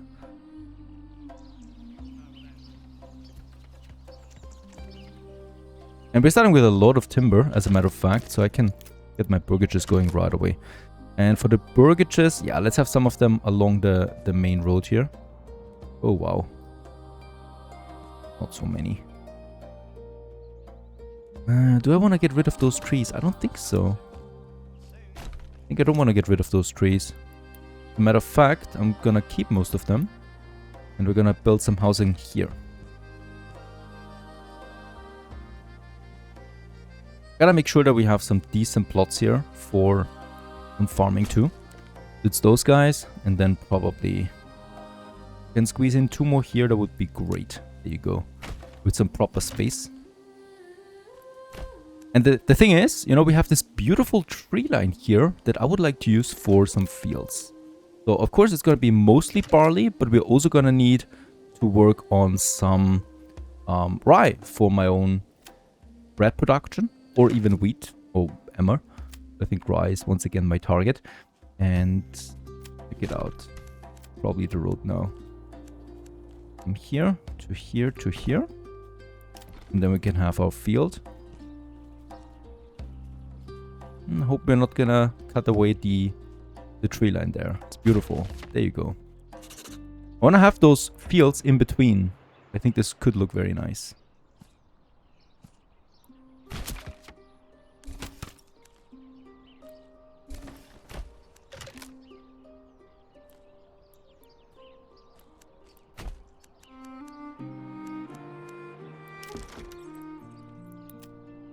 Fantastic spot for the farmhouse. And then we're gonna have some more fields here, just along those trees again. I like this. I like this idea, really. How many plot points could we potentially have? That's the maximum. That's okay. Matter of fact.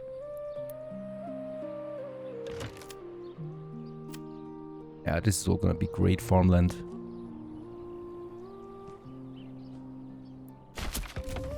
There you go. So just between the trees. I love this. Fantastic.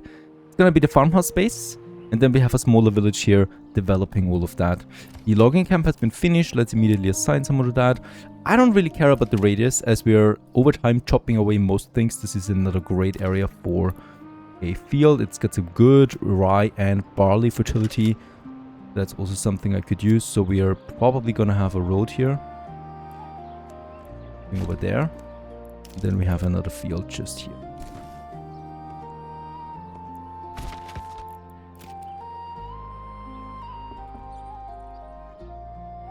And then we got all of this space over here, which hopefully, yeah, this gives me the most barley. So that's just behind the burgages here. I would like to start with one giant field. Is there a limit? Ah, look at that. That's the limit. Okay, 5.6 Morgan is what I can do. 5.5 Morgan. I think 5.5 Morgan is the limit. There you go. This is gonna be the biggest barley field the world has ever seen. With a great fertility, 69. 81. Okay. I actually have fields with better fertility, even though this is completely green. Ah, alright. It might be worth optimizing this a bit further. And we have already advanced the city here, the village, because we built the burgages. We even have some regional wealth left over to, yeah, afford me land some chicken coops. To get me a sawmill going right here. There's the woodcutter.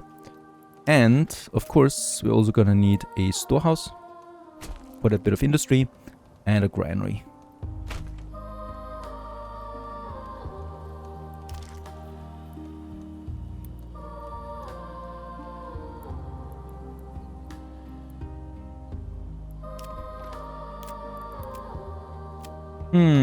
Alright, how can we do this? That's not gonna be the biggest field after all. This one, I think this gives me a much better fertility, 70%.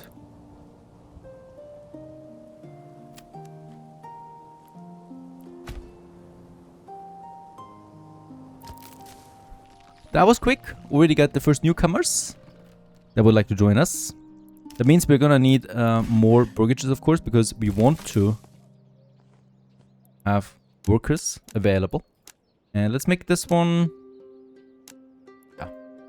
not the tightest place. And we do have enough timber already for my farmhouse.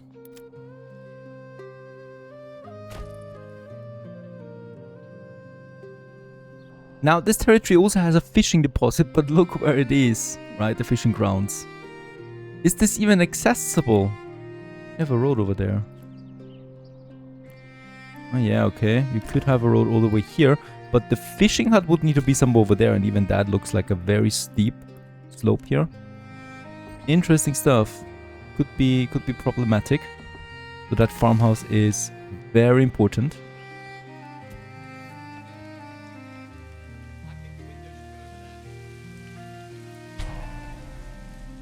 And there it is. Yeah, we could upgrade it with a plowing station. Much more important though is that we get the chickens going. So we can start with 2 chicken coops right here. And I would also like to go ahead with some animal pens. That usually gives you a lot of meat quickly. Those 2 there. And then the bigger plots over there could be some proper vegetable gardens.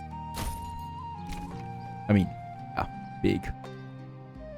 Working on some proper rotations is important.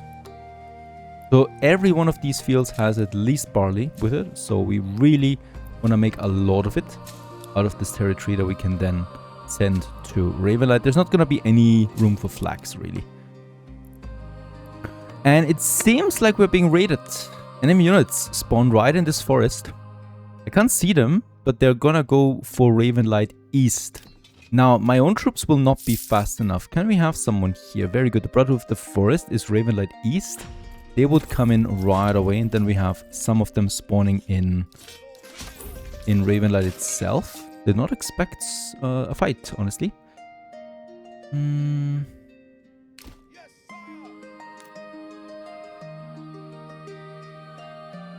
Yeah, they're immediately rushing. Look at that. That is just... okay. I've had my concerns many a times now. And yeah, they just spawn here in the territory right away beside the village. That's just a bit unfair. There you go. My archers can already shoot. We have the brigands here defending the archers. And I've got my retinue too. That is my heavy armed soldiers. Can I customize them while they're racing? No, I can't do that. They should do a nice job there anyway. They are fully upgraded, what I can see right now, so shouldn't be a problem. And I can see that these guys here are moving somewhere else, which is absolutely fine. They're moving to my main city. And I do have Ravenlight North here, Ravenlight. And I just see that we do not have any retinue. These guys here were completely destroyed last time I fought the Baron. So, oh god, another one-click solution for this. Nope, nothing works. Whoosh! There you go. And let's raise them immediately. Also here. Oh, I cannot raise them anywhere. Oh, there's a bit of spotty. And let's get them going together with my archers here too. Protecting my main city. It's a lot of brigands.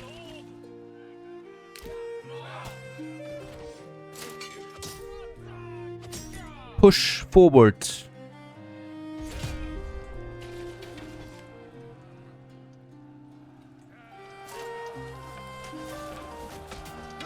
Show what you've got.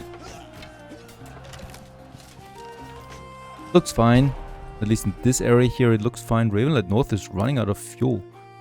Yeah, I will need to tackle this one then. These guys are also falling apart. There you go. We get some nice amount of influence out of this.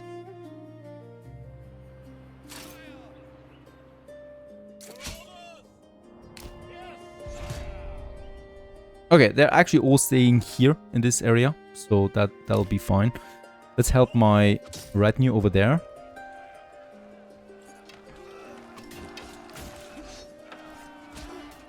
I haven't lost a single soldier yet of my own.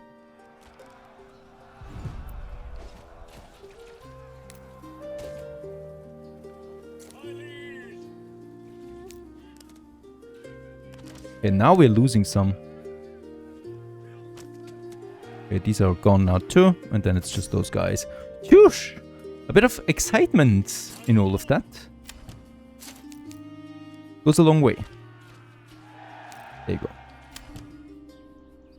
These were the summer raids. This is where the mercenary system is a bit helpful, right? Because you can spawn them in various locations on the map to give you a bit of a breathing room before your main troops arrive. I really wonder why Ravenlight North is so low on fuel. We have a fully working charcoal kiln with max efficiency, and the woodcutter lodge is also fully working. It seems like... oh yeah, okay, we cannot store more resources because the salt is clogging everything up. So I'm going to get the deep mine here unemployed. By the way, can we set a maximum? I don't think so. I think we cannot set a maximum until it automatically stops. You know, I can say do not take in any salt, for example. Right? Do we have salt here? Yes.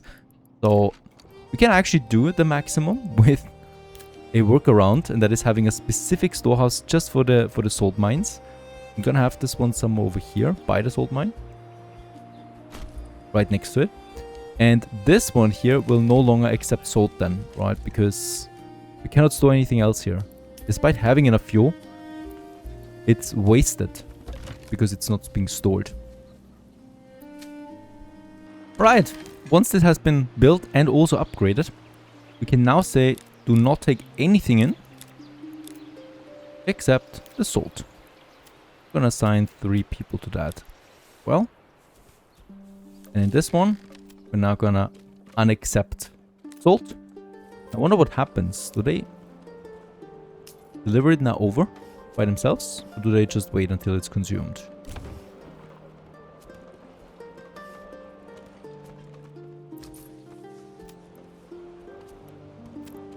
I think we're also not selling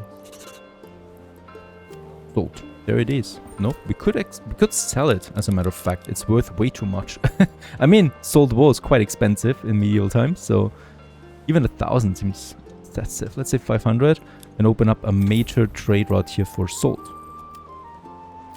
Major oversight on my part too, because I was not doing this before.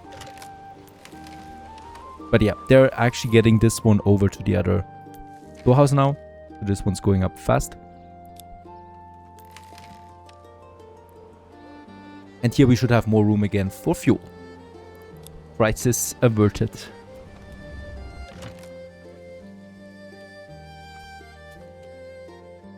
And the Ronlai also has nice supplies now. There is enough food, so we will survive this winter, which is the only winter where farming was not fully working yet. I would like to get a bit more living space in before the new year starts. That would... there's this tree line again. I want to keep the tree lines in here. So I'm gonna have some more burgages here with big enough gardens. And we can get our marketplace now in. There's still a perfect spot here too for a church, right? So somewhere here or here. I think it makes more sense here. So we do have the market then along the major road here. And it's just gonna be a small market anyway. Nothing major. Just so that we can supply those people. Still gonna cost me a bit too much, and that is 1 family each. Would really like to wait on that a bit. There we have the burgages with huge gardens, so we're gonna use this, of course, for vegetable gardening. Might also get some orchards, but I think carrots are way better. New family moves in, and I'm immediately gonna assign now 1 to the storehouse and 1 to the granary, because we want to store the little food we have in the granary right away to make it durable.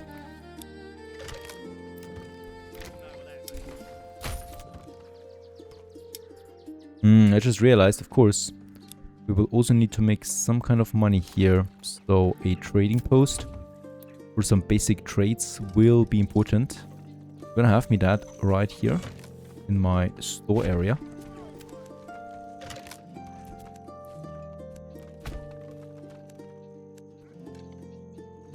I just love developing new territories from scratch and getting everything up to work. Beautiful, and I just love how every territory has its own strengths. Makes it really exciting and dynamic every time. Let's assign a family to this trading post here and try and sell something. What do we have? We do not have anything in this territory. Might be some firewood, might be some planks. Or a mixture of both of them. I think firewood is a bit safer. The trade only costs me 10 coin as well, so this is something that we can do quickly. And let's say 30 is the minimum, we can always chop more wood. And yeah, some money is being made already, flowing in. There's still no way of transferring regional wealth between regions, I think. So we'll just have to live with selling stuff, but look at that, it's fast. Now priorities are important. Vegetable is not gonna work now anyway. I would like to use that money that we have on buying me a second ox, because the stables have been upgraded, and that means we can assign now 1 ox to the farmhouse where we have plowing enabled. That's Herman, and that means they're gonna be a bit faster now this year, getting things done on the fields. Yeah, we've grown 4 more families. That of course is a strain on my food. Ooh, 54 planks, that was a lot. Yeah, I should be fine though for winter, especially since the forager hut is gonna work now again soon. At the beginning of March, and we have the coin. So I would like to have one chicken coop in addition here. And then of course, whenever money is coming in, some of those vegetable gardens now. Those seeds are really expensive though.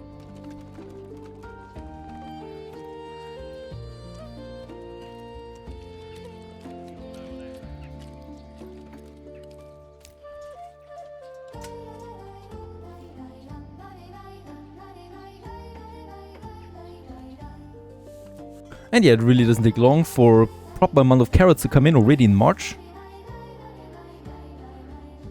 Which is surviving me another month. That. Perfect. Paid the annual royal taxes again. 3,600 it was. We could survive a couple of years with the amount of money I have in right now. I can also see that we are gonna have some great harvest in this year already. So there's 82 rye here. This one's coming along. It's at 30% now, and this one's coming along at 23%. That's with the farmers we have. And that means we're probably also gonna need then a windmill. Let's just see where we could have one with a good amount of efficiency. Actually, here in the town center, we could have one. This one's not enough. I mean, it really is not the worst thing in the world if you don't have even 80%, because, you know, harvests usually are not that massive. But, of course, it makes sense to have it a bit closer here somewhere, perhaps. 74%. Nah. So, out here is fine with 90%. And right next to it, we could have then the oven. Somewhere here, right? And absolutely, this would be another great field here. Ooh, wait a second.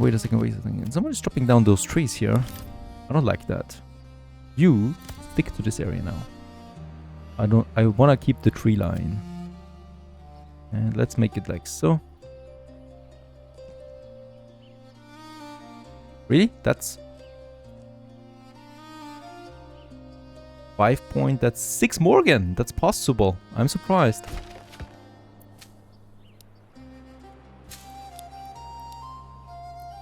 Gonna be a lot of barley coming out of this.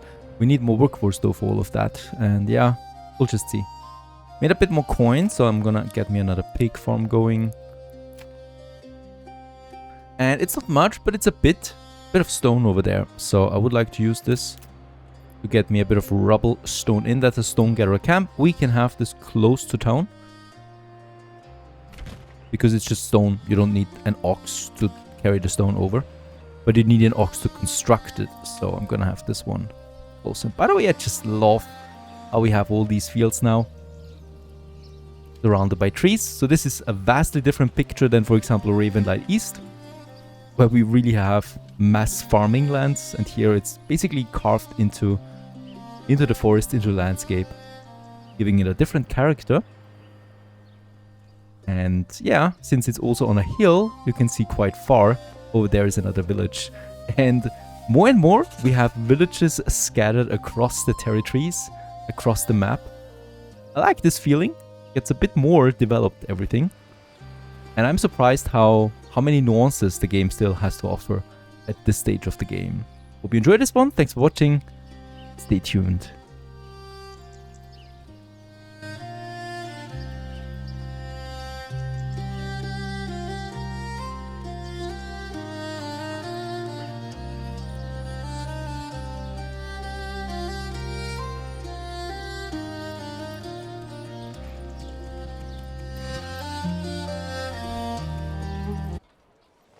Now, the problem is, if you develop a territory and focus on that, you inevitably start to neglect other territories, and one of those is Ravenlight, because in Ravenlight, we face 2 issues right now that I should tackle ASAP. The first one is that we ran out of salt in the last episode without me knowing this, and the reason for that is we switched the delivery. So in this case here, in Ravenlight North, we have 1,700 salt that we distributed over to our latest or our new storehouse right over there, where it's all stored now. Very good. The problem though is that I only have 1 pack station in this territory right now. So I need to do this ASAP, because we want to continue sending my dressstone over there as well. Where should we have this one? Yeah, this is my storage area, so it's a tiny spot that we still have available there. Perfect. Let's also have a small road here going to that. Oh, this looks nasty. Can we make it like so? Yeah, that's better. For sure. Make a little area there. I would love to have the ability to make a plaza or something. You know, not like to just have these patched roads by the look of it. And in that case, it's right next to my granary and my storehouse. By the way, my granary will need more workforce, so let's assign this one so that Ravenlight North continues to operate as it should. Now, another thing I've noticed is that in Ravenlight North, we do not have enough coin anymore, which is a huge surprise to me because we have natural resources here that should give me a nice price. Problem is, as you can see, the prices drop significantly right now. That's because of my exports that we're doing across the territories right now, and it seems like it's way too much. So yeah, the game kind of calculates this as an overflow, right? And we're losing the prices here right now. Redstone is still fine. I'm happy to see that. I'm going to reduce this to 90 now. And we're going to immediately check out where I do have my stonemason. There it is. It's 2 people working that already. It's not enough though. We need more people working this. So the quarry here is fully employed. And I'm going to go ahead now and get me another dress stonemaker, the stonemason station. And once again, we have this perfect spot here right next to the quarry that I would like to use for this. So we have the 2 stonemasons, the quarry, and then also my lime kiln over there producing mortar. Mortar is something I don't need to produce right now at all. It's just, yeah, not necessary. Now, because of... let's have a look at the regional wealth again. Why is it so low? Because we should also, at this point, sell salt. And we do, but it's not enough. Do we not have enough people here employed? Do we not have livestock here employed? We do. Everything should work to make us a lot of money out of this. But that's not happening. I wonder why. We sold a lot of stuff. Holy cow, we made a lot of money out of the salt. We're not importing anything. Where's the money going to? In this case here, I have no idea. The taxes are also really low, 10%. I would like to keep it that way because we need to keep, need to have a steady surplus there of coin coming in. So I'm really baffled right now why my balance looks so bad. Because we're not doing anything, right? We're making money, we're not spending it. So we made, it seems like we paid.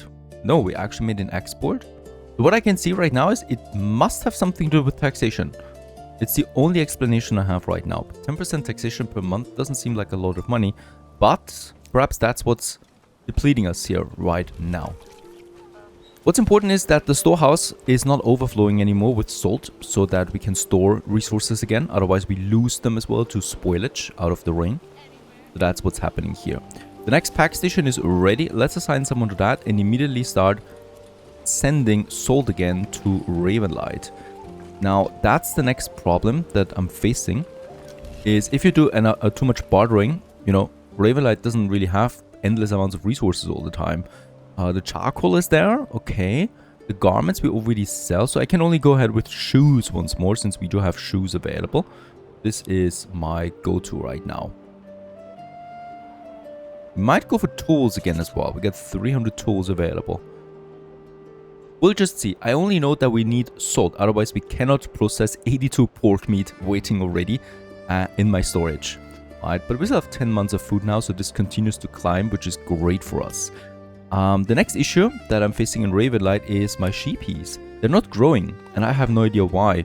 In this case, 2 years passed since we made the adjustments. There should be way more sheep in, but it's only 40 around, right? 42, 43, depending. And once again, I have no idea why. So we are still continuing to import sheep now too. I want to stabilize my size there, my herd. This is quite expensive though, as a sheep costs me 30 coin. And once again, we are not butchering any sheep at all right now. Right, so my butcher actually has been turned off. He's now processing pork. So no one is butchering sheep. It should grow faster. But there was a patch a week ago that made adjustments, and it seems like it significantly slowed down the rate of how sheep grow. So I'm just gonna go ahead and wait a bit longer. Next is the market. We need more granaries and more storehouses. It's incredible, but it's the reality. And I'm gonna go ahead and make me another storehouse right here. Do we have this one here? I wonder. This is my industry zone.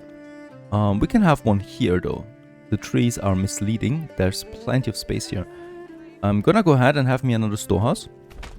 And we need another granary too. So I'm gonna have both of them here now too. As we continue to grow in this direction. We got 30 people that we can use to employ at my market. Next, we are working still on ale. Up to this point, it's not stable. 4 ale left and 26 barley in. That's it, right? With that, we cannot grow. So we need more tier 3 houses, of course. Getting that barley over is just insane to me at this point. So it's crazy how much ale we consume. We do have these guys here, these fields, but none of them are working with barley because fertility usually is just too low for this, right? We get the possible worst territory for barley in the whole map. So this is where under Dornlai is my latest territory is coming in, because this is pretty good with barley, and we're working those fields here right now. The farmhouse is not fully employed. We want to grow this town a bit further. In order to do this, we need, first of all, a church. That is something I should really work on right now. Not enough goods. Got the timber, do not have the stone. But the stone gatherer camp has been finished, so I can assign a family now to this. We're getting the stone now from over here. I'm not trying to trade too much, as trading is not really a good solution for a stable economy in this game because of the bartering system. And we do not have a living space available anymore. I've got enough food though, so food is now really stable finally. And that means I can get a few more burgages going. And I'm probably, yeah, continuing to grow a bit here. But as I said, I want to keep those tree lines. So I'm gonna try and get it done like this. Even though it looks a bit wonky, but it makes sense to me. And let's reduce the density a bit. That looks better. At least it gives me 2 plots here that are a bit fuller. Right? And then we can still go with this area, where we could try and make it... Nah, this would lead to... Yeah, I could try it like this. Right? This is like a mass neighborhood. I would like to increase though my gardens. So I think this one is the safest bet. Let's do this.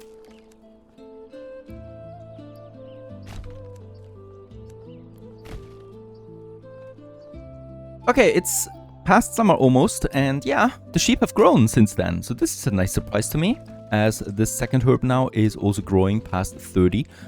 So that means we have over 60 sheep now. We still also have this pasture here, so I'm going to resume slaughtering once all of these pastures have a healthy amount of sheep. And I think this could be very profitable for us then. Both sheep farms are fully employed, so that's also important to get as much wool out of this as possible. Alright, let's have a look at my storehouse and granary. They both finished and also upgraded, so I'm gonna add now all 6 families right away, because I don't need to, I don't want to worry about market capacity all the time. We're just gonna employ this to the maximum, and this will lead to a lot of market stalls now being built here, which of course is the great thing, as the Ravenlight Central Market is growing as it should.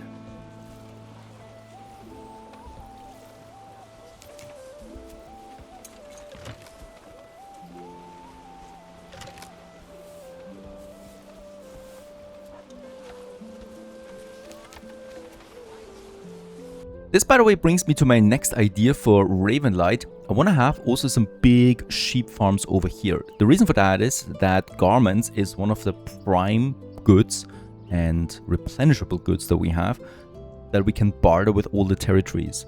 So this is one of the main challenges of this game, especially in late game, that you have replenishable resources, material available, so that you can start bartering. In Anno it's easy, you have a trade route that is just delivering the goods, but here you always need to have a counter value, and that makes things so challenging. So a good forest industry is one thing, but it's not enough, right?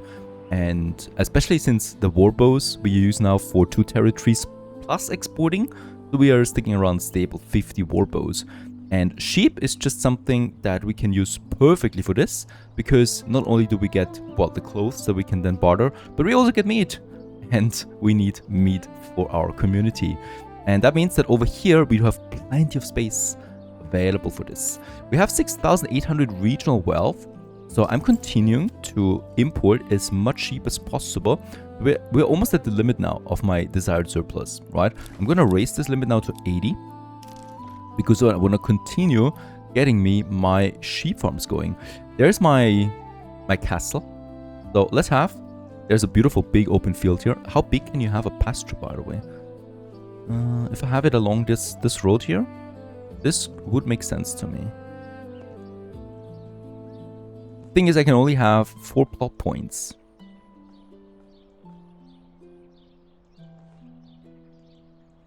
Okay, so we could have one here with 90 sheep. Yeah. Does this look right? I think it could, because then we can have another sheep field, sheep farm, right here.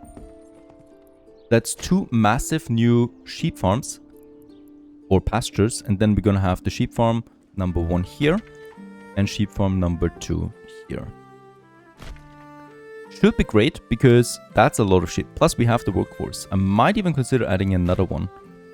Makes sense to me, because we want to utilize as many people as possible. So I'm going to use my 3rd sheep farm somewhere here.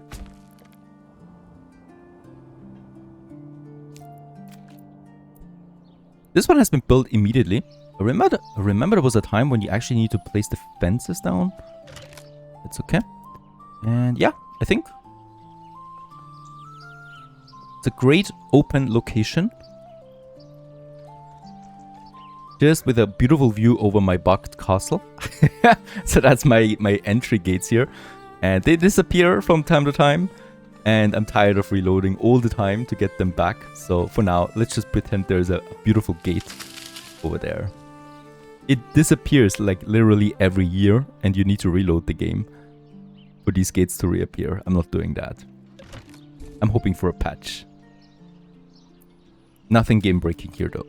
Another 3 families now to sheep farm number 1. Can we do anything else here? No, I don't think so.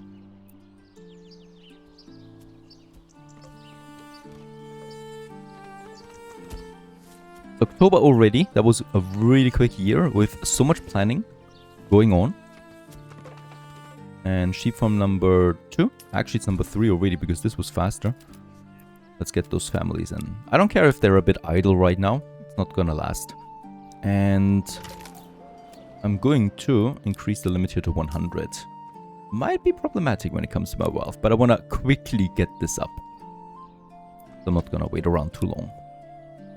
That's a great new business coming up here. Another thing we should add close to it is, of course, then something where we can process that. So a weaver workshop. And let's have this weaver workshop in my new city here, right? That is forming. And I'm thinking about something... Where's my storehouse?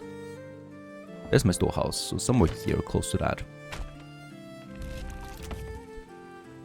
The sheeps, they grow. There's the first one in pasture field number 3. I'm gonna enjoy this as Ravenla becomes the biggest sheep herder in the world. This one's full now, this pasture, and this one's also full. Perfect. There was the origin that you can have. Can we switch origins, by the way? Can't do that, unfortunately, right? So origins not, but there it is, right? Born of the Alps, so clothing durability is increasing, and sheep are more resilient, so they do not die at high elevation. And then yeah, efficient hunting camps. But this is a really nice one here for getting even more sheep out, because high elevation, I think, is this one here. That would be high elevation. And the Dornley has its first harvest season, which is great. And as we can see, yeah, getting full. It's way too much for that, so for that town here. We're gonna lose a lot of it, but I don't care. Let's assign someone to the windmill. We also still have 5 available space. And did I build my... I think we did. My oven? No. I don't have my oven yet. Also go ahead and do this, because that's gonna be pretty important now soon. And the oven needs 10 stone. We have that. Let's have this one right here somewhere.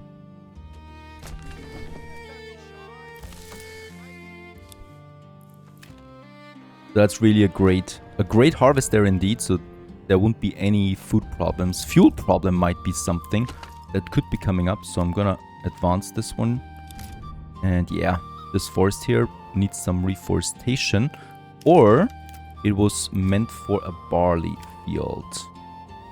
Ah, it's not bad. It's not bad. There could be a nice barley field up here. I'm going to relocate my forest industry now in an area where I'm not going to do any farming, and that's this patch here. You know, so this is yellow. Should have done this a bit earlier, but it's no harm. It's winter. People are not that busy right now. And I'm just going to move all of this over, also to keep transportation times short. And in addition to all of this, we're going to add a forester now. And I still have 4. That means we have 9 families available that we can utilize. And that's the forester here for this whole area. Perfect. Okay, the oven should be finished now. Last stretch. A lot of materials. There it is. And also a family assigned. I just love the views. I mean, look at that. As we can just seamlessly go over there to the other village. How's it looking over here? Riverside. Oh, they're stuffed. They have no problems whatsoever. But they also have no real strengths. It's a bad farming area. Got some clay there, which is its main exporter. That's my trading post over there. Getting the roof tiles out. It was close, but it's all working now.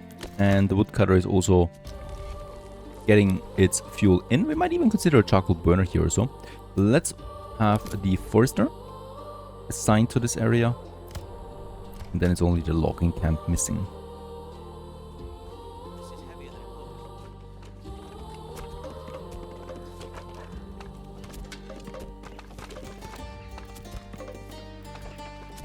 A lot of firewood coming out of this. And yeah, quickly growing again. The thing is, though, we used a lot of firewood with the oven, right? Which consumes it too. But it's fine now. Last but not least, the logging camp. And let's assign a family and get the work area going. Over here once more.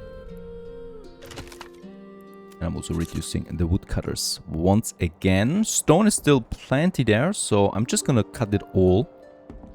Okay, I guess the more sheep you have, the faster they grow, because even during this winter, this pasture here grows towards 40 now. And no, we're not importing them, right? So in this case here, we got the last 30 days and we imported 3 sheep in total. And in the previous month in total, it was just 8 sheep that we imported. So it's basically nothing by comparison, because we grew by over 30 sheep in one winter. So it seems like this is back to normal. And this one here will reach its limits now. 43, and then I'm expecting that this pasture here grows towards, yeah, over 200 sheep than just here. Ladies and gents, there are the first 2 sheepies. Actually, there are more coming. Lambs, mostly, and yeah, well groomed it seems, well trained, and there's 16 apparently now moving towards this field here already. We should already see the effects of so many sheep. Yeah, that's the wool and the yarn now. Cloth though is rather low. So another thing that we can consider is adding a 4th tailor to my area now. And for this we would need to get rid of 1 animal farmer or something. And I think we can afford it to get rid of 1 of them here. So there's the goats. I would like to keep them though. There's the chickens. We can get rid of them. So let's get a tailor in here. And yes, I'm very conservative about this. I would like to have the artisans rather clumped together in the center, to also have a lively city center, so that people are going back and forth here towards their artisan workplaces. And that's that. The garments we're gonna need, because this year we are also gonna see now the first harvest then of barley, and I'm expecting more. Is this the only one? 90?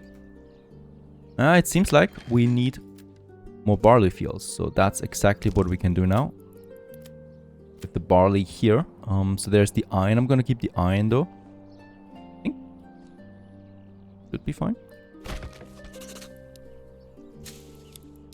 And I'm gonna actually go ahead with 2 barley here. We have way too much food anyway. So let's just use more barley. And I guess here we can have another one.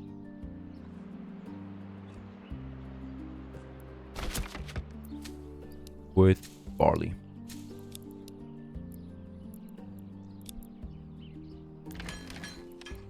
There you go. There should be a great harvest for this.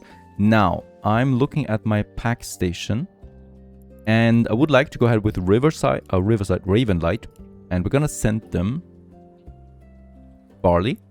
And we're gonna receive clothes. And let's get us one going. Have a bit of coin here. Very good. Let's get the mule in. And the family. At the pack station. They're gonna transport the barley over once we have it available. And we're gonna sell clothes. Since we have the money, we can open up this major trade route here. And I'm just gonna say 0, right? Or let's make 10, because we might have more tier 2 buildings here at some point, and they definitely want to have some garments. This could be great for us.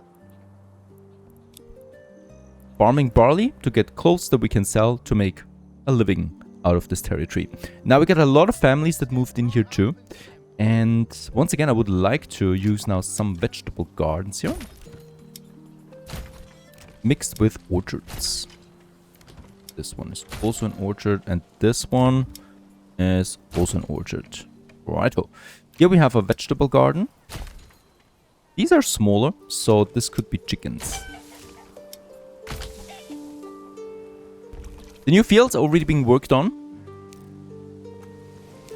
by the combined forces of Dornlai, and I'm expecting a lot. So this should be more than 100 barley at the least. This one's also, there's the oxen working it. So, you know, this is just really cool, right? It's just the ox here with one worker doing the work. And where you don't have an ox, it's an army of people that need to do this. And it really shows how efficient that ox is at doing things. And since this is getting into a really big farmer village, I love that, by the way, there's a second slot now available. This wasn't always the case as far as I remember. So another thing we can do here is getting me the stables going for a second ox. And I'm going to have this one right here that we can upgrade to a stable. Hitching post. And with that, I can now assign the next oxen. So we have then one here, Burman. And here we have... Oh, we also just have one here that is following right now. But I can assign now the second one. So we have 2 ox working the farmlands. Once this has been upgraded to the stable, we can get us another ox in. And with the coin we have so far, I would like to start... Wow, what? 60 coin for the apples? Sneakily increase the prices on these, it seems. The cabbage is also 50 coin almost. That's a lot.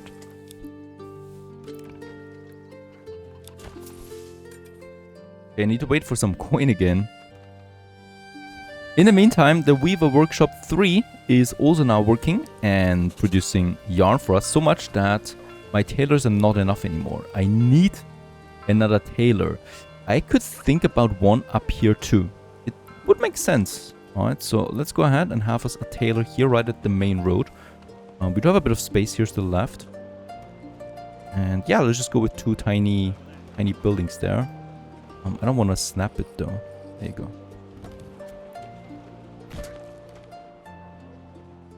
Because it's our prime capital that we have, we need to produce it all. The tailor we just built, by the way, of course we gotta make sure that he's using yarn. That's the most important thing here. This one's still on linen.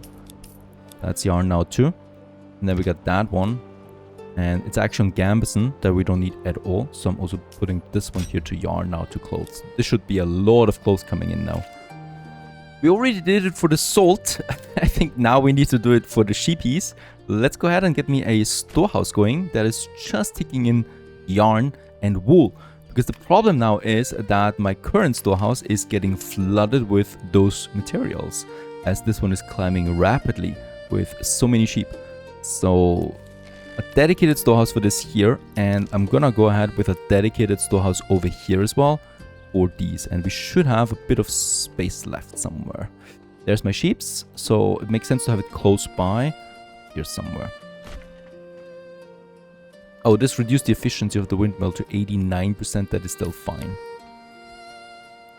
By the way, we got a year of food supply and fuel supply in Ravenlight. Plenty.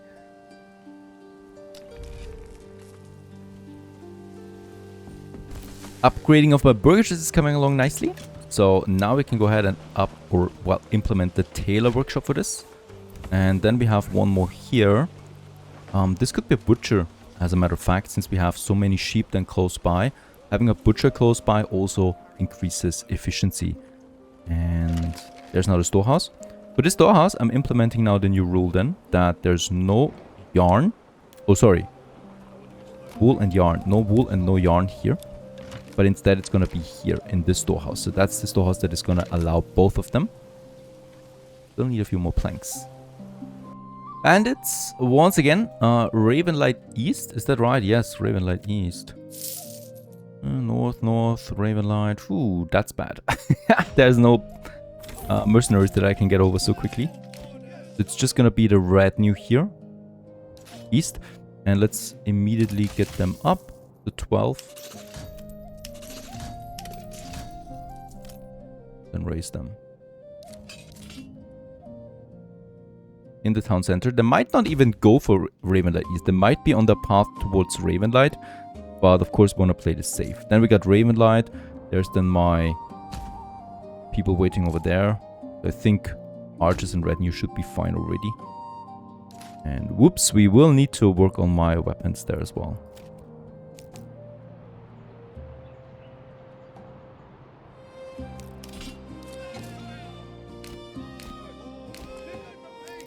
Alright, those bandits are really fast, so my retinue is already engaged.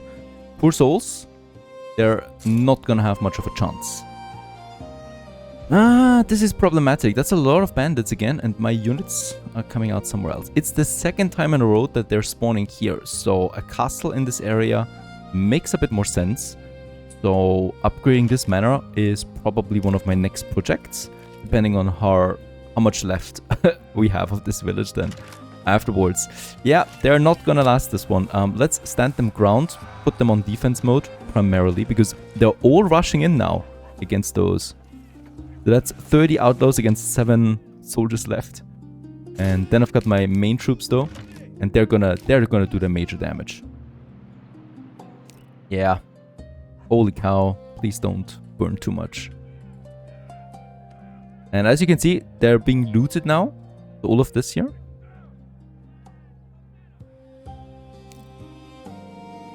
No, there's no use. I don't think we can make it on time anyway, because the outlaws will just disappear again.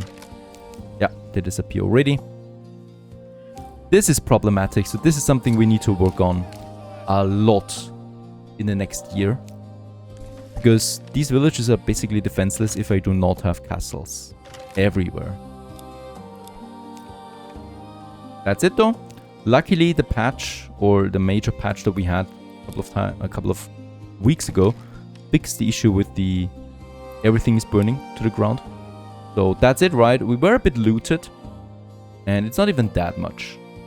So it's a bit of fuel and a bit of food that was looted, and a couple of buildings are burning down. But that's about it. But of course we don't want this to happen every second year now, because that's the frequency. And we'll need to work on that as well. Tax station is important, so trading can resume. The church will take some more time, because this one needs rubble stone, and I don't think we have stone in this territory. So that is one of those things that we'll need to trade in then. And also ASAP repair my burgages, because it's the beginning of winter and we get a bit of homelessness. Yep, that's one of the tricky things. We get so many territories, defending all of them with central troops is not gonna work anymore. We need to have soldiers in every territory permanently stationed. That's another project. For now, let's finish the sheep piece. And then we work on more production and more defense. Hope you enjoyed this one. Thanks for watching. Stay tuned.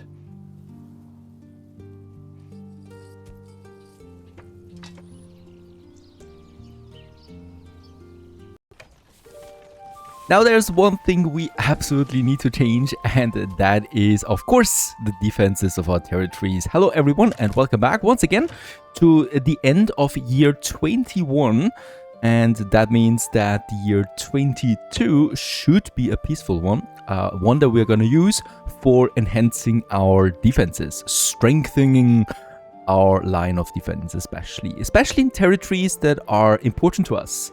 And Ravenlight East is one of them in the Great Kingdom in that we're living now. Are we still a lord? Or are we a king? I have no idea. The beard is growing. That means we should get into kingdom here soon. And in this case, we're also quite negative on the king's favor, by the way. It's -5 at this point.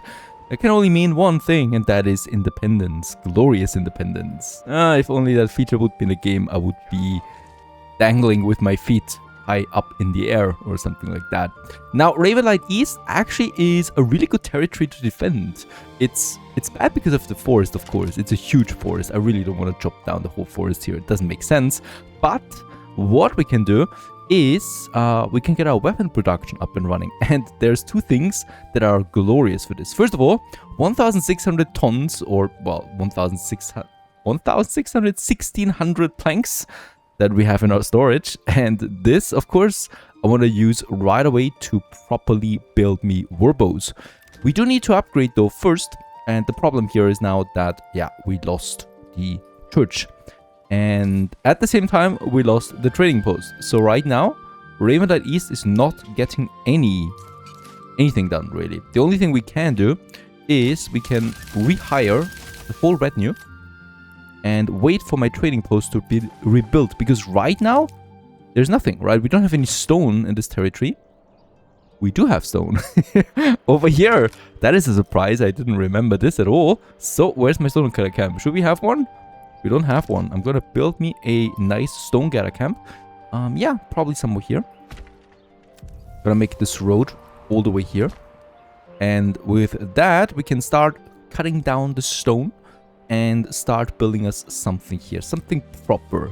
That is important. What's also important is the corpse pit over here needs families. Because we have, yeah, 24 corpses left. So the raid last year was really, or this year, was really devastating. And I don't want to have this repeated again.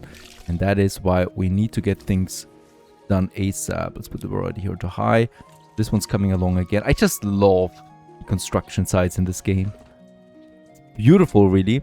And very detailed. And I'm going to put this one here to the highest one. So it's just one log. We should be able to do this quickly. On the other side of the map, we have Dornley and Under Dornley. And here, once again, we do have a bit of a problem with my firewood. Gonna assign me. Nah, we don't need two families here. We don't need the timber. I really wonder why we're so low. We don't have that many houses here. And we do have the woodcutter lodge with 3 families. And they're all working, right? They're waiting. Why are they waiting? They're sick. Alright. Okay. They're staying home because they're sick. That's an interesting development. Nothing I can really do about this. We can, of course, start making some charcoal because that's more durable. But this is not a short-term solution, right? This is a short-term solution. Gonna get me this over here so that we start this as well. So that we have a better stock in the future. Another royal tax increase. 3,600 it is now that we need to pay. Outside of that, Under Dornley is looking fantastic right now with 15 months of food supplies. That's of course thanks to the rye bread production. And we got 150 barley in now. This is the first year where we had this kind of harvest. So I would like to check out my family. And yes, they're using a mule. Very good. Transporting now the barley over. Where's my pack station again? At the pack station. There it is. And transporting, perfect. And they're getting clothes back. Coals are in, that's great, and we're selling it right away. Perfect. It's also in here already, so we can make some serious money here to push my people further to the next tier, especially.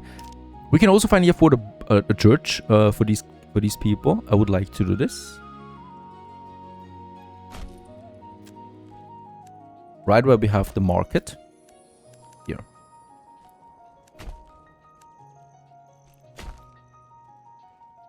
We quickly switch over to Ravenlight North, because here I would also like to go for my manor now, that I want to change a bit, right? We got a castle over there.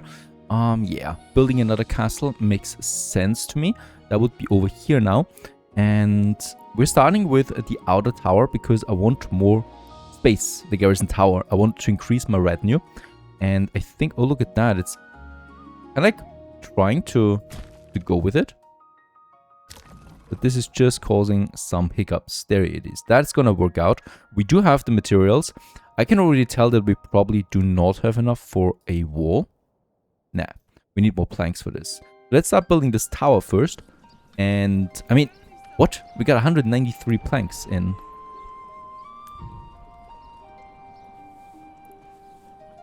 We theoretically would have everything. Why did he tell me no goods? We have the rubble stone, we have the planks, we have the timber. We have 444 dressed stone, so we could even go for a stone castle right away. Of course. So, yeah, let's wait for the tower to be finished, and then I'm going to try it again.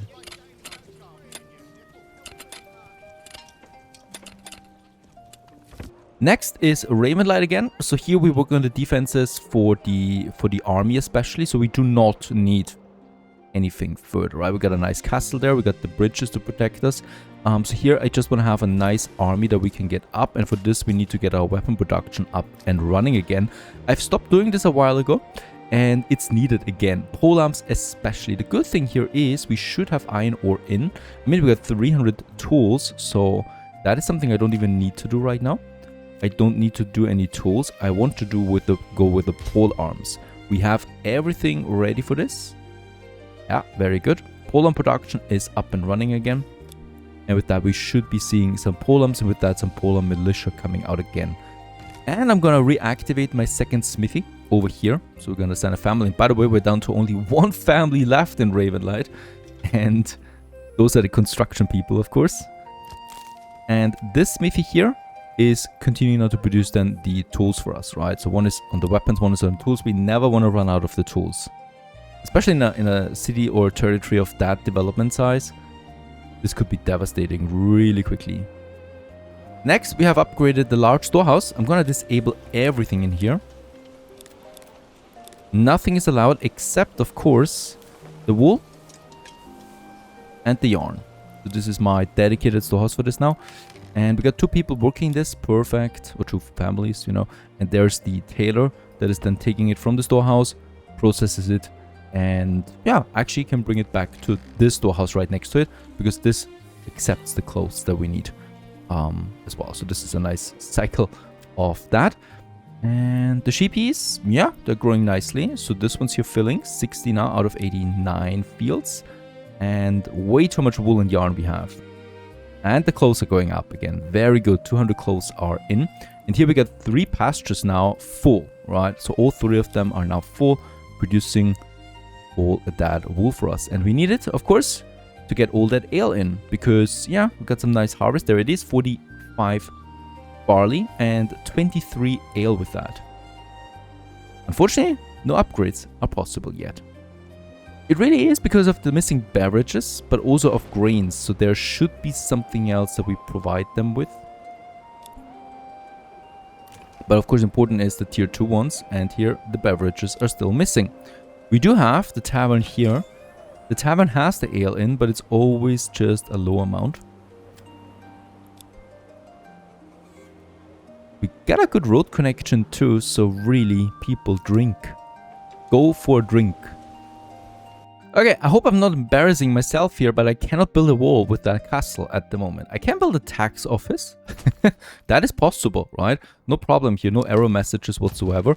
I can even upgrade my buildings, but the moment I start building the wall, not enough goods. I cannot lay them down anywhere.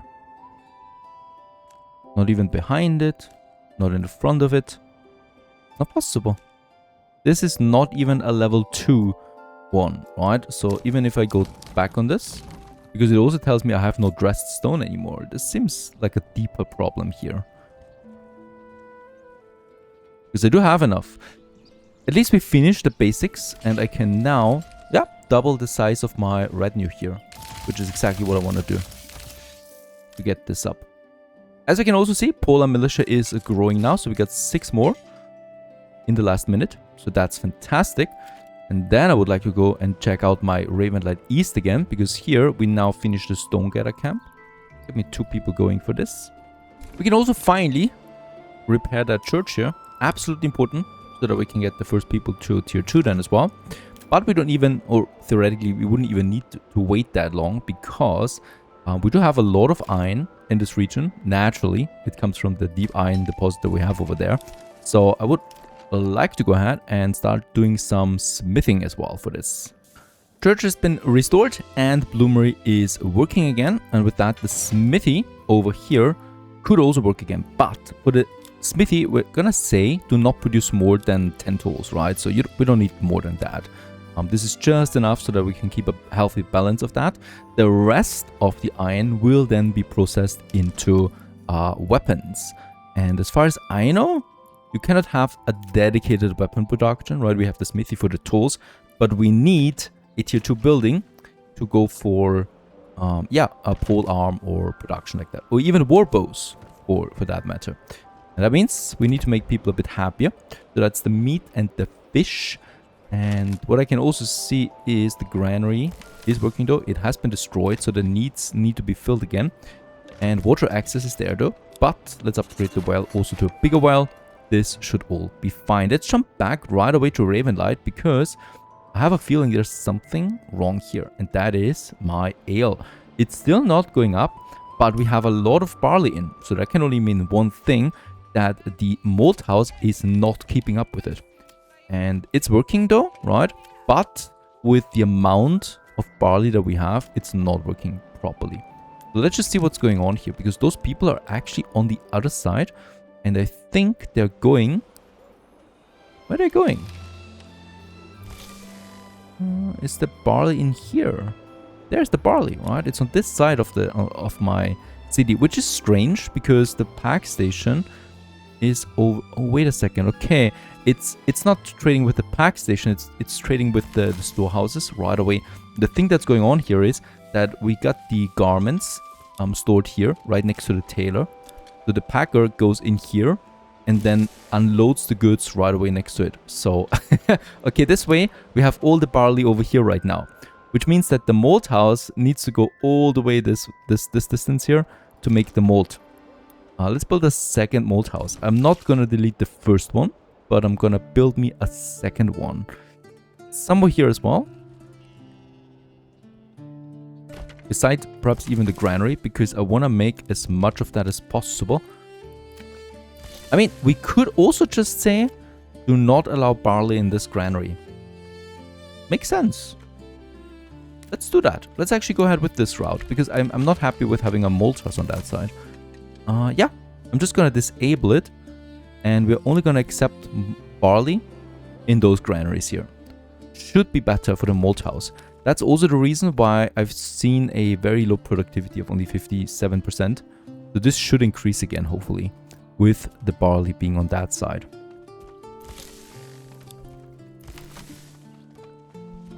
One thing I would like to jump back to right away is just how detailed some of those statistics are. So hovering over the productivity for the malt house, we can see that transportation makes up 48% here right now of the total time spent, with 9% on labor only and 14% on waiting.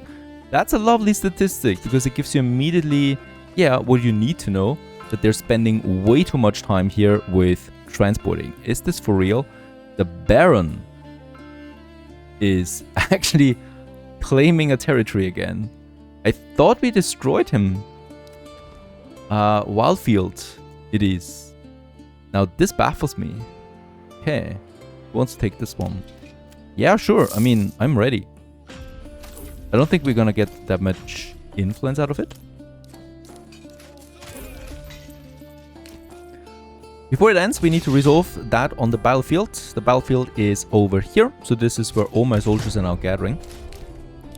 And where's the bugger launching? Yeah, you know, he's spawning immediately in Wildfield. So we'll just see. Could be easy though, because when he spawns here, that means his full force is not here. Actually, this is a good thing.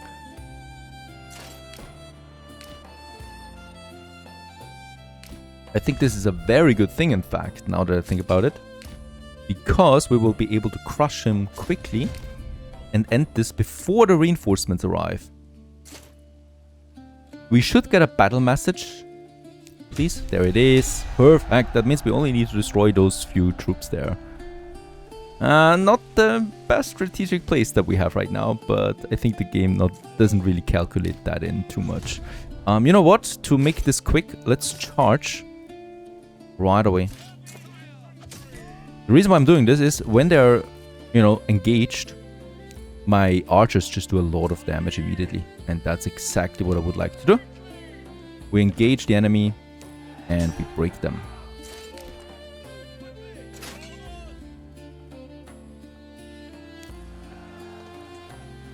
A great atmosphere for a battle.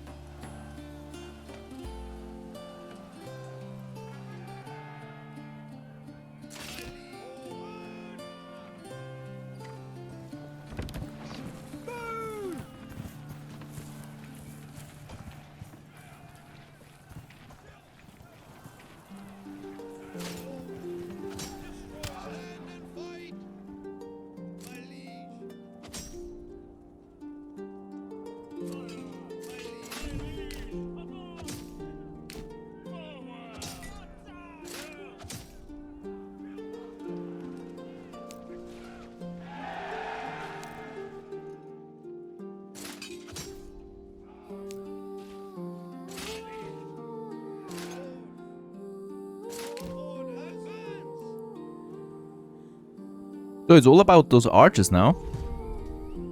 And they're running away. And thus the battle somehow does not get resolved or so? Come on, engage them.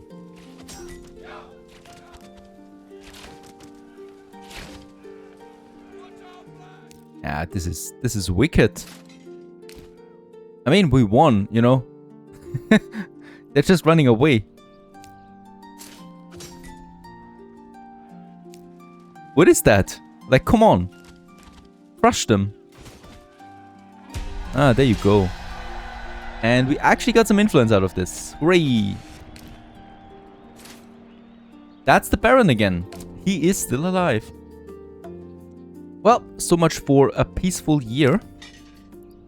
And all of them are down again. Let's go back to, yeah, my ale production. Productivity is climbing now, but it's very slow. From 56 to 58 now.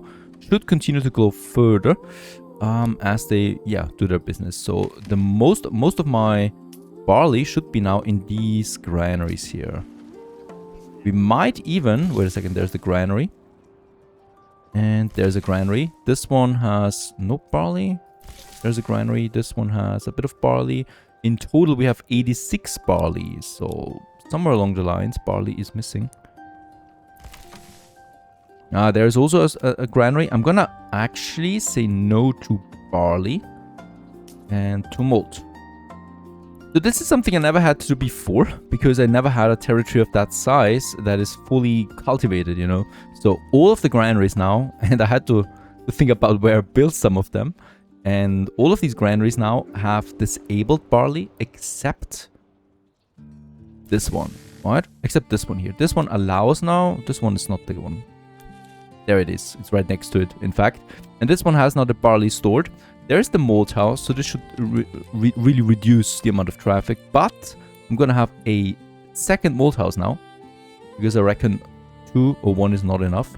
We can have more space, please.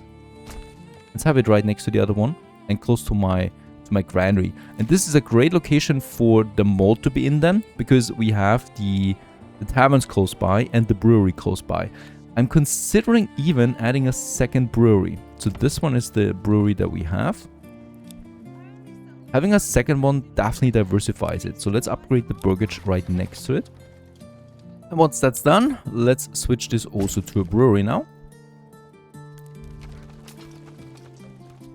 And the second malt house is active. The only thing is we do not have enough people now for it. And where did we get... Where did we put so much workforce, I wonder? Okay, not the end of the world. Because there's still something we can do. And that is upgrading more peeps. This one here, for example. Every upgrade we do gives me more room. So this one. And we should also have these... Oh yeah, that's level 2 to 3. Very nice. Finally. Yeah. We can upgrade some more further downstream. And I would also like to build me those housing plot expansions, right? So we do have some of those plots here. Like this one here, where we can add an expansion to it. So that another full family can also move in the same plot. So with this, we can grow further without having to build more houses per se.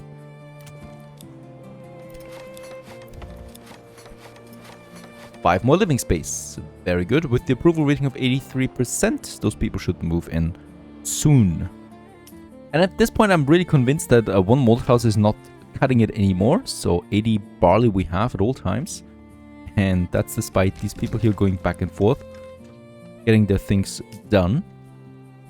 So the second malt house is now active, as we do have the living space. I'm gonna get me a second family in right away. Get me more malt, and with that, hopefully, even more ale.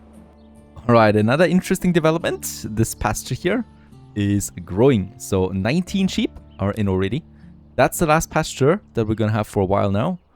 And that already leads to an overflowing of wool and yarn. But don't forget, of course, we need a lot of cloth.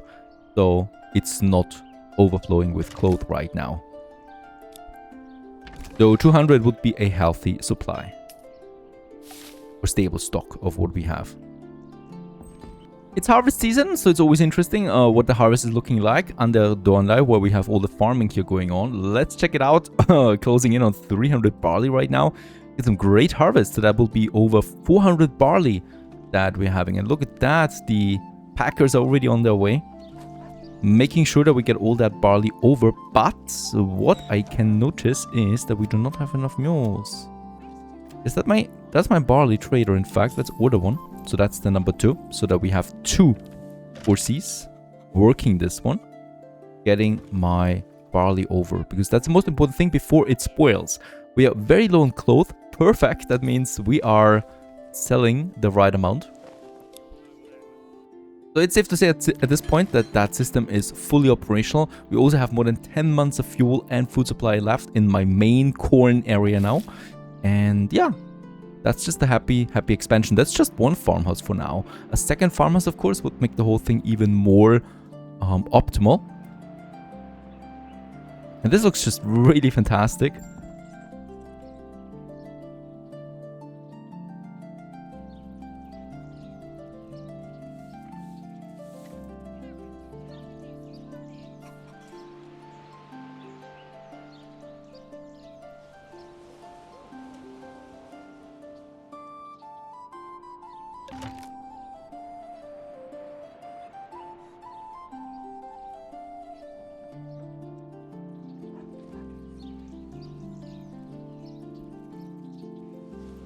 I'm upgrading 2 more to tier 3. Every single tier 3 upgrade needs to be thought carefully, but I want to have the whole market surrounded by tier 3 buildings.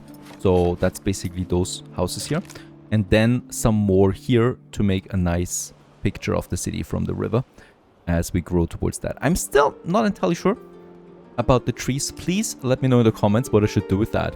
I think it doesn't fit in, and I think I might delete them. But once deleted, it's gonna be hard to get them back. So, you know, I could keep the ones here by the tavern. And these here just disappear, you know, because there were no real parks like this. You had a dense city, it should look like one. So I think I'm just gonna add some more buildings there. We'll just see. Please let me know in the comments, absolutely, because I would really like to know your opinion about that matter. I would also really like to know why my ale is not going further up. We've done basically everything possible. We got lots of barley, a second malt house now, 3 breweries, And we're still stuck with 20 ale. I mean, yeah, people love it. Oh yeah, look at that. There's more upgrades possible here now. And these guys. It's growing, but I need more here. And it's really just ale that's missing. The large tavern, fully employed, is as close as possible. There's nothing else I can do here. And this pasture is now also growing very nicely. So what I'm going to do is I'm going to switch my butcher back to operationals. And we do have a couple of butchers, so let's find us one that I think would be a bit further over here, closer to my big sheep area. So this one here doesn't have a burgage plot. This doesn't have a garden or so a backyard. There it is. Right, that's a butcher. Oh, by the way, we can have an expansion for this one too. Let's do it. The other butcher will stick with sausage. We get 170 sausage in right now. That's coming out of the porks. And salt is also just looking healthy, right? That we have some, but it's not stacking too high. And this butcher here now is going to switch back to mutton. We do not have mutton in at this point because we let the sheep grow. But I want to switch this now. And I want to say, I mean, it's hard to see here how much sheep we have. Right? No lambs are allowed to butcher. So I need to go to my livestock trader. I think here we can see the total statistics. And we do have 186 sheep available right now. Seems good. So I'm going to say for the butcher, minimum 200. That's actually fine, right? Because we're still growing a bit now. But above that, we can slaughter. And I'm expecting a lot of mutton to come out of this. Because we have so many sheep now that we can slaughter. I'm a bit worried right now because when I look at the butcher, it says that all of the people here are getting animals. I hope they're not ignoring my limits. Because we do not have 200 sheep in right now. But mutton meat is coming in again. Another source of food, another source of meat. It's coming in huge quantities, 10 mutton already. So yeah, they're busy. But I hope that we keep the sheep. Yeah, we're still growing, so it could be fine. But we need to monitor this very closely because I need those to produce me my clothes. Lots of barley in stock. It's climbing further, so I think at this point that even 2 malt houses are not enough because both of them are working, transporting and working, and transporting. But yeah, it's all in this area if you look closely. So here, it's still not enough. So let's get me my 3rd malt house. And yeah, we're gonna have this also here. So this is my malt house district that we have there. Oh boy, look at that. We can upgrade. We can upgrade a lot of them right now. Let's go ahead and go crazy. 1, 2, like I would like to have these guys here upgrade for sure. That's a real surprise to me right now. Very good. And these here especially. Going all the way up here. And I think I'm gonna exaggerate here a bit, but yeah. This one. This one has, by the way, an expansion plot. This one. This one. And this one. Very nice. So Ravenlight is gonna change once more. This whole area is gonna change now. With a lot of upgrades. I'm looking forward to this.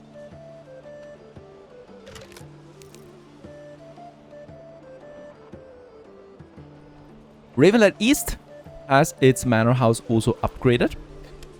Funnily enough, here I could build a wall. So I'm not entirely sure why I cannot build one in Ravenlight North. I will have to figure this out at some point. But with that, we have now retinue number 3 fully upgraded. And this one here, fully upgraded, right? So we got 3 of them, of the heavy soldiers now, plus the rest of them. And look at that, my polearm militia has been fully replenished. And we have now 72 polearm units available again for combat. Another interesting thing for Ravenlight East, by the way, is that this market is too small. Like, there's 3 store locations, 4 left, but it's already full. So let's just see. We do have the granary here. 1 more and 1 more, right? And with that, 2 more market stalls are left. So this is a very tiny market that will need to keep expanding as well. So far so good. I'm really happy with how it went in this episode. Great developments. There's gonna be a massive change in scenery now for Ravenlight, especially here then. Looking forward to this. And we might also consider how we approach these buildings over here and here, so we can merge Ravenlight North and Ravenlight Capital together as well. And please let me know what you think about those trees. Well, yeah, because I would like to know. So far so good. Thanks for watching. Stay tuned.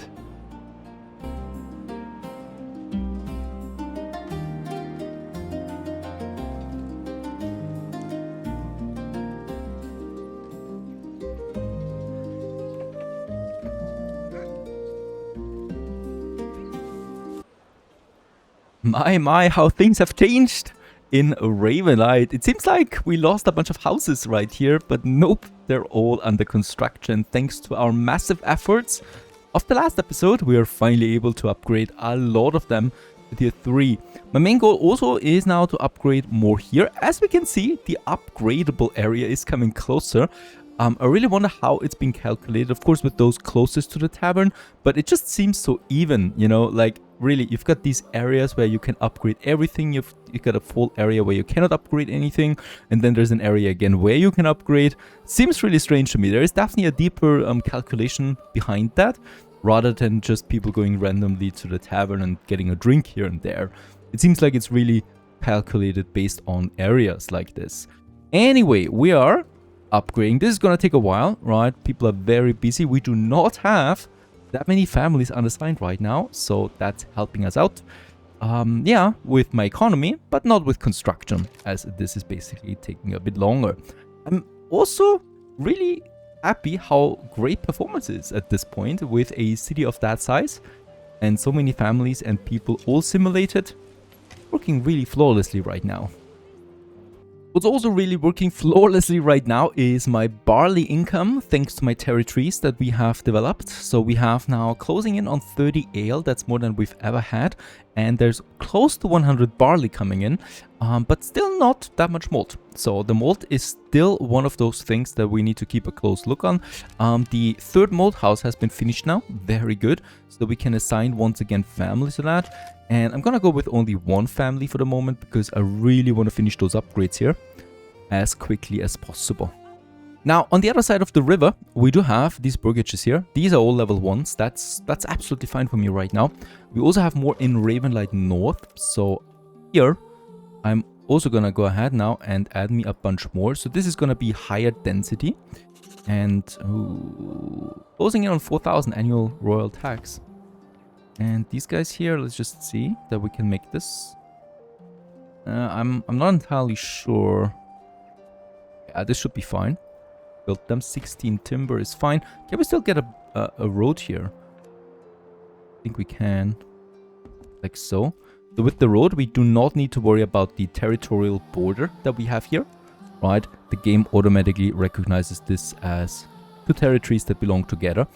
And this is going to be interesting though now. We cannot do it with the burgages though. Right? So as you can see, the game is blocking me from building a burgage block over the territorial border. So I can squeeze in one more house here, which I'm gonna do.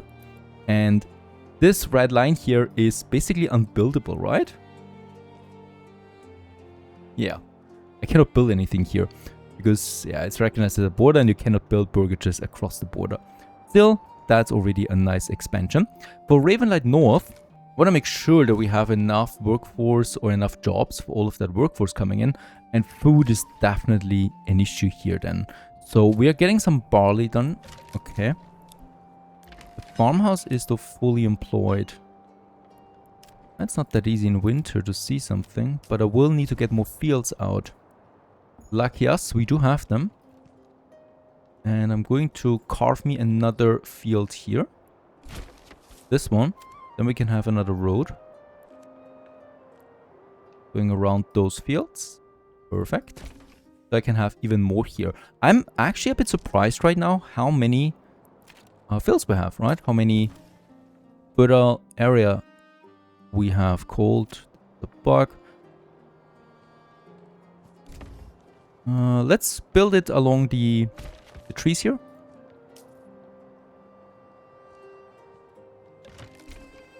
I love that. I love that field system, really. Nice one. Okay, I'm gonna go ahead and have it here. Here, and the game automatically fills me that shape. Perfect. Fantastic. That's gonna be a lot of more fields that we can now work on, and it's all gonna be rye. Rye. It has the highest fertility everywhere where we're looking at, and rye bread is absolutely fine to use. This one's here still fallow. I could go for wheat as well, of course, right? But wheat always has lower fertility. I'm not entirely sure how it's being calculated then in the bakery, because you do have the wheat bread and you have the rye bread. So perhaps the wheat bread is more nutritious? I doubt it. We're gonna need a second farmhouse for all of that, so I'm gonna have them right here. Or here. By that forest area. And we want to connect that windmill here to the second farm area so that transportation times remain as short as possible. Right over here. Do we have the plow? We do have that, but I do not have an oxen. So let's get me Herman in. Got the stables, and they're all full. No, this one's not full. Order an ox.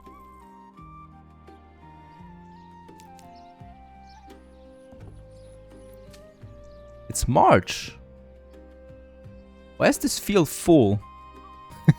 This is fully grown. Yeah, you could harvest it now. Absolutely.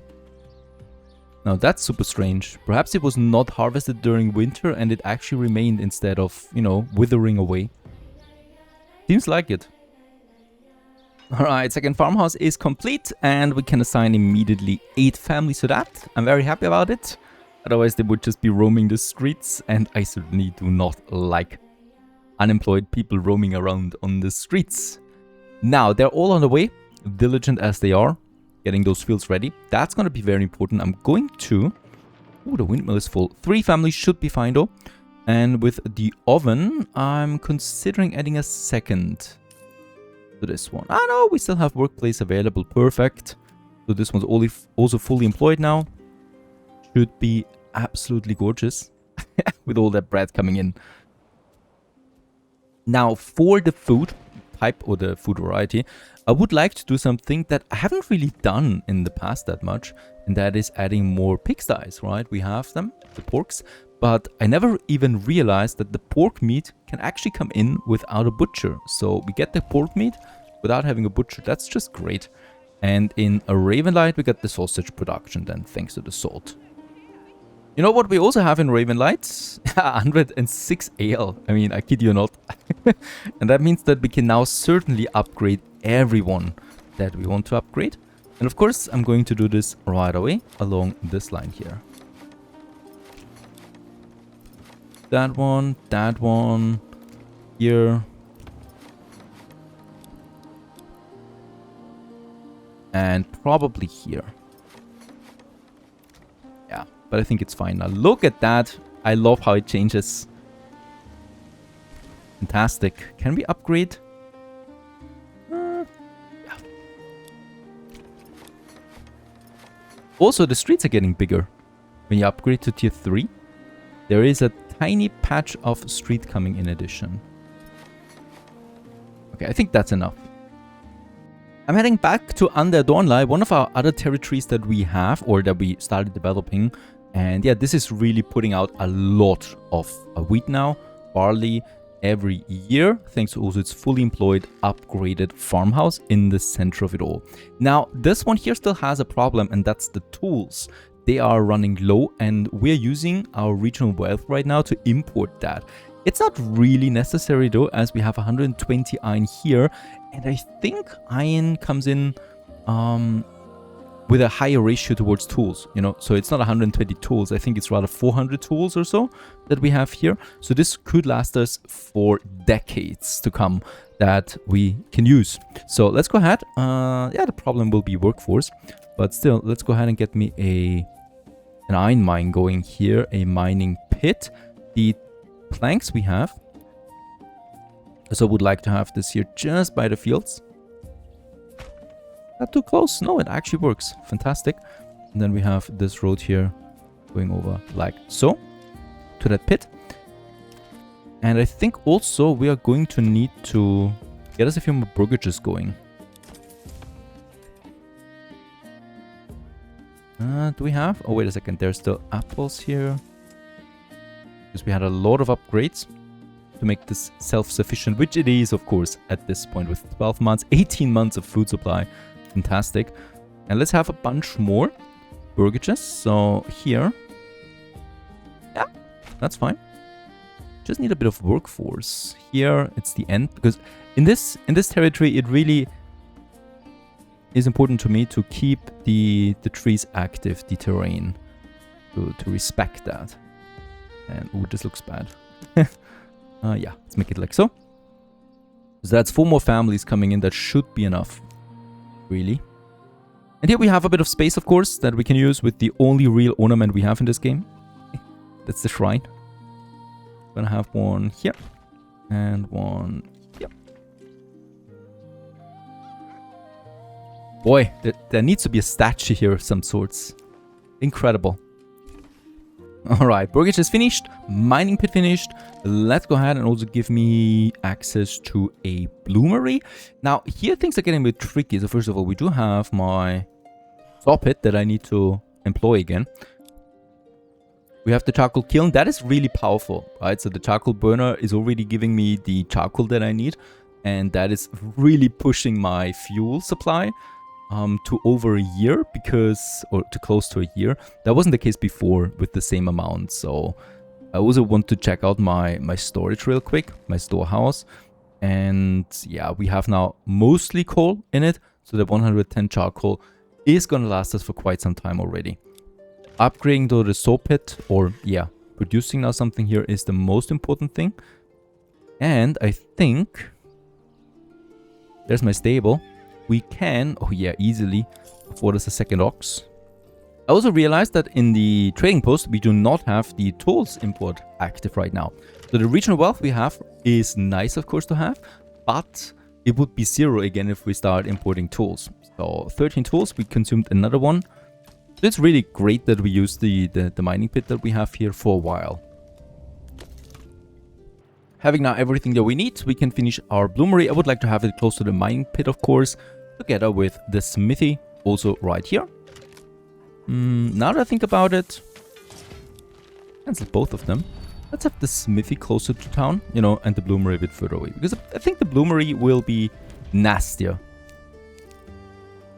Ravenlight North. Attack. We do have archers ready in Ravenlight North. Fantastic. Get them over here. The only ones. No, we have even more. Oh, these bandits. They will be in for a treat.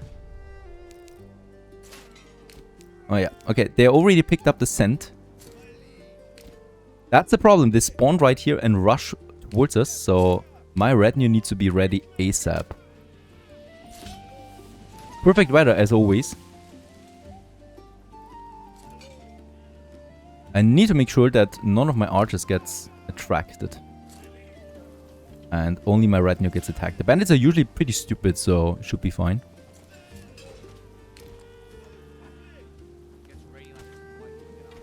Okay, yes.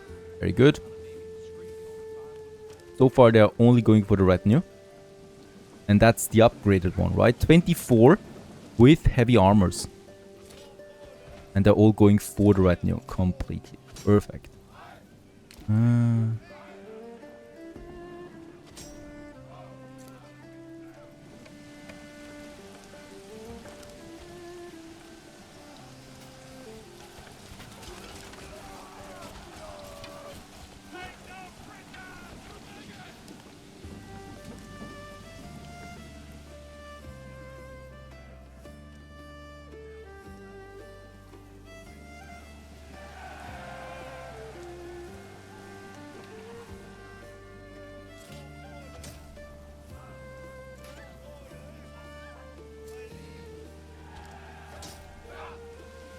Fantastic. We only lost 4 so far.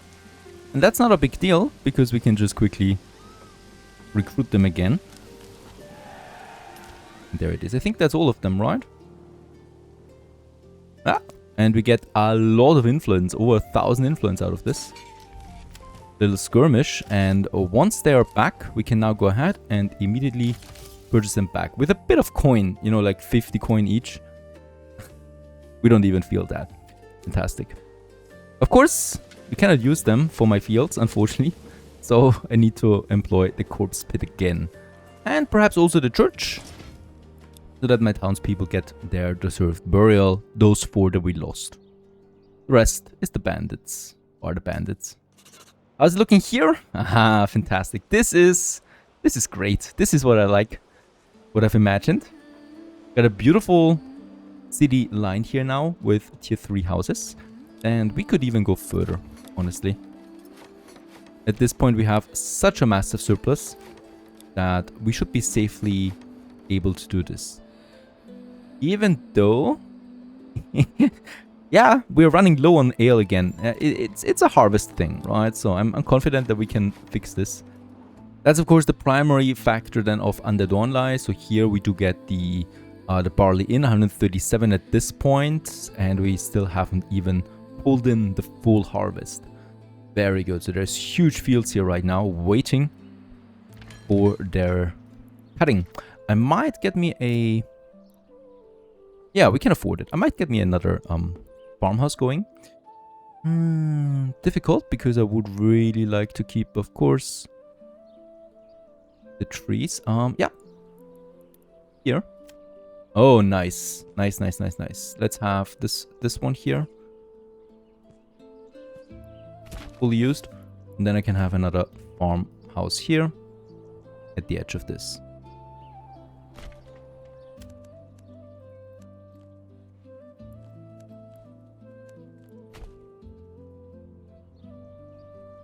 Very good. That's the people then that switch from the mining pit over. Once the mining pit is empty. We got 3 unassigned families, so let's start mining the ore out of this.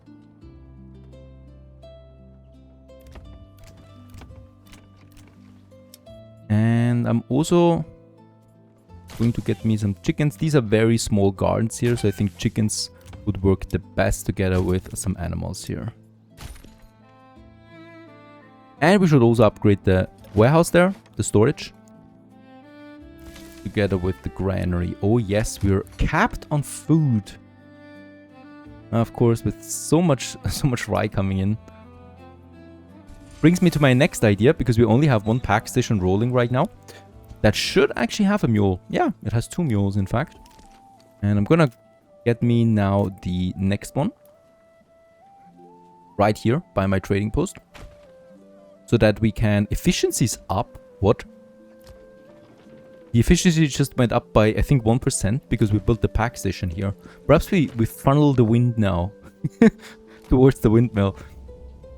This one here will then transport the rye over because we get a lot of that. Perhaps not even the rye, but the rye grain, because I think that's more durable. And this will just transport over for clothes. I mean, we have a lot of clothes. Yeah, we'll just see. We always find something to trade with. Gonna get me some pigs here. We started with the mining, so let's get us one into the bloomery. That's the next one. Until we are out of ore. So we don't need that any longer. And I think also, yeah, we don't need the saw pit anymore.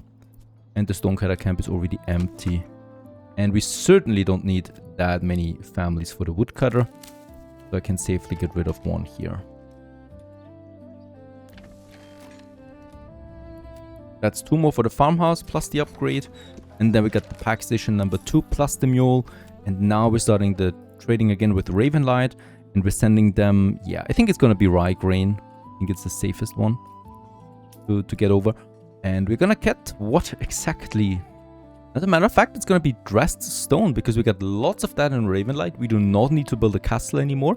We're trading it with the Ravenlight North. And the barter value is also just great with that.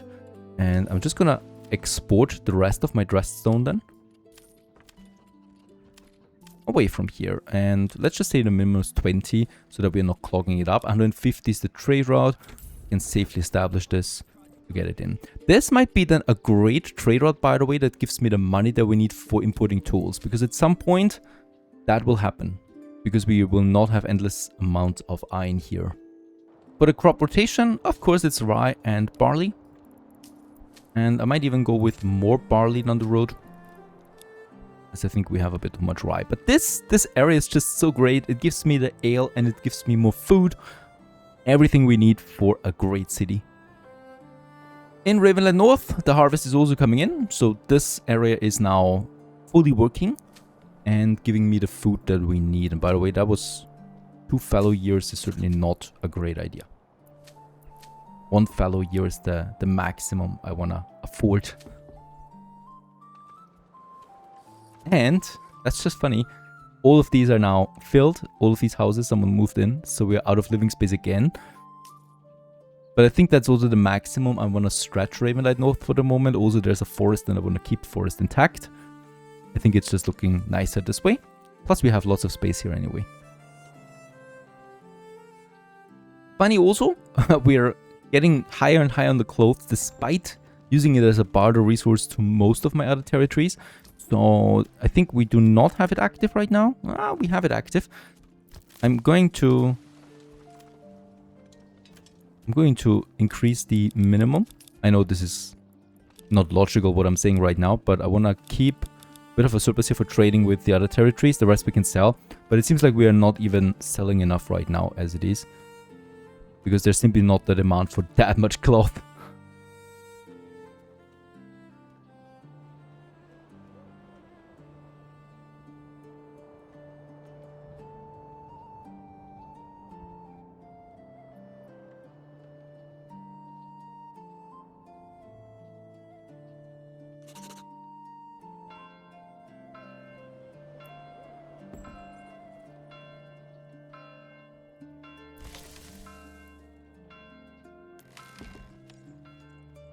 In Ravenlight East, we have a bit of a problem, and that is the planks. Look at that, 2,000 planks. That was because I wanted to get my warbow production going. We have enough materials for that now. And I think we even have... Oh, we do not have any weapons yet. That would be the upgrade that we can finally afford. Instead of a chicken coop. Yeah, I think instead of a chicken coop, let's upgrade this one. Boy, what am I doing with that many planks? I think I will just sell them at the trading post. And we're gonna say 1,000 as a minimum. That's still too much. That's 1,000 coin coming in just out of the planks. And it's important that we do this because the storehouse is full. And that's because of the planks. That means we cannot store enough charcoal. We cannot have enough fuel because the fuel is rotting away out here without protection. All very, very bad for business. With the tier 2 finished, we can now go ahead with the Boyer's workshop and start producing some bows in Ravenlight East. Get us also some archers going. Other territories like Riverside are just happy, you know, they're just happy they exist. They're peaceful, they're well fed and supplied. They have plenty of resources, gorgeous views. There's not much need to develop them further, as they're happy as it is. Others are happy supporting the capital, while the capital flourishes on this map over here.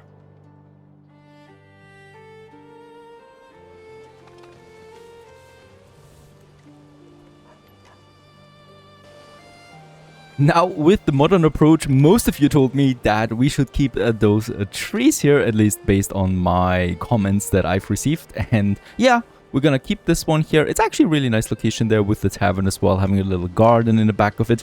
The only thing I would do is cutting a few trees away here by those. So with a road, we should be able to do this. Right, so that it's not that dense, but overall, yeah, that's the general city area.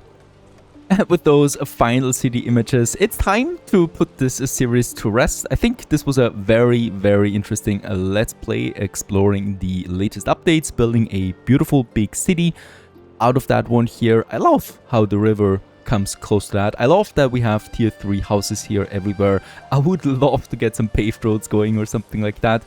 What are you doing? Just enjoying the view, I guess. And yeah, with that, I hope you enjoyed this one as well, just as I have. And I'm waiting for more updates for this game to come out. And then we definitely revisit in a new Let's Play as well. Thanks for watching. Have a great day. Stay tuned.